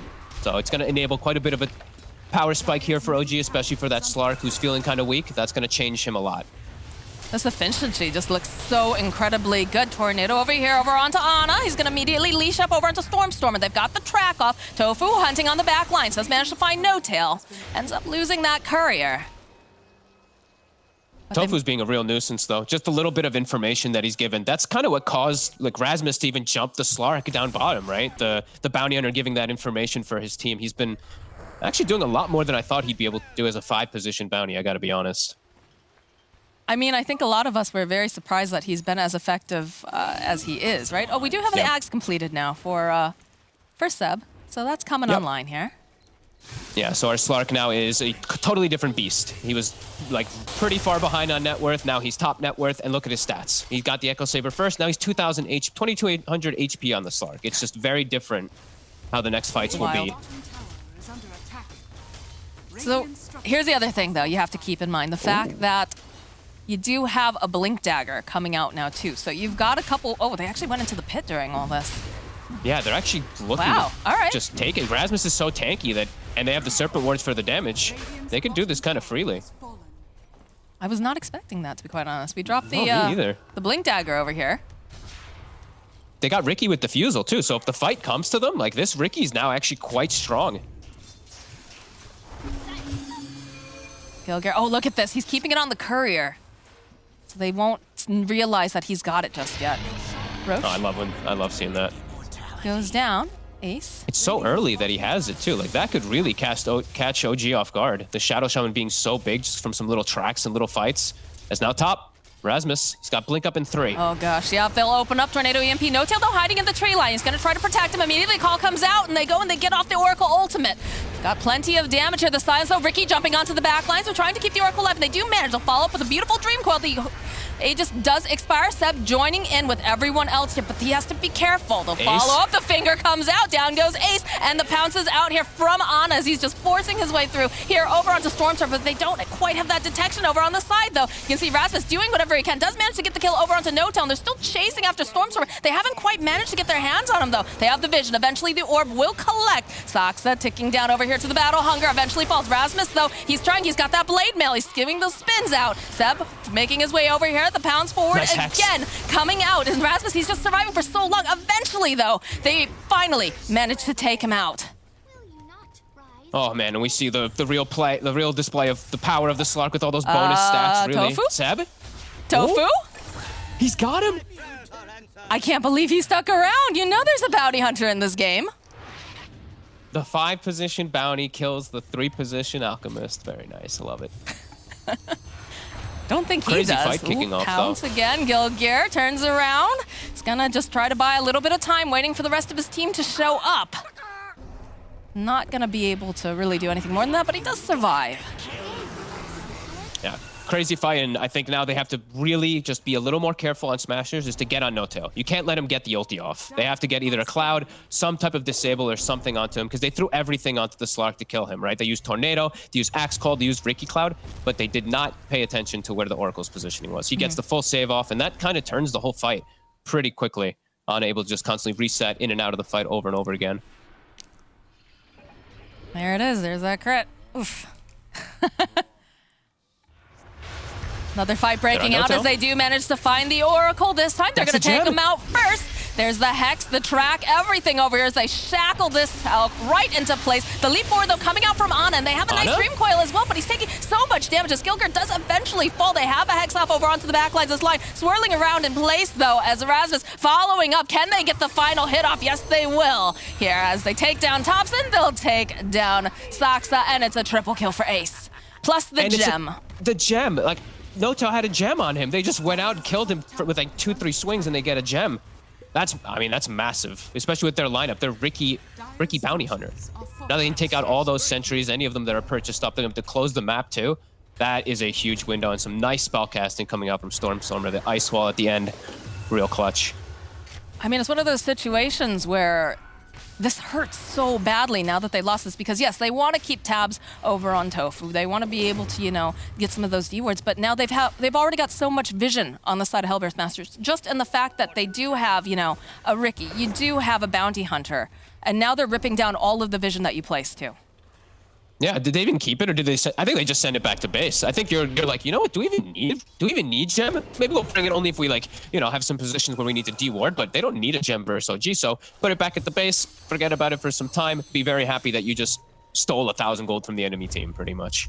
You gotta feel very sad if you're the support who's buying gems and then losing them almost immediately. They're gonna try to make a play. Tofu is here though. Tofu. They dropped the sentry, but they don't have the... Oh, good sidestep over here. Sox just a little bit off the mark. Pounds coming out though from Ana. There's gonna be a finger. Are they gonna be... They're not quite able to get the kill. Oh, at the last second, the finger comes out, but...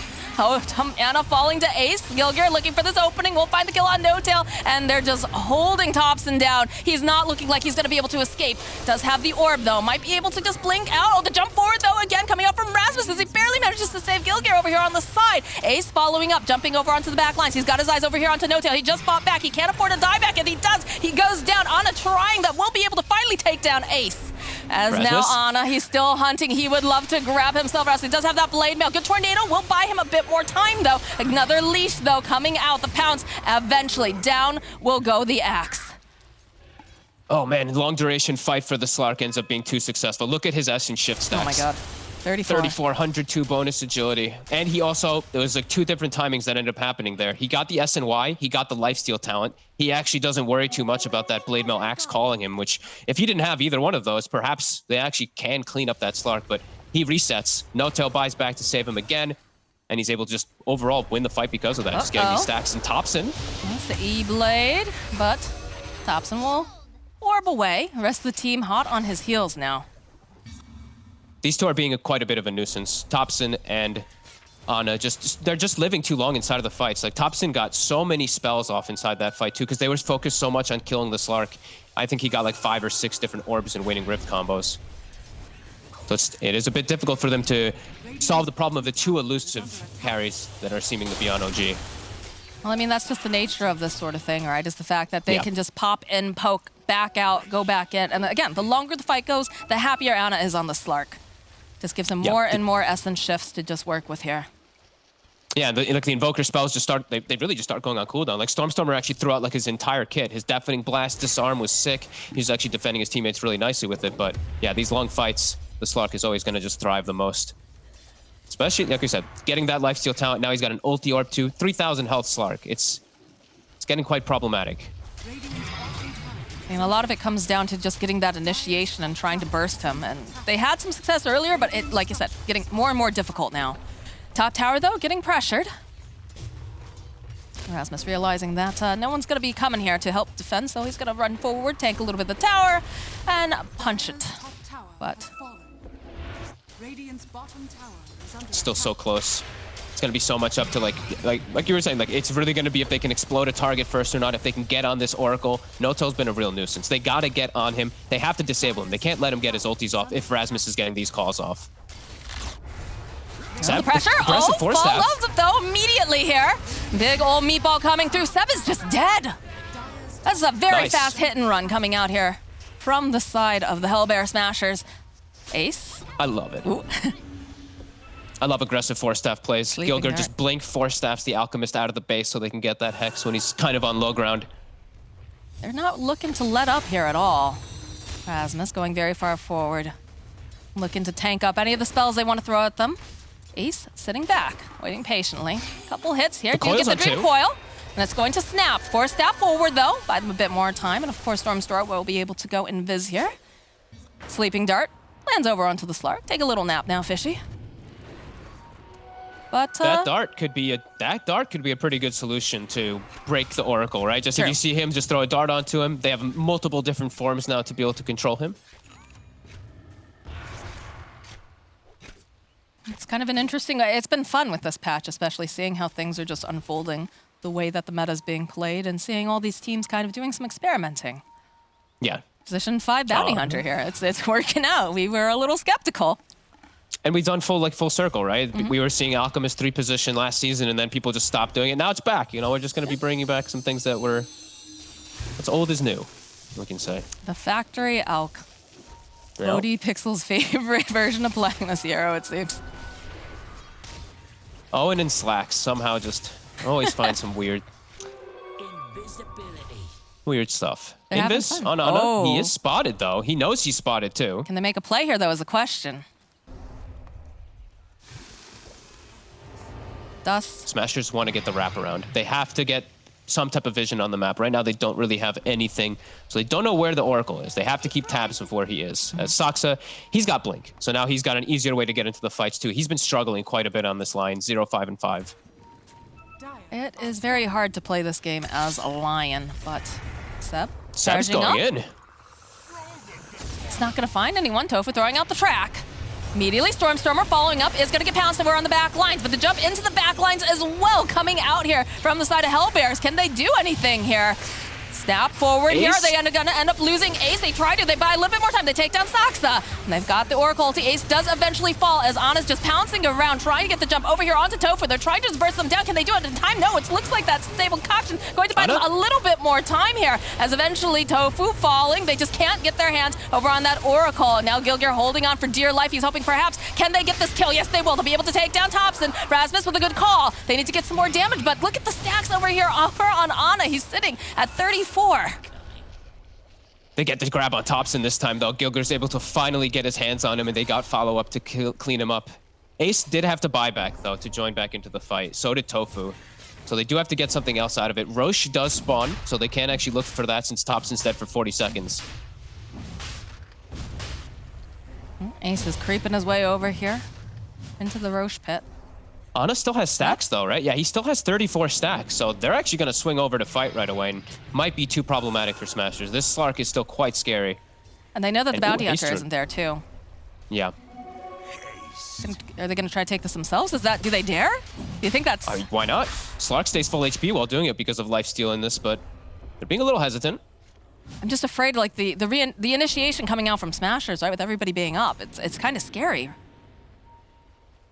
Definitely is, especially when they have no way to keep tabs. They only have that one ward in the mid to know where the axe is, and it's really everything. Like, it's really Rasmus. Just he's going to be the main one when watching the calls that he's getting. He's doing such a good job this game. 929, Blink, BKB. He's now holding the gem. So now that we're around that Roshan time, he wants to have the vision around the area as Saksa. Well, the jump forward immediately over onto Gilgir. Just going to try to blow him up, and they can't do it quite fast enough. Oh, never mind. They can. Rasmus just a little bit too late there with the blink forward.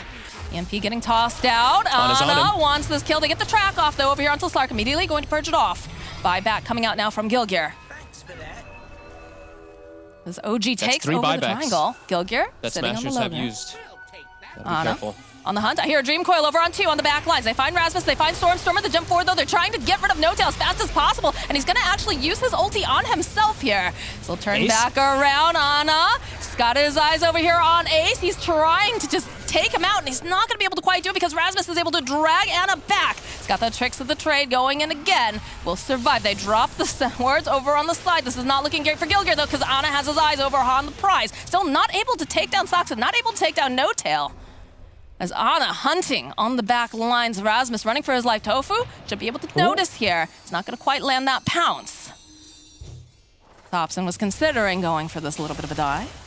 As soon as OG sees the axe, you can see how they just immediately go for him. They know that if this axe isn't getting a good call to start the fight, then OG's got a great way of access. And it was 3 buybacks that Smashers has used in these last few moments. This Shadow Shaman's dead for these whole 40 seconds. The Riki, if he died, which he almost did, he would have been dead for 70 or so. So Smashers had to be pretty careful inside that fight. That's why they back away. And Thompson, he's just toying. He's actually just toying with Stormstormer. Since this Invoker doesn't have BKB, Thompson's literally just resetting on top of him over and over again, making his life so much more difficult to actually connect spells. Look at this. Look at the way they're just running at Stormstormer. Does have a sentry ward down. Ana hoping he could get his little fishy hands on him, but just a little bit too slow there. Oh, this is nice. Ace has a DD. Doesn't have his BKB, though, so he can get chain stunned and die. Does have to be cautious. Again, it's so much on Rasmus here. It is. Oh, it's Thompson playing with the axe. The Hex comes out. Ana joining in. Now he just wants to get rid of this axe. He doesn't want to get locked down. Here, the BKB does come out over on the back lines. Ace trying to make a play over onto Seb. Not going to be able to quite do it. Dream Coil does get used, but it doesn't end up connecting on anyone over here. Big whiff there from Thompson. They could have probably gotten at least one of those kills there. Sleeping dart on the Slark. Look at Soxa, though. His positioning right behind in case anybody tries to jump on him. They're going to immediately be answered, as Rasmus does have to back off, though. He has no BKB for 50 seconds, so OG probably feeling they can make their way out without that axe being on the map for now. And Ana, I think that's his next item finished up. Yeah, full Scotty now. Oof. 3,500 HP on the Slark. I'll send in one of the Forge Spirits, try to get some vision. Stormstormer doing everything he can here. He's thrown out all of his spells, just trying to interrupt this Roche, trying to slow them down, trying to get any information killed. Gear. Force forward, falls. There's a tornado. Ana's still very, very healthy, though, inside this pit. They go and they drop the Serpent Wards, too. Okay. Maybe a bit premature here, because now they're, it's going to sit back. Ana just farming BKB up. still down. Like, Rasmus can't go for 8 seconds. He knows this, too. They do get a nice wraparound Tofu, but now he's spotted. Yeah, he gets forced down, low ground, Pounce comes out, Hex and everything here should be able to just eliminate this bounty hunter. So Roshan comes out of his pit. He wants to know what all the noise is about here, Fogged. Oh, the noise is that Tofu's dead for a very long time. Now they have a 4v5 fight. And they don't have Serpent Wards. They're throwing spells to scout. Looking very, very difficult. The pop out of the pit here, coming out from Ana. Hoping to get the jump. Thompson over the back lines, but did he go just perhaps a little bit too far? Because they do have that call. They use the Dream Call. They're perfectly happy to stand there as they take down Thompson. They're going to go right back in. The Roche gets taken by the Radiant. They have to pick it up quickly. Okay, it's going to be Ana who picks it up. Immediately followed up here, Gilgear, trying to just hold him into play. Stormer running out. They'll end up losing Gilgear. The Pounces are out, though. Can they get Stormstormer in time? Rasmus has already BKB TP'd out. He's hunting. They have the gem. He wants this so badly. He just doesn't quite have the Pounce. He's a little bit too far off the mark, but Stormstormer, he's got his dancing shoes out. He's going to try to just hide. He's going so deep into the base. Eventually, though, Ana hunts down his prey. Rasmus, though, is here. Does have the call. Will try to drag him back. I'm not sure about this, friend. You might just end up dying here to Ana as he's leashed. The Blade Mail does a bit. The tower also trying its best. Seb also trying to dive past these towers to also give a little hands. I mean, they have a tier 2 up in mid, Fogged. He's just accumulating stacks. That's what he'd tell you. He knows he's not at risk because all these heroes, they did use buyback earlier, so he knew he could go for these type of dive plays. And oh man, it's just a tough fight for Smashers to really get into at all. When they have to throw all these spells just to scout out the health of the Roche, and then they get jumped on initially themselves, and the Axe has to wait for BKB. It's awkward. It really is for Smashers. As Thompson, he dies, but it's almost like he kind of baited them over there a little bit to finish off that Roche. Made a little bit of space again. They do have the gem over here on the Slark. Blade Mail from Rasmus. The force forward with the Hex. He's gonna throw out one of those big old sun strikes. It barely does anything though, sidestepping around this tornado. Ace trying to find the angle, can't quite figure out how to get in there. Does have the alacrity. They're waiting for Rasmus to get another jump off. More tracks being placed, no tail. They have their eyes on him.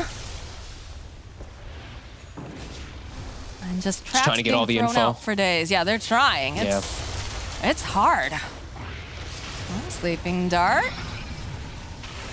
Just gonna heal up Slark, wait patiently, and it's gonna hop into the back tree line here. Gets spotted here by the Forge Spirits. He's so safe with this Oracle behind. Like they have to somehow get to no tail, but it's so hard. Thompson's just waiting, covering him. It's just Ana really showing his face. It's every single spell that they can use on this guy. And all right, there it is. 3-man Dream Coil coming out from Thompson as he leaps into the back lines. Ana to follow up as well. And again, we get that hold. Nice save here coming out from the Oracle. No tail though, sitting very, very low. But he's gotten his spells off, and that's the important part. Seb runs away. Rasmus, he's looking. He wants to get the dunk up. Not quite going to be able to get it though. And that's his BKB and the axe, the culling call down as well. Oh no. I don't know how they make this fish leave their base. They're gonna slow him down, at least a little bit, but yeah, they can't stop him. He's even just pouncing away from these EMPs constantly. And get the Hex off. Just hexing him to annoy him. Well, it was going a little bit far here, though. They do have to be careful. They've got the call here coming out, and the finger not quite enough to finish off Gilgear here. Although Ana, he wants it. He goes right in. Can they lock him down for long enough? No, they can't. Again, that fountain diving coming out from the side of OG. He is separated from the rest of the team, but he will be back in a flash because he's right over here on the back lines. I hear a call going out. Cataclysm comes through. Soxa goes down. They finally get their hands on No Tail. They'll finally get that kill, but now they have to force out the rest of them, and it's just looking so difficult. The Bounty Hunter now going to buy back. Rasmus getting another call, drawing back here over onto Ana. Ana over on the back line, so they do manage to go, and they'll be able to take down Ace. They don't have all that damage that they desperately need. Another pounce here from Ana is just chasing after them. Still has the vision over here on Stormstormer. He'll back off, and he'll just start hitting those buildings. Oh, Ace jumped outside trying to like quickly go for Seb, but Thompson's still, he just had Dream Coil available. They just kill him, and now Ace is gone for 80, and they really do need that Ricky damage coming into play. It can't just be the rest of them. This is likely just another set. I don't know how they get them to leave. Again, like we said. They can't. They killed No-Tail the once, and No-Tail just buys back and runs all the way back over. It's just too much for them to deal with. Stormstormer continuing to just throw out his spells the best that he can, trying to make something happen, trying to slow them down at all. Okay, another call here from Rasmus to drag back, but No-Tail, he's just always in the right position at the right time. The buybacks are coming out, though. They want to try to make something happen. This Ace is so far back over on the back lines here, and they still can't seem to kill Ana. He's over in the base. They use everything here. They finally use the Serpent Wards, just clicking away over here on the Slark, and he's still here. He's still regenning. Look at this Slark. He doesn't even care. He's just taking a bath in the middle of all these guys. I like this Ricky Cloud with the Serpent Wards. He couldn't kill them. He was missing them. Entire time. Thompson leaping in. The coil gets used. Ana's just allowed to survive and walk out. They use everything on him. Thompson is just waiting over here. Rasmus trying to time it just right. Nice waning rift. Followed up here. And again, the blade mail does a decent amount. So they should be able to finally get the kill over onto Thompson. But Ana has just been allowed to live forever. Aegis is about to expire. They find the kill on Saksa. But they just can't seem to get their hands on the Slark. As No-Tail gets left behind, he is going to have to be the sacrifice as all of the Hellbear Smashers just circle around him and finally kill him off again.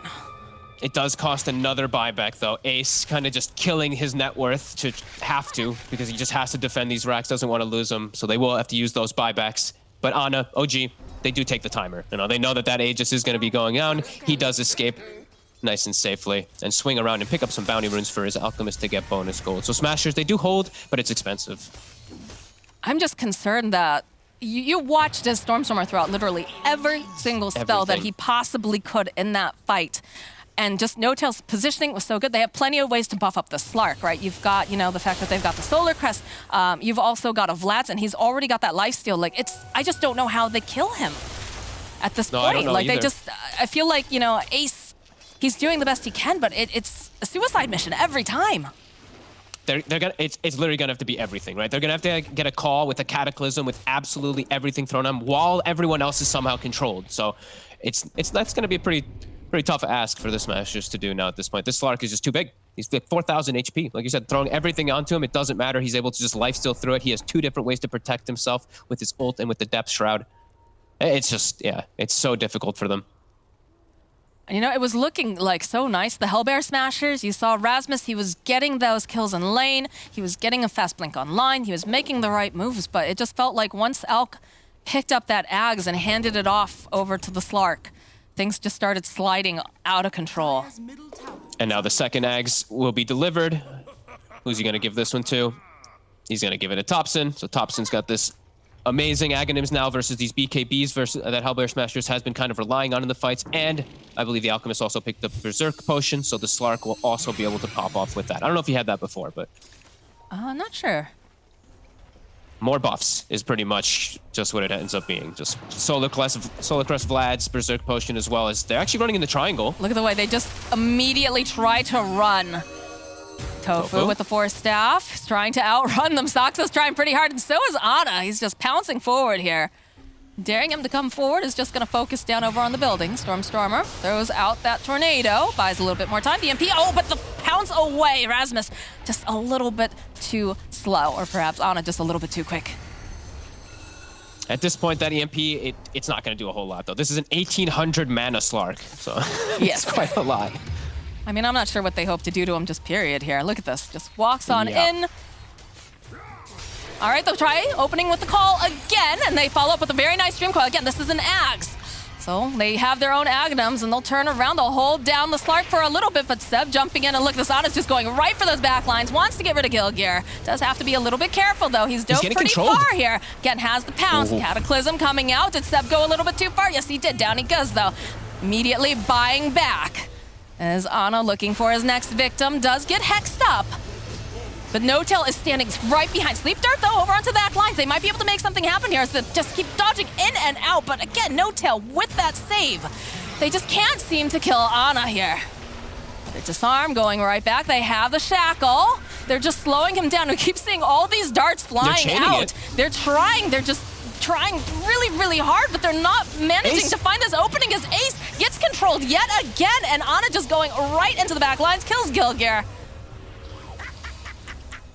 He's just too buff. There's too many little buffs being thrown on him, too many dispels being thrown on him, just keeping him full HP, keeping him just having 30 stacks or more. Now they're just starting to hit buildings. Rasmus trying to go after Thompson here, but still not able to do it. The control comes out over here onto Rasmus, 3-man Dream Coil. The push forward, trying to get them back into the fountain, or trying to snap it, I'm not sure, but look at Ana. He's just chasing down Stormstormer. Starts going over into the fountain again. He will back off. Saxon needs to be careful. He's getting clicked pretty hard here as Rasmus finds a dunk, but it's a nice respect going right back in again. Ana jumping forward, gets the kill on Tofu. Hellbear Smashers, they're trying to defend. They're trying to just throw their bodies at them. Ana having to be a bit careful. Seb throwing out that unstable concoction. Ana's just going in deep here, has his eyes over here onto Rasmus. Can he get this kill? Yes, he wants a triple kill now. Tornado Ice, while he's just chasing after Stormstormer, he can't stay alive. Somehow during all of this, he's still alive. The GG gets called. They realize they just cannot do anything to this Slark, despite their best tries. Ace's Ricky line was pretty appropriate right there. Why prolong the inevitable? As that game was definitely over as they were diving the fountain there with all those stacks on the Slark. Yeah, that was a pretty solid early game from Smashers, but the timing did come out. OG, they got that big fight in the jungle. I think that's the biggest one for me. The Slark hit the SNY timing, the level 15 talent that BSJ was talking about, the lifesteal, and they get these clutch saves off. No-Tail getting 1 or 2 saves on the Slark, allowing him to build up these stacks, just get that huge advantage. And yeah, him and Thompson were super disruptive. They were just messing with Smashers in every single one of these team fights so much. Yeah, you know, they just had so many ways of being able to buff up Ana, and then the poke, right? The poke is like the big deal here. The fact that Thompson in, out, trying to just go and disrupt each of these fights, and they really did a great job with it. You know, we definitely saw that Rasmus had some great calls early. He was making these right plays, but eventually the timer just got to a point where with all those buffs, with all the talents and the itemization, Smashers just weren't able to close it out. So they are going to take game number 1, going over to the side of OG, but this is a best of 3 series, and you can see Smashers have heart, so we'll have to see what happens for game number 2. We will see what happens for game number 2, but first we're gonna break down game number 1, and we'll do so after a little bit.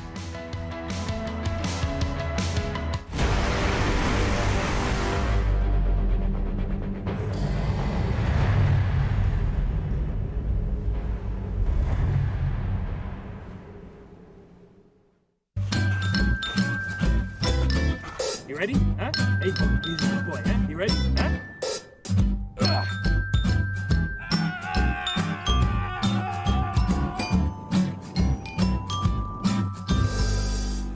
Start your esports career now at play.eslgaming.com.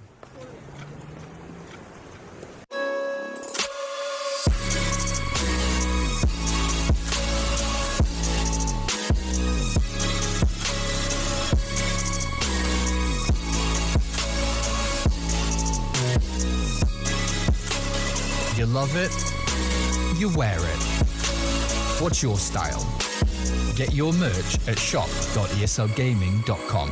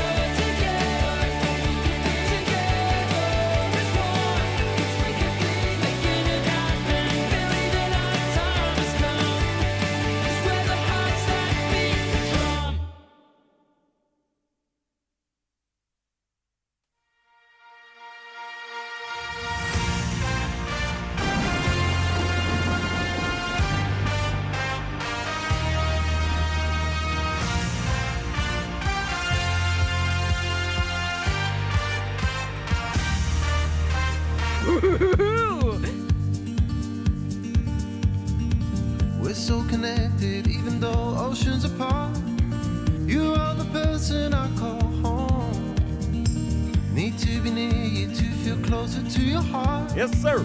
Without you, there's no place to go. I don't know where I end or where you start, because I just want to be one. I need for you to know that from the start you weren't alone, cause you're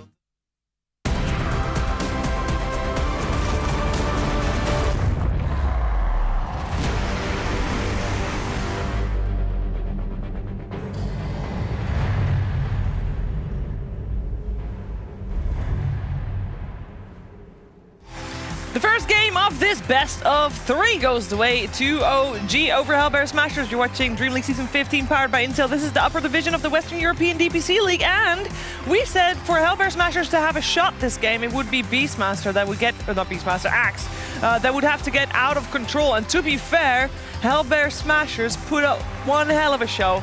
And they were almost able to get a very convincing lead, but then it all fell apart and ended in a fountain farming, stack farming Slark game for OG. And they took the game. You know, go for it. I'd say behind PL, Slark is probably the best fountain diver in the game, and it kind of speaks to their draft. One of the few heroes that can just ignore the fountain for a very long period of time. And Cap, do you know what his max stack of Essence Shift was that game? I think it was somewhere between 60 and 70. Yeah, between 68 and 70, actually. It was 69 stacks of Agi. It was quite quite a nice game for Ana.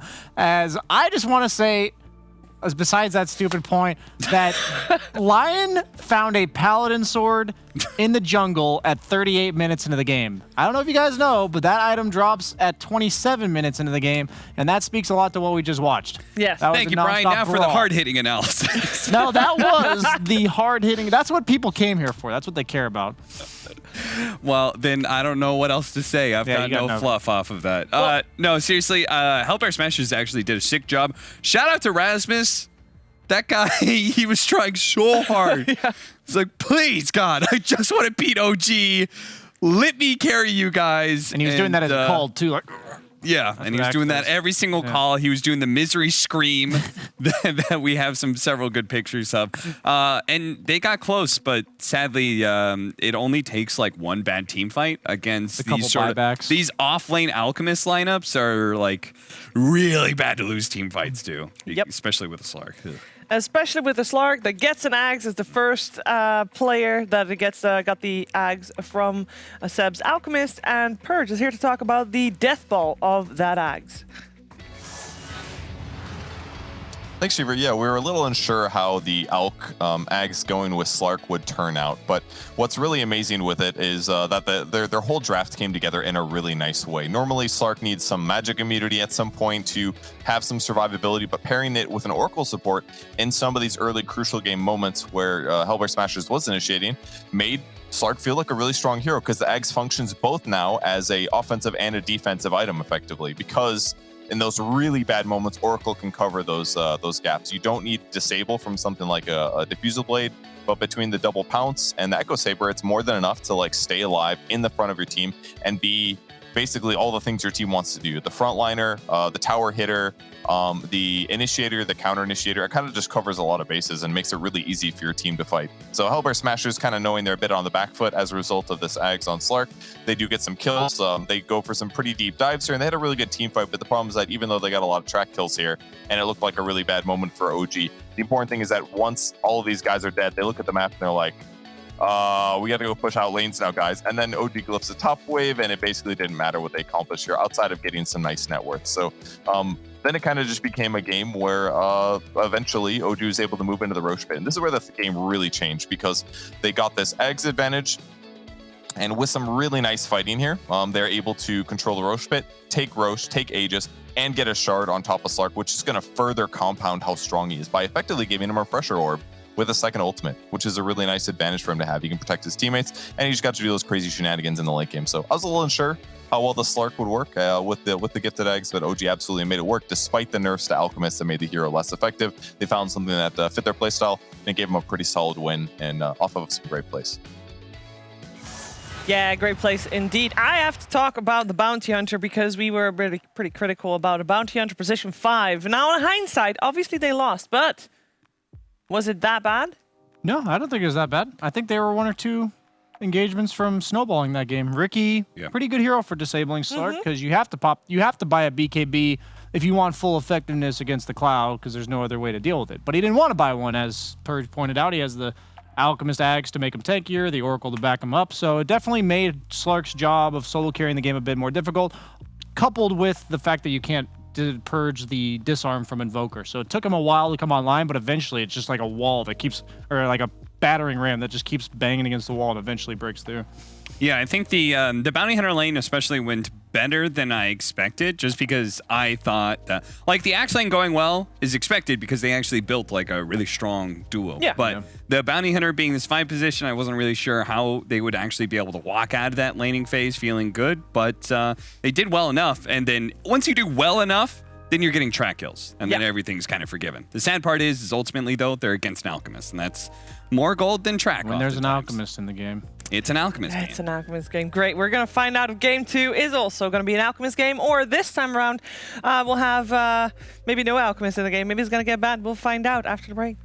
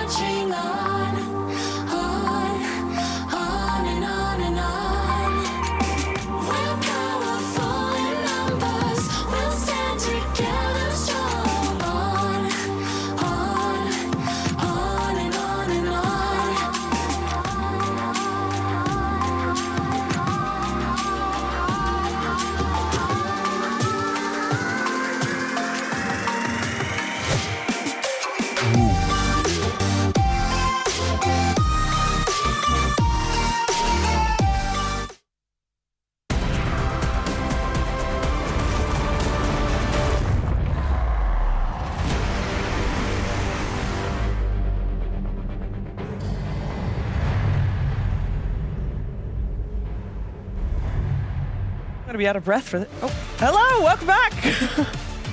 We got game 2 coming. Hellbear Smashers OG Upper Division of Western European DPC League, DreamLeague Season 15, powered by Intel.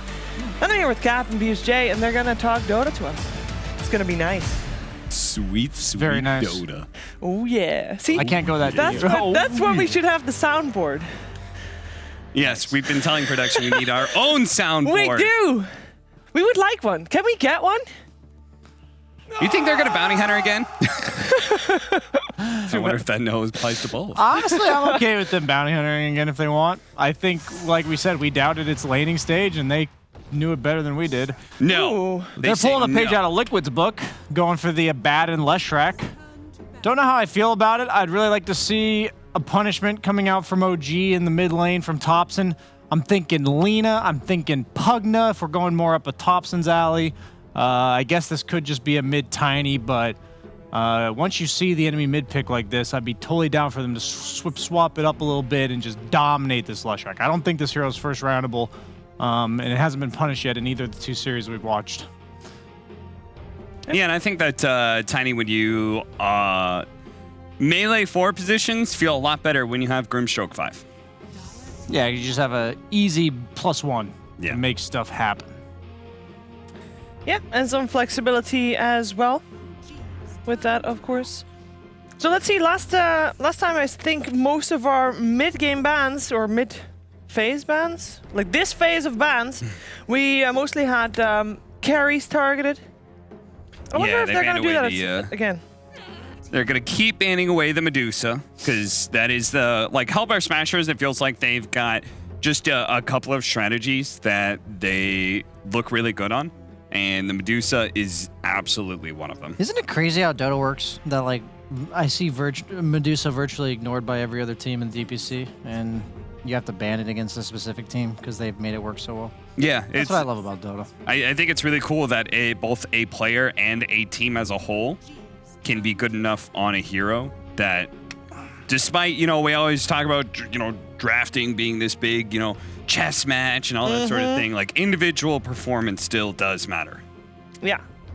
It's like a deck building chess, because you got to have the right cards. You got to be able to play the right cards. Smashers aren't going to ban Alchemist because this time around they have Leshrac and Abaddon, so they already have tower pressure and they already have damage. And damage was something that they kind of were running out of in that last game. Very good analysis, Cap. Thank you. You keep on talking about the number between 68 and 70, Brian. Do you think there will be Moxie laughed at that real hard Yeah, in we the can back. hear her. We can hear her in the back. Do you think that an emphasis is put, like, okay, we just saw Anna play Slark, great. Do you think he'll say, you know what, I don't want to play Slark again, give me something different? Obviously, he will play something different, but is that a factor? So my prediction is Anna will be playing Spectre, which is not Slark. So I think they will be picking something. I did play with a offlane Spectre recently. Did it go Meteor? There was a European player who think said, that's the only way to I make it only hard." win with Spectre. Doesn't matter what position, I only win with Spectre. And he was going to play 4 position. I said, no, sir, please. Allow me to play 4. Did he you go play Meteor 3. Hammer? That seems to be the way to make it work. No, he didn't. But do you think that Anna might be the player that would say, like, yeah, don't give me the same hero twice. That's not fun. He kind of like picked Spectre all of TI8, so that's fair. The only time they actually they were first overall picking Spectre by the end of that That's true. tournament, and the only time they stopped picking it was the finals. Maybe he's gonna treat it a bit differently. I mean, this is not TI final. Yeah, since it's DPC, but this is how they get the TI. So. If it's for less money than a mil, and it's not playing the same. It has to be twice. at least 200K a game that he's making from that series for him to really step it up. Okay. And bite the bullet to have to play the same hero twice in a row. Very importantly, actually, philosophical question here. Yeah. Can you fountain farm?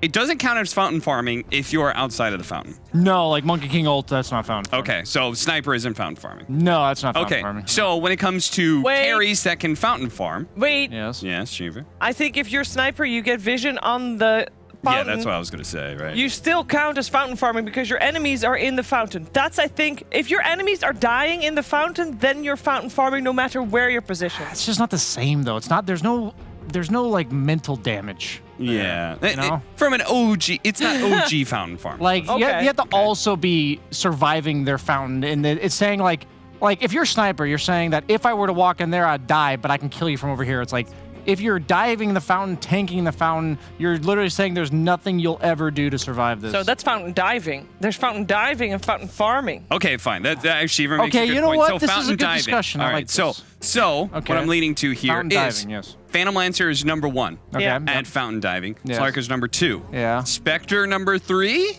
Bristleback Spectre, I'd put in the same Bristleback category Spectre? there. Okay, You, okay. like, you take so much damage, you just kill them with it. Anyway, there's a draft, and they did indeed switch things up, I believe, and OG now have a Puck.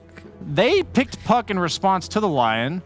Yeah, and the Wraith King is a hero that Ace really likes. He played it all their games when they played against Tundra. Obviously, 2 of those were losses, but it is definitely one of his most comfort heroes. It's a good Wraith King game.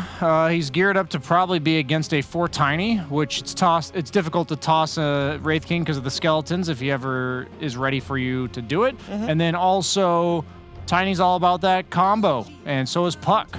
And you got a hero that needs to be killed twice. I don't think it's the best carry to capitalize on having an Abaddon 5, so that's a bit of a concern to me. You don't necessarily need the defensive tools of Abaddon, so what that means is that Tofu will most likely be playing around the Leshrac throughout the course of, I'd say until like maybe 25, 30 minutes in. Any chance to make sure, like, are you at all worried about their lane, having a double melee? That's what I mean. Like, it is a bit of a concern. So do you think that Like, what if they Abaddon- just go Axe, you know? Do you think 3 Abaddon is a thing at all? With Lion. Because that would actually put our melee range, like, The thing is, I think against Spectre, you can get away with like a really greedy 3. Meaning like the Centaurs. You know, OG already banned it out. It's like this And 3 that's just Rasmus going to likes feast or famine. those type of Yeah, heroes he as does. well. What else is there? They might even ban the Axe themselves on OG because they're afraid of it. I think Axe would be really good for OG. What other hero like heavy punishes melee? He has, Rasmus has played Enigma, Legion, Sand King, Pango, and he had a Sand King. Dazzle game, but that kind of was a one-off. Sand King or Legion I think would be nice for OG. Legion would be nice for... Do you think Lesh Owlbears. punishes that? Because they could do what? Lesh 3. Abaddon is your 5, but he plays in the off lane. And I then they actually could have a get- lot of experience on Lesh 3. It doesn't feel that great against Spectre. I think the way to punish Spectre is to actually just hit for 15 more damage than Spectre because their base damage is so low and you just get every CS. Okay. I think that's the best way. Leshrac's base damage is pretty low. Usually Lesh is nice against kill heroes like the Slarks and the Ursas. Because your high move speed and you can get CS from range. That's when I like Lesh off. So they do ban Rasmus's Enigma. The Sand King is still there. It's one that you mentioned that I kind of like.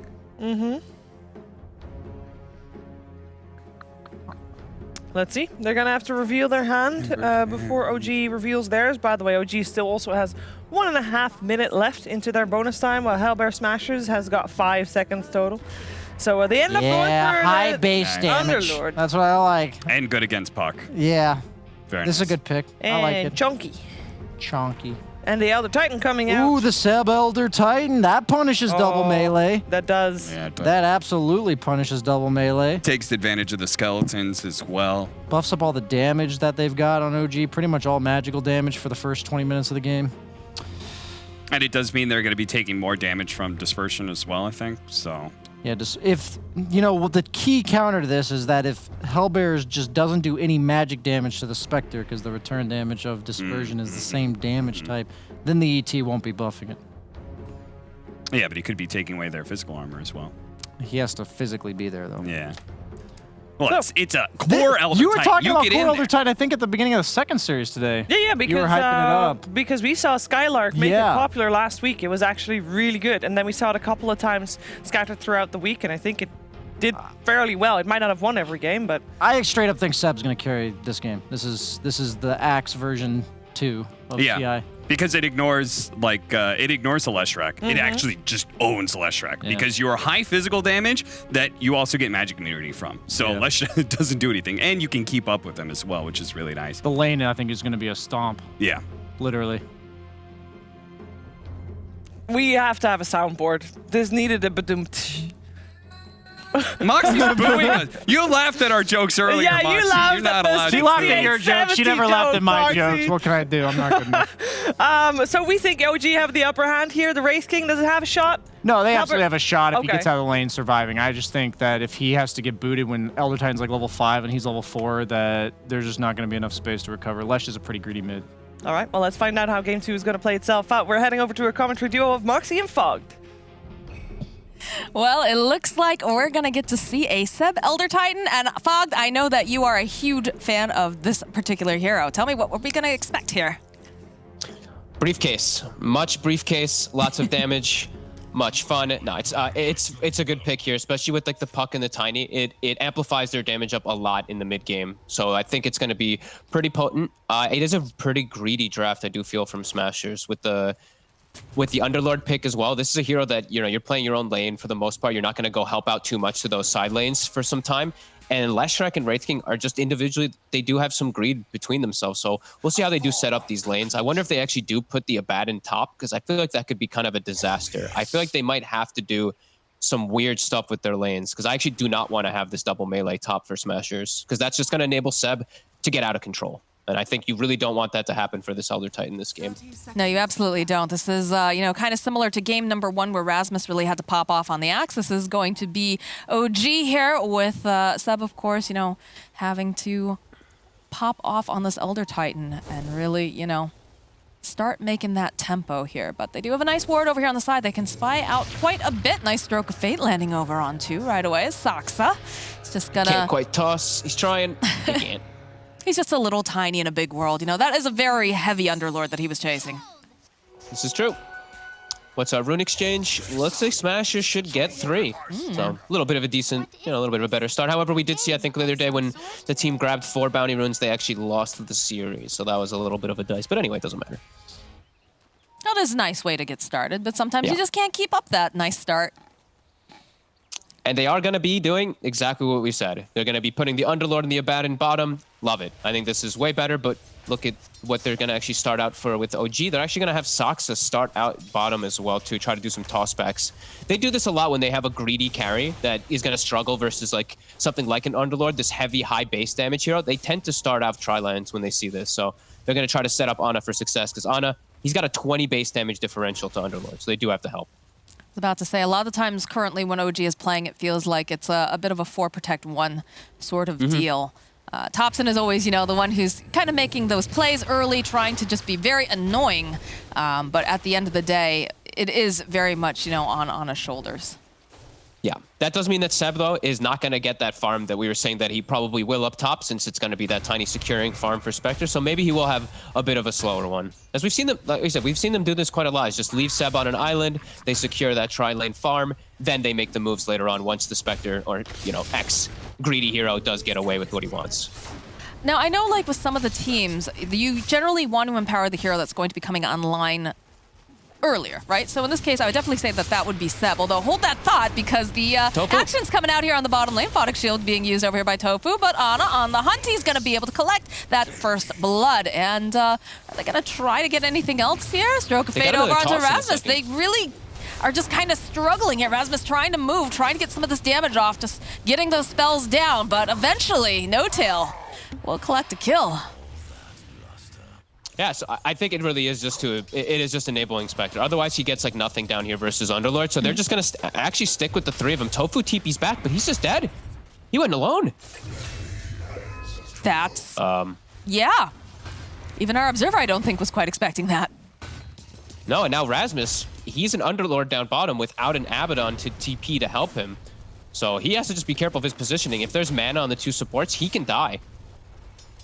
And they are going to successfully pull the lane back with a single pull, looks like. No-Tail should be able to do that one. And 1 melee creep actually gets through, so it's actually going to be able to deny most of that wave. This bottom lane is going to be a problem now for Rasmus. I mean, you've got to do the walk of shame back down there if you're the Abaddon, and it's a lot of time where Rasmus just can't approach at all. He's not going to be able to get any sort of farm. Top lane, though, they are trying to make some... the stuns. Trying to make some things happen on Seb, but like you said, when you stack the stuns, you're not going to get that optimal amount of damage down. You can't be making those type of mistakes. You're heavily crushing the CS, which is fantastic right now for Hellbear Smashers, but this is an ET who's now level 3, he's gotten away with, I feel like, more than he should have up top by himself. Toss back right over to No Tail. He's got that ink swell on him. It's going to proc. Not quite enough damage here, though. Again, they follow up with that aphotic shield. But look at the way that they're zoning here. This is just free farm for the Spectre to do pretty much whatever she likes, because every time they get a little too close, they immediately get punished. Look at the Saksa already pincering into position. Toss up with the avalanche, the stroke of fate. Aphotic shield does buy them a bit more time, and looks like Ana's gonna back off here, just go back to farming creeps, and No Tail does have to be a little bit careful. He is getting chased down here by Tofu, but just gonna go safely back to his tower. It really is such an interesting approach to see, like, just because they really want to secure, they're keeping the tri-lane even still, clarity up on the side with Saksa, No Tail also with the Bassi for that mana regen. They're just going to keep trying to pressure and just kill this Underlord. Saksa has the ink swell, waits patiently, will be able to go land over onto Rasmus again. They have that aphotic shield tossed back, though, into the avalanche, right over to Ana, as No Tail chipping away as well. Tofu doing everything he can, trying to push them back. That Firestorm does hurt, so Saksa has to back off a little bit, but meanwhile, in the top lane, they do manage to find the kill on Seb. So they are making strides in that top lane, despite the fact that this bottom lane is just so difficult. Tofu maybe staying just a little bit too long, does have the shield, though. The salve will be used on Rasmus. Really interesting approach, really. It's a sacking Seb, hoping he gets the best. He's gotten a lot, he dies, but they are securing that farm. You see Spectre with 18 last hits to Underlord's 11. That like almost never happens when it is Spectre versus Underlord. Just look at his base damage. So that's the whole reason to why they're doing it, and we are starting to see, you know, Smasher just come out a bit more ahead out of this because the Wraith King is getting absolute free farm. Do you like the way that they've decided to just, you know, I don't want to say put all the eggs in the basket, but the way that they're playing, just really trying to protect Ana, make sure that he can get all that farm? Or do you think they should be helping when Seb? they go for it? It's a decision they made, right? It's what they it's the way that they like to play. They like making sure that Ana has a good start when he plays Greed. So, you know, it's a different approach from each team. So if it ends up working, it's great. If they end up having this like Slark or this Spectre having a good item timing on like Blade Mail and just gets this super farm, then absolutely, it's gonna work out for them. All right. Working his way over there, and see Saksa did make a little bit of a rotation over towards that mid, but he's headed right back here again. They're trying to contest this little bit of a pull. Ana's making his way over here to the shop's gonna get his Ring of Health, so that's going to enable him to stay in the lane a little bit easier. As Tofu is rotating over to this mid lane. They're double securing bounty. They're double securing the rune for the Lesh. Stormstormer's already having a pretty good time. Saksa. Well, gets the avalanche off here. But Gilgir will snap up the Invis rune. Bottom lane, some more plays trying to get done here, but again, not quite enough damage without that Tiny. And now Gilgir, Invis, he's just sitting around the mid lane. If Thompson steps up too far, they can definitely chain stun and kill him. So Thompson being quite cautious. And it means that Seb now in a solo matchup versus a super farmed Wraith King. So it doesn't feel easy for Seb. Dream Coil followed up with the avalanche toss back as they've got their eyes over here on this Leshreck. They want to burn him down, but they're not quite able to as they end up losing Saksa and Thompson as they turn right back around and find No Tail. The positioning coming out and the lockdown is just so good. Meanwhile, on the bottom lane here, this is not looking very good here for Ana, though. He's going to try to just throw out the dagger, slow him down. He's going to run away. What a rotation, though, coming out from the Smashers. And just a little bit of maybe unfortunate, but also just not the best targeting decision in coming out from OG. They tried to go for both, I think. They tossed and stunned the Abba to break the coil, but because of that, they didn't have the burst to kill the Lesh, so the Lesh kills everybody. Some pretty big mistakes from OG and some nice rotations from Smashers to enable this Lesh, who's already having such a good start. Well, Saksa making his way up. He's even TPing bottom, and he's going to refill up Rasmus with the bottle too, and look to actually kill Ana here. This could be a really nice move for Stormstormer. We'll open up with the Pit of Malice, followed up with Storm, and there's just so much damage coming out from Leshreck. He just helps rip him down as Rasmus gets the final hit, and down goes Spectre. And a lot of the tower. Yeah. Yeah, they kill the Spectre, and they give the mid lane to the supports, which they would love that experience. Some excellent stuff from Smashers. Already 3K advantage. It's a lot of damage placed on that bottom tower. And the glyph was forced. So now the second go, Stormstormer is going to clear this wave. This tower is just dead if OG doesn't set up a massive defense. Edict will just kill it. And here we go. TP coming in from Ana. Jump immediately with the silence. We'll get the Pit of Malice off, though. They're going to back off. He's just going to take off that Phantom's Embrace. And they do protect their tower a little longer. There's a nice double damage rune over here that Topson, I'm sure, would love to pick up. That's actually pretty heads up. You know, they don't kill the Lesh, but they push him away from the tower, and they're going to keep this tower alive for Ana for quite a lot longer. So it's a cool play. Even though they don't get the actual kill, they just force him away. I like that. I mean, now, because of this Topson, it forces in mid, and Tofu has to be careful because of the Tiny hanging around. There's the benefit of having a hero that can clear out waves, as they are going to try to slow down Rasmus. We'll get the Inkswell to connect. Topson's here. He's got the double damage. They've got the silence as well, as the Waning Rift comes in hot. Body blocks coming out too, and No Tail will eventually be the one to get the kill. But those are some earn charges coming over here for Topson. And he can steal a bounty away, level 8, and he's got this DD. He can actually swing mid because he still has Dream Coil available. They actually are bringing Seb, who's level 7 somehow. Nice stomp landing over here on the Leshrac. Tofu immediately removing it. Topson getting position. He is going to settle here for, of course, Tofu, who is leashed up. And will get taken down. Not bad. That's just a 5 Abaddon. Who cares about him?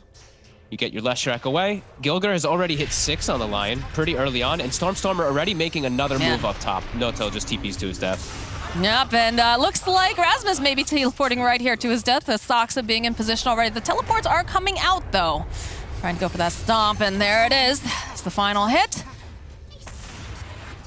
More teleports coming out. Ace did manage to take a tower while this was going on. And he does have his Stormstormer's armlet. just being very active. The Lesh just moving from lane to lane with this max edict. He can easily just take out these towers. Mid tower is super low too. Topson. Oh, Ace takes down Soxa while this is going on. The chase is on now over here on Seb. Topson can't do too much other than the slides. Can they burst him down? The Haunt comes out. He'll be able to get the kill on Stormstormer, perhaps diving just a bit far. It's a nice Earth Spike. Tofu is going to try to keep Gilgear alive. Does have that Spirit chasing after him. He didn't finish the tower off either. It's actually at 30 HP. It's still alive in the mid lane. Just diving a bit too far. Did cost the Haunt, but well worth it for OG, just taking out this pesky Lesh who's been quite problematic. They're still Are they going to protecting deny this the mid? They're thinking about it.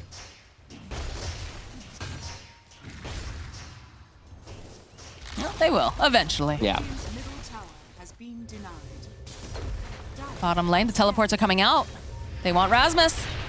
Pit of Malice, but the Avalanche already connecting with the stomp, the sleep, the burst is there, and now they'll turn their attention right over to Stormstormer, who he's doing a lot of damage. Soxa almost falling there, but Topson will collect a kill. Finger coming out from Gilgear, though, will be able to remove Topson from this equation. Oh no, Stormstormer, after having such glorious rotation, such a great start, back-to-back deaths as soon as he TPs out. That's still quite painful. At least they get Topson. Thank God for Gilder for them. Yeah, whoa, No Tail needing to be a bit careful here. That's a lot of damage coming out from Aces. Tofu just bullying here in the bottom lane as the Photic is just chasing down Seb. Does have Gilgear nearby, so Seb does have to be a little bit careful, but looks like they want to focus on this tower. The 5 Abaddon chasing away the 3 Elder Titan. Love to see it. As bottom tower might also just get denied. OG might just go for this one too, and they will. Okay. You can see some pincering coming out, perhaps trying to make some moves here over onto Seb. Ace wants him. Pincering. Immediately the Hex comes out. They bide their time. Earth Spike and a couple big old crits. Even used the Ray Fire Blast. Tofu taking the last hit on that. I don't think that was necessary, but He says thanks, at least. that's true. Good manners are important. Manners maketh man. Rasmus, though, top lane. He's got the Inkswell, the Silence there, just chasing down this poor Underlord. He is not getting any breathing room with the Phantom's Embrace. The toss-up, Soxa cleaning up on Rasmus. Oh, and he had his hood in his backpack. Oh, Perhaps no. if he has actually the hood in his inventory, maybe he pops it and he has the time for Tofu to save him, but that is a big slip of Rasmus, also dying back-to-back a couple of times now, as these Ancients and hard camp stacks now start to get worked on by Ana. Ooh, there's a chipped vest that just got found. Do have the mask, though, on the Spectre currently. He's probably going to take the chip. It's just 2 value. Ace waiting off over on the side. Does get spotted out, though, by the Spirit. Looks like they'll back off for now, and Seb will be allowed to hit some creeps. Yeah, and Seb's gone for the 2-2-4 build, actually liking it because he can't get into the faces of them so much. He just wants to buff up the magic damage of his team right now. 4 points in that aura, lots of magic damage on them as well. As Gilger... Ooh, he breaks the smoke. Doesn't look like... I mean, they're slowing him down. I think they really wanted to get the jump on someone else here. He just gets the stun off during the toss, and he ends up living because of it. That was sick. Top lane, Spectre poking away here on Tofu. Doesn't feel very good when you're just getting chased down like this, but eventually, Ana will back off. Tofu's just gonna go and dig himself a little hole here, find himself something yummy. Yeah, he's got Tranquil Boots. He'll just chill, wait till those come back active. He's just taking the scary place to farm right now in this Abaddon while his team is looking to make the move over to help him out. Gilger as well as Ace, they have Finger online. If they can get the initial stun onto Ana, very likely they can just finish him. They gotta just not stack those stuns though, right? The Haunt immediately coming out though, realizing that something feels a bit off as they do get a Dream Coil over onto mid, but the Hex, they're just able to control Ana, so he's not gonna be able to join into this fight over here as Rasmus, he is ticking down. That's another kill for Tops, and Stormstormer's on his way, and they do have the Yules to get the Soulbind off. Soxa, though, he is just burning to all of these spells coming out from Leshreq, and hey, look at that, beautiful. A nice double damage rune available now for Stormstormer. You couldn't ask for a more precise hit there from Smashers. It's literally as Ana is haunting away, they get the kill. Like that's picture perfect. It's a 2+ minutes, 2.5, 3 minutes where that haunt is going to be down. Yeah, that was really, really nice hit by them. Now, that means Ace is just going to be enabled to have a much earlier Radiance timing than anything else. Spectre is going to have some problems. Yeah, Ace is getting closer and closer to that relic. And he's had a lot of room here to be able to breathe. Let's see, though. Let's see, because the last game, you know, Smashers, they were looking very, very good. They were getting everything they needed on Rasmus early. They're making the right moves, but eventually it just reached a certain timing where they weren't able to keep up the momentum. So what do they need to do now, Vogt? What do they need to do to keep up this momentum and keep the pressure going? Right, I think the state of the game is actually pretty good for them. Just like chilling out, they're farming up really good on all their cores. Hunting the Spectre like that was the ideal. So I think if they can do that again in the next like 80 seconds or so when Finger's back up, that's great. But right now, they're okay with like just chilling out. If heroes show on the side lanes, they can threaten them. But this is a fantastic start for the Wraith King. And Ace, you know, I do feel like he's much more comfortable when he's playing something like just Wraith King. Riki, that hero just feels a little weird. Like overall as a carry, he's not the best. And I feel like Ace, he's just not really the most comfortable with something like that. Just much better on a traditional carry. Well, he definitely looked excellent last season, so definitely excited to see how far they can go here in, of course, the upper division. A Blink Dagger does get picked up on Soxa, though, so positioning is going to be very, very important here, as he's going to be able to initiate quite nicely. And Ana makes his way down towards this bottom area, and there's some pressure being placed on top, though, coming out from OG in the meanwhile. Oh, we got an Uber service, though, coming out here. Looks like everybody's headed up. He's bringing the 4. Try to protect this. Gilger has his Blink coming out on the Lion 2 in a moment. It's flying out on the Courier. So they have a great way to set up these fights now. I don't think they'll wait and for it, No-Tail standing under a ward. Yeah, he really is as he walks right into Ace. Couple big hits, 1, 2, 3. Down goes No-Tail. And it looks like they do manage to get the tower during all this. They've got some good timings here. They also have Rasmus finishing up a pipe in a moment too versus this puck. It's pretty huge. As Gilger, he jumps up on high ground, but a little early. Just a little bit. Dream Coil does get used, but it doesn't seem like they... Yeah, look at this. They have the protection here coming out from Tofu. Topson, they're looking, hoping maybe someone will get a little bit out of position as Soxa does reveal himself, but they'll turn their attention now over here towards this this tier 2. Not too early at all. He forced a coil. That's pretty sweet for Gilger, just jumping into the high ground blindly. Not usually something you want your supports to do. No. But it worked out this time.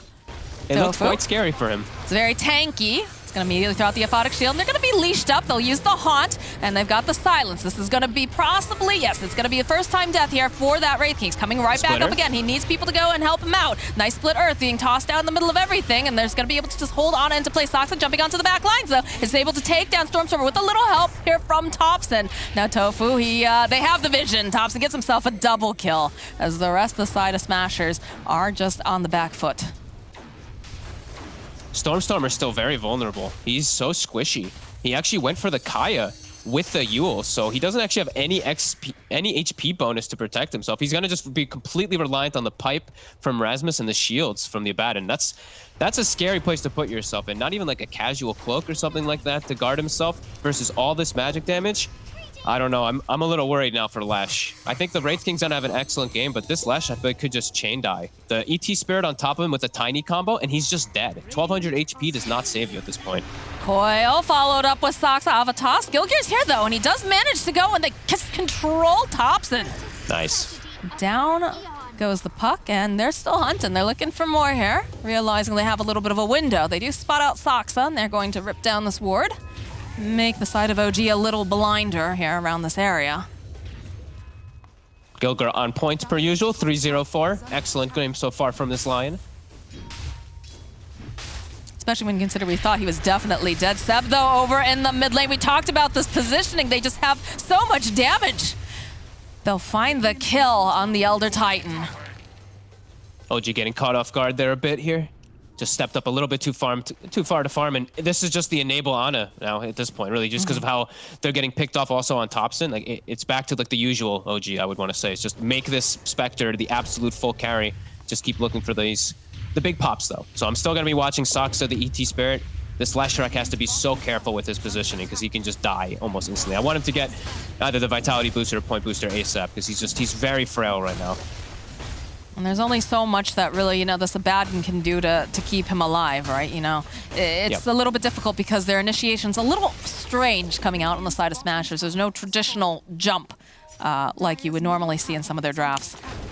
And their save it's very short distance. Abaddon playing versus Grimstroke, you're gonna either get leashed and double silence, or you're gonna get silence from Puck. Can be a little bit tough to ask Tofu to get all those saves out onto Stormstormer. Does pick up the Vitality Booster though, so 1600 HP now. Ooh, they find Ana, the jump forward with the Earth Spike, Pit of Malice. Ace just chopping away over here. Do they have enough burst damage though? Yes, they do. They take down the Spectre. It's a beautiful Dream Coil though over on the back lines, and that Inkswell connecting on multiple targets. Look at them just chasing them down. No Tail now forced to just try to hide in the trees. He's not going to be able to, as Tofu's trying everything he can to try to keep him alive. Meanwhile, on the back lines though, Thompson poking away over at Tofu. That ultimate will of course proc as Thompson's hunting the buyback now coming out from Lion. They've got the E-Blade. They're trying to just blow up the support. Need to be careful here. Ace was looking to wind up there with the Wraithfire Blast. Is not going to be able to get it off in time as they realize on the side of Smashers we should probably back up. I actually like this buyback from Gilger just in case, even though it doesn't get them anything, it pushes away those three from just diving forward and just killing Ace and Tofu probably twice. So I do like that he does go for that there. They got to be careful of their stacking. They stacked up so hard for the combos, the tiny Avatos, the Inkswell, 4-man stomp from ET and Splitter. They do have to be a little bit more careful when they do that. We do have the blink picked up now for the Wraith King, so we talked a little bit about how the initiation's a bit tricky here. It looks like he is going to be the one who's going to be running on in with his face, but you have to be careful with the Wraithfire Blast done, right? Because of the fact that it is very telegraphed. Yeah, he does need follow-up, though. They want to be able to just, insta-lock down someone with Gilger and just kill them immediately with a finger, because there's no real saves on the side of OG to be able to protect any of this. So they can erase heroes right away at the start as they want Thompson. They want him so badly, and already, though, he's going to go up to the high ground, sees the bounty rune. Ace considering it, but looks like not going to hard commit here. The Aphotic Shield over on Ace trying to protect him. The jump forward here coming out from Sox with the Alpha Toss. Tofu trying to get in position, trying to keep him alive. Ace chasing after him over on the back line, so they will find Seb. They've got the Inkswell. They do have the shard on him, so he's going to be able to heal up quite a bit. So he'll turn right back in. Dream Coil gets used over on the back. We talked about Stormstormer. He needs to be able to stay alive as they get a nice splitter off. Seb, though, will fall. He's going to back off. Finger getting used on the back line. We'll be able to take down Thompson. And now Ace, he's all silenced up. Ana running away here. They still have the reincarnation too. AC wants it. He's chasing after them. He finds himself No-Tail. The stomp coming through does manage to land. Radiant's burn, though, definitely hurts as No-Tail's trying to hide in the tree line. I don't know if he's going to be able to do it, though. Not with that Firestorm. Oh, and Gilgear's just poking away over here at Soxa. Maybe a little bit too far away from the rest of the team here, but it looks like OGs, they're a little bit too nervous. They're not going to follow up on poor little Gilgear here.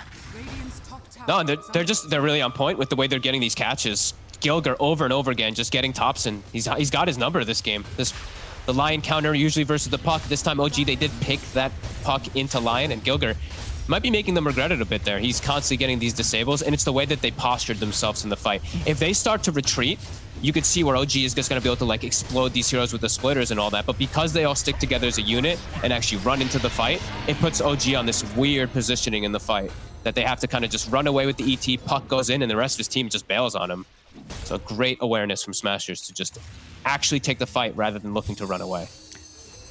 Definitely Gilgir's positioning has been absolutely wonderful this game.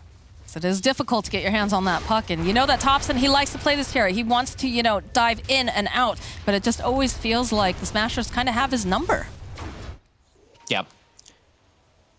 The way Thompson always plays is just, it's super aggressive and it's super disruptive. So if Gilgir is in these right places at the right time, it's going to break a lot of OG's annoyance that does happen in a lot of these games that causes Ana to just reap havoc and get these crazy farms. If he's just controlling Thompson's chaos, it's definitely going to work out for them. So right now, 7K gold lead, this Wraith King, 4K above the next. It's looking really good for them right now. Seeing some of the TPs coming out now. Ace jumping forward immediately, sees Ana. He's not going to focus him down, though. He's got his eyes on Soxa instead. Avalanche coming through. That Inkswell healing him up. So they're chasing. Seb over here trying to teleport out. They do manage to find themselves No-Tail, though. He's not going to be able to teleport away, but it looks like the Spectre and Soxa will be able to survive. As everybody's hopping in the bus, and we're going top. Oh, I like this. They know that they're going to go play around this triangle side. They still have these two wards covering the area too. They can swing and find Ana for sure. Ooh. Ana does have Haunt available. He's about to buy his ulti orb.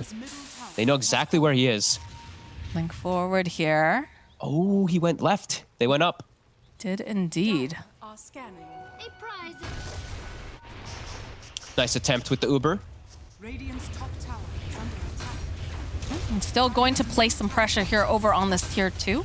Thompson now picking up that blink on the puck. So perhaps, you know, we talked about his chaos. Going to be able to make a little bit more this time around and perhaps get a bit more information before Gilgir can jump on him. Getting very close to Ags too here for Seb. So that should change things a little bit in these fights. Yeah, that should make Seb actually be able to be a walking force in the fights rather than just a stomp and a splitter. He'll actually be able to do something and contribute a little more. Gilgir also pointing out he's hit level 15. So the line does get, it's only 4 stacks, but every little thing matters. 280 extra HP might be enough for him to live. The aggression coming out. Oh, the finger immediately. All right, well, that's going to be a little bit more stacks here, Fogged. There we go, 5 now. All right. Getting more swole over on that lion. Pressure's on over here.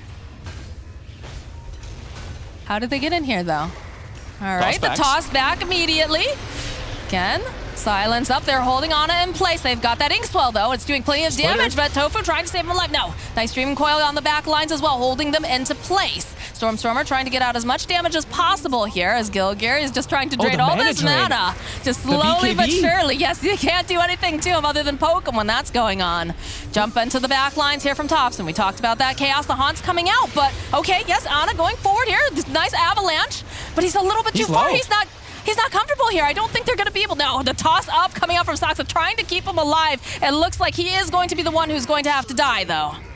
Oh, he lives because of the Manta dodge on the Split Earth. He actually would have died for sure on Ana there, as they're jumping in again with Thompson. They are indeed, and they managed to go and grab the puck at the last second. Big stroke of fate tossed out. They're focusing on the buildings. Oh, I love seeing Gilgir. He puts the shard to use there perfectly, just stands in front of a Tiny with his just mana drain, and Tiny can't do anything. He's magic immune. Another Inkswell. They stacked up a little tight here, and they do have the Blade Mail. Another Split Earth, though, coming in. Ana, he's not looking too great right now as a dive in over onto the back lines. The stop buys a bit more time, but they do. They take down Ana, and they take down Thompson. No buyback on the Spectre. No buyback on this puck. Hellbear Smashers hitting fast, furious, and just hitting very, very hard right now as they immediately make their way down over to the bottom racks. And they should be able to go for this one too. Gilgir landing, Gilgir doing just clutch plays across the whole board of this game. The mana drain to stand on the high ground to bait some spells where they can't kill him. Then this last stun, he stuns Ana, and Thompson blinks on top of the stun. So he gets caught by it, gets chain hexed, gets killed. And Ace just jumps forward and gets himself an easy no-tail. Very well played here, coming out from Smashers. You see him, Thompson just blinks in and just gets stunned instantly. They're going to finish off the racks. Oh, they cancel out the Uber. They've decided that they want to stay here. And they'll get themselves a Soxa. Very clean. 11-0-6 on Ace, looking much more comfortable on Wraith King. The whole team looking phenomenal on OG. They do get the Ags on the ET, but I think we may have reached a point where that Ags isn't going to have the effect that I think OG wants it to. I think I'm just concerned with the amount of damage that's being dumped out here coming out from Ace. I have to say, it's tough for Tofu. We talked about the fact that he is going to be, primary save, and he does have to be very, very close, but he's managing it. And Gilgir's positioning has just been fantastic here. Seb, look at Gilgir. He's eager. You have to be a little careful, though. They're going to focus up on the objectives here on the side of Hellbear Smashers. Middle tower will go down. Do they want to push their luck here? Do they go back in, or do they I think they still can go. They are so strong right now, rallied around this. The Lesh now has reached points where he can't get burst. Bloodstone, Essence Ring, all this good stuff. Rasmus with the pipe and Crimson Guard. The damage just feels like it's nowhere near going to be there for OG. I am actually not really thinking they're going to kill many Heat targets at all. Maybe not even the supports in these next few fights. Well, they're smoked up, and they're hoping that they can get someone. I mean, Tofu and Rasmus are very far forward. Lion, Gilgir.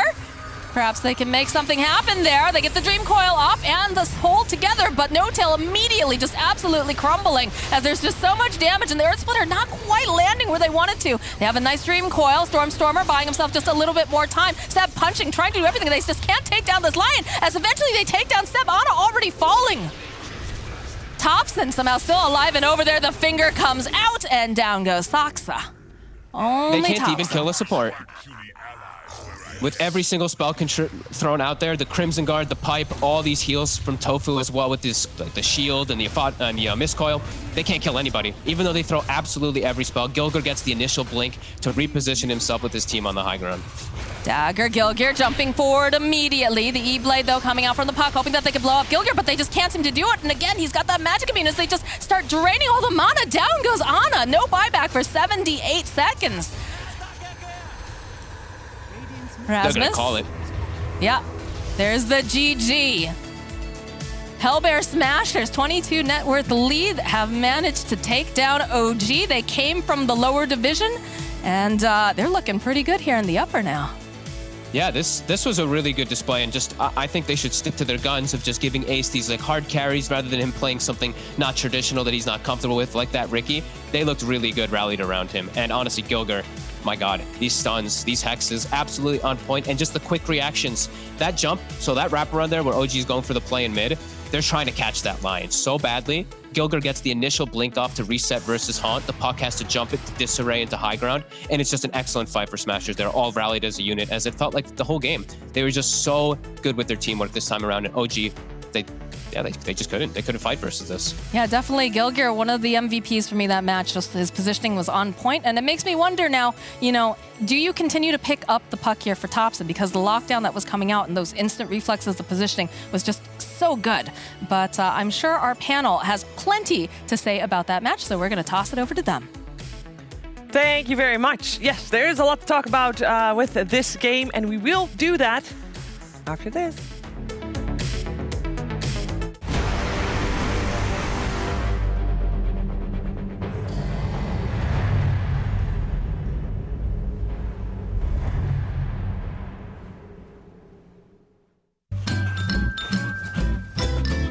You ready? Huh? Hey, he's a good boy, huh? You ready? Huh?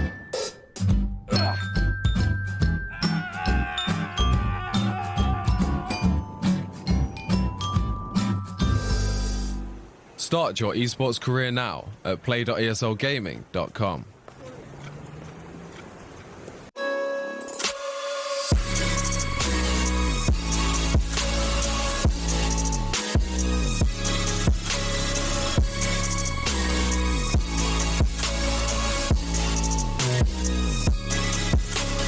You love it, you wear it.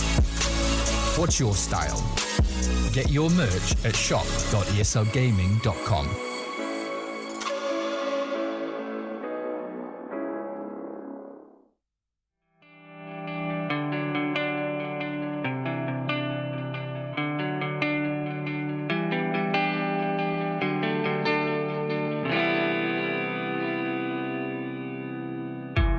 Backing up, let's say goodbye and take a chance at a better life.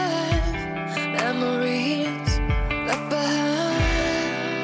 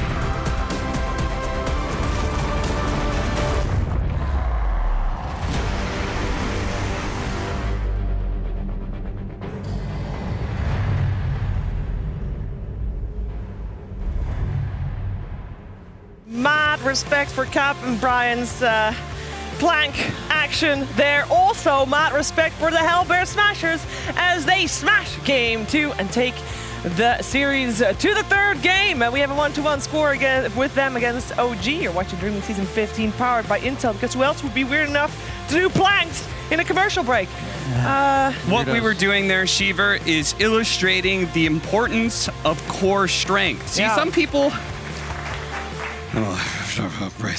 Some people are visual learners, right? Yeah.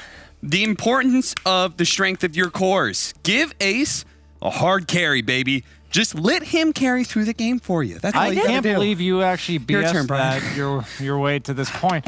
As I will say, That's my specialty. Yeah, that is for sure. I am impressed with how fast Hellbear Smashers are playing in both of these games. So game 1, they did the same thing. They just didn't scale as well as we all said, and they can clearly keep on pace, if not stay ahead of pace compared to OG. And I'm starting to doubt Spectre. Seems like her laning stage is too fragile.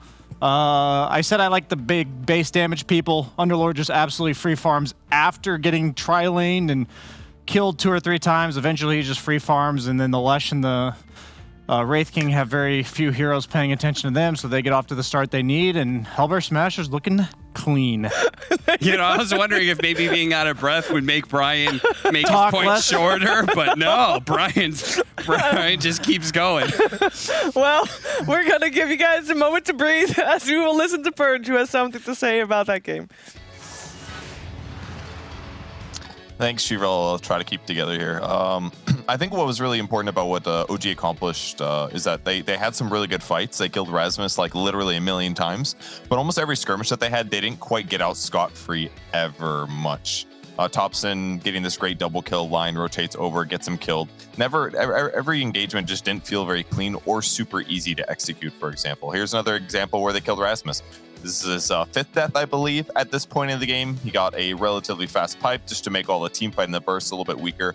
But the problem is that almost every time, Hellbear Smashers hits back harder. Here's a gank on the Spectre. Pont ended up coming out at the same time as well, so they burned some important teamfight stuff in the mid lane at the same time. Hey, there's Rasmus dying again, but again, he's accomplishing his job by casting pipe, throwing down an Earth Splitter, or throwing down a Pit of Malice and some nukes here, and every single time Hellbear Smashers hits back a little harder. An engagement in the jungle, this is a really nice thing about the draft for Hellbear Smashers.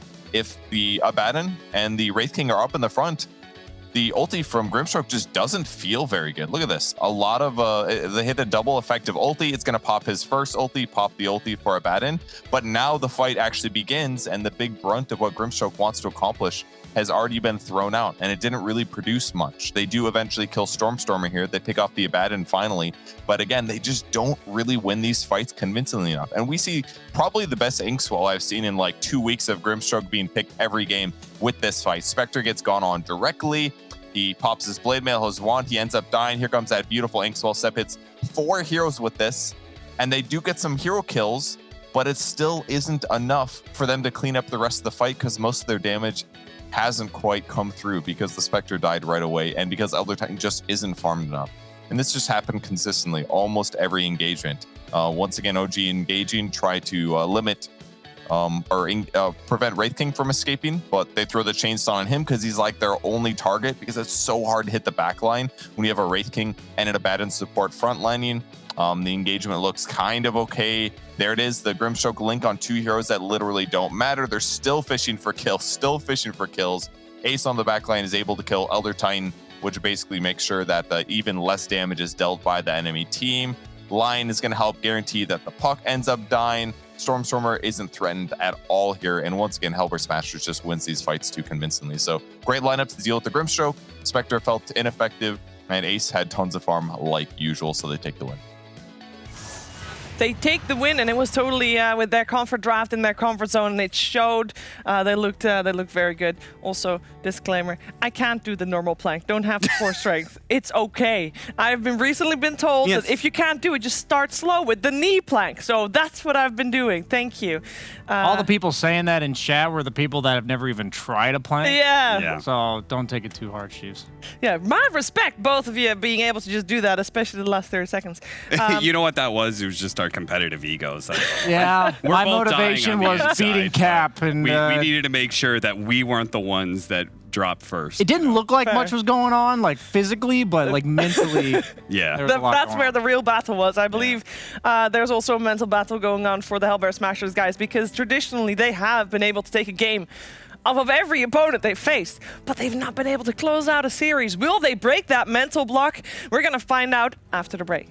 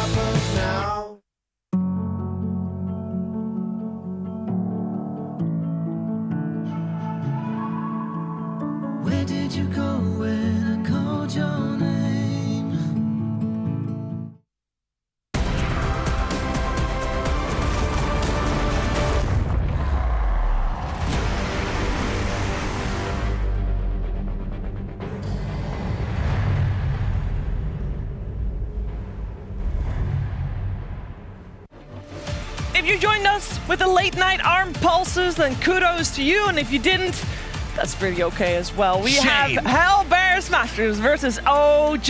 It's game 3, and there's going to be a winning team in, well, it depends how long this game lasts. I was going to say in about an hour, but it could be 30 minutes. We don't know. It's all going to depend on how these teams are going to draft and play. And for that draft, we have one for you to show. I'm here with Cap. I'm here with BSJ. And so far, I must say, I've been impressed with Hellbear Smashers, because even the game they lost, they still looked really good in the lanes. And I think that both games, OG, they kind of fell flat there. I also think OG's kind of setting themselves up to not have high-pace lanes, like the Spectre with the Grim. Yeah, Grim's a great kill support. They had the tiny tri-laning, but Spectre not a carry you traditionally think, like, yeah, let's go kill people in the laning stage. Then you have this ET, who we thought was going to kind of run over the 2 melee heroes, ends up laning against a Lion rather than a Batten, and doesn't have a support. So I like immediately what OG's done to swap it up in game 3 compared to game 2, where they're like, okay, Shadow Demon Centaur is a high kill off lane already. Yes. Yeah, the fact they had that Roshan fight that we saw in Purge's breakdown analysis, he didn't even have the Aghanim Scepter. Like, they have to, I think in that game, they needed to put more priority on Seb, because he's going to be the one who, like, represents a damage threat and makes the puck feel really good. He just goes in there with his magic immunity, starts slamming on people, and he creates a lot of space as a result. But if you don't have that Aghanim Scepter yet, then your threat is really non-existent. Yeah, and we have the answer to the question that Moxie asked at the end of the last game. Will we see Puck again for Thompson? The answer is no, because Hellbear Smashers bans it. So we're going to see Thompson on something else in this 3rd game. I remember saying that I thought Seb was going to carry game 2 with that ET. Yeah. That is what I truly want to see in game 3 now, because Centaur, I've been talking about it. He's a 1-position offlaner for like the first 10 minutes of the game. He does not rotate. He kind of just sits with his Vanguard, killing a tower, killing creeps, and you will have a lot more farm priority. And that's what I want to see this game. You already said it. They're going to prioritize Seb. Now, we think he's set up for a game last game. Now, we already think he's kind of set up now. Let's just see them, give him it. I think to add on to your point about him being a 1 position, it means Centaur's biggest downside is that if your other lanes go really badly, you as a core are the strongest on the map, but you can't actually rotate or feel good about your rotation. Yeah, your Stampede is what makes you strong, which is reliant on your teammates being strong. Exactly. So it's like, okay, like everyone just chill. I've got a Vanguard. I took their tower, but I need Blink Dagger. Yeah. Right? So you do have to make sure that your lanes are okay. And that is what I'm going to be looking for in OG's draft, is that their safe lane or their mid matchup is good. Yeah, I just like safe laners like Jug, That's just an archetype example of, I'm a Centaur, I'm going to do my own thing. You're good without me, right? Yeah. Like Blitz likes to call him the Mario of Dota 2 draft Juggernaut, he just kind of like, he fits everything. Yeah. He gives you a little. Yeah. He's not really going to lose his lane. Nobody's ever like super excited about it. But he's tried and true, Yeah, but now he's a Super Mario because he's been buffed up so many times. Yeah, he had a mushroom or 2. Aghanim Scepters. They do ban him out. I didn't see that because I wasn't looking at the draft. I was so busy engaging in philosophical Dota conversation with you. The analogy, sure. So what do we want to see instead? Because there's so many more carries in the pool than what we saw before. As said in the previous draft, a lot of bans on cores, but not this time around. And to be fair, I really liked seeing Ace on that Wraith King. It is also still in the pool.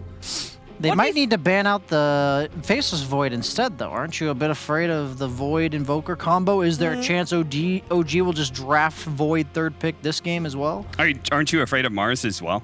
Mars plus Dark Willow, plus it's a hero that locks people in, which is bad for Stampede. A lot of combo potential here. There's the Mars ban. Cap. I am super interested to see this Dark Willow in action, by the way, because OG banned it in the 2nd phase twice. Yeah. So Hellbear Smashers, we said, they've got a few strategies that they just look like really clean and polished on. One is the Medusa, one is the Wraith King. Here they're going to be able to get their hands on the Dark Willow. So I don't know if I've seen their Dark Willow yet. Looks like they played it in one of the games against Secret. Oh, the game that they won with the Medusa. That's what it was. Void Snap, right? Like, isn't that just a sick 2nd round here for OG? Void Snapfire. I'm just nervous if you don't pick Void that Hellbear Smashers will take it. Maybe if you pick Void, they'll just pick Wraith King and you're not happy with that, so maybe that's what they're thinking. A lot of moving parts in this draft already. I think the funny thing about Willow Invoker is I don't see any synergy between these 2 heroes, but they have a lot of synergy with other heroes, like the Mars and the Void, that you have to worry about whenever you're picking. And in the 2nd phase, when you're last pick overall team like OG, you're going to get countered pick to pick, and it's just really important to not lose the draft here. So how do you, what do you do drafting-wise to make sure you don't get countered pick to pick? Is it just picking heroes that are overall like okay no matter what? Do you want like a flexible hero that's like I could be 4, I could be 2? It's just like you know what heroes go well with their lineup, so you don't want to pick heroes that are like also countered by those. Okay. That's the biggest part, because then they have a hero that's it hits the double whammy, right? And right now, I think because Void is good with Invoker, but they have Wraith King, which is good against Void to pick. If they do pick Void, it's like really troubling OG on exactly what they want to do. They go for Warlock. Yeah, pretty safe pick. We see a lot of it in NA, specifically. We've seen a decent amount of it in EU as well. I think this hero is broken. I'm surprised he's not prioritized more. He is a bit stationary, similar to Centaur, so OG's ability to make early moves is pretty much negligible, but their team fight eventually is going to be pretty nutty. So somebody asked me that question, and my theory was that the reason it's picked up so much in NA is that Warlock tends to feel better in more stationary lanes, which is part of this meta is good for, but then also slightly slower metas. So it's the difference between fighting every 2 minutes versus fighting every minute, let's say, right? And I think NA tends to always be sort of that kind of meta style. That's fair. Pretty sure this is a preemptive Wraith King counter. Or they're afraid of Troll on the other team as well. Undying Troll, incredibly strong lane for shutting down the Centaur. So is Void still a good option for the Hellbear Smashers here? So if it's any other team, yes. I just haven't seen Hellbear Smashers pick Void, and Ace has definitely had a limited hero pool in terms of the team's success. I'm not saying Ace can't play other heroes, but they clearly play around his Medusa Wraith King better than anything else. They might just pick Wraith King despite it not being all that great against Troll because of that fact. I would be okay if they did that. Yeah, we obviously also don't know in terms of like last season, Void wasn't really a hero. Oh, damn. Oh. That's a counter pick right there. That's an ace Yeah. one too. Against Centaur. And they've got the reach of Warlock as well. Like the Golem can reach out and hit you with that stun, so. Okay, so why is this a counter pick? Why is this good? Why the It's nice against Troll because he just has no way to remove any of your stuff, and because of the Abyssal Blade nerf, he needs to like buy a Blink Dagger to ever get on top of you, and then he also needs like an MKB to hit inside of the bubble. Yeah, you can't reposition yourself when you pop your ultimate. Once you're hitting a target, you can't be like, oh, I don't want to hit him from here. I want to be inside of the bubble. Yeah, you can actually just put the bubble between you and him. Yeah, okay, fair. It's kind of interesting. I don't see too much Arc Warden, but this is an incredibly greedy draft from Hellbear Smashers. Yeah, and that's super concerning for me, right? Because we just watched them, the strength that they showed in Game 1 and Game 2 is they were outpacing OG, and now they're taking the opposite, and especially for a team that is not as established, that isn't, secured themselves, we're one of the top 4 teams in Europe or whatever, that versatility of play style is always a bit of a toss-up, right? I want to see a Sand King ban from OG, and I want to see... It's another offlaner that would give Troll some issues. The funny part is they chose Troll, and Axe Dark Willow is really good, but you're against Shadow Demon, so that doesn't work. Tidehunter is probably too slow. Brew was a nice ban, actually. Wait. Why doesn't that work for Dark Willow? What? You said Axe Dark Willow is really good, but doesn't work against Shadow No, so Axe Dark Willow is really good. Oh, you mean Axe the hero? I'm like, wait, what? sorry. Yeah, okay, my bad. Yeah, Warlock Shadow Demon, not support you want to play Accent. No. Hard counter initiation save supports is Axe's weakness. Did we like the Underlord? They don't have any point-and-click stuns just yet. Yeah, that's why I thought Underlord would be nice for them, but they do need stuns. They need disables to set up this Willow Invoker. So as far as offlaners go that do that, then Slardar is in still. Ooh. Slardar against... Sand King? Slardar against Troll would be miserable in terms of the lane itself. That's Tango does okay in this matchup. Like, he likes playing against Troll. They don't have any instant punishes against him. I want to see Sand King. I think Sand King is much better, for sure. I'm very surprised that I guess they respect the Night Stalker, like they've seen Hellbear Smashers win with it. Maybe I'm missing something. I think out of all the lane duos, Sand King's the most likely to be picked for Rasmus. Like, we've seen him play it. It's just a point-click stun. It's a hero with innate mobility against Shadow Demon, which is always nice for the Disruption Purge combo. One nice part that they did really well on is picking this Undying, I think, for this Arc Warden when you already have the Invoker as well. You need something to provide you a little bit of frontline because the heroes that we're talking about, Sand King, Pango, that help fix their draft a little bit, they aren't necessarily frontliners in that regard. So we mentioned Underlord, but now they just don't have stuns. I want to see Thompson on a mobile hero that just runs rampant. I want to see it. They banned out the Void Spirit. I want to see Ember or Storm and just any of the carry this game. It's a little annoying, the root from Underlord, but it's just not the same as an actual disable, because you can buy a BKB at some point and you just don't die until maybe like Arc Warden buys a sheep, like, which is, 35 minutes plus. This is the perfect set. They're giving it to Thompson if he just picks some unkillable nuisance here. They have decided it will be the anti-mage. Oh, mid-troll. That's what they're going to do, mid-troll. Yep, Humble God on the AM. I did not expect that. I bet neither did Hellbear Smashers. Well, that is an unkillable dude from the safe lane. I was just theory crafting all the ones in the mid lane. Yeah, they don't have good magic damage, right? They don't have good they're heavily reliant on magic damage. They don't have the best lockdown for any mage.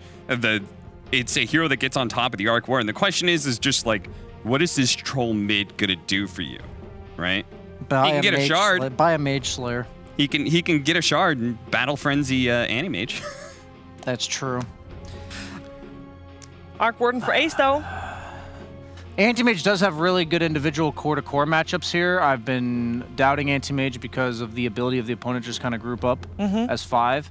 The question is whether or not OG can prolong this game long enough, because Anti-Mage will be able to kind of just blink around the map at will. There's really no way to kill him, so I think they'll do a better job this game. Anti-Mage will capitalize on a bit of space much more than Spectre. Okay. But I don't know. I'm not too confident now after watching game 2 with Hellbear Smashers. If we take it back to the lanes, because that's where the Hellbear Smashers looked good in all of the games, are they set up for success there again? What, they've got Underlord, Dark Willow against AM, Warlock. Yeah. AM's just like a AM's going to be fine because he's got Warlock in that. Troll matchup against Invoker, I have to imagine, is going to be okay for Invoker. He's going to be able to rotate a lot more. Like, if lanes go kind of okay for him, like, the Invoker can have a huge impact around the map, whereas I don't see, like, the rotation power of OG. Like, what do their supports do in that regard? Moves. Warlock, Literally Shadow Demon, like, none of those heroes have an impact. I think Stormer carries this game, honestly. I think he could. Yeah.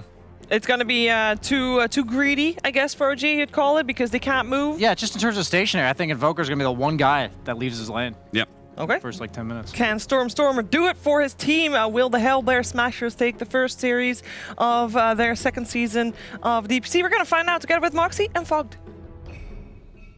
All right, Fogged, we've got a little bit of an unconventional mid lane here now that we have that troll. But I have a question for you, because I was looking up shards, and I took a look at the Arc Warden shard. How common do you think this is going to be? Is this something that we're going to see picked up? Because it sounds interesting, right?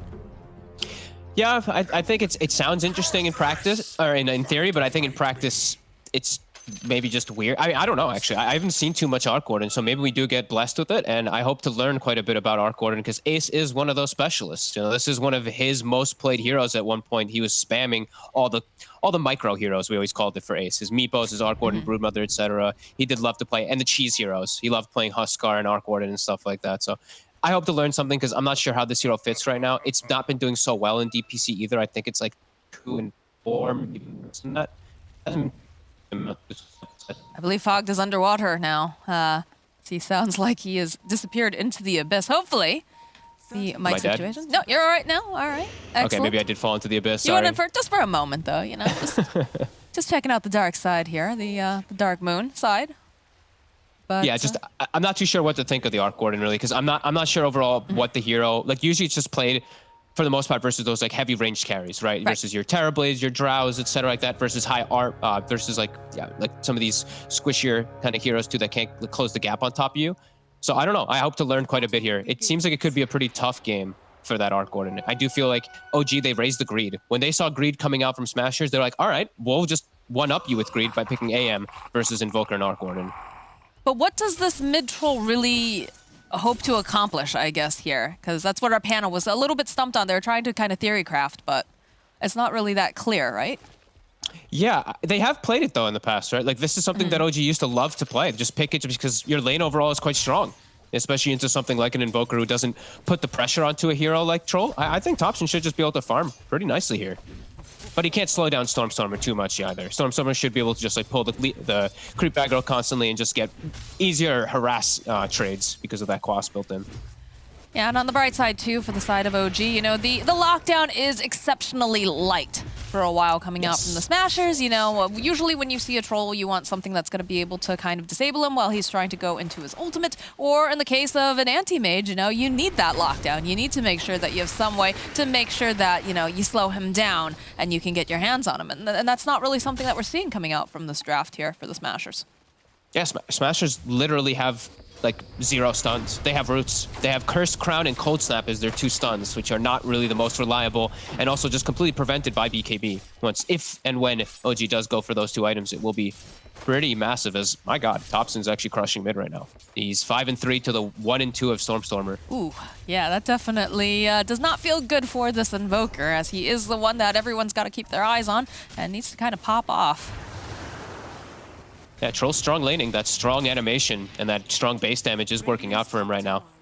Does take some time, of course, though. Quas Wex, first 2 levels usually tend to be pretty one-sided for the opposing one. Then once you get like level 3, level 4, starts to get quite a bit better. Since they have to spend money on regen to counteract you and you don't, you know, last hits sometimes look a little bit one-sided on that mid matchup. And poor Notail was trying to get that pull-off, only managed to grab one of the melee creeps in that process here. Gilgir gets the last hit on it. Yep. Hell yeah. You love to see that, you know, just anything that you can get, any extras. They're already level 2, so Notail might actually eat some heavy harassment from Gilgir here. Yeah, that definitely looks to be the case. It takes a couple clicks. But not sure where we're going to see that first blood necessarily, though. Where do you think is the most likely place that we'll see it? It's like Tofu. He's a very high chance nobody, actually. I think we're going to have a pretty boring lane setup. Just if Tofu gets disrupted out of position and they have the double edge and the stomp and they have enough chase, they'll kill this Undying. But on the other lanes, yeah, I don't think anyone else is going to die. It was very, very specific in the way that they had to set that up there. But we are going to see plenty of harass, especially, you know, Ana's going to have a little bit of difficulty, I think, down here. But he has a Warlock with him, so should be able to, you know, get that regen right back up again and sustain here in the lane. But mid lane, man. Yeah, this is he's doing really well. Those denies are the biggest thing too. He literally just goes for straight damage, right? So he brings the Band of Elven Skin, now he brings the Wraith Band, just all about that little bit of extra damage. This Invoker is limited. We'll connect with a nice Cold Snap though, and an EMP. Yeah, plenty of harass here coming out from Stormstormer. And wow, Seb actually not getting the most last hits right. He does have 4 creeps coming into him, but so far up top, he's the one who's actually falling behind out of the course. A little bit surprising there about that. Yeah, definitely. I think they've gotten some little side pulls and stuff like that that I didn't actually know. Saksa can't get the career he tried. An A for effort, for sure here. How often have we seen these Shadow Demons really pop off in games? Like, obviously, you know, it's picked up mostly for, you know, the saves and whatnot, but I feel like we haven't seen a lot of teams winning with it.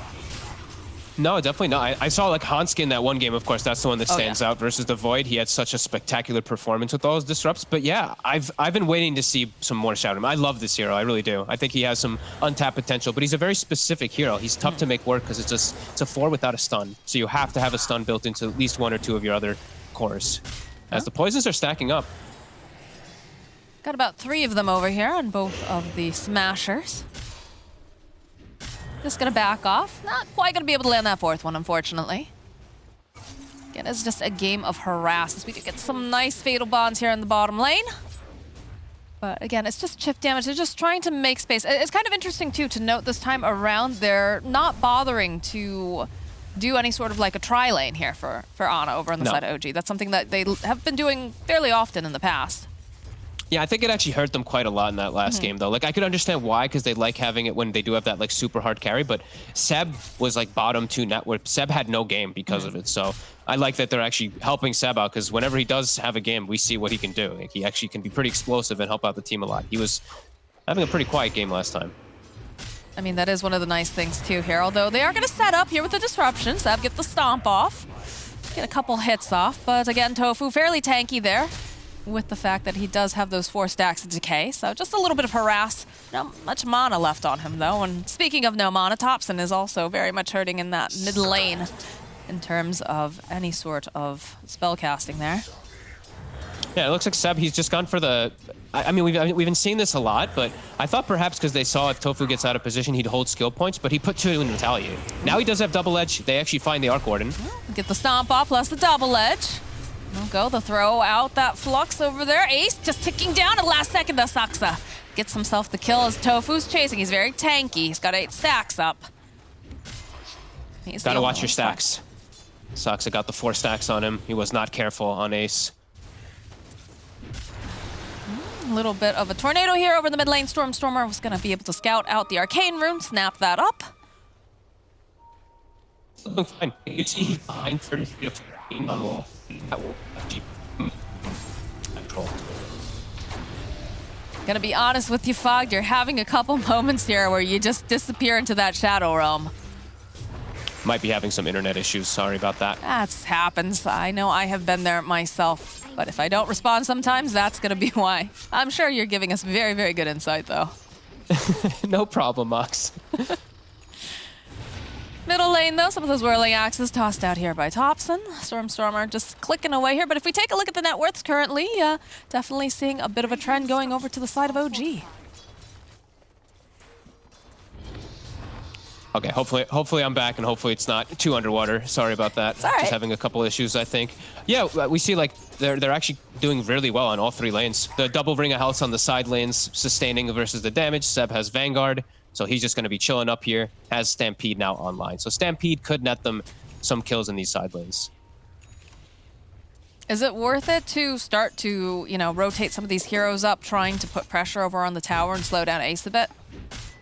No, I think if you're OG, like I think the onus is going to be on Smashers for the most part of this game to put the pressure on, because AM overall in this game, he'll win out. There's no stuns for an anti-mage. He's versus Arc Warden and Invoker, 2 heroes he gets on top of.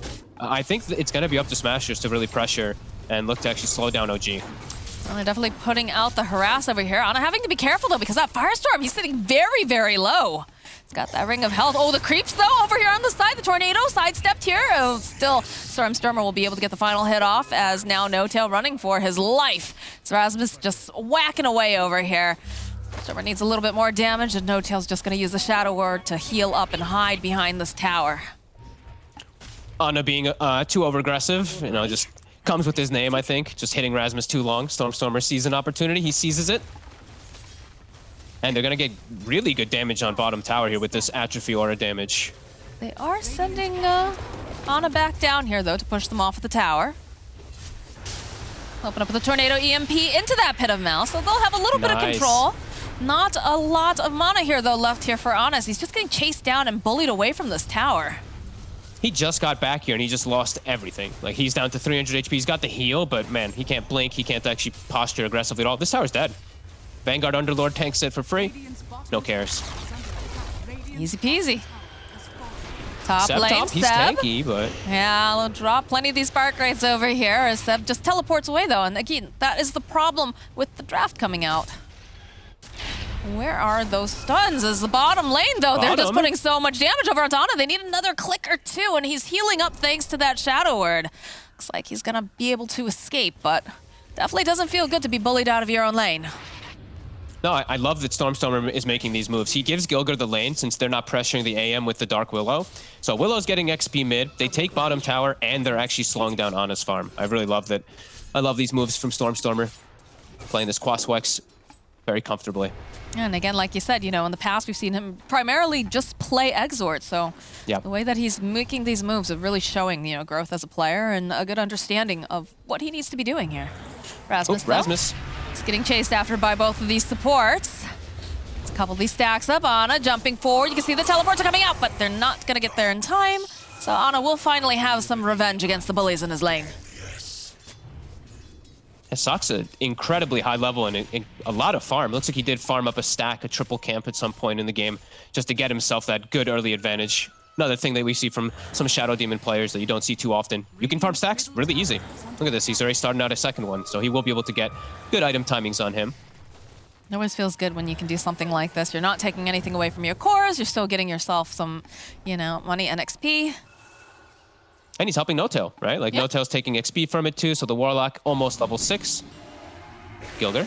Working together here. The Curse Crown does proc, but he's just going to get rooted into place with the Brambles. They've got the Terrorize. Oh, that is unfortunate indeed, yes.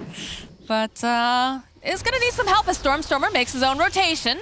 Tornado EMP, they get the net off, though, over here on the Dark Willow. Gilgir needs a little bit of help. They go and they drop that Chaotic Offering, so they'll find that kill. Now Stormstormer, he needs help, and he's not going to be able to get it in time because they just run him down, and No-Tail gets the kill. And Thompson's aggressive play pays off. Actually gets them a secondary one with the rotations. And No-Tail, he does hit 6 off of that creep wave mid because they farmed the jungle together too. Huge hit, really, from OG. And that's what the mid troll is going to do. He's going to go Ags, and he's just going to dispel these annoying spells that there are a lot of to dispel. The Brambles, Cursed Crown, Invoker's Cold Snap, etc. All right. Look at this tower. The pressure is on Soxa in position. There are quite a few TPs coming out, though, as Soxa starts backing away. Stormstormer, they have a idea that he's hiding around, but they do have a nice deep ward here, so Soxa just running as fast as he can. Does eventually get clipped by the Tornado. EMP, Brambles down, and Disruption comes out. It's going to buy him a little bit more time and some space, but eventually Stormstormer will slay. You don't mind that at all. Sox is like, okay, I pulled 3 heroes toward your base. My AM is hitting your top tower. My Warlock is stacking. My Troll is farming. I think OG's perfectly fine with a death like that. You can see now Ana making this rotation up to the top lane, placing some pressure here.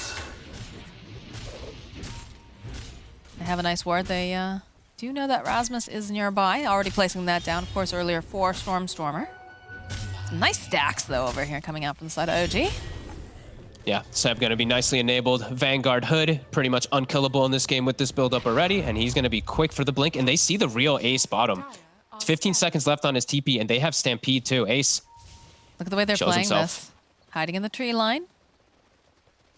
The scan, it did catch them, so Ace will back away nicely there. Great scan coming up from the Smashers to keep him alive. Would have been an easy kill if they got on him. And now they can push top too. Stormstormer pops the Alacrity, starts hitting the tower. Nice plays coming out here from the Smashers to make sure that, you know, they're playing at that high tempo. It's a little bit concerned about this when you consider the fact, you know, it is a bit greedy, but, you know, greed answers greed here in this particular series. It does. This is one of the greedier drafts I've ever seen. Like AM and Troll on one side versus Invoker and Arc Warden. It's unbelievably greedy. The pressure on here at this top area. Nice Tornado EMP going over onto Thompson. Sure that he doesn't have any mana available. Does have some wand charges though at the very least, but Stormstormer still just chipping away. There's only so much that these two supports can really do as well, so backing off a little, just putting pressure down, making space for Ace. Yeah, and look at Seb's positioning. Like he's just farming the enemy triangle right now as the Centaur. So they're getting this farm around the triangle. They're also farming their triangle. Their AM is farming. Like the Smashers, they have to start putting some pressure on. I like that they're hitting this top tower to force some type of reaction. Because, yeah, it does feel like they have to start making some moves. This AM is getting too much space. And you know what happens when Ana gets space? Ana goes diving into the fountains. Especially when it's an anti-mage versus almost 0 stuns. Head of Malice. Another Tornado EMP combo. Do have to be careful, though. No-Tail is standing nearby, getting into a good position. Soxa picking up the haste. Oh, haste, invulnerability in this game, right? Yes, no stuns. As long as he doesn't get brambled, he'll be fine with that haste to run away. Ace will port bottom and push out Ana from that bottom tower. And the rest of Smashers still looking to try to pressure this mid tower. They want to get some type of advantage versus the AM because they know he doesn't want to show up. So they know they're playing effectively kind of 4v5. So Ace can't show up with an illusion. The big tanky boy versus big tanky boy over here with Seb and Rasmus. They just like ran into each other a little bit there for a second. They're both having fun with it. I mean, what are they going to do to each other? Everyone else just has to stand back. They both have healers on their side. He denies the range creep. There you go. That's how you get him. Good job, Seb. Yeah, I love seeing this. Like, they just can't push. Both of them tank heroes standing against each other. Ana Jumps on the high ground. They have the... Oh, they did it! They managed to go and land the fear! A nice play here coming out from Smashers. Great Sunstrike for the vision. All right, well, that's a little time here for the Smashers to be a bit more aggressive, knowing that Ana is not farming during this time, and more pressure in the mid lane. Saksa trying to put out some of that poison. Seb has Blink Dagger. This could catch Smashers a bit off guard here. They're really trying to push forward for this tower. Tomb is down. Tomb is down. They don't have tops in here, though. They've got the bubble up. No. Thrall's getting very, very close, though, to that Ags. Rasmus whacking away. Tower will go down in mid. And nice. Smashers seem satisfied with that. Tofu gonna take the opportunity to drop a ward or two off to the side. But there it is. There's the Ags on the troll. All right, I mean, he's got so many different things to dispel, as we were saying before. You know, all of the Willow spells that are annoying, Cold Snap, whatnot. So it's going to be a pretty strong pickup. We've seen him do it in the past, and someone on the panel said this. Troll's going to go Mage Slayer. He's going Mage Slayer. Yeah, I think it was the Banana Slamma Jamma who said, just get a Mage Slayer. Easy. He's done it in the past. Sure, you're playing versus like only magic damage. There's really just like no physical that's coming out on the Hellbear Smasher side. So if he wants this to be a deterrent, just to make his anti-mage go berserk in the game, sure. Go for this, then get your shard later on, get a rampage for your AM too. That's what the ability is called, not the 5 kills, of course. Tofu is trying to, and he does eventually break the smoke. You're okay with this, I think, if you're Smashers, because this is, of course, your position 5, who's still alive, actually. They haven't managed to kill him off. He's tanky. A very nice Tornado EMP. The disruption comes out here from Sox. They're going to try to buy them just a little bit more time here.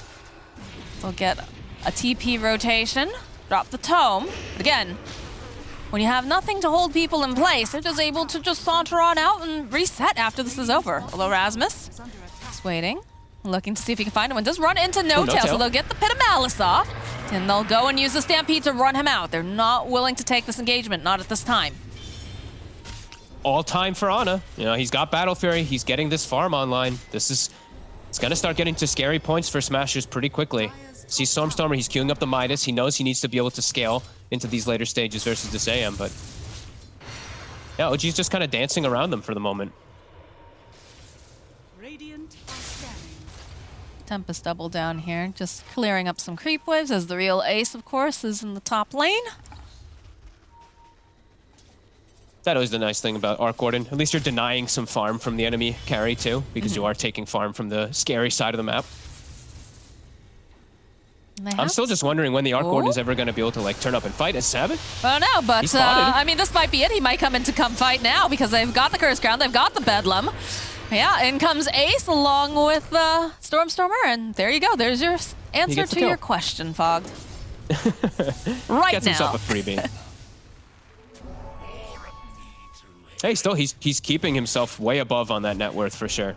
I'm just wondering, like, when the fights do kick off, like, how's his positioning going to be? It's going to be hard because they're playing it to Stampede. So I feel like it's going to be so crucial for him to stay so far in the back because they have so many ways to get on him, and he is so fragile. So I'm going to have to be watching, in particular, like, Rasmus just blanketing him. Like, Rasmus and Tofu have to protect this Arc Warden with their lives. Well, I mean, we talked about this in the second game, right? We saw the Abaddon coming out, and it's very, very difficult, of course, for the melee heroes to be able to go and just get these saves out, get the heals, but Tofu did a great job in the last game, so. And Soul Rip is just way longer cast range, so you can play further away. As another D ward. I didn't talk about it in the last game, but because it was like Smashers had such good fights and everything, but my god, the ward control by Tofu in this series is unbelievable. He seems to always know where OG's got their vision. Like, he's winning the warding game in this series so far. It's always fun to watch. I know Windstrike also does a lot of very unusual warding coming out and seem to have a good grasp of where the most common spots are. Yeah. No-Tail doing a little bit of his own dewarding though. Hey, vision really can be everything. And, you know, No-Tail, he does have one sneaky ward right now inside the enemy triangle, so they do watch Stormstormer farming, and they are going to be aware, if they do see it, that he's gone for Midas. So greed raises greed. They're invading though. Tofu showing himself immediately. Gets slowed down, then there's that Pit of Malice, the root coming to play.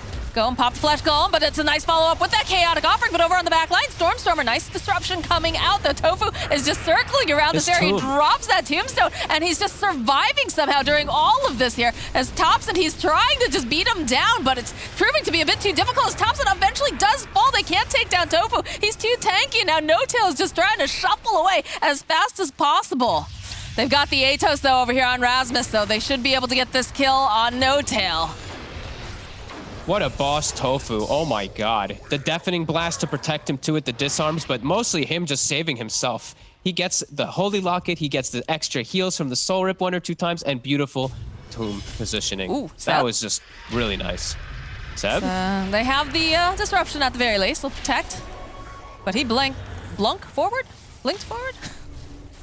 I don't know. It was a little, That's my new word. I don't know. We'll go with it. We'll roll with it. But he definitely put himself in a bit of a vulnerable position there if it wasn't for the Shadow Demon. Yeah. Ace, he's got his timings continue to grow. He's got the Mjolnir done. He's got Butterfly queued up. That's okay. I haven't seen that one. Not that early, especially not on an Arc Order, not second item. And he's got Growth Bow, so he's got a nice, probably the best neutral on an Arc Order for most of the game. But yeah, that Butterfly, that'll be interesting if he does go for that. I mean, no one really wants to pick up MKB over there, but Seb. It's true. Poking away. To drop down all of those lovely brambles as Tofu's just poking at him. They'll use the Terrorize, force him out, but that goes right back into another circle as Thompson is indeed here. Gonna try to protect him. The Atos, man, they have a lot of just roots, like we said before. Stormstormer trying to interrupt there with a nice throw. Seb, it's taking a long time, but eventually they do manage to slay him. He just couldn't move at all. My God, like just brambles, the poor zombies beating on him as well. Thompson goes and starts hitting to him, and he's like, yeah, see you later, Seb. You're dead. I'd rather not. Yeah. But still, Ana is still farming on the sidelines of everything, though. It's still that scare, this anti-mage threat with your 2 cores who are very vulnerable to AM. It still is excellent core matchups for this anti-mage, all things considered. Even though Smashers, they've got this 7-4 lead, you still have to keep that in thought. You have to be prepared for the later stages and have some type of plan for the anti-mage when he joins the game. This is interesting here. Do have the double damage over on Ace, but there are quite a few people off to the side. I'm not sure if they're quite aware of this, although walking underneath that ward, of course, will make them very aware. Oh, they're going to be able to start the Roche. Radiant's middle tower is under attack. Get the bubble up. They killed it fast as well. Yeah, I'm not sure if they're going to be able to quite make it there on time. They're on their way. I don't know about this, though. Final hit. Yeah, Ace is going to be the one who snatches it up, though. The Radiant get the kill on Rashad. No-Tail immediately evaporated, but he's already dropped the Chaotic Offering as Ana trying to jump in onto the back lines, and everyone's sitting low, but they don't just quite have enough damage here. So they'll turn right back around. Down goes Saksa, the Deafening Blast over here onto Ana. Over on the back lines, though, Thompson, he's trying to man-fight over here. Just going to be able to get the kill onto Tofu. Rasmus also sitting over into the bubble. The jump forward here coming up from Seb. They've got their eyes over onto Ace. They should be able to blow him up. Oh, Cursed Crown, though, buys just a little bit more time. As down he goes. And they do, this is what I was worried. It's like when the Arc Warden shows up, sure, they get Roche, they get this Aegis and everything, but what does an Arc Warden do? And they just jump on him. They get on top of him, and Ana just freely attacks him. So they do this great play to get that, but you see the way the fight goes down. Thompson's unkillable. This anti-mage is uncontrollable, so he jumps past the fight to force reactions, and you see all of them running up to chase him, which just puts everybody in a really difficult position because they're all fatal bound together still too. So Thompson wreaks havoc. Ana just keeps jumping and going back in, waiting for Seb. I mean, that's usually how you like to see Thompson playing, you know, in a lot of the games with the puck. He's very, very skirmishy, although do try to make some plays over here into Ana. Again, the lockdown is a little bit lacking here. And yeah, he's fully committed for Butterfly on this Arc Warden too. So this evasion, it'll help when this anti-mage does get on top of you and all that, but I'm still just feeling he's so fragile. I don't know what he's gonna really do once they get on him. Sure, he's gonna be tanky versus physical, but they also do have a good mixture coming out. They do indeed. Seb in the top lane, just gonna mess with that Tempest double. But Ace dishing out a decent amount of damage. Does time out. 1 or 2 more fights like that, and Smashers may just lose their window of this game, really. I don't know what I don't really know how they can what they can do with the Arc Warden though to apply more pressure or just to not really worry about the anti-mage. That's the one thing. It's like I'm really trying to think about it, but they just don't have the control. So. All right, here, Tofu. We'll break that smoke. Good force staff away. They're still hunting, though, hoping they can get their hands on Saksa, but they'll use the Stampede. But Ana's over here in the mid lane, and he just continues to be a nuisance. Yep. He's just going to cut these waves. Seb also cutting top, gets a good chunk of farm in. Bottom, they're starting to pressure this tier 2, but Glyph is forced. Radiant's bottom tower is under attack. I really hope I'm going to see some wondrous thing from the Arc Warden, because I feel like it's building up like this nice net worth and everything for them, but it's for what? Like, how's he actually going to be able to fight toe-to-toe versus AM? And okay, so he's got BKB queued up after, so I guess it's just going to be the group up around the Arc Warden mentality then. Just so he's this heavy right clicker who's immune or resistant to a lot of that physical, and then they just rally around him. Oh, they're bringing the fight over. They'll use the Tempest double up first. They'll go and throw out some of these Tornadoes, EMPs. They go and they drop the Chaotic Offering. We'll push back a little bit, and they do have some nice Fatal Bonds on the back line, but again here, Ato's getting tossed out by Rasmus. Ana the entire time, though, still just pushing in those waves over in the mid lane. It looks like he's just a rock to stall. Yeah, I guess. I mean, it kept them away from their buildings. Yeah, definitely. I mean, it definitely did the job for Ana to continue getting the split push on. He's got Manta. Should be just fine. Doesn't have any of the backup there either. Look, it's a bit greedy here, considering he's going to walk right into Stormstormer. Stormstormer just gives him a little poke.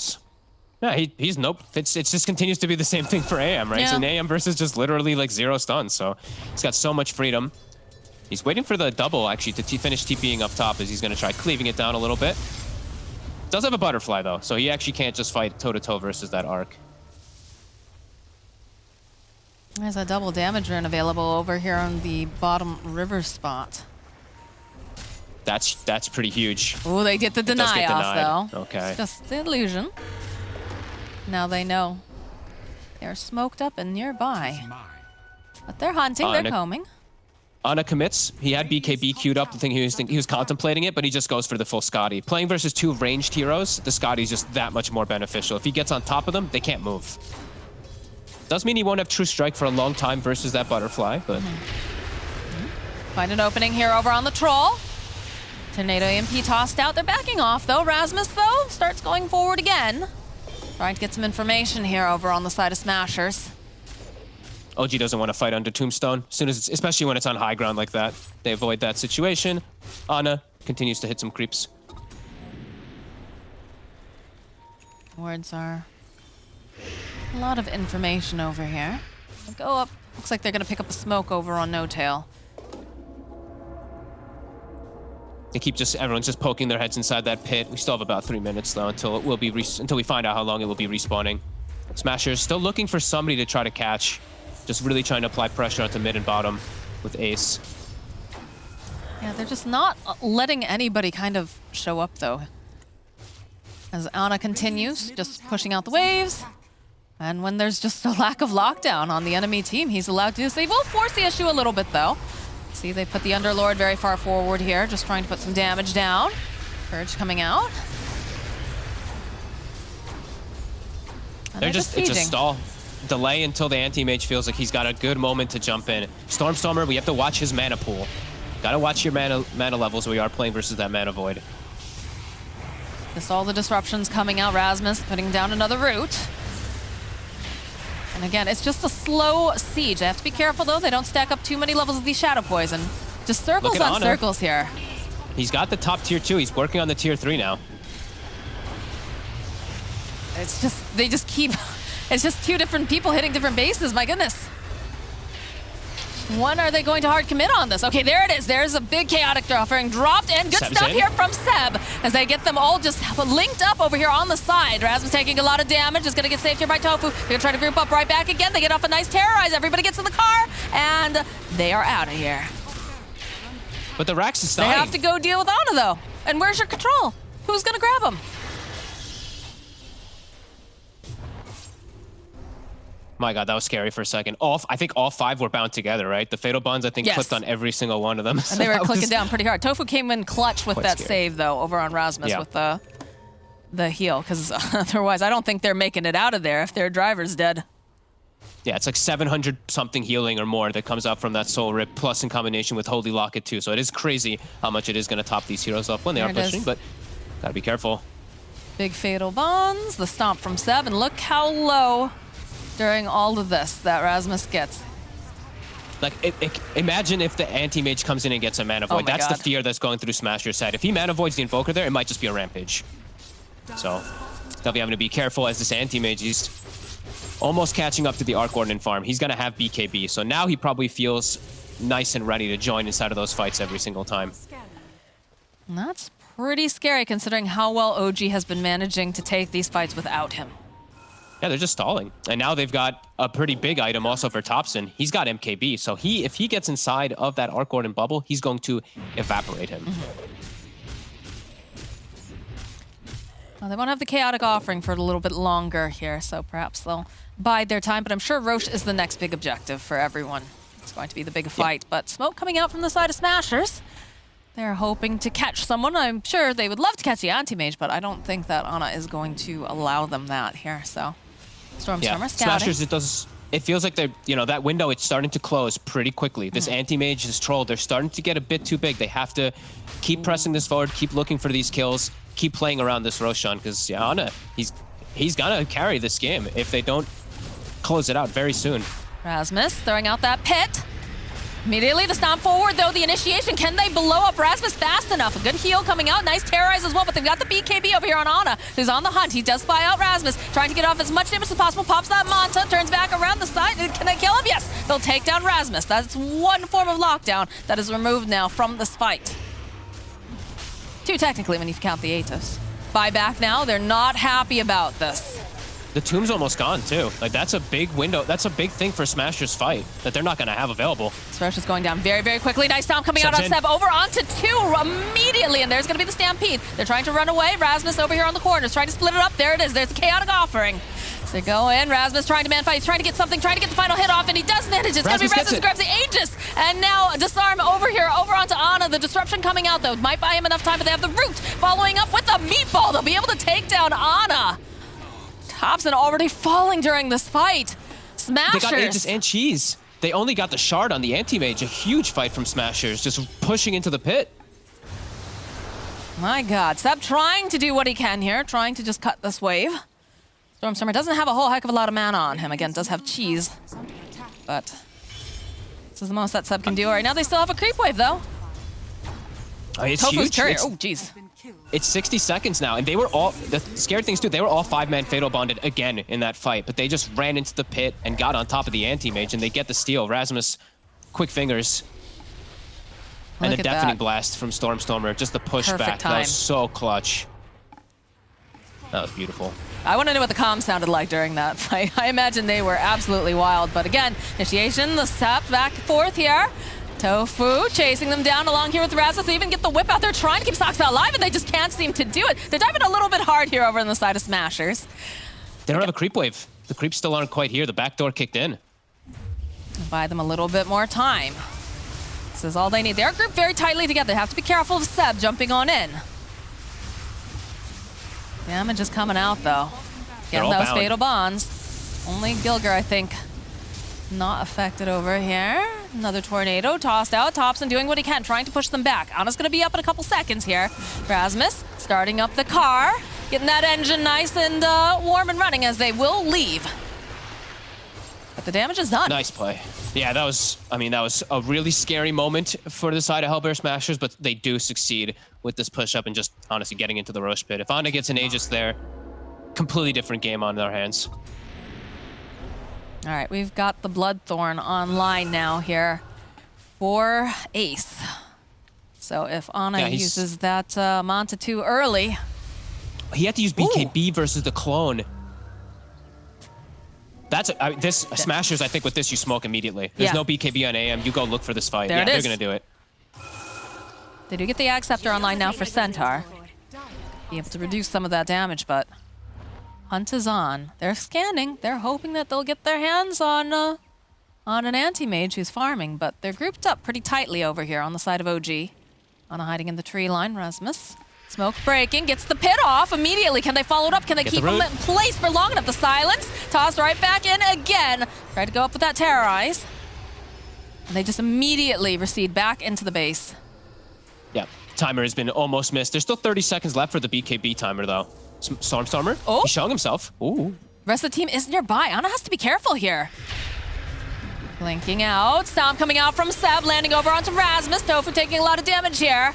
All the mana is basically used. They'll go up with the Chaotic Offering, and they get some of those. Oh, the meatballs tossed out here by Stormstormer, but they're just dodging away a little bit too much. Ana disarmed over onto the back lines. BKB will come out as they're going to try to fight with Dobson over on the side. Force Staff coming forward here, trying to keep Soxa. Soxa's not looking too healthy over on the back lines. So Stormstormer will fall. Seb trying to run away, and again, this the BKB. It's back up and running. They're just going and trying to cut him down. Ace, he's man fighting as best as he can, but will eventually fall. Tofu also falling. Rasmus, he's back up. That age has already been burned. This is not looking good for him as he's the next one to fall. And somehow Seb surviving during all of that.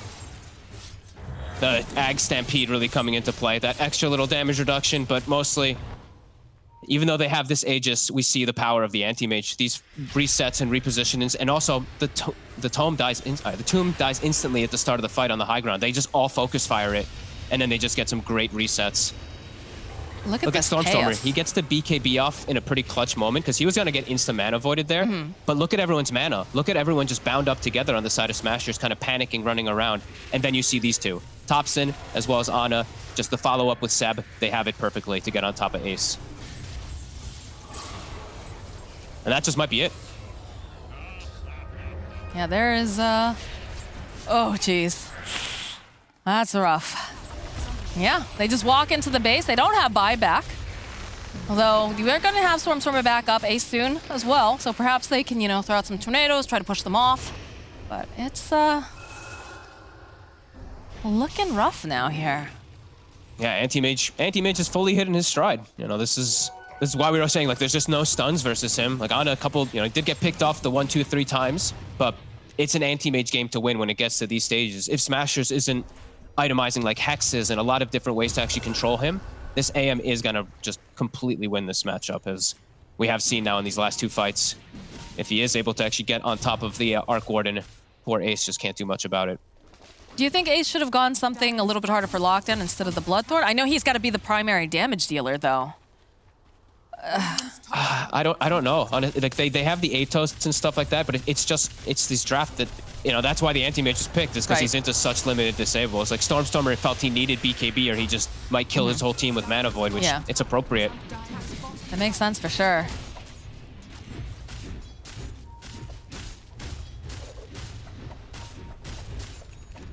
Now OG feeling very strong. MKB also on the Anti-Mage, so he's got the way to just eat the Arc Warden now. Much easier. Look at this positioning. They've got the Chaotic Offering up in just a couple seconds. Seb looking for the opening. We'll get the jump immediately over onto Tofu. They're going to blow him up. Lotus coming out here as Ana backing out. Again, this is the kind of chaos that we like to see coming out from OG. A little poke here, a little poke there. Back off, reset. Although Ana goes right onto the back lines. He blows up Ace. And there it is. There's the Chaotic Offering just going to town over here. The cleave damage is too much. Rasmus next to full. They took out the Tempest double. Tofu have bought back here. Seb waiting patiently. Stormstormer does have a nice deafening blast. We'll push them back just a little bit. Trying to stack up some of that poison, get the vision. They do not have their carry. They do not have their big tanky frontliner either. Over here on the side of Hellbear Smashers, the meatballs tossed off. There's the BKB coming out here. Now Stormstormer, he just can't run away fast enough. Topson has too much damage as Tofu running back into the base. Buyback now from Stormstormer. Gilgear using that Terrorize, just going to try to push back Ana for a little bit, but it's going to be coming right back in again. I don't know what to do on the side of Smashers here. You lose, Moxie. That's what happens. I mean, Anti-Mage, it really is. It's such a big timing thing. Like Smashers, they did such a good job of pressuring most of this game, but this Anti-Mage was just getting a bit too much, and the rest of the heroes were also still having pretty okay games on the side of OG. Stormstormer, he's trying pretty gosh darn hard, but they have the detection, the stomp, the double edge. Tofu's trying to keep him alive, but he just can't do it. As they go and they just chew up that tombstone. Got some more of these heroes back alive, turns around, they get the root off over onto 3, but where's your damage? Where's your Ace? He's not here just yet. All right, the Bedlam comes out here over onto Noto. They won't be able to get that kill, but Rasmus next falling yet again. As you can see over on the back lines, OG, they've had enough. They're ready to just go to sleep or maybe play some pubs. I'm not sure. As Thompson just whirling around with those axes. Ace is up. He's trying to man fight him over here on the side. But, you know, while this is going down, the creeps, they're hitting the buildings. The heroes are hitting the buildings. They're waiting. They've got a bubble. Buys them just a little bit of time again. But they just can't seem to get OG to leave their base. Just bubbles on bubbles and circles everywhere here, Fogged. Ana, he just wants to finish this up. They're hiding over in the back lines. I get the idea they can see Ace, and it doesn't even matter. There goes the Ancient, and OG take the series. Oh, it was a good attempt from Smashers. I think they did a lot of good things in this one. They did stick to their guns as well, too, which I'm happy. You know, Stormstormer playing his Invoker, Ace playing that Arc Warden, but this game, it was an inevitable defeat. If you don't get these super successful team fights, if you don't get this, like this Aegis and Cheese on the right hero, maybe if they have it on the Arc Warden, after all that stuff comes down, they do have one more shot, but you could just feel that ticker. You know, that timer was just ticking the whole time, waiting for this anti-mage to just be able to just get on top of the Arc Warden and on top of that Invoker. The matchups, the core matchups in particular, are just way too good for that anti-mage as the later game does approach. Now, Smashers, they gave it their best shot for sure, but when you have that much of a lack of lockdown, or at least hard lockdown, it just becomes such an easy game for anti-mage. So, you know, sometimes, you know, you just get last pick anti-mage. It happens, but definitely, you know, nice game coming out from Hellbear Smashers, but of course, OG are going to take the series 2-1.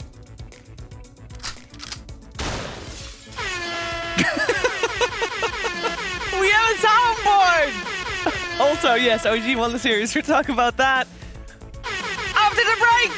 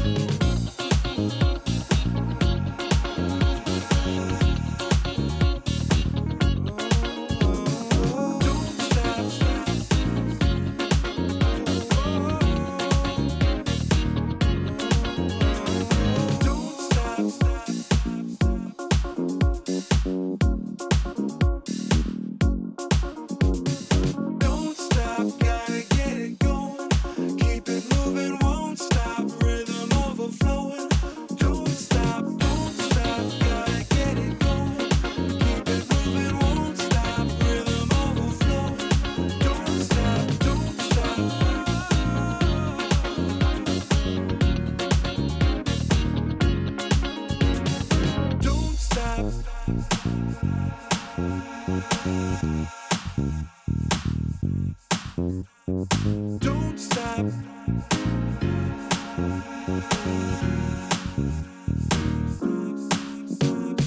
Don't stop, gotta get it going. Keep it moving, won't stop. Rhythm overflowing. Don't stop, gotta get it going. Keep it moving, won't stop. Rhythm overflowing. Don't stop, don't stop.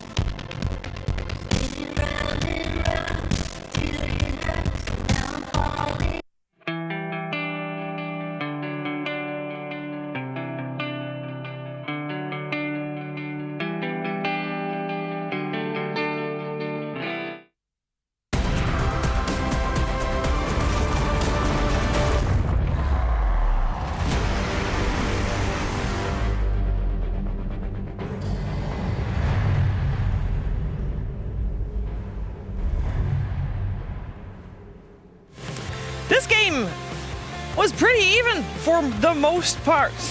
We did have Hellbear Smashers taking a little bit of a lead at some point, but then this fight that we just watched the highlight of was, well, that was already a little bit of the end. The Roche fight was probably the beginning of the end for Hellbear Smashers, but the end was definitely coming as OG takes game 3, therefore the series, and Hellbear Smashers will still be on the board with big 0 in front of their score, because even though they can't take games off of everyone, can't take a series off of anyone yet. OG can, though, and they prove it here. I'm here with Cap and BSJ. We're going to break the game down. What was the main factor that OG could get away with such greed, Cap? Well, first of all, they already knew that Hellbear Smashers had some greed themselves, right? Like, any Arc Warden lineup is naturally going to trend a bit slower. It's not going to be able to be banging down your barracks by 25 minutes. I think that played a certain part in their decision to be able to go for the Anti-Mage, but it was also just a really good Anti-Mage game. Yeah. I think in some ways OG looked at that and was just like, okay, it's a good enough Anti-Mage game that we're just going to have to find a way to hold on, because guaranteed this will carry us for sure. And it will carry with an Anti-Mage pick against this lineup. I mean, we saw with the last Mana Void, it's like, yeah, it's really effective. It was super effective. That's the first thing I thought of. Brian just stares at me. He's just staring at me, and I'm just like, hey, I hope Brian's gonna have a really good thought here. There's absolutely no proof that I was doing that. Ours doesn't work very well. It's on camera. No, it wasn't. So what I was going to say about this game is that I really do feel like the clutch factor was what came into play. I think straight up that both teams could have won this game past 30 minutes in, and it really came down to who makes the game-winning team fight execution and plays. And I think both teams are clearly executing around the map, like how we can't really chase this anti-mage on the side of Hellbear Smasher, so we just have to keep forcing it bottom lane, keep forcing a response, Ana doing the whole split pushing thing in the meantime. But then eventually, OG, I don't know, this is what they're known for. They're going to find that one fight that wins them the game. And that game was in favor of Hellbear Smashers for like 15 minutes in a row. And then suddenly, it's a 16k net worth lead 3 minutes later and the game's over. Yeah, was it just a tipping point that was waiting to happen? Because, yeah, we're saying it was a great anti-mage game, but Arc Warden is not powerless. Yeah, in a late game. You have your own BKB, you can man fight an anti-mage. Like, honestly, with all the backup he has, the Willow, counter initiation, but they just missed a couple spells, didn't fight. Like, what happened in that last fight was anti-mage was able to blink on the high ground, kill the tombstone instantly, and what's been winning them the fights, that combined with the terrorize, crowd control, and DOT just wasn't there, and yeah, that's the difference maker. Tofu had a sick game for the most part. Like, he was really playing quite well on that Undying. That being said, the other fight position, Warlock was super impactful in that last game. Fatal Bonds is insanely good, especially if we're trending towards this tank meta. I think you're right, Brian. I think you want to see more Warlock. Man, Warlock's broken. Yeah. I mean, either that or there needs to be a new item in the shop that can get rid of Fatal Bonds. Otherwise, everybody's just going to be forced to Whoa. It hasn't been a Warlock meta in quite some time. I think the Warlock meta should come to an end already, and maybe Saxa can shine some light on that too. Hey, Saxa, congratulations on the series. Thank you. What do you think of Warlock? Seems like a pretty good hero right now, I would say. Yeah. Does it need to be nerfed yet? Or can it continue on for a little bit longer? I don't think it's that broken yet, but I mean, the hero seems good. It's still like early days. I would say just need to see more. Like, we'll wait a bit for a few weeks and then we'll see. More Fatal Bonds. I hear you. I have a question regarding your in-game communication. With Anna's name officially being Humble God, is he asking everybody on the team to call him Humble God? Are you forced to call Anna Humble God? And does he wish to be called Humble God? Yes, we are forced to call him Humble God. Yikes. Like, it's registered in the, in the DPC. He's not going to be able to change that name. He knows that, right? Yeah, I think so. I mean, I think they were talking about changing it, but I don't know if it's possible. I don't think it is. Was that part of his demands to coming back to the team? He's like, I'll only come back if you guys all refer to me as Humble God from here on out. Yeah, that's exactly what he said, actually. Word for word. I believe all of this. Yeah, me too, without a doubt. Saxa, that last game, the anti-mage coming out as a 10th pick, what made you guys go for that final anti-mage pick? What made that a perfect game for an AM? I mean, all the heroes like Undying, Arc Warden, Invoker, like all these heroes, they don't really do much to AM, Pitlord too. So it's like it just seemed like a free AM game. You could like farm for like as long as you wanted. We would make the space, and then yeah, it's easy game. Easy game. Yeah. So I don't know how to ask this question, but I just need to ask it. So a lot of people say like OG has this unique energy, and since you've joined, there's been several people who've been tried out of the position 1. Do you feel like a significant difference in like the energy of the team now that Anna's back compared to the rest of the time you've played on the team? Yeah, I would say like before maybe it was a bit more stressful at times, but now it's like when we play good, it's like the atmosphere is chill. Like everybody thinks with clarity, looks at the map and whatever. Like there's no like stress, I would say.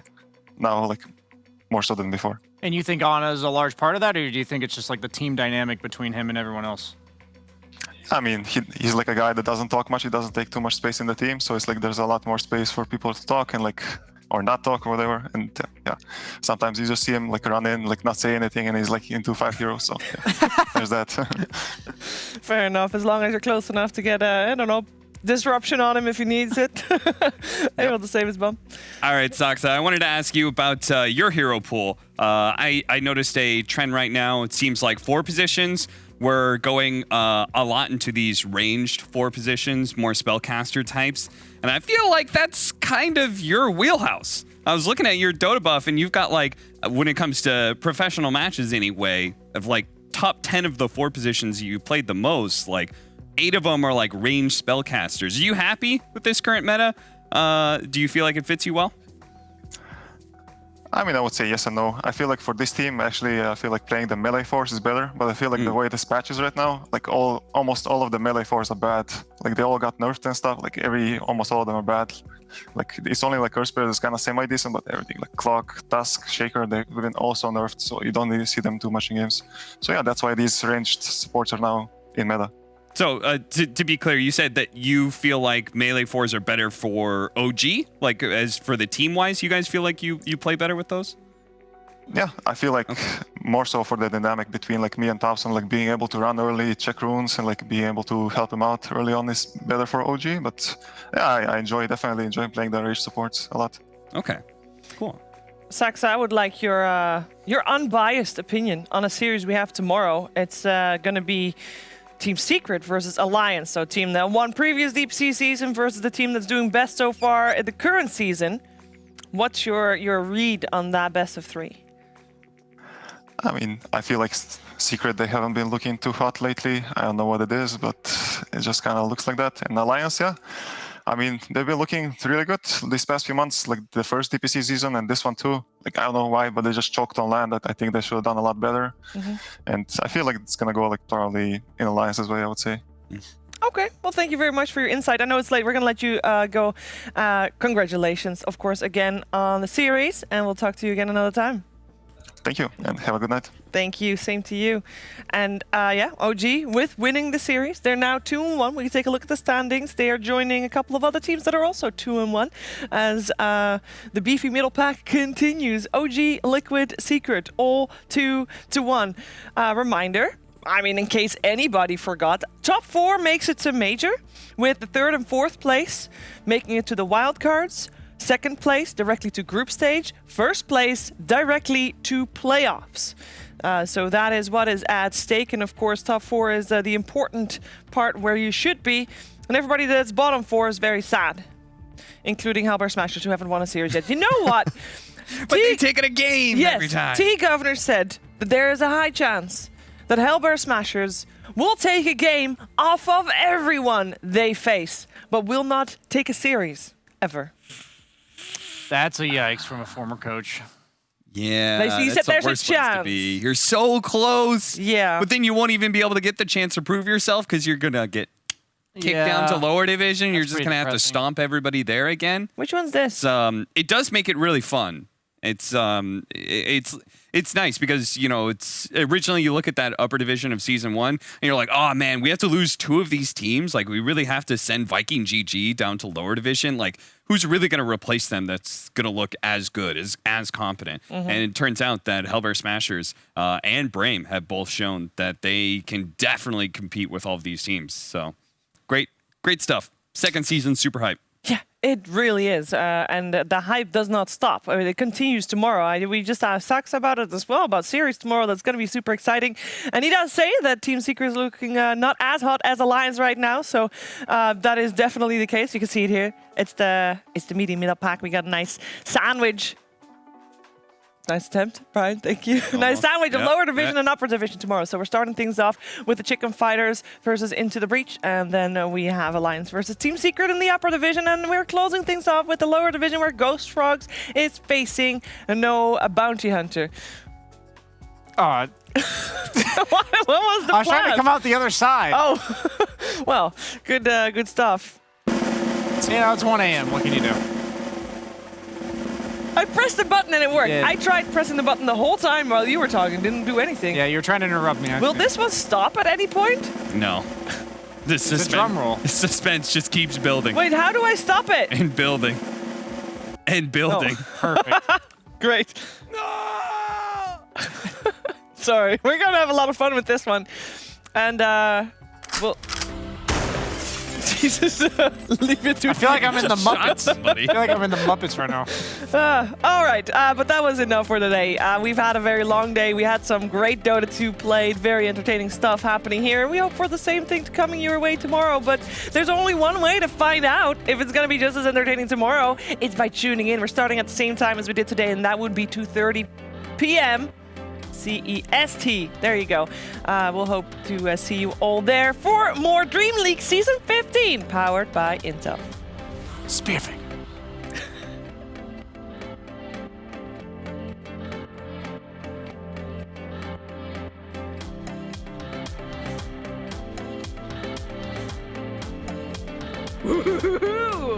No!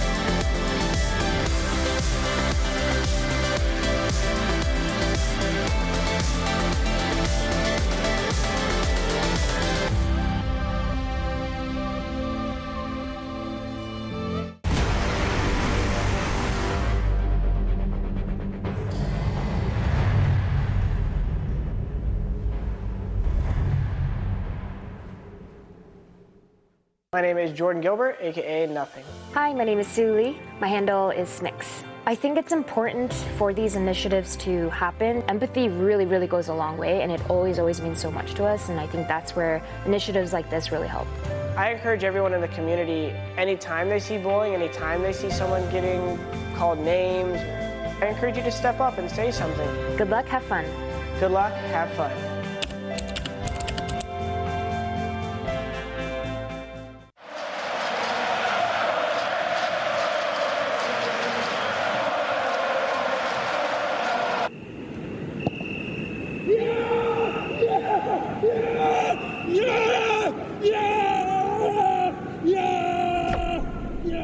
Start your esports career now at play.eslgaming.com.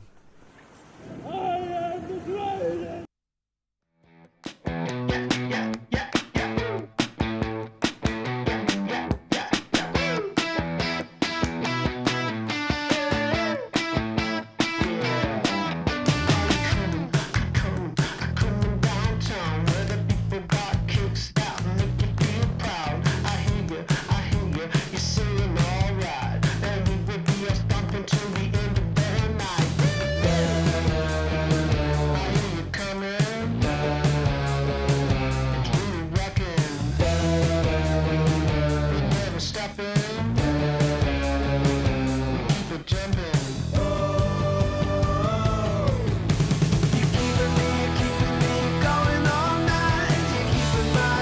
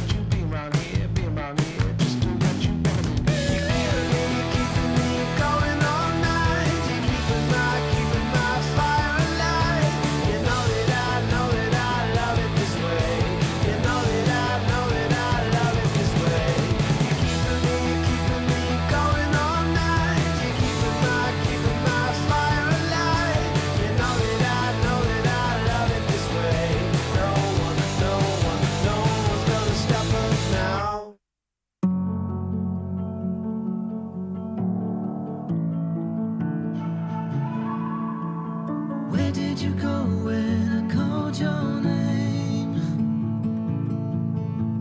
Since you've been gone, it's like I'm insane. I can feel you near and yet so far away. I want you so much more than I can say.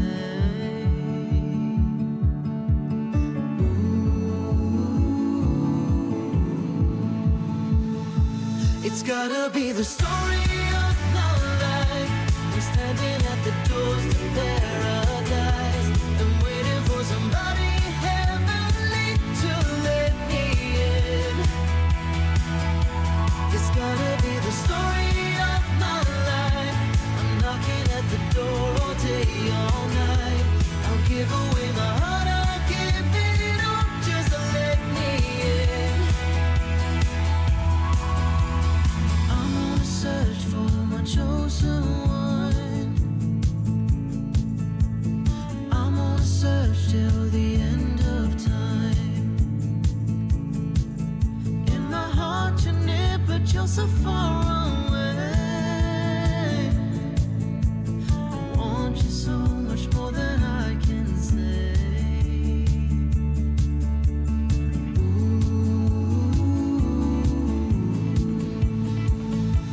It's gotta be the story of my life. I'm standing at the doors to paradise. I'm waiting for somebody heavenly to let me in. It's gotta be the story of my life. I'm knocking at the door all day, all night. I'll give away my heart, I'll give it all just to let me in. Whenever I call, I'm calling you.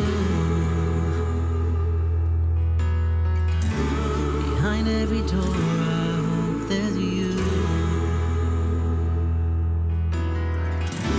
Wherever I go, I'm calling you, calling you.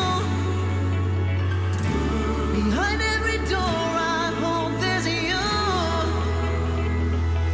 It's gotta be the story of my life. I'm standing at the doors to paradise. I'm waiting for somebody heavenly to let me in. It's gotta be the story of my life. I'm knocking at the door all day, all night. I'll give away my heart, I'll give it all just to let me in. Oh, to let me in. It's gotta be the story of my life. I'm standing at the doors to paradise. I'm waiting for somebody heavenly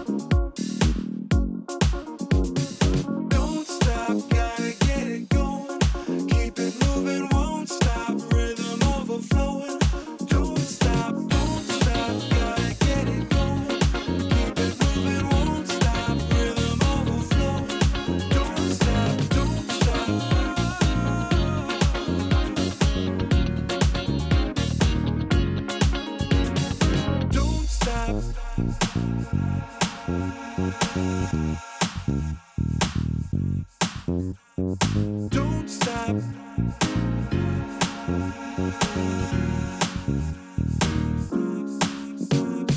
Don't stop, gotta get it going. Keep it moving, won't stop. Rhythm overflowing. Don't stop, gotta get it going. Keep it moving, won't stop. Rhythm overflowing. Don't stop, don't stop.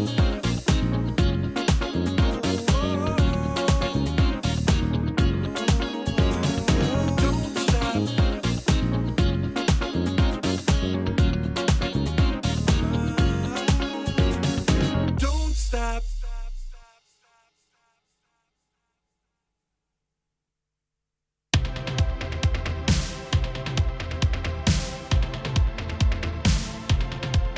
Spinning round and round till it hurts. Now I'm falling down in reverse. And when you call me out for being young, I don't believe I'm wrong for having fun. And I know when I'm by myself, I can't be anything without you. I wanna dance alone.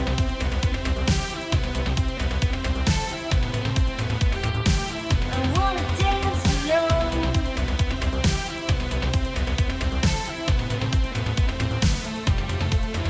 Now the sun goes down, the feeling grows. Close my eyes and start letting go. Staying up all night with me, my friend. I'm gonna live this life together again. 'Cause I know when I'm by myself, I can't be anything without you. I wanna dance alone.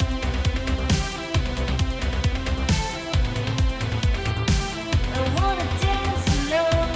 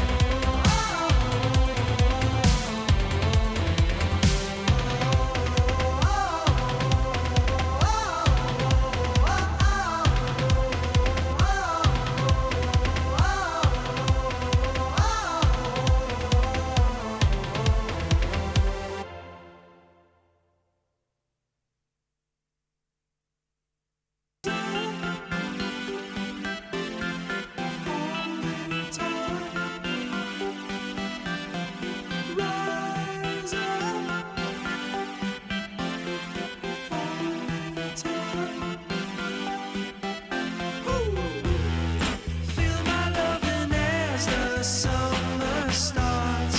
Throw your hands up, forget all the past. All you ever wanted was to be living for the moment, careless. Rise up and let your heart unfold in time. Rise up and let your heart unfold in time. Rise up, hold time. Rise up, let your heart unfold in time. It's time to give up fighting and let go of all the opposition. Then we go. Say hello to peace of mind. It's a treasure so divine. It's a treasure so divine.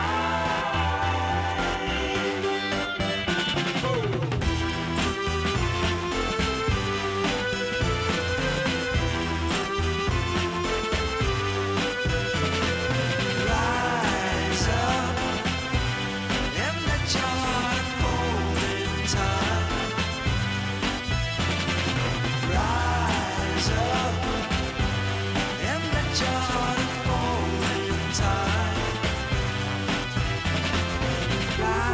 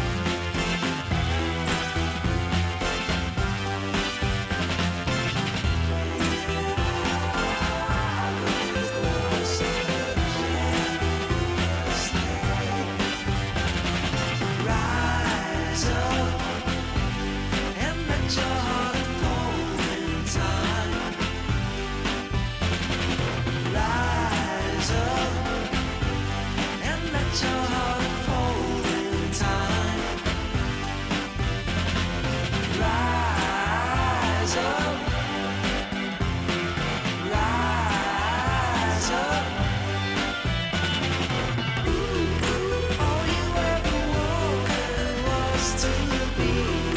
Living for the moment, careless. All you ever wanted was to be.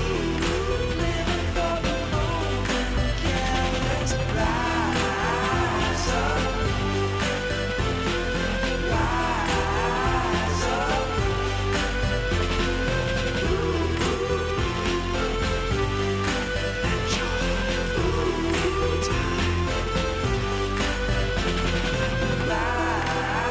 Rise up, rise up, rise up.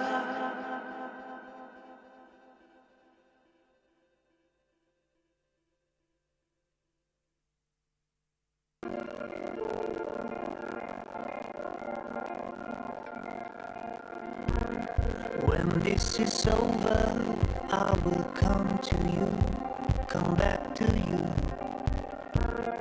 When this is over, we'll be free. When this is over,